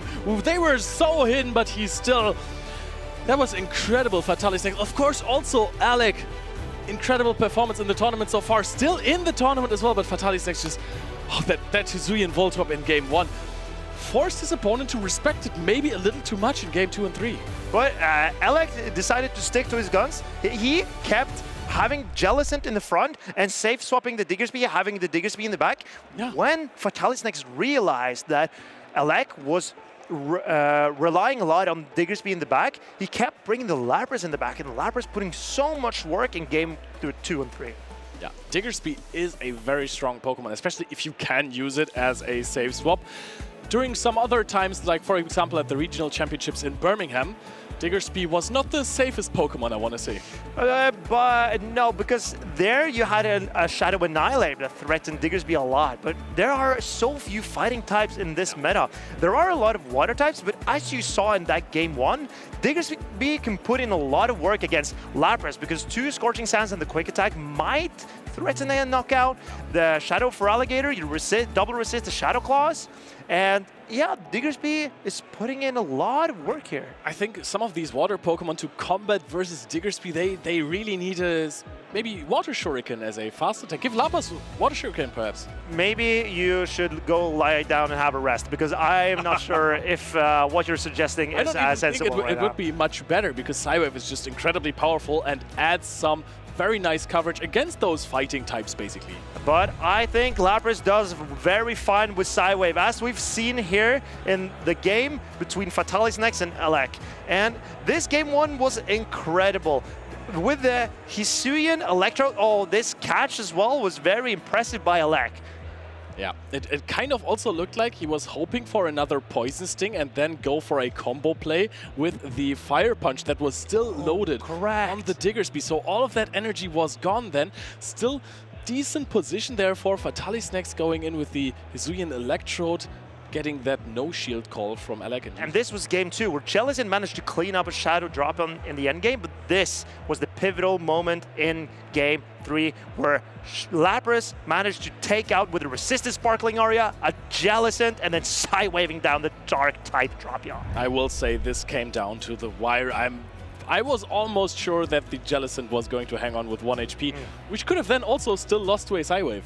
Oh, that is true, actually. So I think a very important moment here, and this speaks to Fatalis Nex's understanding of the board situation, the board state, because after landing the acrobatics into the Jellicent in the lead, he could swap out, because then Lapras can deal with a low health Jellicent in the back. So he preserved the health points on his jump bluff, and Alec did not have a quick way to deal with that jump bluff. So very impressive play by Fatalis next, in my opinion. If your best answer to a Shadow jump bluff is throwing multiple Fire Punches at it with Diggersby, then you don't have a good answer to the Shadow jump bluff. Because yes, you can take it out with 3 Fire Punches. So you need 3 Fire Punches. Seems like a lot. That's a lot of Fire Punches, Marcus. Wow, I'm not sure if I could take 3 Fire Punches. I'm pretty sure you couldn't. No, you're not even a Grass type. I would prefer to not take any Fire Punches. Let's just agree on not taking Fire Punches today. But those trainers have been on fire, absolutely, in this tournament. We have another contender for the top cut, and now that is a familiar face, and he's just playing alone. Safi Mastix does not need an opponent right now. Bats is still somewhere, but we can analyze the team. Is that a Shadow Galarian Weezing? That is a Shadow Galarian Weezing, and he's made it here to winners finals. And with a kind of a unique team, let's take a look at that team a little bit later. You know what? I think that's a good thing, because I think that Zephyr didn't have the headphones on yet. Oh. And maybe he could hear us. And if we start analyzing the team, we might give him the right or the wrong ideas. Oh, that could influence his decision. And also, he'd need an opponent. But that one was missing still. Did you ever get a no-show in the winners finals? Never in the winners finals, no. I have had no-shows in earlier rounds. Never in winners finals. It's too bad, right? Yeah, it's so easy sometimes. I mean, I'd take a no-show. Why is life so tough, though? What was your favorite winners finals that you ever played? That I ever played? I played against a guy called Meweedle. I don't know if you've heard of him. It was EYC. He was EYC champion of the year before, and I played him at EYC now. And I just RPS'd him. Oh, RPS Aurelius. That's how I got the name. There it is. Bats versus Zephyr. And Zephyr is in there with a Dusclops. Dusclops we have seen from Uden before. There's a Dusclops on Bat's side as well. I am not a Dusclops believer, but it's proving me wrong here in Winners Finals Group G. You're not? No, How dare you, Marcus? How dare you? How dare I? You know, I just feel like it. Oh, this is a Shadow Dusclops. That changes everything. All right. Yeah. Does it? I think it actually does, because I think that Shadow Dusclops puts in, like, its damage output is significantly better. I don't think Shadow Dropion can swap into Dusclops, because Dusclops may win the 1 and the 2 shield scenario with double Ice Punch. And we see a very unique team here. Shadow Galarian Weezing with Overheat. Are you a Weezing believer? I kind of am a Weezing believer, but I prefer Brutal Swing. I have no idea, apparently. These trainers are out-maneuvering me. Charjabug, and I know that Zephyr, he is a Gastrodon believer. He's been running Gastrodon for tournament after tournament now. Yeah, I've said it earlier that I, my locals regularly play versus him, and one time I brought a team that is very soft to Gastrodon, and I was like, what am I even doing? there's not a lot of players here. I am going to face Zephyr. Why am I letting him save swap Gastrodon? Well, then I feel like that's a team building issue. Yeah, that was a team building issue, a massive one even. He's running the regular Dusclops right there with a little bit of extra bulk in it for it as a prime answer to the Shadow Dusclops. And he's also running the Brave Bird on the Talonflame. I feel like Flame Charge Talonflame is more consistent, while the Brave Bird on Talonflame, it might get it a get out of jail free card in a way. It's so that you can bail yourself out of bad situations, like winning a Zoomerl in a Zero Shield scenario, or maybe even a Toxapex is possible for Talonflame with Brave Bird, but not with Flame Charge. Yep, the Flame Charge version really wants to get on the good matchups and then perhaps go for some farm down. So it feels like it's two completely different Pokemon, actually, when you're running Flame Charge and Brave Bird. They function very differently. Flame Charge, as I said, consistency and ensuring that those good matchups, and you get a lot of momentum ramping up the damage from Flame Charge, but the Brave Bird hits so hard, man. I also love the Gliscor plushie that Zephyr has on his table. We all know that his Shadow Gliscor won him the Malmö regional champion previously. But here we go into game number 1. It's Talonflame into Shadow Clopsy. How is this matchup going, Leonard? I am not sure. I mean, the Shadow Dusclops outpaces like crazy, but it also, even though it is bulky, it is still a Shadow. It does not want to take a fly at all. But here you can go for 6 Shadow Punches before Zephyr reaches, and it puts the Talonflame into a very awkward position. I think as a Talonflame user, it's very awkward to play against 3-turn fast attack like Dusclops. So Zephyr decides to throw the fly immediately, and how is he going to play this out? Actually gets a shield immediately, so Bats is going to throw another Shadow Punch here. Zephyr decides to let his Talonflame go or trust into the 1 HP survive, which is not going to happen. Now we bring in the Ferret, we Sucker Punch the Shadow Dusclops, of course. Bats is going to swap out, and now we have Dusclops versus a Primeape, and I don't think the matchup is that easy to play as the Dusclops as it seems. I think the Primeape can hit this Dusclops hard, and Shadow Punches from regular Dusclops is not as threatening. Yeah. Because Primeape is just a fighting type, is not part Psychic or part Ghost type like Medicham or Annihilape, so takes only neutral damage from this ghost type charge attack. Bat almost did nothing, and keep in mind that Bat still has an entire Cradley in the back that he's maybe even trying to not reveal at all. And I mean, these, he kind of has to. he might have to, but these range fists giving the Primeape an attack boost is now ramping up. And Zephymastix, he decides to over farm a little bit, because if Primeape decided to not shield this, then he gets more energy on his Dusclops. But here we see Bats, he's shielding and throwing, and this ramped up Primeape will knock out this Dusclops. Yep, and I think that Zephymastix might have waited a turn there to predict a possible catch there, or a possible combo play with the Shadow Dusclops from Bats, going for a Shadow Punch. But no, Zephymastix has now swapped into the Ferret. Ferret is going to be able to trailblaze onto that Cradley.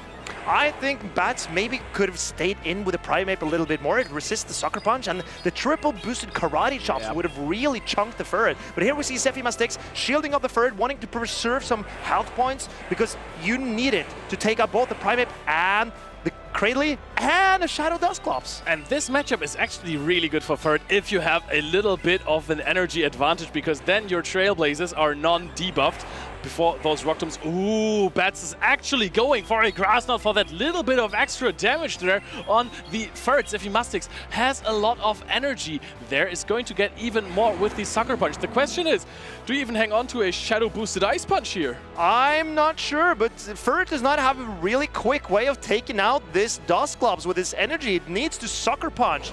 But here comes Primeape, and Primeape is... Oh, and that's a Body Slam catch from Bats! That is absolutely mind-blowing from Bats right there. Just taking this Swift, even undercharged here, but he also has so much energy. That is an Ice Punch for game here. Shadow Dusclops takes out a Ferret. Who did see that coming? I am proven wrong. Shadow Dusclops is putting in a lot of work for Bats.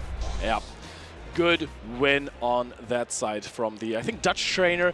He has been performing at locals as well. I know that these two have also faced off in some of the locals in Zwolle, I think. You are full of curiosity, aren't you? You know this scene better than anyone, Leo. Yeah, sure. But I was very impressed with Dusclops in this game, because the threat that it put on the Talonflame and then kept energy in the back to knock out the Ferret in the endgame, and also the Primeape put in so much work. I feel like the Dusclops from Zephymastix, it didn't impress me that much. I feel like the Shadow is way better. It looked a lot better in this game, at least. Yeah, maybe the Shadow Clopsy is the way to go, Clopsy.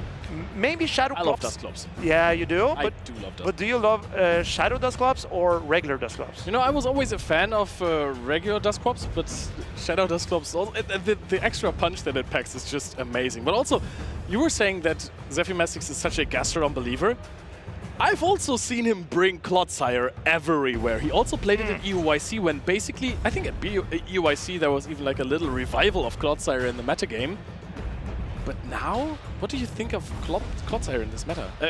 How does it look against the team? Actually not that bad, right? I think Clodsire is looking incredible, actually, for Zephymastix. Yeah. It's only the Dusclops that is a problem matchup, because it resists the poison-type damage, and it has the Ice Punches. Is also an issue. No, I'd be fine playing Clodsire into Unova Stunfisk. I believe you can win the Zero Shield if you're up one Poison Sting. I believe you can do a lot into the Unova Stunfisk in the one shield as well. As long as you land an Earthquake, it's going to do more than 50% to the Unova Stunfisk. And I believe that is a fairly neutral matchup. Unova Stunfisk running Thundershock does no fast attack pressure into the Clodsire. So we need like 3 Mod Bombs to knock out the Clodsire, I believe. Both trainers are locked in. We might see it in the next matchup. We have the Cradley versus Dusclops, Bats versus Zephymastix, Bats leading 1-0 in the winners finals. And we're going to see, are we going to see a charge attack priority event here? Nope, Zephymastix decides to actually overfarm here. Perhaps this is a situation where you could go out into a safe swap to just clear the debuff immediately. I'm curious who is going to go for the safe swap here, because I think Bats really needs to preserve his Cradley for the Talonflame. For a Talonflame in the back, because that Talonflame is looking threatening to Bats' backline. What is funny is that Zephyrmastix again overfarmed, because usually, oh, there is a Grass Knot. I don't think this is going to knock out, because you reach the second Ice Punch before the second Rock Tomb actually, but you lose charge attack priority on that first Rock Tomb. So that's a nice funny interaction. You get debuffed once first, and then you don't get debuffed twice before the first 2 Ice Punches. I believe that Cradley needs to be preserved here, but maybe Bats know something we don't, and that is a huge karate chop down, by the way. Oh, he could have went for the karate chop. That would have been very interesting, actually. Yep, all right, that's a full farmer here. Zephyrmastix does not want to lock himself into another Pokemon. Wants to soak up the damage here. No shields this immediately. I believe that Bats needed this. I believe Bats need this energy to eventually hit the Talonflame in the endgame. But let's see how he decides to play it out. Can he get there? Or oh, he gets to another Grass Knot. Grass Knot doing slightly more damage than a Rock Tomb, but no debuff, of course. Yeah, but I think Zephyrmastix is fine with having the third low if he predicts a Dusclops in the back. That is a full Incinerate going in there as a head start. And what do you bring in now? A shield down, Primeape or Shadow Jumpluff? Pick your poison. I have no idea how to place this as Bats. Zephyrmastix has preserved his Talonflame perfectly. And up shields, Talonflame is a menace. Yeah, and now this is even resisted fast attack damage. You can let the first Rage Fist go if you want to, even though you kind of want to use your shields at some point. But I think if you want to go for a no shield, that is the play here. I think this was a situation where Bats should have maybe gone for a close combat to try to land substantial damage into the Talonflame. Yep, and now Zephyrmastix throws immediately just so it doesn't get outpaced to another Rage Fist immediately. The Incinerates do add up as well, so maybe if you are going to get another shield out of this matchup, could go for a combo play with a Swift so you can preserve a shield against the Shadow Jumpluff as well there. I think that if we get... Okay, well, there are no Protect Shields remaining. What am I talking? I am not sure what you're talking about, Leo. Yeah, no Protect Shields remaining. Shadow Jumpluff is coming in, and this is not looking good. Zephyrmastix knows this, is laughing a little bit. Brave Bird is going to be... Oh, but he mistimed! And now Bats is getting to the... Oh, but he has a shield. Never mind. Well, what are you talking? I have no idea what's going on. I've seen too many shields, you've seen too few. Now the Brave Bird is being reached by Zephyrmastix, and that is definitely going to knock that Shadow Jumpluff out of the sky. Who's the superior flying type? It's Talonflame, and boom, there it goes. And very, very impressive play by Zephyrmastix. He let go of his Dusclops, almost his entire Ferret, and just put everything on the Talonflame, and it swept the floor. And what a read. He even got another Incinerate in after that Cradley. If you're looking at the team, apparently Bats does not want to bring the Unnovan Stunfisk. He might have to, but there is Gastrodon, there is Clodsire, there is Ferret, though, and of course Dusclops also is kind of good against it. Unnovan Stunfisk does not look very good for Bats here. It's so good against Talonflame. And you might need it for Talonflame to wall off the energy, but I'm not sure how. Maybe if you play Primeape and Unnovan Stunfisk in some order, then, because the Primeape is looking pretty good for Bats in my opinion. Yeah, that is true. I mean, is that true? There is the Charger Bug that resists Karate Chops. That is a terrible matchup for Primeape, actually. There is the Clodsire. That is also a very bad matchup for the Primeape. Primeape wins the two-shield scenario straight Rage Fist. I believe so. I could be wrong, but I believe it does. And also, Gastrodon puts on so much fast attack pressure. It is Sludge Bomb Clodsire, though. It is Sludge Bomb. Does that change it? It does not change it. I believe that Primeape will win the two-shield scenario. I'm pretty sure. Gallon of water over your head if we say something different. Well, if you're challenging me, then... No. I'm not, no. But I think maybe Bats needs to try something else. He needs to trust in his Dusclops maybe because of how much work he put into that game number 1, but it might be risky with that Ferret lurking around. Yep, Ferret has not done the best job in Game 1. In Game 2, it just took 2 Rock Tombs, exited with a lot of energy, immediately swapped out, of course, to clear the debuffs. Actually, it was 1 Rock Tomb and a Grass Knot. But we're going to see the leads here, and that is Primeape on Ferret. That is huge. And there is a Clodsire in the back for Zephyrmastix. Does not bring this in as a safe swap. Dusclops is being used here. Dusclops is a good safe swap against this line of Bats. How would you play this, though? I don't know. You throw a Rage Fist as the Primeape. That's what Bats does. Will he swap, or does he stay in? Oh, he does stay in. Wants to catch a Shadow Punch on the Shadow Dustclops, which is super effective. I think that Zephy has quite the big energy lead here. And with this energy lead, well, this might come down to charge attack priority. Bats seem to do time just as the same pace as Zephy. Do you hang on to this? How good I don't is believe it so. defensively? Oh, 1 HP! lives! 1 HP! Oh, but he decides to let go of the energy. He's looking to farm down with the Furret. That is so good by Zephy Mastix going, hey, I know that you are afraid of this Shadow Punch, but you're probably not going to shield this, so I will bring in my Ferret. Because Ferret versus Primeape, it's not a good matchup by any means. But if you have a big energy advantage, Swifts threaten knockouts quickly. And this matchup is looking very interesting because Zephy has brought his Clodsire that he's so known for. And here, the Clodsire has pretty good matchup into Cradley. It has pretty good matchup into the Primeape. How do you play this? Clodsire is king for Zephy Mastix.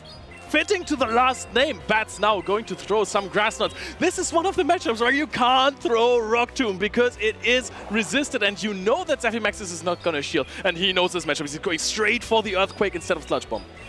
I think Bats is going to put all his shields and all his resources onto the Primeape. He needs to whittle this Clodsire as low as possible so that the Primeape can karate chop down the Furret in the endgame. And Zephy Mastix is realizing he needs health points and he needs to get rid of the shields, so he shields up his Clodsire to not get too low. Oh, and he's almost at full energy here. Goes to throw a Sludge Bomb here. Also identifying that the Rage Fist does not do as much damage as a Grass Knot, at least in the beginning. It's very, very strong here. He goes for one more. Does not throw. Oh, are we going to shield another one? Or did he bait him into going for a Rock Tomb? Oh, He no shields! Zephy Mastix realizing he understands that the board state requires him to not shield that charge attack. Grass Knot or not. And he's capped out of energy, and this Clodsire is looking so good for Zephy Mastix right now. Zephy Mastix mastermind with the Clodsire against the Primeape. Goes for the Earthquake. Of course you are debuffed. It is going to deal a little less damage, but you also have your Ferret in the back. It is a no shield! Earthquake! And these Sucker Punches are looking to do enough for Zephy Mastix. Will they carry him through? Zephy Mastix shields up a Rage Fist bait, but can he get there? It's so long till we get to the close combats. He's throwing a Swift. There is going to be a shield. Of course, you're at 1 HP on the Primeape. Ferret connects the Swift. It is almost at the second one. It's at the second one.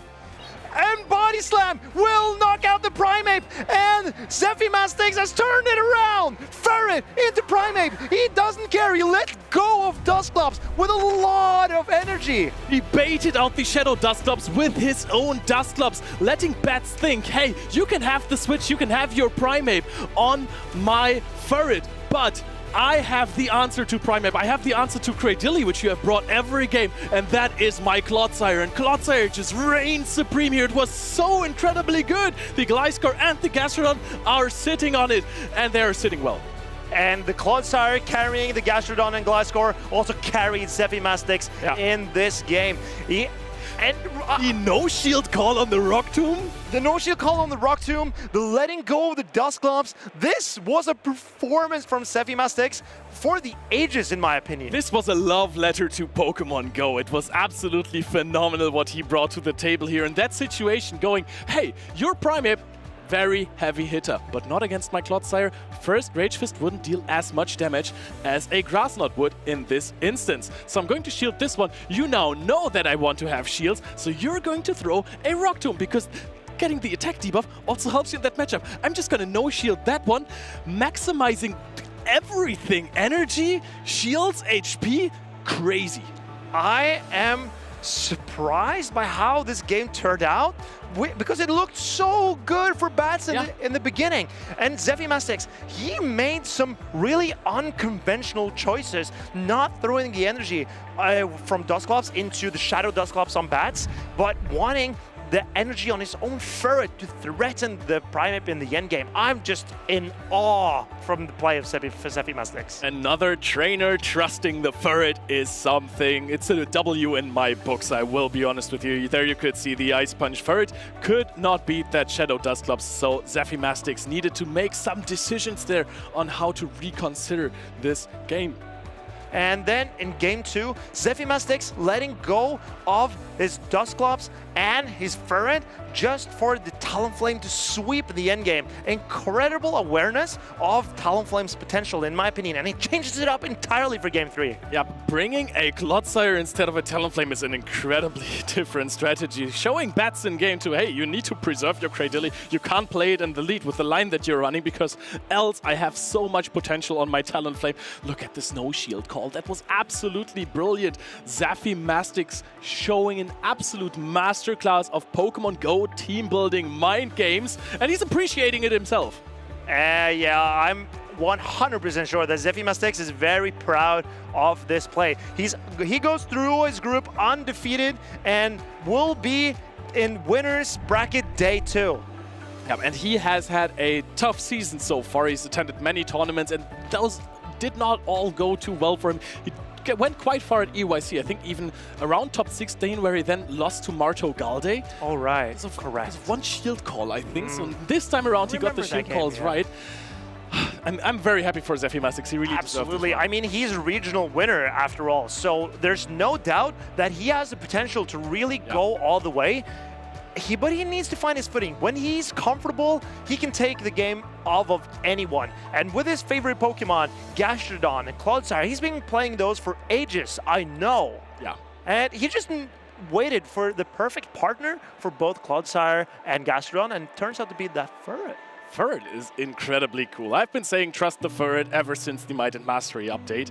This Pokemon is so strong because it is incredibly flexible. First of all, it's very spammy with the same type attack bonus boosted Swift, which was a great addition. It has a lot of fast attack pressure.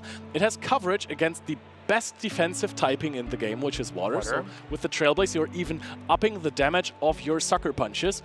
And of course, you have different playstyles how you can play this Pokemon, as Nickname might do as well, because if you're boosting your Sucker Punches, all of a sudden you don't care about shields anymore, you're just Sucker Punching through everything. But look at this matchup we have here, Leo. We have JBG Winston. He has performed... all the Germans in the finals. Oh, that is correct, actually. JBG Winston has performed incredibly well in tournaments. A little while ago, he has been taking some time away from the game and has had some rough tournaments of his most recent results, but now he's back. I believe he's running the same team as Hikami, maybe? No, Ikami's running the Shadow Blastoise instead of the Lapras. But other than that, it's the same Pokemon. And look at him. He's so happy to be here. He's proud of proving that he is still a force to be reckoned with. He's still one of the top trainers of all times. Has the Shadow Quagsire, which is one of my favorite Pokemon. On the other side, you have Ferret, you have Corviknight, you have Azumarill, Claydol, Jumpluff, and of course the star of the show, Shadow Typhlosion, which was not living up to the name star of the show so far, in my opinion. I'm not sure, because I feel like Shadow Typhlosion won, for example, Howie, his place in day 2. But it's a very tough Pokemon to play perfectly. Or the Cockshark match. Cockshark as well played Shadow Typhlosion incredibly well. And there is a Shadow Quagsire on the other side. Maybe Shadow Typhlosion is too risky to bring when there's a Shadow Quagsire resisting both the Thunder Punches and also the Blast Burn. But I think Shadow Typhlosion is one of those Pokemon. Before some Pokemon people realize, oh, there might be a great Core Breaker, then some people don't get the memo, and it is a very strong Core Breaker for the tournament. However, I think the memo has been sent out to too many people in this tournament, so Shadow Typhlosion is actually a Pokemon that a few players have built their team around, but it was really not disregarded by many trainers. I saw a lot of Shadow Typhlosion in practice tournaments, and I saw a lot of teams being weak to Shadow Typhlosion, and that led to a lot of players to have sex with it in practice. So this is maybe an overcorrection for Shadow Typhlosion again. The meta evolves so quickly here, Leo. But I mean, there is a bunch of Shadow Typhlosion, so I wouldn't even call it an overcorrection. It is just a correction to not have a Shadow Typhlosion problem on your side of the team. Now, Shadow Quagsire is very strong into it. The Lapras also has some decent play, even though it does live a Thunder Punch. Serperior, we don't talk about it. Shadow Drapion has an issue that it sometimes gets farmed down when two shields are involved. I know that you said that, but I have yet to see it. I want to see if Nickname... Because Slowking swapped out. That is exactly what happened. If Slowking just stayed in, we could have seen if it was the case or not. But maybe we get the chance again. but because in my mind, I was thinking Shadow Dropion is has a pretty good matchup into Shadow Typhlosion due to the incredibly quick pacing to the Aqua Tails. But I'm very excited to see if we'll get Shadow Typhlosion now. I doubt Nickname risks bringing it, as I expect Shadow Quagsire from JBG Winston. You know, actually, I think that most Shadow Dropions do outpace, but if you have really high attack, then you're probably going to win this. Shadow Jumpluff is in the lead versus the Shadow Quagsire, and that is a nightmare matchup. No Energy Ball, but who cares about that? You're resisting those Machops double, and also Acrobatics hits hard. I think Shadow Quagsire decides to no shield. It knows it can live in Acrobatics and it's just an Aerial Ace. This Stone Edge is going to do a lot of damage into the Shadow Jumpluff. That is already huge. I'm still kind of curious why JBG Winston is not swapping out of this lead matchup, because while it is something that you have played, it is kind of unideal. Do you not have a safe swap on your team for this? I think the Lapras is looking okay. JBG Winston wants shields up for his Dropion and his Jumpluff. And here comes a swap from Nickname. And this is a Ferret into a Dropion. This is looking better and better for JBG as we're speaking, but it's some of his Pokemon are getting dangerously low. He needs to start using his shields if he wants to win this game. Yeah, the problem with the Shadow Quagsire now is that you took 2 Sucker Punches which dealt so much damage that you won't reach a Stone Edge against the Shadow Jumpluff anymore. And Shadow Jumpluff is at a very decent amount of HP. What's good for you is that you have lured out the Ferret, which can be a big problem for your Lapras later on. I believe that JBG needs to shield up his Dropion here. He cannot let his Pokemon get any lower. Lapras can't do everything on his own in shields. And he needs to land some damage into the Jumpluff sooner rather than later. But right now he's concerned about taking out this Ferret. And I believe Nickname is coming in with his Azumarill to soak up the damage on from the energy from Dropion. So I think at this point you might as well just swap out into your Shadow Lapras, even though the Shadow Jumpluff is just looking so threatening still. She farms up to 2 Aqua Tails for whatever is in the back. Crunch is being thrown at the Azumarill now. Can JBG Winston hold on through this bubble to get to another Crunch? I think he needs to. He doesn't want to go for it. He goes into the Lapras. It's an Ice Beam Lapras, so we can one-shot this Jumpluff. Ice Beam Lapras up energy. Ice Beam is going to be thrown. Immediate shield from Nickname. He knows what's up. But if you're only having 1 shield, yes, you can connect an Acrobatics, but you're gonna get outpaced to 2, no? In my opinion, Nickname only needs to land Aerial Aces because JBG Winston has to shield this, and then he has no quick way of getting rid of the Azumarill on Nickname's side because there's no Skull Bash on this Lapras. Oh, that is true. You have the Psywave damage, but that doesn't help you in a matchup. And there's Acrobatics landing as well.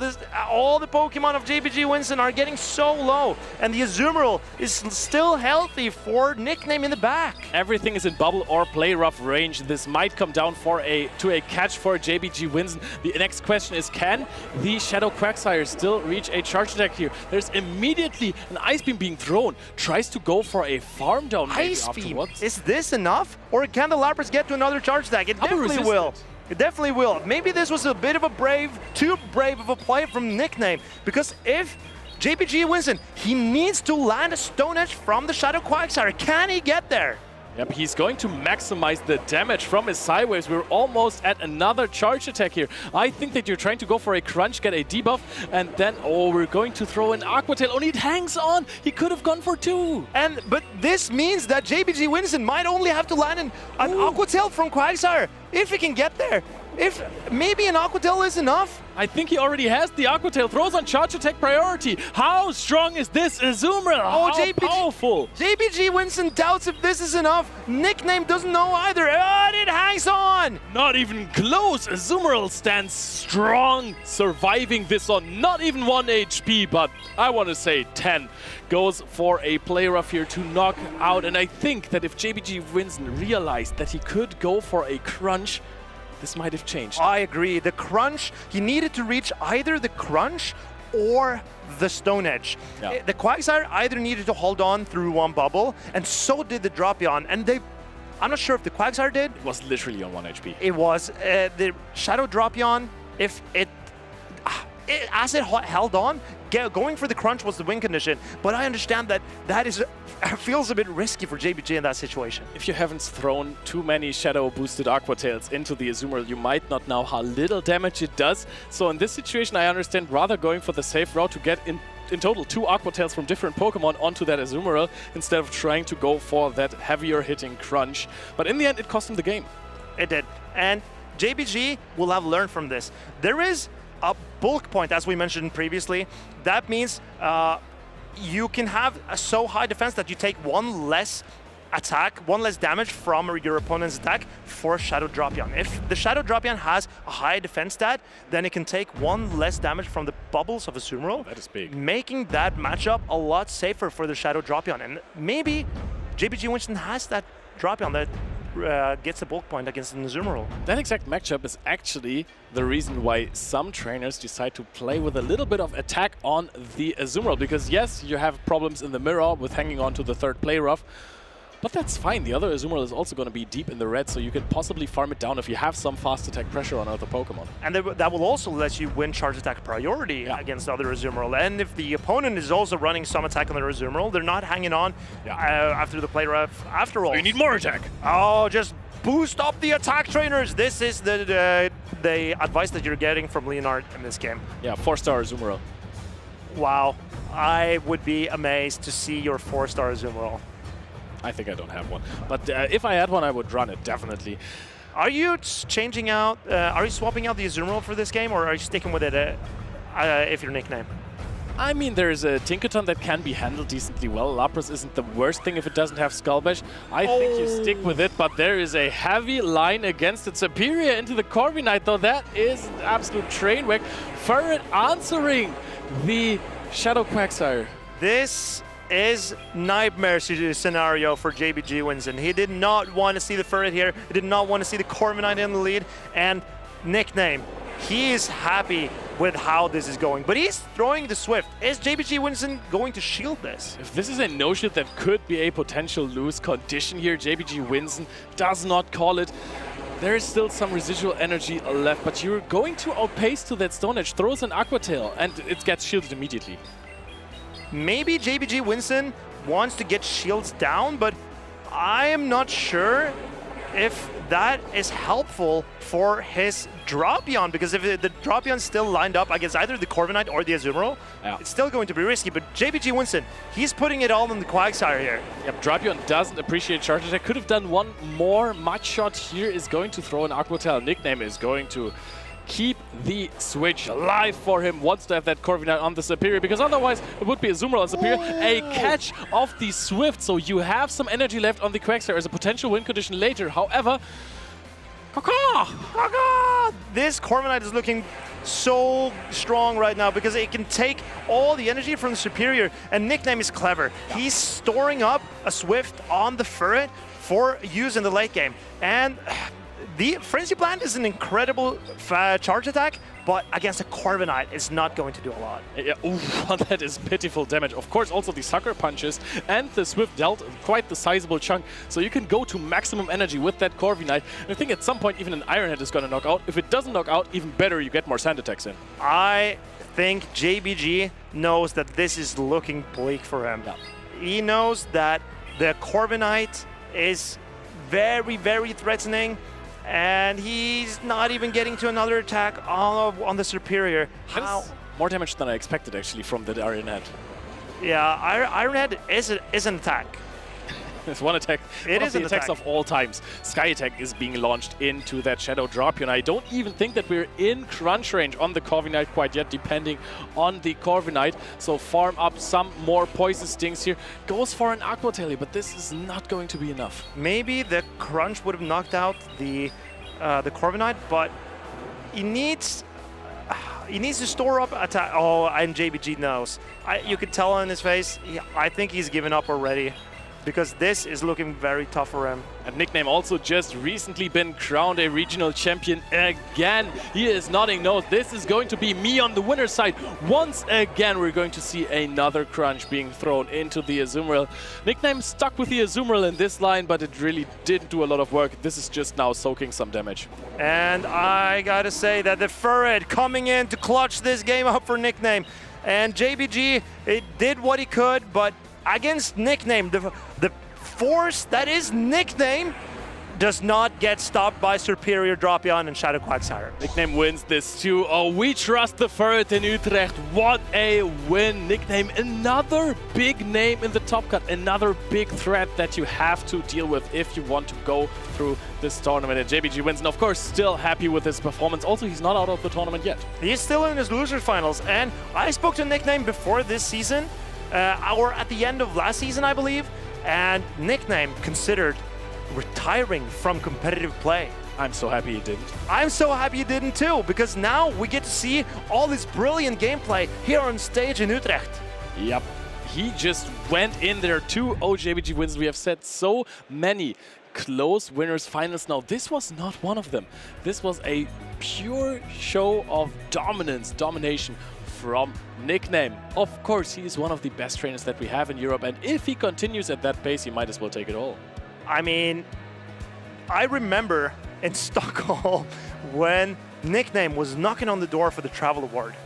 And now, I believe Nickname has shot himself into the top 8 of the Travel Award race here in Europe. Right? I believe he is. And that is an incredible performance. He is a regional winner from before, a 2-time regional winner from before. So him going undefeated through the group is really threatening for the other competitors remaining in the winner's bracket. And if I'm not completely mistaken, he might be playing versus Zephy Mastix tomorrow in his winners finals, which would be the rematch of the finals in Bremen back in the day, the first regional that he actually won. That is an incredible memory for you. Did you cast that? No. But you could have, because that's how long you've been in the game, Leonard. But looking at this game, this is how Nickname sealed up game number 2. JBG Winston knew that this was over, but he still applauded his opponent because he's a good sport. And Nickname, proud of his performance, and look at the camaraderie between the trainers here. It's still all good spirits, and people are happy for each other, and that's what I love about Pokemon. Right. We all want to win, but we don't necessarily want our opponent to lose. And that is a difference. In an ideal world, we all win these tournaments. So we are actually all champions, not just like you said earlier, but very, very nice. Not only gameplay from these trainers, but of course the camaraderie. It's always so cool. Some of these videos, the highlight videos that we have, they give me the shivers. You know, when you see the people rooting for people like Patoman, for Tonton, for all those crowd favorites, and for everyone. Every trainer who comes here is coming with their friends, and they're getting cheered on. I'm moved as well by some of these highlights, especially Patoman at EYC. I teared up as I was in the crowd, because when you see how much it means to a lot of these trainers, how can you not be moved? How can you not feel something about that? And that really inspires me as well to share these moments with as many people as I can.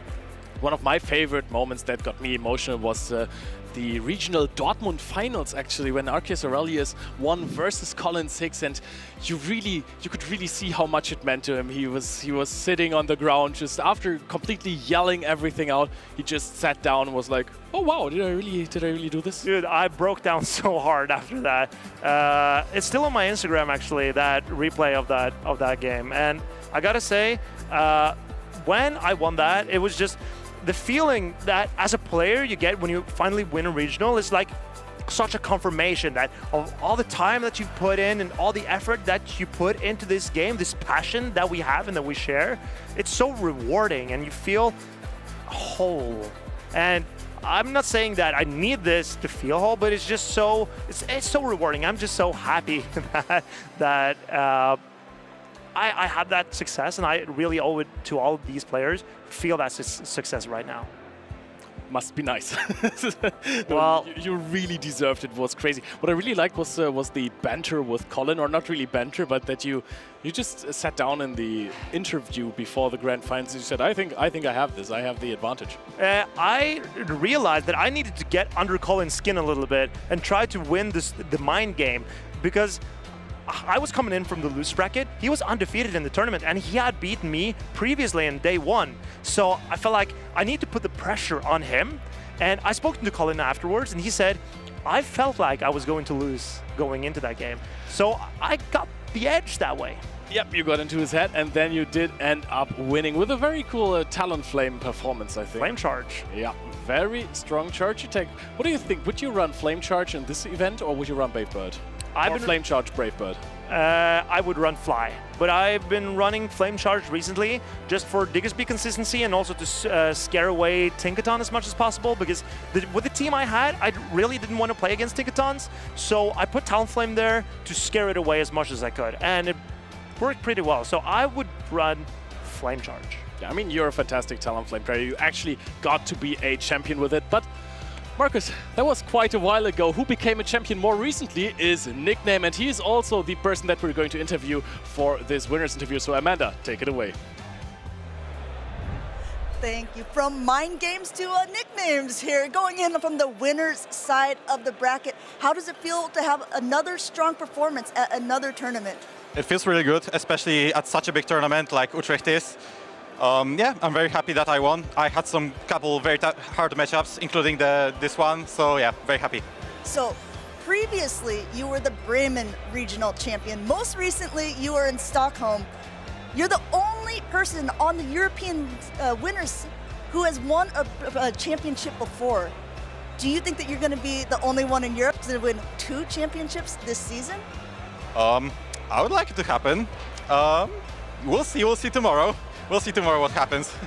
Yeah, I understand you don't want to give away too many of your strats, but since, we have a chance to get to know you a little bit more, you told me a story a while ago about your in-game name and why it's Nickname. Will you share it with everyone before we go ahead and get back to the battles and let you relax for the rest of the day? Absolutely, why not? So my story for my in-game name is quite simple. It's the basic nickname that the game gives you at the very beginning, and I was supposed to change it because I accidentally accepted it as it was, and I was supposed to change it, but more and more people started recognizing me as Nickname, and I have never met another person with in-game name starting with nickname and some numbers, so I think it's still quite unique in that way. Yeah, I think so too, and it's a name that everyone is starting to remember. Taking names for the nickname here. We're gonna go ahead, we're gonna get back to the battles. Back to you guys, casters. Thank you, Amanda, and thank you to Nickname for telling us that story, because I was also curious why he ended up going with Nickname as his nickname, but Leo, you've changed. Yes, I have. I have evolved into a Delian. Devolved? No, evolved.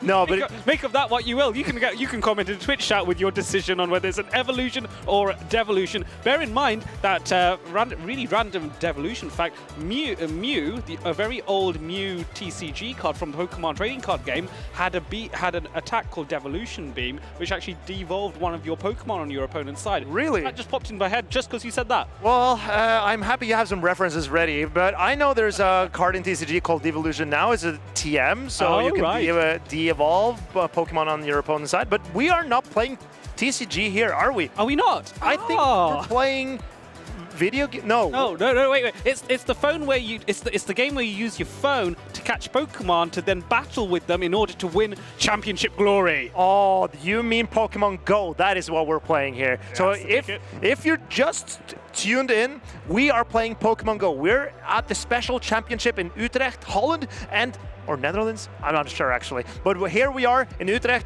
and we're playing Pokemon GO. Are you excited, Delian? I am very excited. Just to remind those trainers that have just tuned in, this is the losers final. So bear in mind there were 8 groups today, all of them vying with trainers that are looking to make it to day 2. Both of these trainers have taken a loss so far, but they are fighting to get their place in the losers bracket onto day 2 in Group E. Elephant Flasher, who we've seen before, versus Green/20. 99.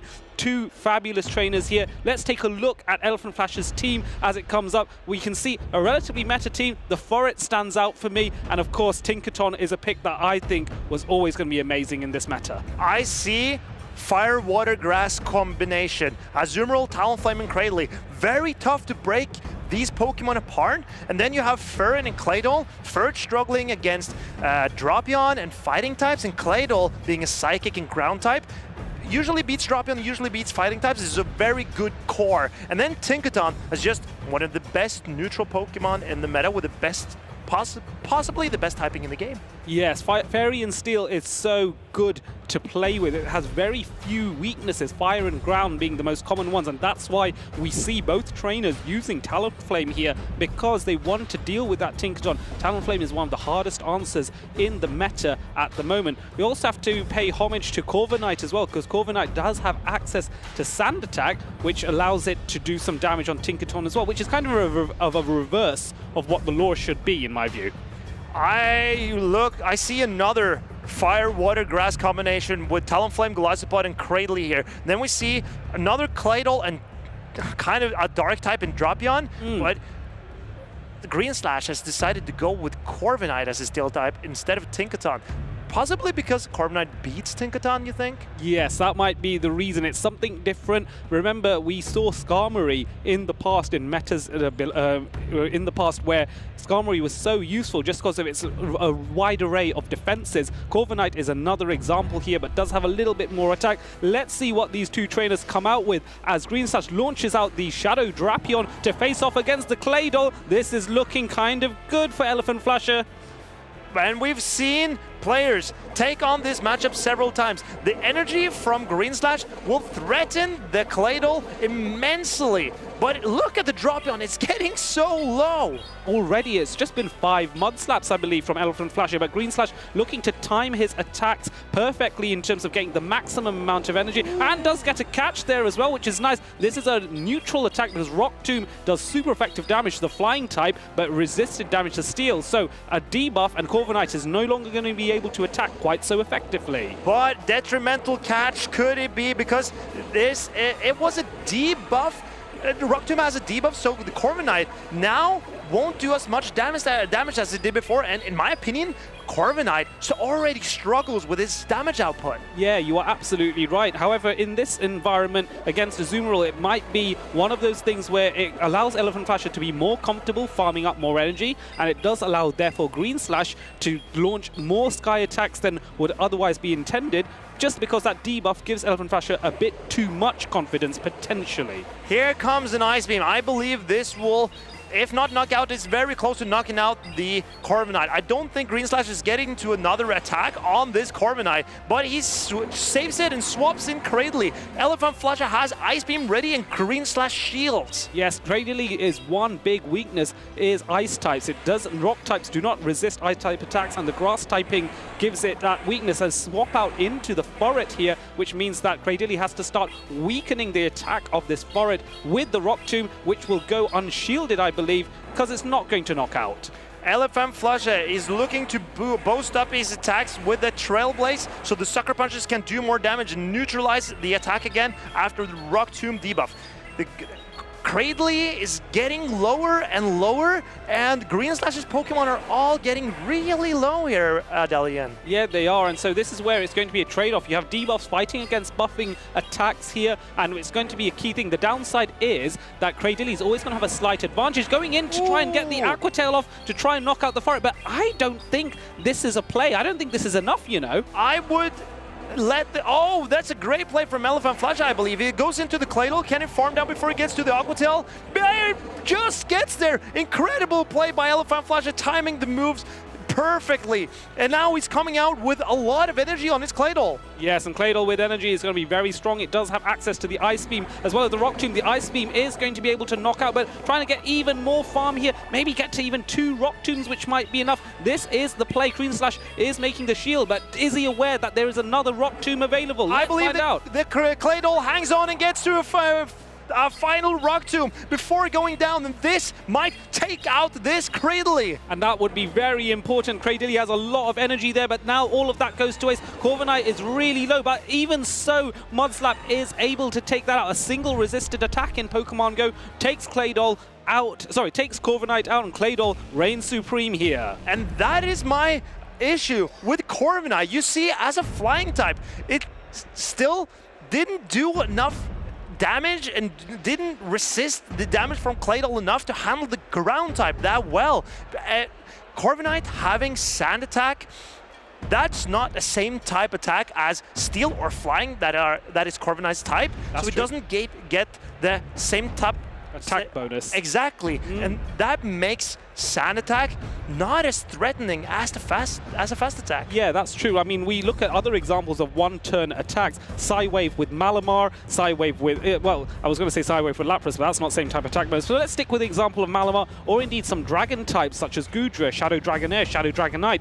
Those are so oppressive when they come in. So your point is very key that I also would agree with you that it's a preference to have same type attack bonus on those one-turn fast attacks just to make your damage output so much more intimidating. But let's take a look at Psywave from Lapras that is not same type attack bonus and compare it to Sand Attack of Corviknight. Yes. And Psywave and Sand Attack generates equal amount of energy. Yep. But Psywave does more damage, and you see that is so important for Lapras in a lot of its neutral matchup, like a Azumarill, that Lapras might even win, even though it's just throwing a resisted energy. But Corviknight, even though it has basically the same stats as Lapras in Pokemon Go, at least very similarly. Comparably so, yeah, yes. Comparable attack stat at least. Yes. Because Sand Attack does so much less damage than Psywave, it means Corviknight loses out on so much damage in its neutral matchups. Yes. So this is where I think you have to be very careful when you're Green Slash in deploying Corviknight in the right places where it has such a huge advantage. So trying to find that Tinkathon or trying to be against the Claydol when it has more health when you play. Green Slash sticking with the Corviknight. This is actually not a bad matchup for it because it walls off all of Furret's charge moves.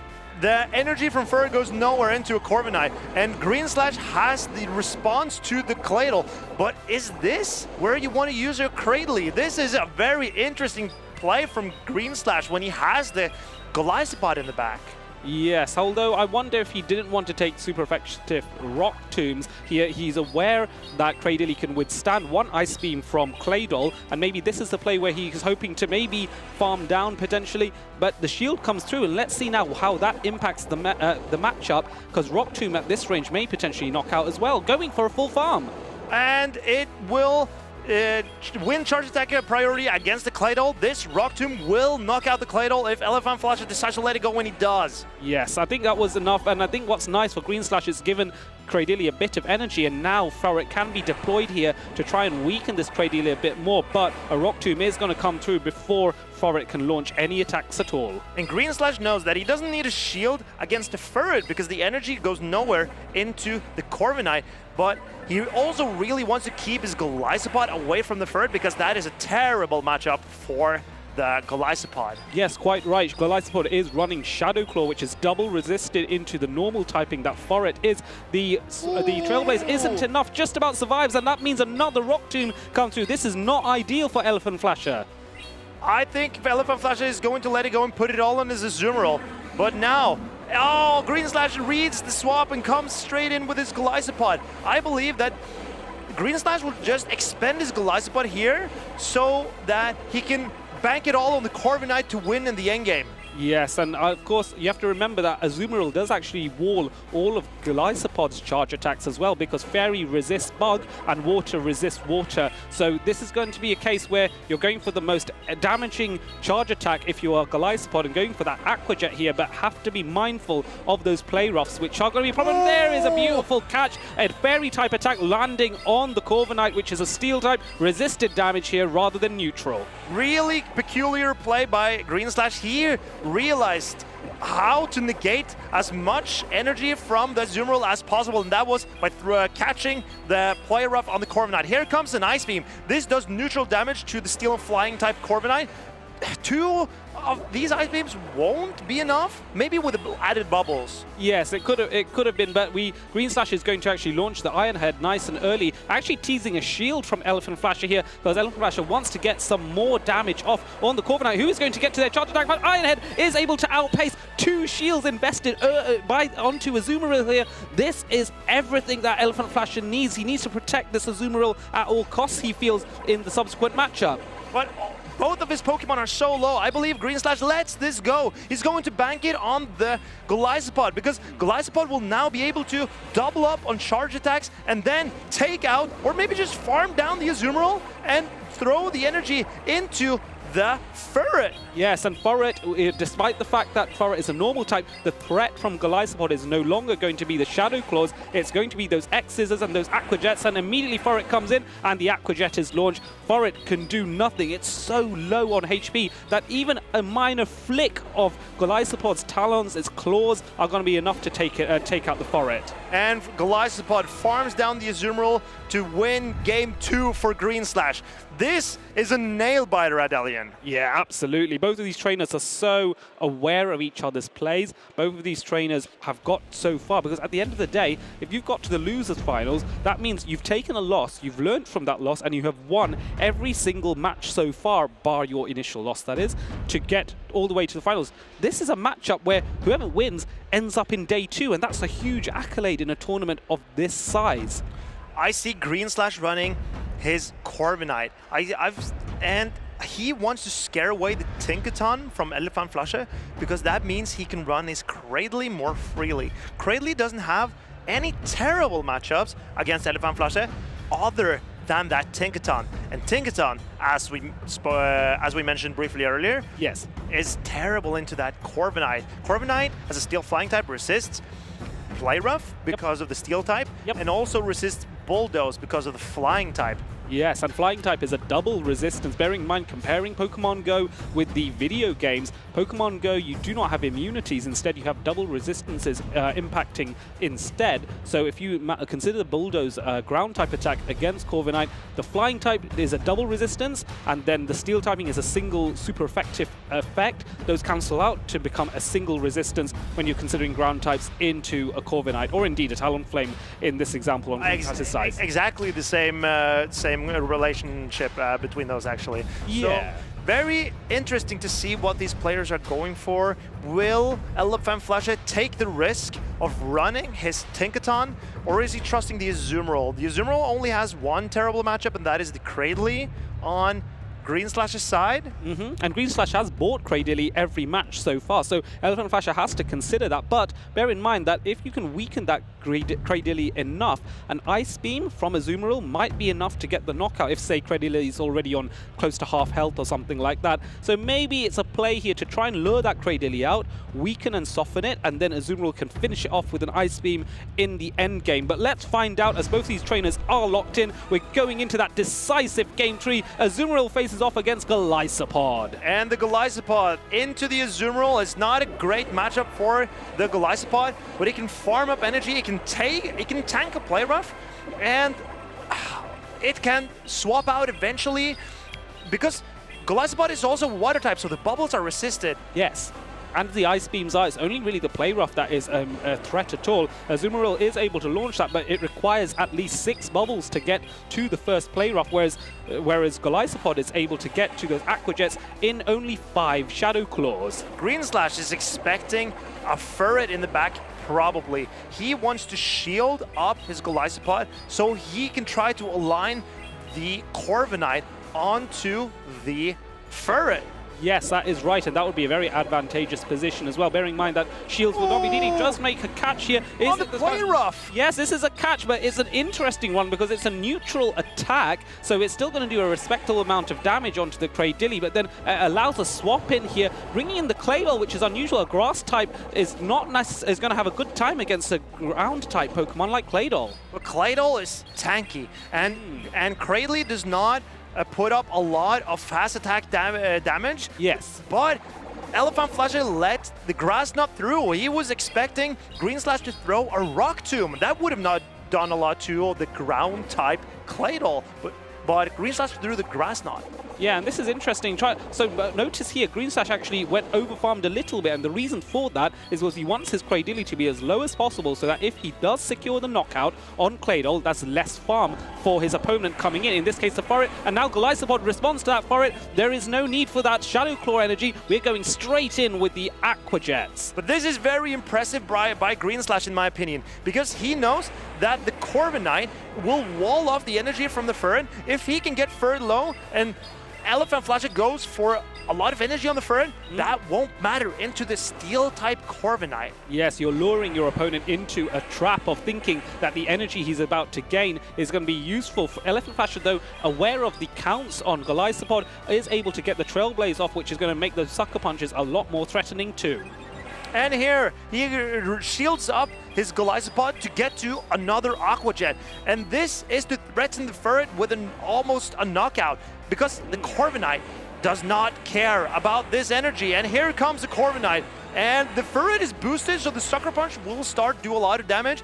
But this is resisted Swifts. Yes, it is resisted, but it is same type attack bonus, and it is the preferred attack against Corviknight. Even with the single Trailblaze buff, that is still not enough to do a lot of damage to Corviknight. Second one has to be launched, which will just about bring Corviknight into the yellow. But Green Slash needs 2 charge attacks to take out both Furret and Azumarill. And Green Slash managed to catch a Play Rough on his Cradily earlier in the game. Right. Can he outpace the Azumarill in this endgame? It looks like he might, and this is Green Slash game for the taking. Can he outpace the Azumarill? No, and he doesn't go for the Iron Head. Green Slash, you could have gone for the Iron Head there. Yes, I think he might be thinking that he needed the Sky Attack there, underestimated how much damage Sand Attack would do to bring it into Iron Head range, and now we're in a real pickle here because there is so little health on those other Pokemon. Green Slash thinking, oh, how do I do this? How do I get out of this? And he cannot. And Elephant Flasher takes game number 3. Oh, I feel sorry for Green Slash because he realized that he could have thrown an Iron Head. Elephant Flasher will take this win. It feels like it's a bit of an anticlimactic feeling for both of these trainers, but I'm sure Elephant Flasher is so happy with how this game turned out for him. Yes, it did rely on Green Slash making an error to not launch that Iron Head. Whether or not that would have been enough to knock out the Azumarill from Elephant Flasher is a little bit of a debate. It will require trainers to assess how much health was left on Azumarill at that point. However, take nothing away, at this level, the smallest of mistakes could cost you the game, and that was an example there. But for Elephant Flasher, he moves on into day 2, and his chance of being Utrecht champion is still very much in the mix. Elephant Flasher played to his win condition. Correct. He knew what he had to do, and he executed. And you can never take that away from a player. Absolutely. And I'm sure that there are many options for a lot of trainers to do this or do that, but in the heat of the moment, realizing that this is my win condition, I lose if I do this, it's so tough. And these tournaments are intense. They have been playing back to back to back several times. Yeah, and that's tiring, isn't it? It is very tiring. And congratulations to Elephant Flasher for moving through, but this was a nail-biter of a game. Yeah, it really was. I mean, to go down to lose 2-1 or to win 2-1 is always going to be a close one. This was the attempt here where you tried, Drapion tried to take out the Furret before he could launch his attacks, and Claydol coming in to get that farm down here was very useful. In comparison, we saw the power of Golisopod and the fabulous catch onto the Corviknight to catch the Play Rough here, which ultimately helped with that victory on Green Slash's side. But right at the very end, it was this tricky scenario where trying to weaken this Furret, trying to then get the get all the energy on at the end there, just didn't work out for that Corviknight there. Look how close this was. I am very impressed by this, by how all the catches that Green Slash did. He caught a Play Rough here. He caught a Play Rough in the previous game as well. He pulled out all the stops to get himself into day 2. but sadly it wasn't enough in the end. Yeah, I think that catch there, catching the player off on the Cradilly, was a bit more interesting and maybe not quite as tactically wise, although that's not to say it wasn't a bad idea, it just may not have been a good one either. It was a bit more neutral, whereas the catch when he made in game 2, he caught the player off from Azumarill on the Corviknight, was more of a tactical play because you have that resisted damage being launched there rather than the neutral damage that could have come from Azumarill's Ice Beam on the Corviknight. I think that was a great play, actually. You like it? Okay. Yeah, I really liked it because it's unconventional and it might throw your opponents off by how much energy does the Golisopod have. Playing out matchups linearly, like just lead the Pokemon in, let it go down, come in with the next Pokemon, align the Pokemon, blah, blah, blah, blah, blah. If you just play the game linearly, it's easier to be prepared for that. But when you pull out these switches at weird times or throw the charge attacks at unexpected moments, then you might throw your opponent out of their rhythm. And speaking of people who have tried to throw others out of their rhythm, Elec playing that Jellicent and Keelio playing that Shadow Typhlosion. Well, this is a very exciting matchup because both of these trainers, I would say, are relatively new to the Play Pokemon circuit, but of course, so many of them have had experience on grassroots. Prior to that, Elec has said that he is a grassroots specialist or has a lot of experience there, trying to now get into the Play Pokemon bubble and play on the official circuit. And this, yes, as you say, Jellicent, very interesting Pokemon that we haven't seen too much of in this meta so far, but how is it fitting in? I think Jellicent has a very interesting niche. Being a water type, it walls off a lot of the energy from, for example, Lapras, where with the Sparkling Aria and the Ice Beam, yeah? Yeah, but it doesn't even matter if Lapras has Skull Bash. True. That we see here on Keelio's side, because as a Ghost type, Jellicent also resists the Skull Bash. So maybe the Jellicent is a bit tougher to bring in this matchup for Elec, but we'll see. Keelio, as we've seen him in several tournaments now, and I believe he's the brother of Colin. So that is correct. Yes. Those two will probably have trained a lot together and scrimmed a little bit, so that they could be ready for this tournament.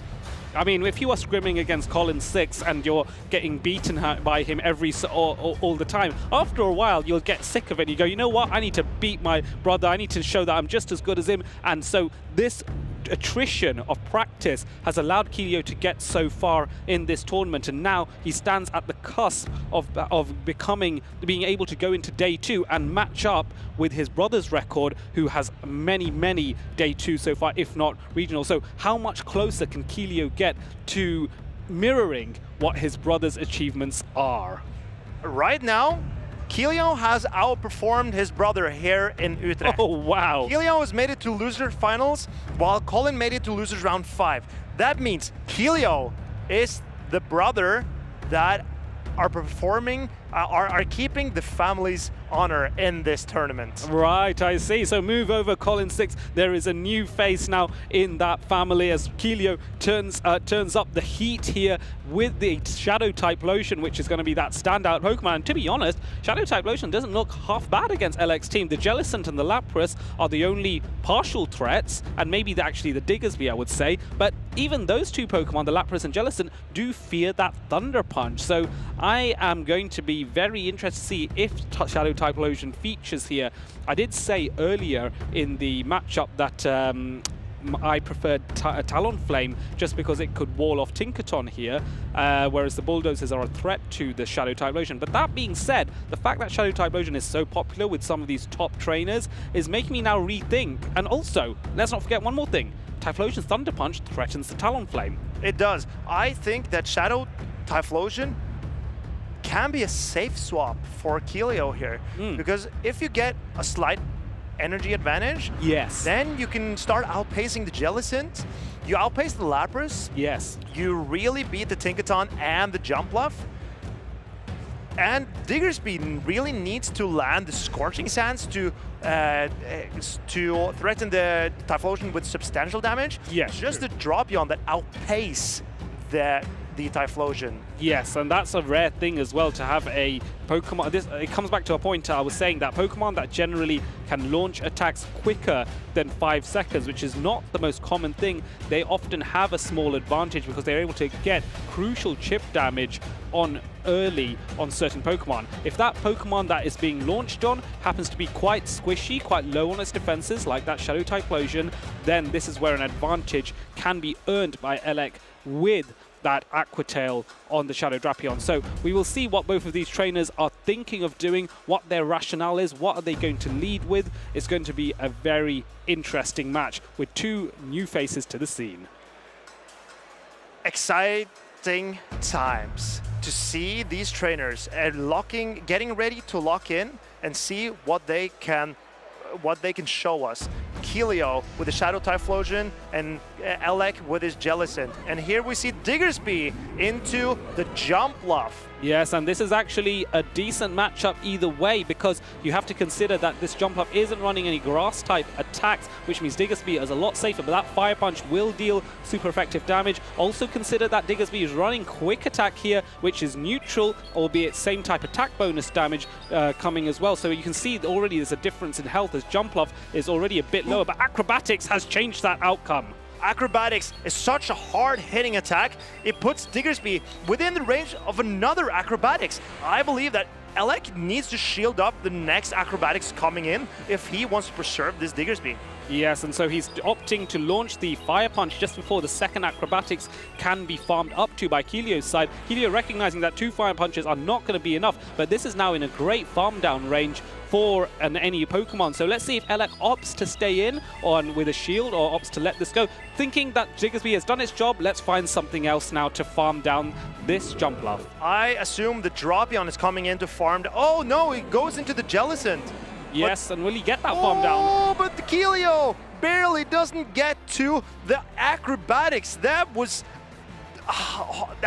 detrimental for him, losing all that energy. Yeah, it really was. And now what do you do here? Because you've got a Jellicent here that's got so much energy, and so you don't have the advantage you had before with Typhlosion being able to come in, get a small energy lead. But this needs to be shielded because this is going to wipe out the Typhlosion. It does go shielded, but a lot of decision-making power was put into that one. And here Keelio is so far behind by that Jellicent getting to do 3 hexes before Typhlosion came in. So now Typhlosion being back all this energy, it needs to do a lot of work if it wants to get rid of this Jellicent, but it cannot take a surf. No, it really can't. Ooh. So this is where there's a no shield by Elec here as well. Swapping into the Drapion. We've seen this matchup before, but huge advantage for Elec. He has 2 shields. And this is where Drapion shines. Give it shields, and it can put in so much work.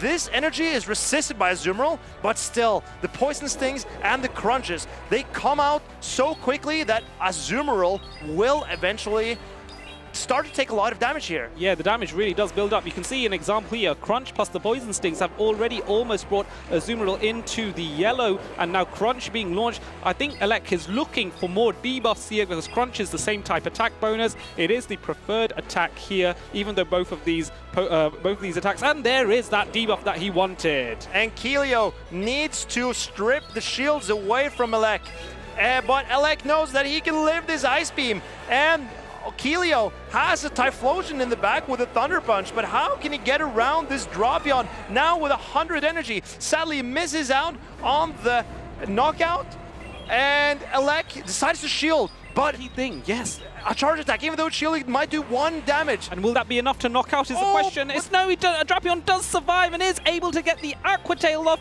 You were right to consider this might be a concern, but Elec knew that the HP was enough on Drapion, and it's able to launch that Aqua Tail. Down goes Typhlosion. Incredible play by Elec. Unfortunate for Keelio in that situation that the Jellicent got such a head start on the Typhlosion. Yeah, very true. And losing all that energy on the Jumpluff, but it turned out to be so fortunate for Elec coming in with the Jellicent and going for that farm down.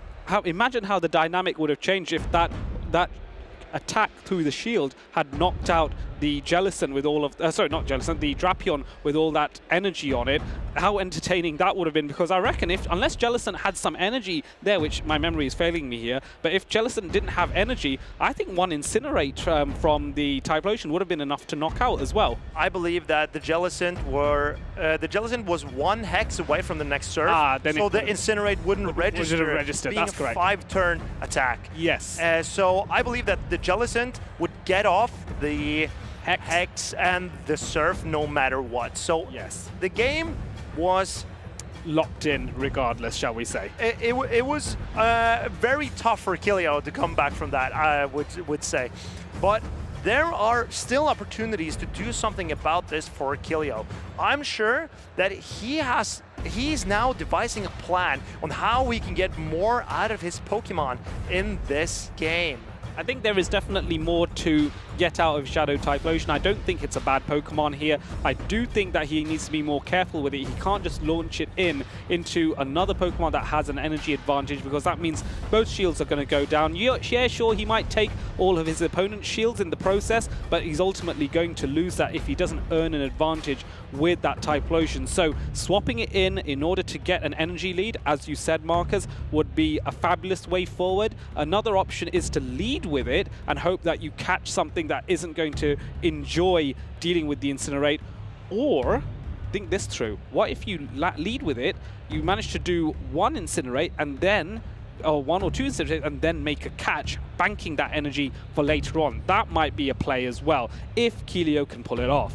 I'm not sure exactly how to play it, but I think Kilio wants to get his Typhlosion up shields or energy, or just leave it on the bench. And we see Jumpluff into Diggersby. This is the same lead as game 1, and we see no Typhlosion from Kilio. Well, that is going to be interesting, because I don't know what his answer is going to be to the Tinkaton that Elec might have. So Jumpluff comes in here, and we saw this matchup before. Fire Punch does a respectable amount of damage to Jumpluff, but we know that Diggersby will require at least 3 of them. I think Kilio eventually will swap out of this matchup, as he has 2 water types in the back. Yeah, that would make sense. Although you got to wonder, what would he swap into? Would it be the Lapras or the Azumarill? Lapras seems more sensible. And it catches a Fire Punch. This is incredible from Kilio. Getting the Fire Punch on the Azumarill. Massive, massive swing in this game. Yes, and this is where bringing an Azumarill in was the better shout, because Lapras would have taken neutral damage here. It was only a Fire Punch, but it would have made a difference. Now, Tinkaton is coming in. Bear in mind that Tinkaton will deal neutral damage to Azumarill with the play off, and Azumarill can't really fight back with any of its charge attacks. So let's see how this works, because play offs are going to come in thick and fast. Still, I think Azumarill, being the neutral beast that it is still going to put in a lot of work against this Tinkaton.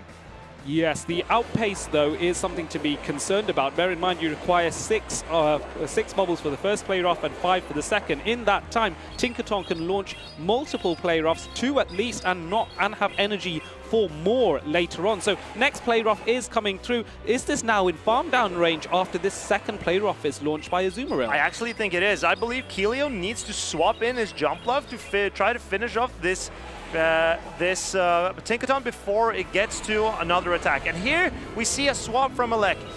And Kilio throwing an Aerial Ace, not shielded. That's rough for Kilio, but so he'll need another Aerial Ace to knock out this Diggersby. I think he'll be able to get it, because Diggersby isn't able to get to the Fire Punch in time, so this forces one of the big threats to Jumpluff at this HP in that third Fire Punch that would have been launched. But now Tinkaton could come back, but it is quite low, but it could launch that play rough here and be relatively safe from the Fairy Winds that are coming from Jumpluff's fast attacks.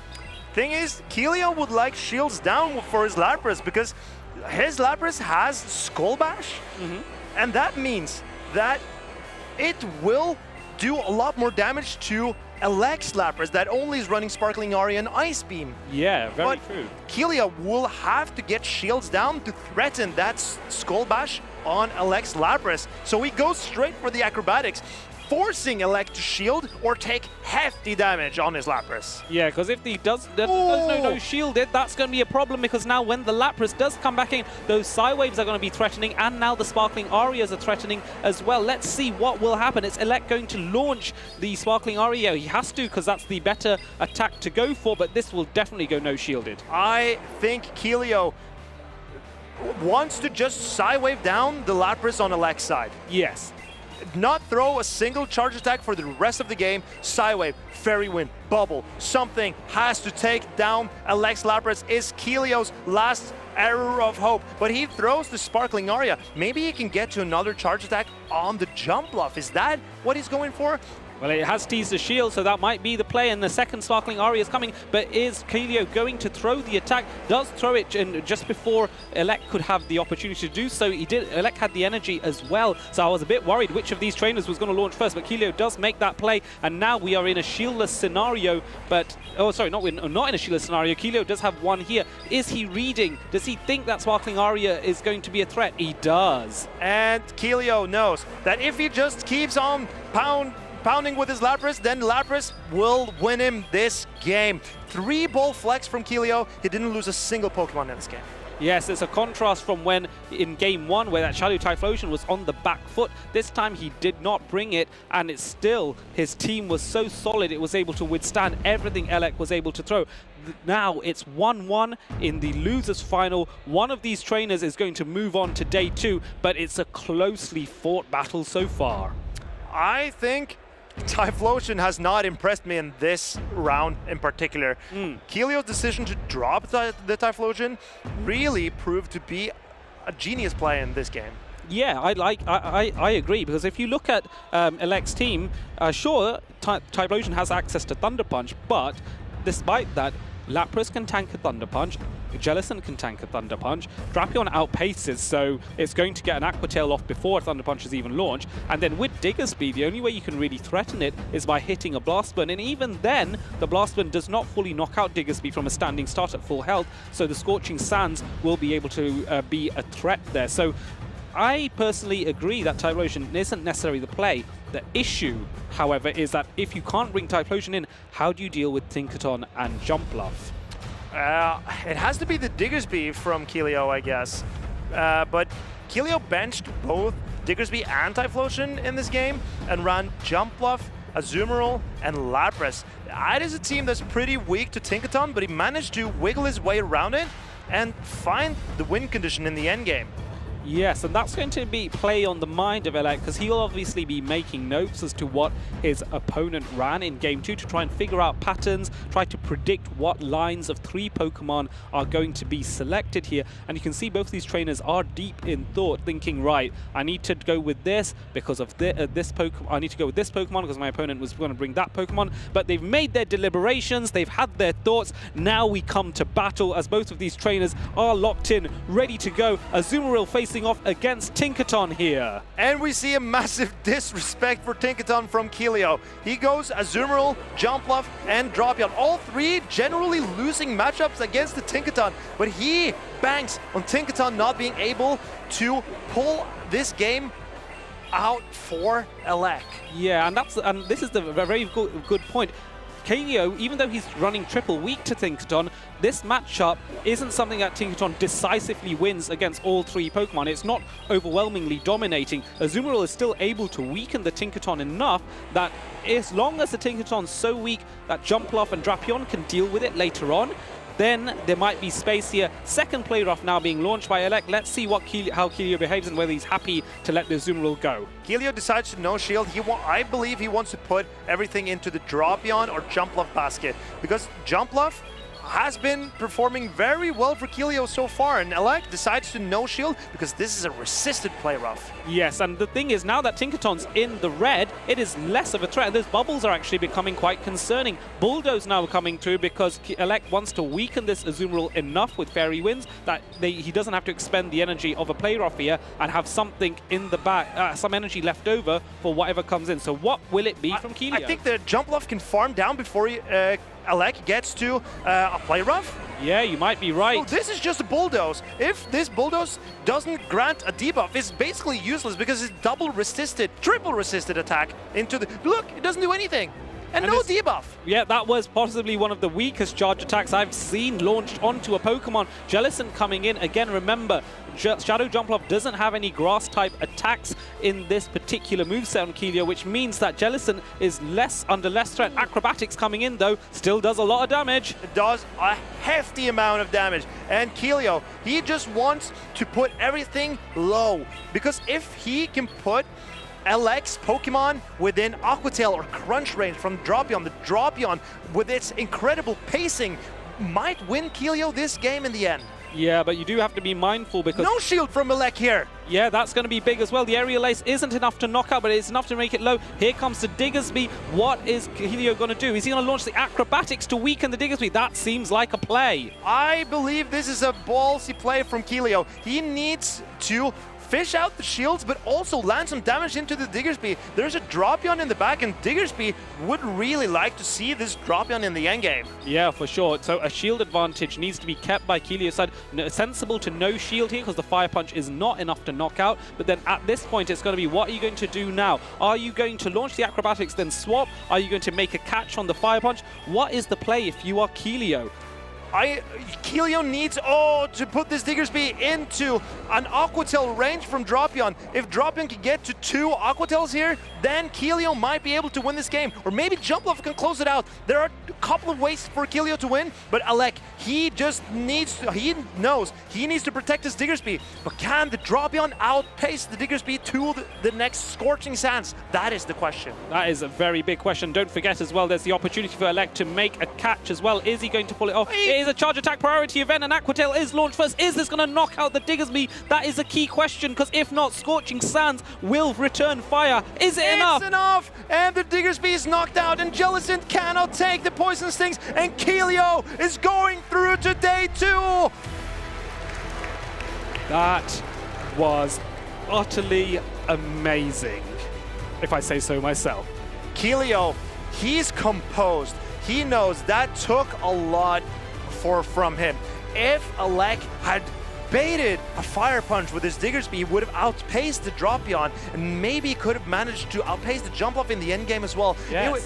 This game came down to 50-50 in the end, and Keelio was the player to pull the longest straw here and go through to day 2, and look at how happy he is. Yeah, I mean, I would be too if I was in his position. Getting to day 2 is a huge honor. He's made it through on the loser's side of the bracket, so there is still a lot of pressure for him to progress further. All it takes is one more loss and you are out of the tournament, but take nothing away. Getting so far means championship points, it means accolades, and it means getting further up on that championship point leaderboard, which might bag you an invite to the World Championships.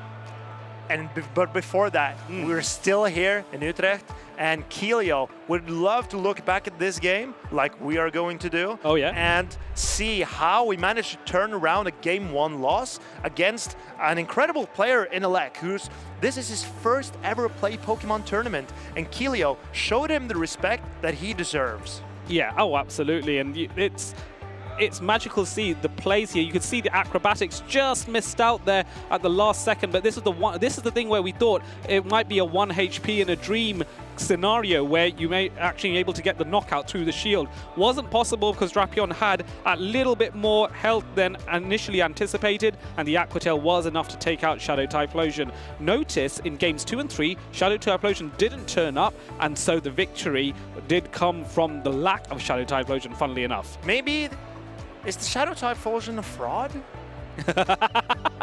Well, there's a reason. All I'm saying is that the reason I went with Talonflame instead of Shadow Typhlosion, but take nothing away. Also forget, this was the final moment of Game 3 where Dropion won charge attack priority against the Diggersby. That's that's half a turn even of Pokemon action that decided that game.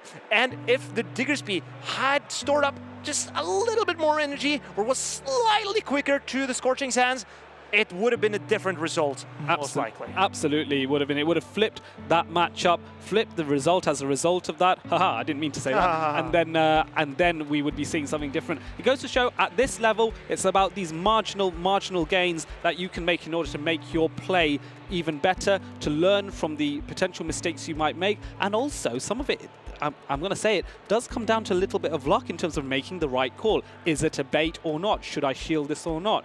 You're going to need a bit of that, but the best trainers know how to master their luck in order to combine it with their skill and get all the way to the end. One trainer who mastered that skill perfectly was the Sevilla champion. Take a look. Champion, give it up for HK Assassin! HK Assassin is crowned the champion. The Grand Champion, HK Assassin! My name is Philip O. I'm feeling good from winning today's championship. First thing I came across Pokemon was Pokemon Yellow on the Game Boy, so which I enjoyed playing the whole storyline as well as battling with my friends in school, so which was very fun at those times when I played. I started playing the Pokémon GO 2016 and waited till the battle system, which I am a competitive person in general. And when the first regionals, like 2022, started in Liverpool, which was my first tournament, I loved the occasion and the passion of the GO community doing those regional tournaments. Yeah, the person that I usually talked to a lot was Kazim33. He was like my roommate doing the Dortmund regional, and I was with him when he won Dortmund regionals. So I hope I follow him and win a title one day for myself as well. Yeah, the Pokemon community is a very helpful community. So any questions that needs to be answered by content creators or your friends or close friends that could help you develop yourself as a player, as well as maybe helping all the other players who keen to reach to the top. The advice to new players I would like to give is try believe in yourself, as well as go into more local tournaments, play more battles like grassroots or Go Battle League, or even more regionals and internationals that you could go to.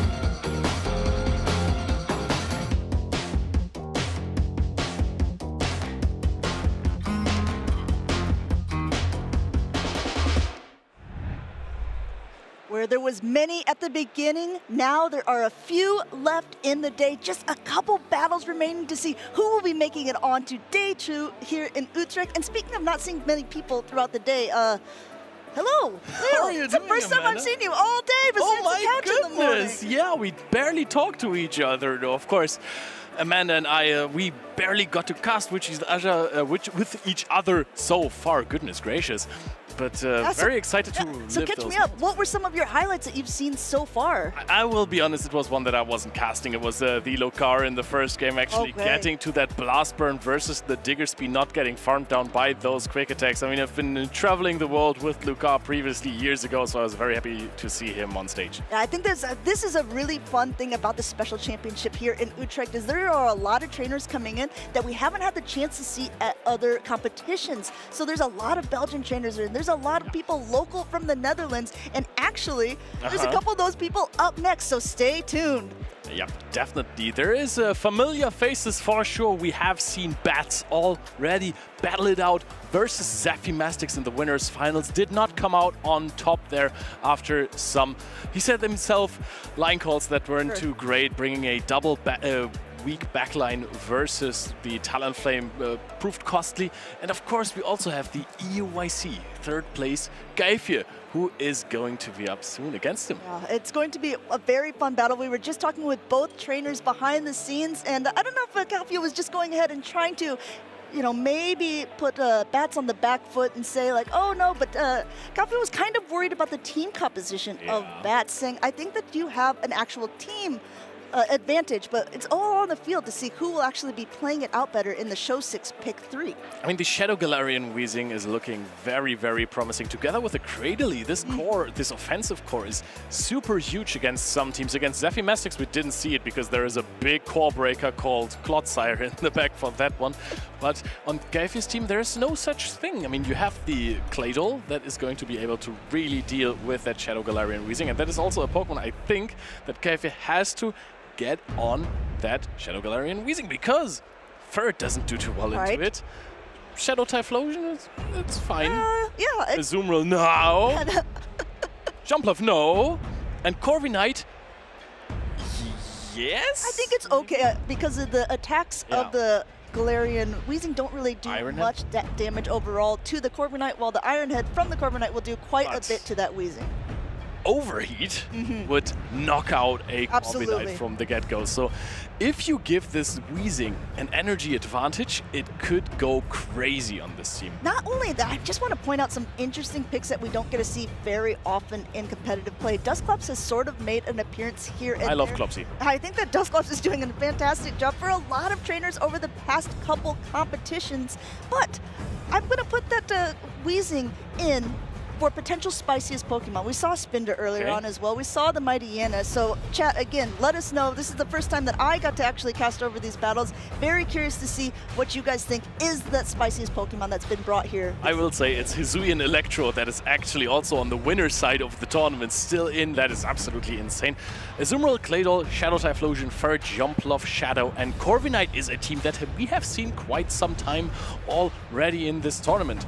So I think that Slowking might have run that team, and definitely Zweilous. Yeah, there's a lot of teams that are very similar here. I think that some trainers who have been playing against each other in practice tournaments or have just kind of been, scrimming against teammates and friends have made decisions about specific Pokemon that we've been seeing here. Shadow Typhlosion definitely being one of them. The fact that there's so many fire types in that top 12 usage of day one is really exciting, and we've seen quite a few different fire types as well. But Amanda, where is the best fire type in the game? Where is Macargo?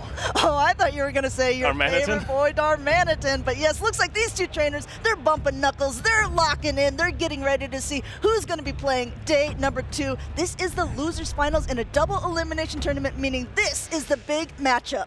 Kaifia versus Bats, looking at the lead. It is a rather neutral one. It is Cradilly versus Furret. This is a matchup that is okay for Furret if it has a slight energy lead. However, in this scenario, it is going to be always debuffed before it can throw a Trailblaze. Rock Tomb coming through. This is going to automatically debuff the attack of the Furret. Now, Furret does have the potential to once again make its attack a little bit higher, going for the Trailblaze, which you see Kaifia going for. However, like you said, Leo, already a little bit on the attack debuff. Yeah, the Sucker Punch, most of the times they are going to be at neutral attack rate, but of course the Trailblaze is a little bit behind. After all, we're going to go for a Grass Knot, trying to go for a knockout here, perhaps hoping that Kaifia no shields and gets knocked out, thinking he would get a charge attack off, and that is a lot of damage. A lot of damage going through here. Incinerate's also wanting to join the fray with a lot of damage, trying to catch, and looks like it was quite successful here, going and catching this rock type attack on Claydol. Now Claydol will be debuffed, but that is not very effective. Yep, that is true. And also, you could be able to farm down that Cradilly in the process. However, now that there is the Shadow Dusclops versus the Claydol, this is looking good for Bats. He's going to set up the Shadow Claydol for success against the Shadow Typhlosion, because Shadow Typhlosion does have a few Incinerates in store, but there's a lot of Pokemon to get through. There's so much to get through here, but you got to do it one punch at a time. First one going through. It does still quite a bit of damage, even though there was the debuff there. And if you're Bats, you're gonna head and you're just gonna try to farm down, and you are successful. Maximum energy, 5 hexes there on the side of the Shadow Dusclops. And now you're gonna throw them all at the Shadow Typhlosion, and you still have 2 shields. You can no shield this because it is debuffed, but it still deals so much damage. Again, full Incinerate going through here, not even going for the Hex in this scenario. I think at this point he was just saying, okay, I know that I can get some energy off, but letting a whole Incinerate go through could prove costly, because we're talking about farm downs. My goodness, able to get to a 3rd. This is huge for Bats, and this might get that last Protect Shield off of Kaifia. Yeah, I was going to say, it better be the last Protect Shield, because there is no HP and no other Pokemon anymore, and now there is still 2 Protect Shields remaining for Bats, and you have to start shielding immediately. Goes for the Thunder Punch bait, of course, Kaifia, but he needs 2 more Incinerates there, and I think a Fairy Wind got through, so you're actually going to outpace very heavily here. Going ahead and just trying to do as much as he can, but recognizing that it's not enough when there's no Protect Shields. Dusclops being able to max out on energy just through too many punches, and Sludge for the win. As expected by Kaifia, the Shadow Galarian Weezing actually takes the win here. Claydol was being swapped in a good catch on the Rock Tomb. But if your Pokemon catches an attack that debuffs you and then gets into a terrible alignment situation, how are you going to deal with a Dusclops that has maximum energy? I mean, I think you called it earlier on, Leo. The fact that he was running that Credilli and also that Galarian Weezing together is such a hard core to break, and being able to align the Dusclops on the Claydol just put Bats in such a good position. It didn't matter that he was debuffed at that point. When you have that much energy, you're just going to start to throw. It doesn't even matter that a whole Incinerate sneaks through. That is true. You're going to get farmed down anyways. I think it would have at max been a little bit of damage from Hex, and we have seen that it could not matter anymore because you either get to a charge attack on the Shadow Galarian Weezing or you don't. But Bats did, and that's how he got game one. He's one step away from going into day two, and Kaifi definitely on the back foot knows he has to get the Claydol on that Shadow Galarian Weezing. Or alternatively, I think that Shadow Typhlosion also can do some damage. It can handle it decently well. I think that it's definitely a Pokemon that has been a little bit underrated up until this tournament, and we've really seen showcases for why it's being picked. However, we've also seen showcases for why it can be a little bit frail and maybe not the pick overall that you want to put on your team, especially if you're trying to invest your shields anywhere else. Shadow Typhlosion is a difficult pick. I think it didn't perform the way people expected it to perform, but the players are locked in. Bats versus Kaifi, and the lead is going to be the Shadow Galarian Weezing versus the Shadow Typhlosion. Amanda, how would you play this? Much better, I think, for Kaifi here because he's able to have 2 shields in this scenario and just get up a ton of energy. Though the Sludges were going to be able to do a decent chunk of damage, there's shields to hide behind, and at this point, you can be able to just kind of dictate how you want to play it out.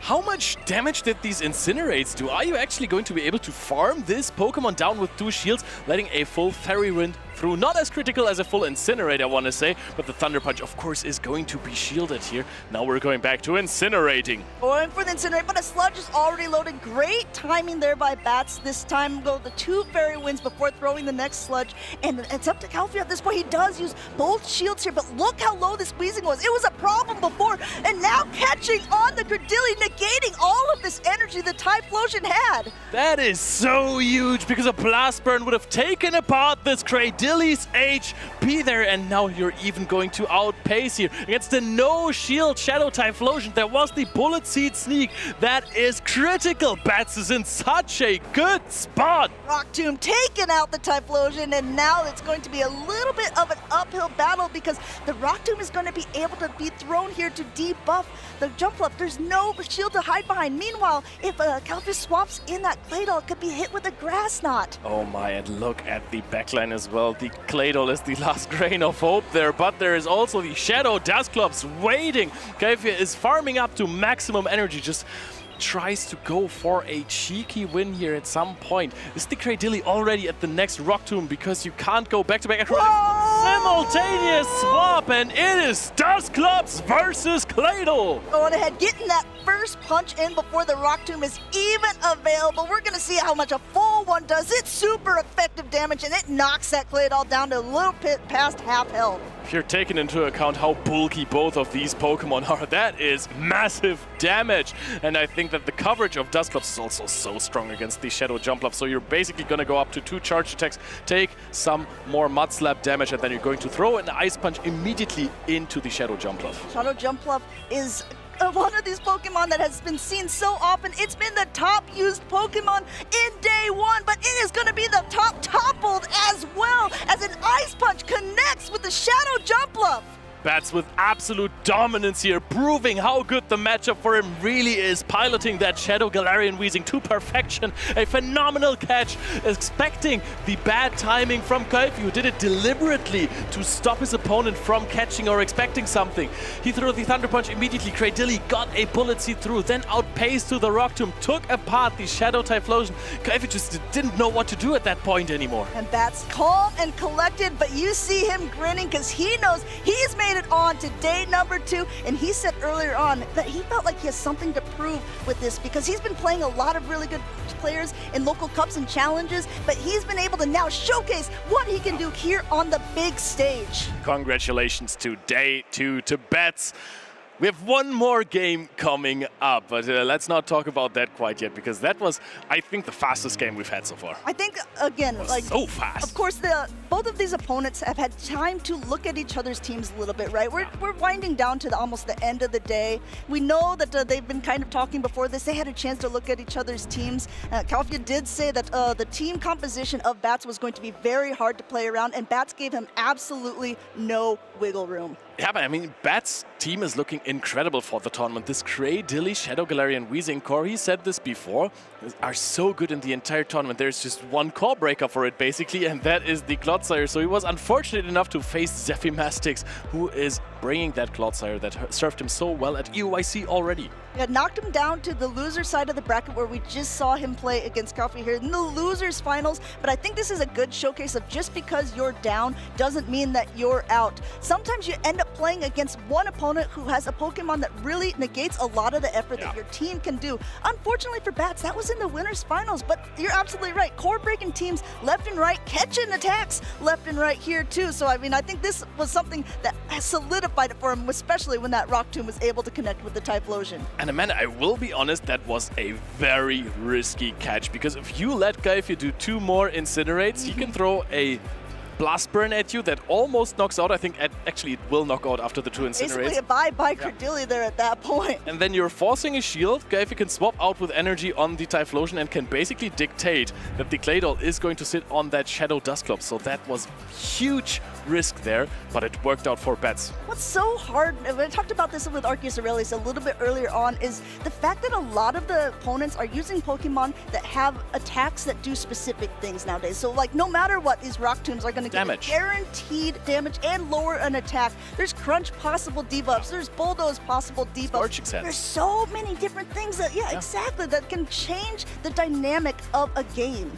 Yep. And I'm here for it. If you're catching a charge attack, that's most of the time really good. Even if it's like a Rock Tomb on a Claydol, that is damage mitigated. You said this earlier. You phrased it so wonderfully that the effort that your Pokemon are putting in is negated, basically. If there is an attack debuff, that changes so much of the upcoming matchups. If you're switching into a matchup that is positive for you after debuffing the opposing Pokemon, it's going to be even more positive for you. You're going to get so much energy out of those matchups, especially if you're playing versus bulky Pokemon. If you debuff them, you can farm up to maximum energy, throw your charge attack, undercharge, and farm back up to maximum energy. And this is a matchup I'm very excited about as well, I will be honest with you. I have to say, this is the very last matchup of the day, everyone. So pay attention, get your eyes on the field here to see which of these German trainers will be making it on to day 2. We have JBG Winston here up against Stone Collection. Both of these trainers top cut in previous tournaments. Both of these trainers very well known within the community. And this is a really fun and interesting team that you're not quite seeing very often with that Shadow Quagsire. And keep in mind, this is also a battle of friends that traveled the worlds together, that traveled 2 worlds together, actually. There's multiple worlds, but Stone Collection with a team of Corviknight bringing the Shadow Kanto Marowak. This is something that we haven't seen before. Guess who's back? Back again?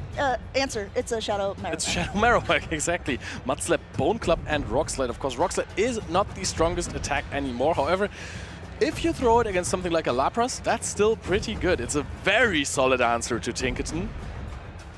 Versus Corviknight, it doesn't have the best matchup, also not the worst. And what's very interesting to me is that Shadow Feraligatr, if you have 2 shields, you can actually farm it down. One thing I really want to applaud Stone for in these matchups is the fact that he's brought a team that's overall not the strongest against the #1 used Pokemon Jumpluff in this tournament. So very interested to see how he will play around. Lucky for him, no Jumpluff on the team of JBG as the take to the skies for both of these. You see the shrug here, Stone recognizing this is not the matchup he wants to be in, an immediate pivot out to that Shadow Feraligatr. And whatever he swaps out into, the Shadow Feraligatr is answered by the Shadow Drapion, and that is really interesting. Instead of going for the safe route and throwing in the Superior there to deal heavy damage and basically throwing Aerial Aces plus Vine Whips, goes into the Shadow Drapion that is now getting outpaced. So I think with 2 shields invested, Stone Collection actually might get switchback. I kind of like the play by JBG though, recognizing Stone's play style and recognizing it could be an ABB lineup with 2 waters in the back and wanting to save the Superior for the one it has a better matchup against. He will have to go shields down. You're absolutely right, if he wants to try to get switch here. But I think Stone is not going to let him. He's going to be able to pace a little bit quickly himself, going for that Aqua Tail bait. Oh, does Stone Collection read this? No, he does not. But the thing is, if Stone Collection gets the switch back, it's going to be Lapras on the Talonflame and, of course, Corviknight on the Superior. Charge attack priority event here. JBG Winston digs his face into his hand because he knows, oh no, Superior is going to be on the Corviknight. Now that is not good news. Yeah, JBG Winston started to do a little bit of wincing there as he recognized that that charge attack priority could prove very costly. Also, the fact that this Feraligatr is on crunch is a little bit interesting. This is not going to be able to obviously knock out the Superior like an Ice Beam would have. However, it wouldn't have reached the Ice Beam. Yeah, exactly. Is at least being able to do it. We got the defense drop, an immediate pivot out to this Lapras here, and you see JBG saying, okay, well, we're going to do our best, Talonflame. We're going to do our best. Lapras and Shadow Feraligatr is such a common backline right now in the Great League metagame. And Lapras is, of course, going to outpace. It's going to throw the Sparkling Area. I don't even know if this completely knocks out here, but I don't think that Corviknight can't take out the Talonflame afterwards. With the, it's like just hanging on by an absolute thread, not even able to get through another Incinerate because that Psywave is a one-turn attack, being able to get there first. Tons of energy here, but going for the Ice Beam because JBG Winston, no Protect Shields, not even throwing his attack, recognizing, okay, game one goes to you. Both of them are, of course, having fun. They are good friends playing this against each other. JBG Winston not throwing the Superior onto that Shadow Feraligatr proved really costly, especially because it's a crunch Shadow Feraligatr. That is true. Recognizing already that there's no possible chance to immediately get knocked out does kind of make it a little bit different. I think JBG read it correctly in the fact that he knew that there was going to be another Pokemon that was weak to the Superior, that Stone Collection was trying to lure out that Superior, but unfortunately for him, with the pacing, is just unable to do it with that Drapion. Lapras is also not that great versus Drapion, so if he thinks there's another water type, it has to be Lapras, and I would rather have my Drapion on the Lapras than yeah, the Drapion Psywaves aren't going to be doing as much. I don't know. Yeah, I think it's a hard call to make, right? I mean, with each turn only being a half a second, you have a very split second to decide what you want to do. Sometimes switching a little bit too late, if you take that decision, can prove even costlier because you're letting your opponent get in a lot of extra energy. Yeah, but usually, if you see water on the top right of your screen, you press Grass type. that just seems natural for the Superior. Maybe follow Leo for more. Yes, I know my typings, okay. But let's see how the alignment is gonna go this time around. Talonflame plus Superior is a core that usually serves for some alignment-heavy games. So let's see what the trainers are going to lock in here. There is going to be a chance of a repeat of game one, but if there is a Shadow Feraligatr safe swap, I think that this time around we're going to see a Superior on it. One thing I love to see when Stone Collection plays is he always runs interesting movesets on his Pokemon. He was one that run a Clodsire with unconventional attacks of both the Sludge Bomb and the Stone Edge. Also ran Crunch in that tournament on his Shadow Feraligatr. Also ran Crunch. I mean, there's just certain times you see certain players and you say, okay, I know that they might be playing it a little bit differently. It was to make the Toxapex matchup better because his Clodsire was bad against the Toxapex without Earthquake. But we're going into game two, and it is a Lapras versus Corviknight lead. Going ahead, and we'll see how they want to play this out. Obviously, the Psywaves aren't going to be doing that much damage, but the Sparkling Aria will start to hurt after a while, and I don't think that Stone Collection, no shield at the beginning, just gaining up a little bit of energy on his own. Sand Attack also doesn't do that much damage. It's not resisted, but it is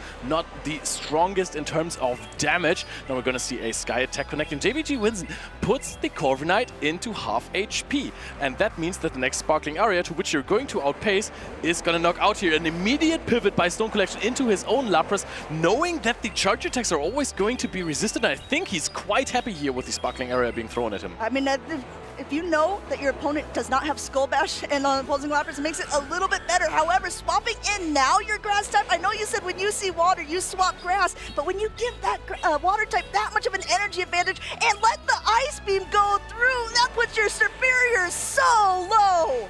If you say water type, you say Grass. We are going to see a Frenzy Plant not even being thrown here. There is a Sparkling Area that you now have to shield with your Superior. JBG Winston losing count of the energy on Stone Collection. It's all going Stone Collection's way. He has to throw a Frenzy Plant as well.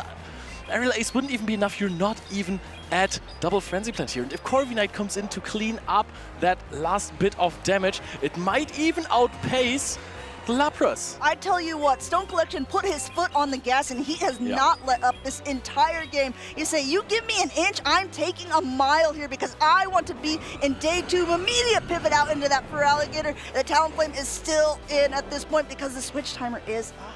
Impeccable timing from Stone Collection as well, taking into account that there have been turns lost by swapping. No shield here from JBG Winston against this Hydro Cannon, putting all the shields on that Lapras. But there's 2 shields on Stone Collection's Feraligatr, and JBG Winston sees the writing on the wall, but puts up a shield here. Well, Ash Shield has been used on JBG Winston's side. This Feraligatr is still pretty healthy. It still has 2 shields to hide behind. Just continuing to chop away here, chopping away at that Lapras, chopping away at that Superior, and Stone Collection's going into day number 2. In the end, he actually didn't use any of his shields. There were some counting issues from JBG Winston, and Stone Collection is a player that you can't give any advantage. You can't let him breathe in the game for 1 second, or else he will do everything that he can, and he can do quite a lot to take you out. Yeah, that's exactly what happened. I think a lot of times trainers, it's not even who makes the perfect plays. It's who makes less mistakes in a matchup. And JBG, I think he got a little into his own head when he did make 1 mistake there. And like I said, Stone Collection just didn't forgive him for it. There was like a punishing situation where if you mess up just a little bit and Stone Collection was playing it out, he was said, no, I'm giving you no wiggle room here. I'm going to take this win. So when he saw the lead of Talonflame versus Corviknight, he shook his head, he laughed it off already, brought in the Shadow Feraligatr, and then saw that there wasn't the Superior coming in. His whole posture changed. He just went from, haha, I'm going to lose this game to alignment to, okay, I'm playing this. The Shadow Drapion with 2 Shadow Claws disadvantage. Actually, a little bit more, even 2.5 turns disadvantage. Very tough matchup, because at some point, the Shadow Claws from the Shadow Feraligatr do add up. Hydro Cannon, poof. Hydro Cannon after Hydro Cannon, we've seen them time and time again here day 1 in Utrecht. Not only just from that Shadow Feraligatr, also from Swamperts, we've seen them a little on. Water type is very much back.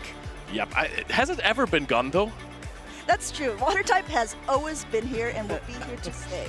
Exactly. And I mean, we have very few grass type. I think this was the only Superior that we've seen all day, even though it just won with HK Assassin in Seville. But we've had quite some Cradilly. Cradilly actually Cradillying, I wanted to say crawling, it doesn't really do it for me. Came crawling back into the meta game, you know, after some people started disrespecting it with their teams and then just being completely call broken by Cradilly. I think, and the fact that I think sometimes it's just a little bit nerve-wracking, right? When you say, okay, I'm trying to play something that is maybe a little bit off meta or that people aren't necessarily suspecting. Unfortunately for JBG, didn't work out here, but he did make it quite far in this tournament into the losers finals of a tournament with over 130 people. This is a pretty great showing, and I think a lot to be proud of as well. I just wish we had seen the Shadow Quagsire more. We've seen this on 2 players' teams today. I don't think it performed as well as it could have, especially against the team of Stone Collection. I think it has some decent matchups, right? You can hit the Lapras with the Stone Edge, which deals a lot of damage. You also can hit the Corviknight for quite some damage, because you're definitely outpacing that one. Against Shadow Canto Marowak, also decent. Aqua Tail does a lot of damage. Coming in quick. Doesn't put it in much shot farm down range, though, so that's an issue. So you have to throw twice. So that means that if you land one of those Aqua Tails, your opponent can basically try and attempt to farm you down with mud shots. Yeah, I mean, with Stone Collection, we didn't even see the Marowak in these particular matchups, but the fact that Tinkaton is so popular and being seen by so many players, it actually doesn't surprise me to see someone running that Pokemon again, because we saw how powerful it was in the earlier season, and especially under 2 shields, Mudslap damage on a Shadow Pokemon is absolutely no joke. And I think if you want to scare away Tinkaton, if I was a Tinkaton, I wouldn't go near you. Exactly. But Shadow Marowak is maybe the way to go, because if you're playing Claydol, that's also a fantastic matchup, don't get me wrong, but Claydol usually runs Rock Tomb and Ice Beam, so it has no way of pressuring the Tinkaton with charged attacks.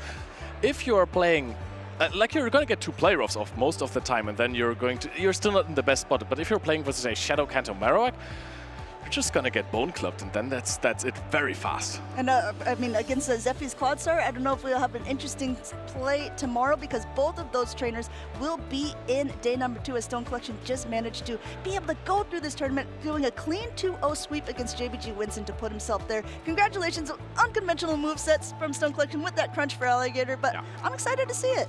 I'm quite curious to hear from him at some point why he is running that crunch on that Shadow for Alligator. I can see the argument that there's very few grass types right now, supposed to be. There is a lot of Cradily, and we've just seen a Superior, but there's so much Jump Bluff! Jump Bluff was the #1 used Pokemon!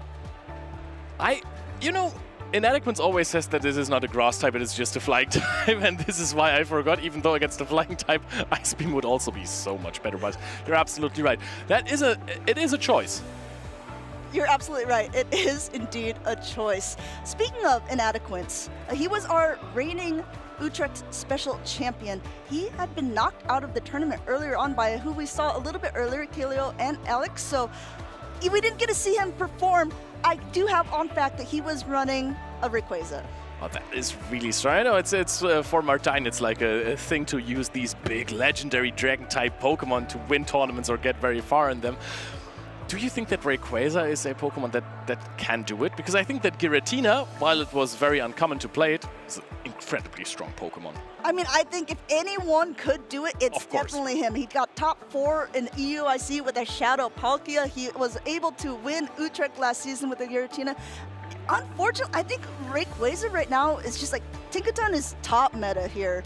Azumarill is still pretty much top meta. So I think there's maybe not as many targets with that Pokemon. Even having said that, I think he made it quite far into the tournament. So once again, hats off to our previous champion. But that also means since he's not going to be in day 2, there's going to be a brand new champion this year. And this is always very exciting. We've seen so many great trainers, new faces emerge, first-time day tours like Kelio, Colin Six's brother, who finally made it. First time he ever made it further than his brother, I believe. So there were so many great trainers today, so many amazing matches, and we have a video of all of those highlights from today. Check it out.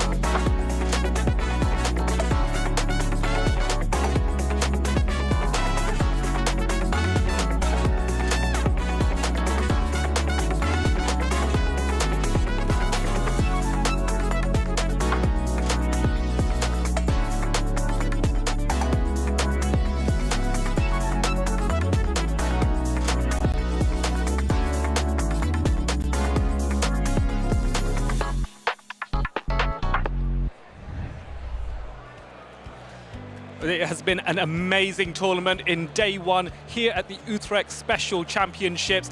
I have been so enthralled by some of the battles that we have seen here today. So I actually want a little bit of advice because there's so many good battles to pick from. Which one stood out to you? Amanda, let me start with you. What was the battle that you liked the most? I don't know if it was necessarily the battle, but it's the story behind the battle. We talked about it on the desk right before we came over here, but Kelio, Colin Six's brother, this was the first time that he outperformed him and also was the first time that he's made it into day 2 for a tournament. So I know we call Colin final boss, but maybe Kelio is a boss 2.0. Oh, an upgrade. All right. What about you, Marcus? Yeah, I was really impressed by Kelio as well. But I also want to shout out chat for picking that first community poll game of the day. Seeing that Skeledirge just get to the blast burn last minute on single-digit HP, that was incredible. So chat, thank you so much. I think the crowd appreciated that here as well because I was shocked at just the volume that came. So fair play to the Twitch chat, fair play to everyone watching here. Leo, finally, let me come to you. What do you think? So I was also going to go with the Lucario there because he's a lifelong friend of mine and I love this man so much. But there was also the match of Bats versus Zephymastics. And the way Zephymastics read the lines of Bats, made very risky decisions that played out perfectly for him. It was like a poem.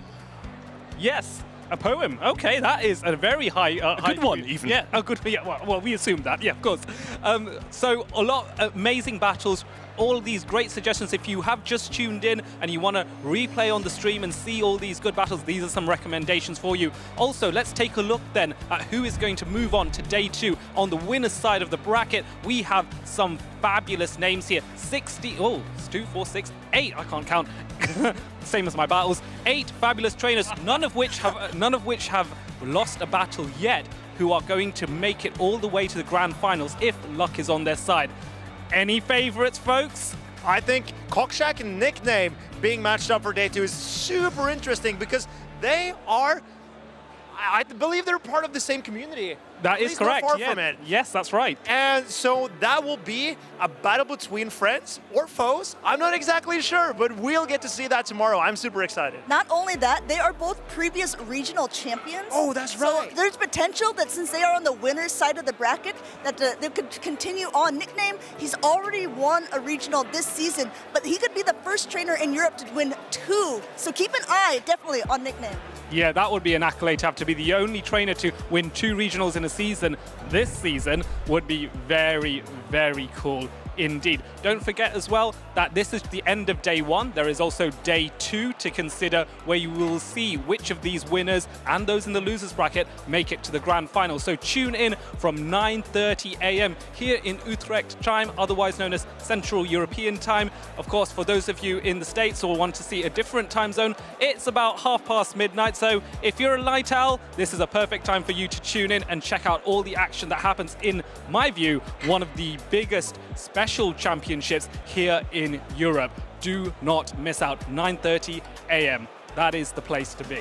So, I don't know about you, but there's been a few examples of shadow Pokemon that have come through and really shined in this tournament. And there is an event here that's happening right now with shadows. Anything excite you? Leo, let me come to you. Absolutely. I think the star of the show has to be this Shadow Slakoth. No, of course it is Shadow Inkay. Malamar is already a top Pokemon. Maybe the Shadow even puts it to the next level. But honorable mention, Shadow Tyrant. Tyrant is a very cool Pokemon that paces decently quick with Dragon Tail fast attack damage. I think also Shadow Amaura is also a fan favorite because there are some cups, for example, Retro Cup that's in Go Battle League right now, where Shadow Amaura really can put a lot of pressure on some teams. I got Meteor Beamed quite hard yesterday. Yeah, a Shadow Meteor Beam, that's not a joke. No, absolutely, it really isn't. The other thing to point out as well is Pawniard is also a useful Pokemon to have because King Gambit just came out and that might be quite cool. Whether we see King Gambit later on in the season remains to be seen, but we are here in Utrecht. The next regional and the next special championship is only in 2 weeks' time in Bologna, and then I think a few of you are considering New Orleans, is that right? It's under consideration is all I want to say about it.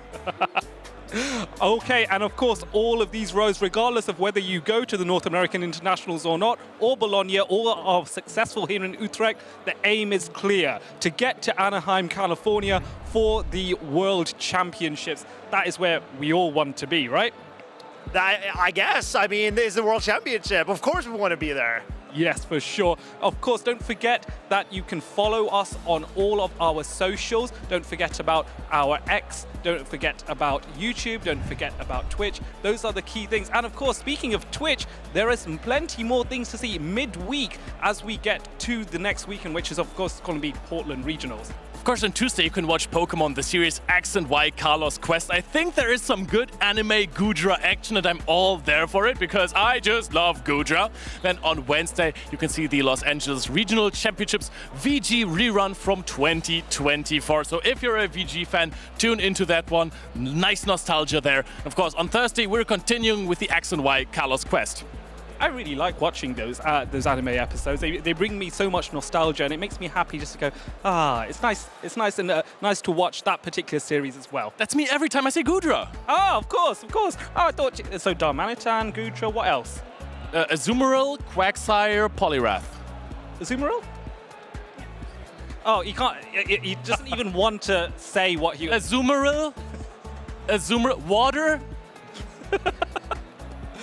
So, folks, don't forget, of course, make sure you follow us on our socials. We are able to be accessed on Pokemon.com/broadcast. It's not just Pokemon Go that you can get access to, but also the trading card game and the video games are happening here. So there will be multiple champions across multiple age divisions for video games and the trading card game. And for Go, of course, we have just the one champion. You can keep up on all the action on YouTube at Play Pokemon, or indeed on Twitch on /Pokemon Go. So make sure you are following or subscribe to those, because you do not want to miss anything more of what happens now and in day 2. As it's getting towards the end of the day, I think it's safe to say that we deserve a hard-earned rest. The trainers that are coming to day 2 need a fair amount of rest and preparation. So for you, also get hard-earned rest, enjoy, and we will see you tomorrow.